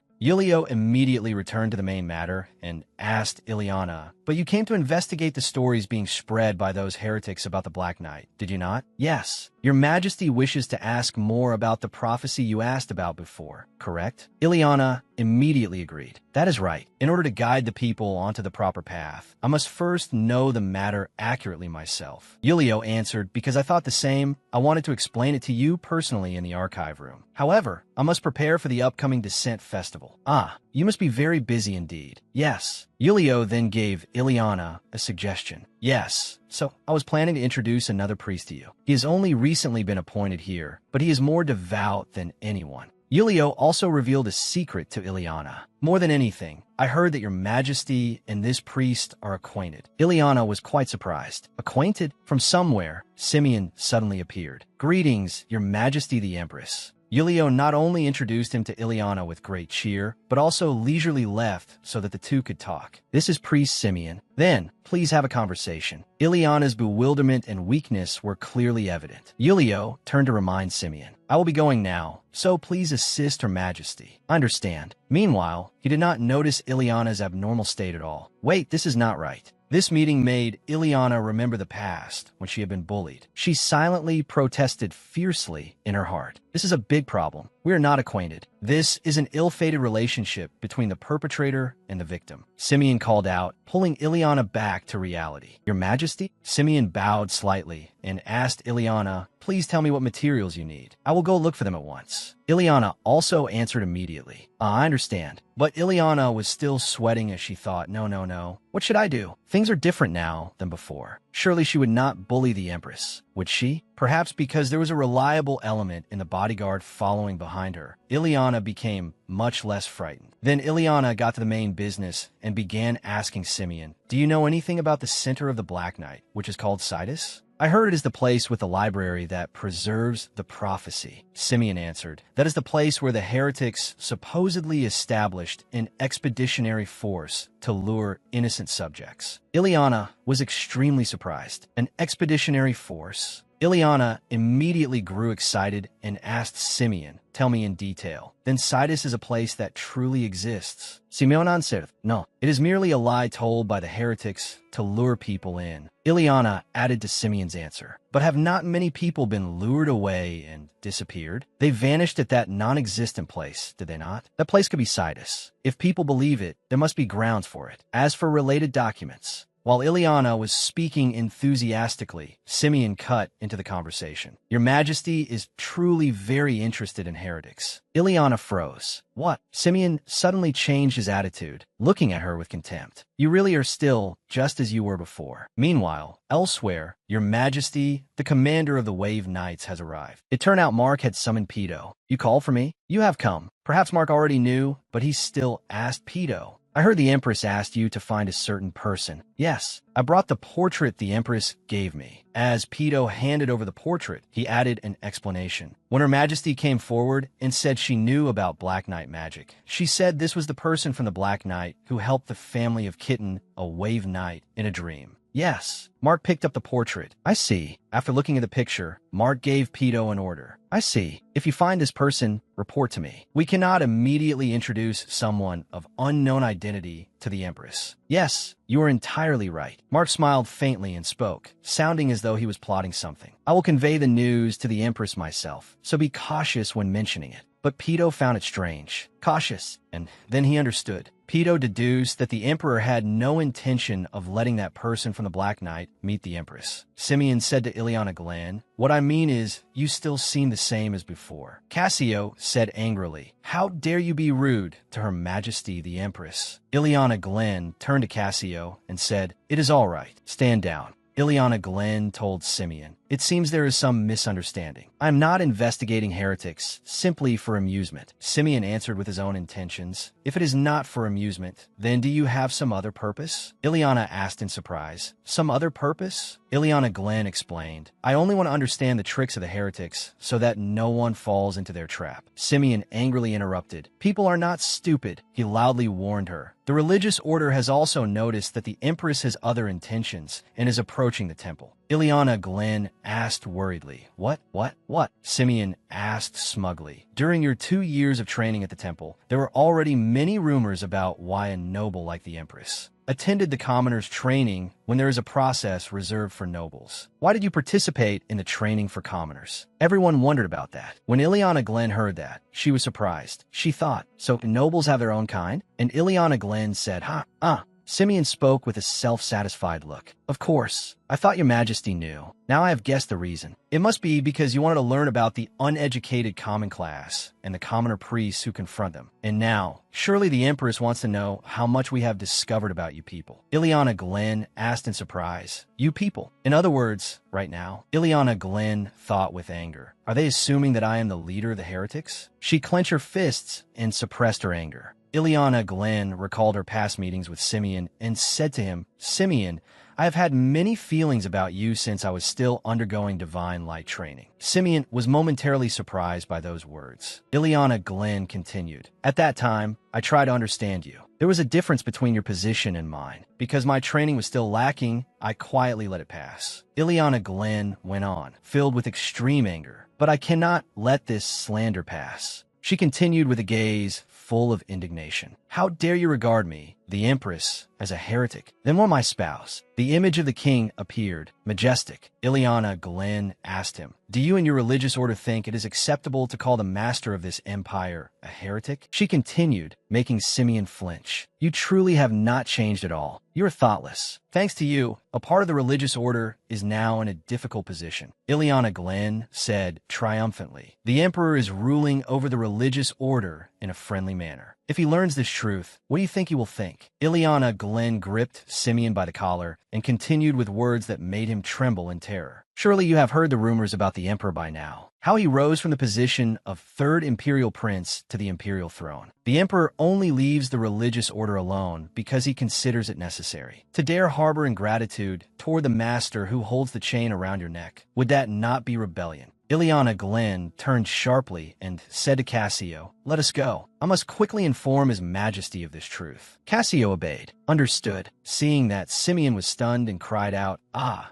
He immediately called after her in a panic, "Wait!" Ileana Glenn turned back and glared, while Simeon cried out anxiously, "Please forgive me." He dropped to his knees before me and pleaded. Trembling as she held back her anger, Ileana said, "I only kept denying it because I saw that Her Majesty was interested in the black cult and heresy. I only wanted Your Majesty to pay attention to me." Ileana ground her teeth in fury. "Silence. You were swayed by rumors, and yet you dare to lecture the Empress? How absurd. I will examine the archive room slowly and think about what punishment to give you. I suppose behaving quietly is beyond your ability. Leave." Ileana Glenn held out her hand. Cassio ordered, "Priest Simeon, leave this place at once." Simeon slowly rose to his feet. "Yes, I am sorry." He hurriedly ran outside. Simeon thought resentfully, "Rumors? Don't make me laugh. You are the daughter of a devil. You truly are a heretic, and all the priests agree. Then I will only bow my head to you until today. The religious order will soon issue an official statement. You will no longer be recognized as the empress of this empire." At that moment, Ileana was holding a book. She walked around, lost in thought as she moved. In the end, I called another priest to help investigate the materials. I said I would give Simeon a punishment so he could atone, but why did things turn out like this? Just how much does he hate me to barge in on the Empress to be like that? She recalled the time Simeon had angrily said that the religious order had also noticed she was approaching the temple with other intentions. She continued to think uneasily. Was that true? No, Simeon hasn't been an official priest for long. He must have only sensed the atmosphere within the religious order, not received an official opinion. If it really is true, then it means many priests hold a grudge against me. If I become the official empress, I will tell Mark. First, because it was a threat, I spoke as if it was unnecessary, but I still lack Mark's basic support. The situation is being compensated for through the support of the Wave Knights and through his friendly domination of the temple. Even with a political position like that, if he learns I will become an obstacle, then the one erased will be me. If he completes his revenge, I will be abandoned. I already resolved myself for that, so it's fine. But if I'm abandoned for a reason like this, it might feel a little unfair. Just then, 2 men approached and called out to her, "Your Majesty." She blankly cried, "Huh, father?" Duke Kirsten. At that moment, Kirsten spoke cheerfully and warmly. "I have only heard passionate stories about you, but I finally get to meet your Majesty." Hearing that, Ileana asked curiously, "You greet me as if we are meeting for the first time. What do you mean by passionate stories?" Kirsten immediately replied, "The rumors spreading all over the imperial capital, your Majesty. You seem so novel. You are trusted by the Wave Knights, and you even took the lead in inspecting the dangerous Black Knight." Hearing such praise, Ileana blushed and smiled awkwardly. "Aha, I only traveled comfortably by carriage." Kirsten suggested, "I would like to speak with you in more detail. Could we have afternoon tea together? With your father as well." Without hesitation, Ileana said, "All right."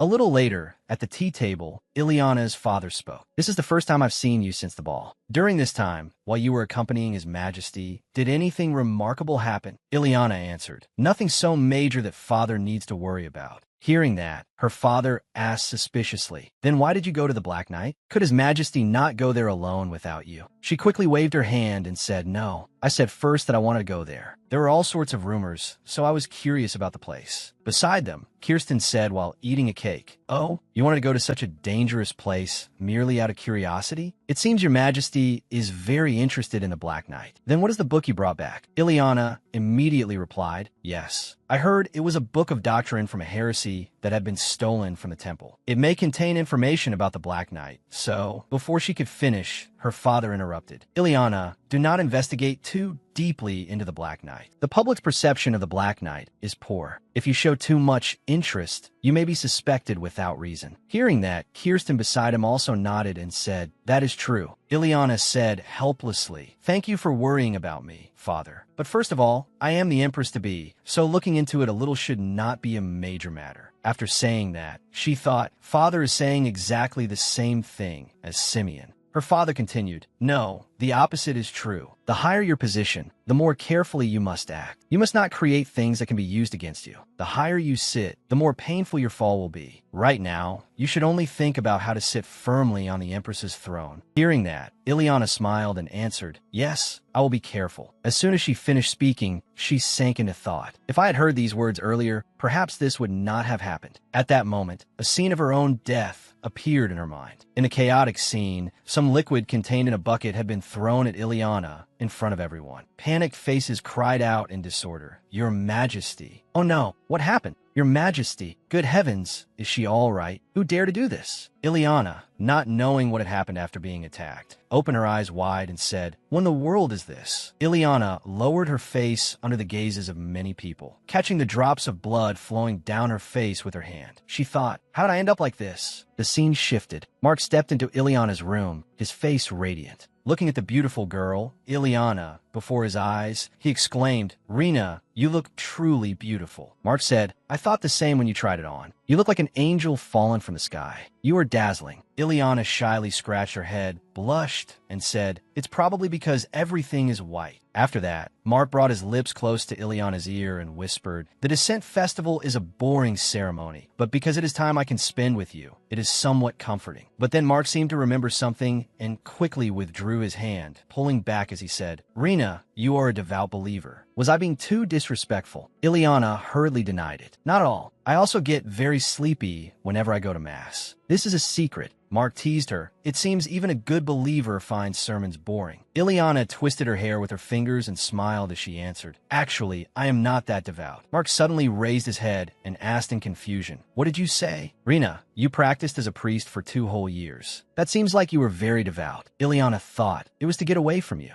"I can't say that." Ileana continued explaining, Back then, I had lost my memories. I wanted to rely on a god with my anxious heart. It was only because I needed somewhere to lean on, not because of faith. So the cause and effect are reversed. Mark's face darkened as he said, "So that is why you abandoned me like that? To chase after a god when you did not even know whether he truly existed." After saying that, Mark turned away and told the soldiers, "There is still time before the mass, isn't there? Everyone, leave the room." The soldiers obeyed. "Yes, your majesty." Ileana thought blankly. That expression just now. But Ileana's eyes were drawn to the solemn red sofa. She cried out in alarm, "Mark, why wait? What is this? I was thinking, so why all of a sudden?" Suddenly, Mark grabbed Ileana's arm and pushed her down onto the soft sofa. Ileana cried out in surprise, "Mark!" Mark leaned close to Ileana's neck and said, "I will help you remember. Before Rena lost her memories, you always talked about the gods, saying you wanted to be saved by them." Then Mark lightly kissed the back of Ileana's neck, making Ileana blush. She thought, can he do this while talking about something like that? Wait, was the original Ileana a devout believer? Is that why the Marquis did not see any problem with her practicing as a priest for 2 whole years? Ileana shook off her thoughts, blushed, and struggled angrily as she cried, "Stop, we have to attend the mass." Mark said calmly, "You are thinking about something other than me again." Ileana quickly denied it. "You are the one thinking about something else, Mark." After that, Mark sat up and said, "Rena always longed for the gods. Sometimes you would stare off somewhere far away. Every time you did, I wanted to kill that author called a god and take Rena all for myself, because that god never answered me and could not be seen anywhere. The one who appeared before me and answered me was you.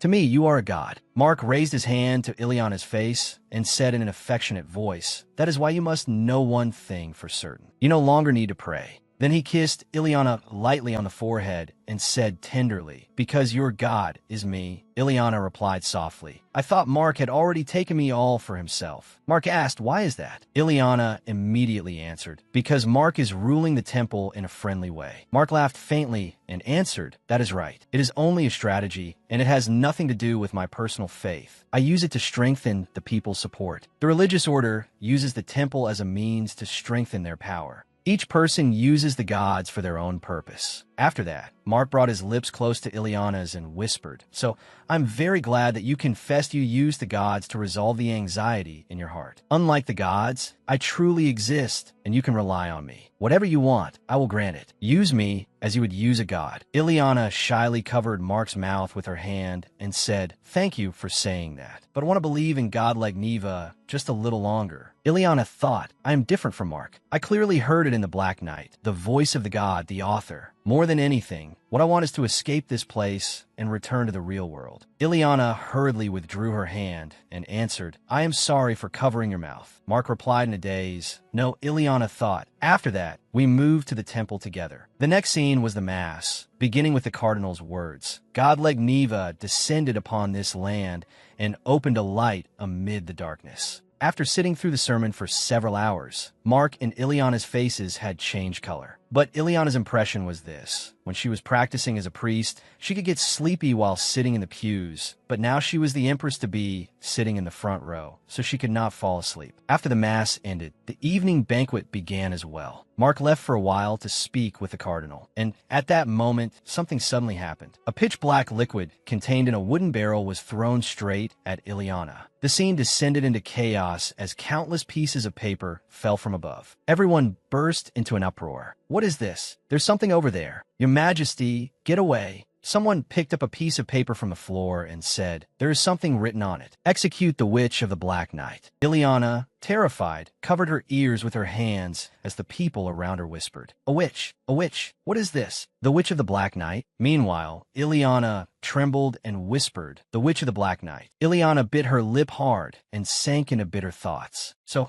I was suddenly terrorized and branded a witch." After that, Ileana's hand dropped weakly. Fortunately, Mark arrived just in time, rushed over, embraced Ileana, and shouted her name. The scene shifted to Duke Kirsten, who was taking notes as he said, I will report the results of the investigation. Many priests and nobles are currently seated in this temple. Because many nobles were present at the scene, the investigation process has been prolonged, and tracking down the culprit is taking a great deal of time. On this side, Mark listened seriously and said, seal off the temple in the imperial capital until the culprit is found. Then, with a displeased expression, he said, they dared to plot harm against the empire itself. This is treason and an attack on the empire. Convey to the religious order that I will reconsider whether to continue our exchanges with them, depending on the situation. Duke Kirsten answered, Your Majesty, even if the culprit is a priest, it may be an individual deviation. From the religious order standpoint, they have no reason to ruin their relationship with the empire. If you handle it that way, because of this matter,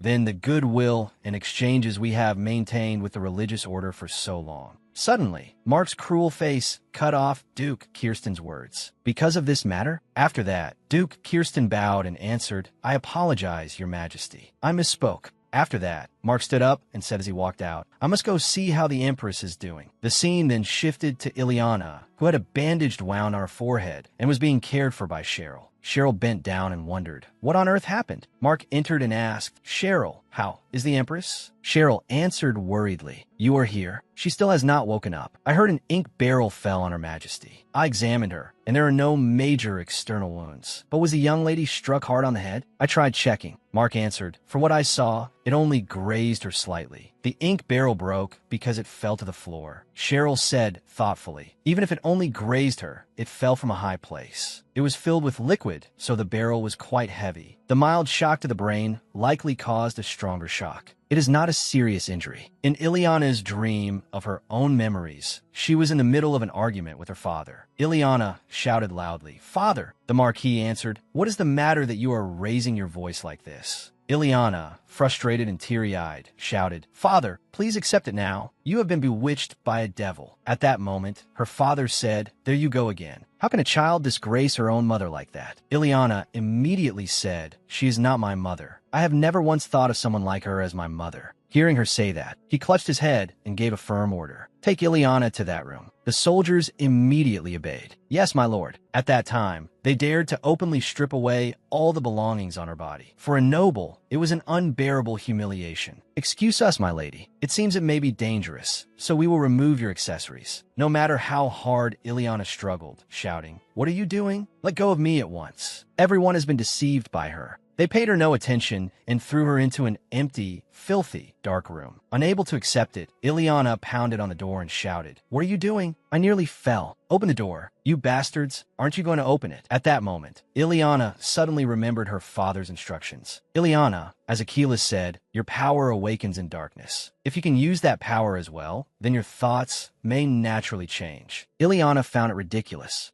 Awaken that devil's power? No, I don't want that. Why should I understand a devil? Father, do you understand? You have been driven mad by a devil's bewitchment. I would rather you kill me. Ileana helplessly let her hands drop. This house has been ruled by the devil of the Black Knight. I am the only one here who remains sane. That devil is clearly my mother. Because I inherited the devil's power, she unconsciously resisted her father's words. As Achilles said, your power awakens in darkness. She insisted, I don't want it. I don't want it. Ileana clasped her hands and prayed, God Legniva, I am so afraid. Please help me escape this house possessed by a devil. Save me and take revenge for me. Ileana regained some of her composure. There is no need to care about darkness or anything like that. If I am a true follower of Legniva, a trial like this is nothing. It is all right. Calm down. Let's count the time as it passes. And I will write in my diary everything that has been done to me. I will remember it all and take revenge on those people. For numbers rang out in succession. 1, 2, 3, 4. Back in reality, Pito elegantly stroked his hair and pretended to ask his friend about a new hairstyle. I'm tired of red hair. Could you recommend another dye color for me? His partner hesitated for a moment, then answered,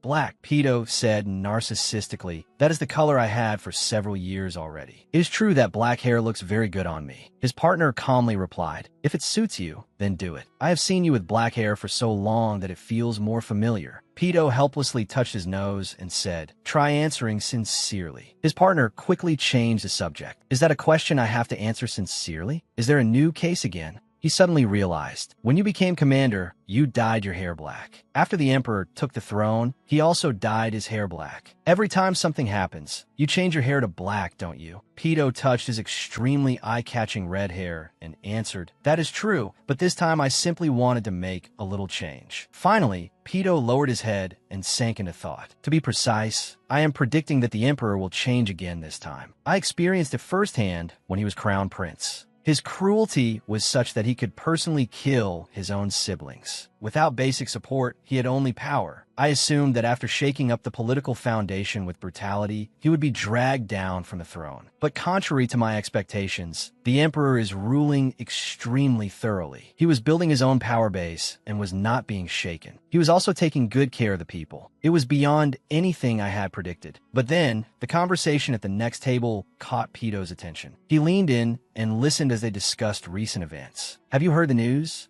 You know, about what happened during this descent festival. After the Holy Mass, someone poured ink on the Empress-to-be. Of course I know. Because of that, all the major events were stopped. I heard it was done by a court official. That's right. The Legniva Marquis household worships demons. It's unacceptable." "What? That's the first I've heard of it. Unacceptable." The gray-haired man whispered furtively.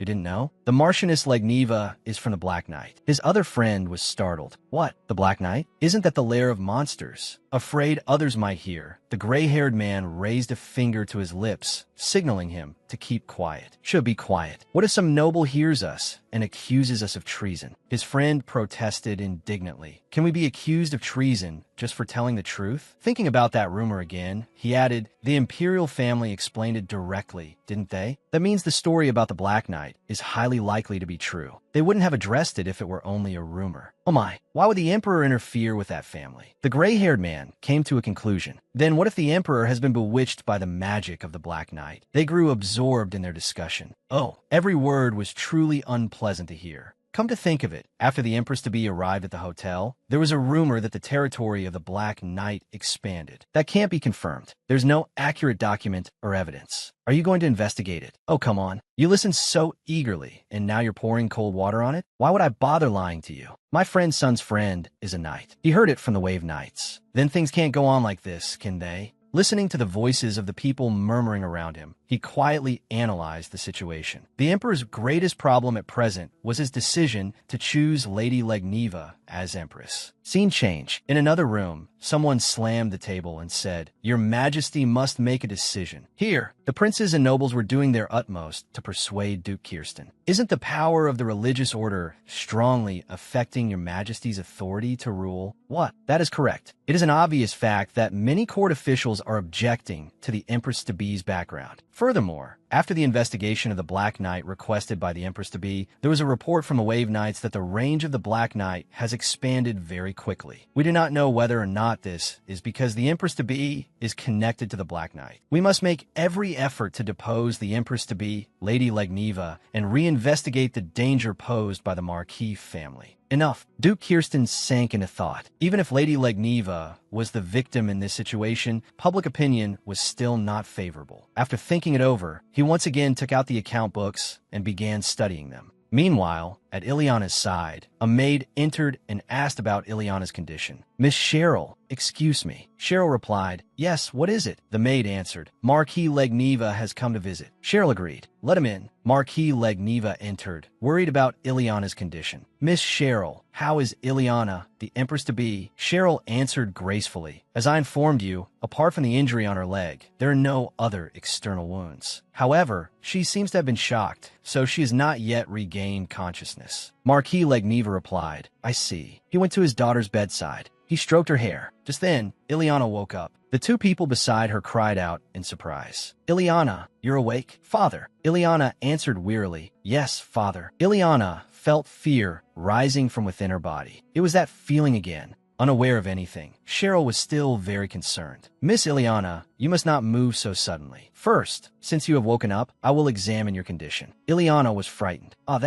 This sudden feeling. Her hands and feet turned icy cold, and her entire body trembled. Her chest churned as though someone were pressing down hard on it. It was the fear she felt whenever she met Marquis Legniva. "Father." Ileana had no choice but to find a way to send the Marquis out. "I'm sorry, "Father, but I'm not feeling well right now. Please go back." Marquis Legneva understood and withdrew. "When the Empress is feeling better, I will return. Miss Cheryl, please take good care of the Empress." Cheryl obediently accepted. "Ah yes, please leave it to me." Cheryl used her rich imagination to picture countless scenarios. He really left? Weren't the two of them supposed to have a very good relationship? His daughter was injured and fainted, and the moment she opened her eyes, she wasn't in the mood to see her father, so she told him to leave. His only daughter was injured and had just regained consciousness, but because she told him to go, he simply left. Is this what noble family relationships are like? First, I have to do my work. Cheryl examined Ileana's condition. "Ileana, I'm so glad you woke up. Does anything hurt? I set the temperature to a moderate level. Are you still cold?" Ileana tried to hide her confusion. "No, I'm Euphine.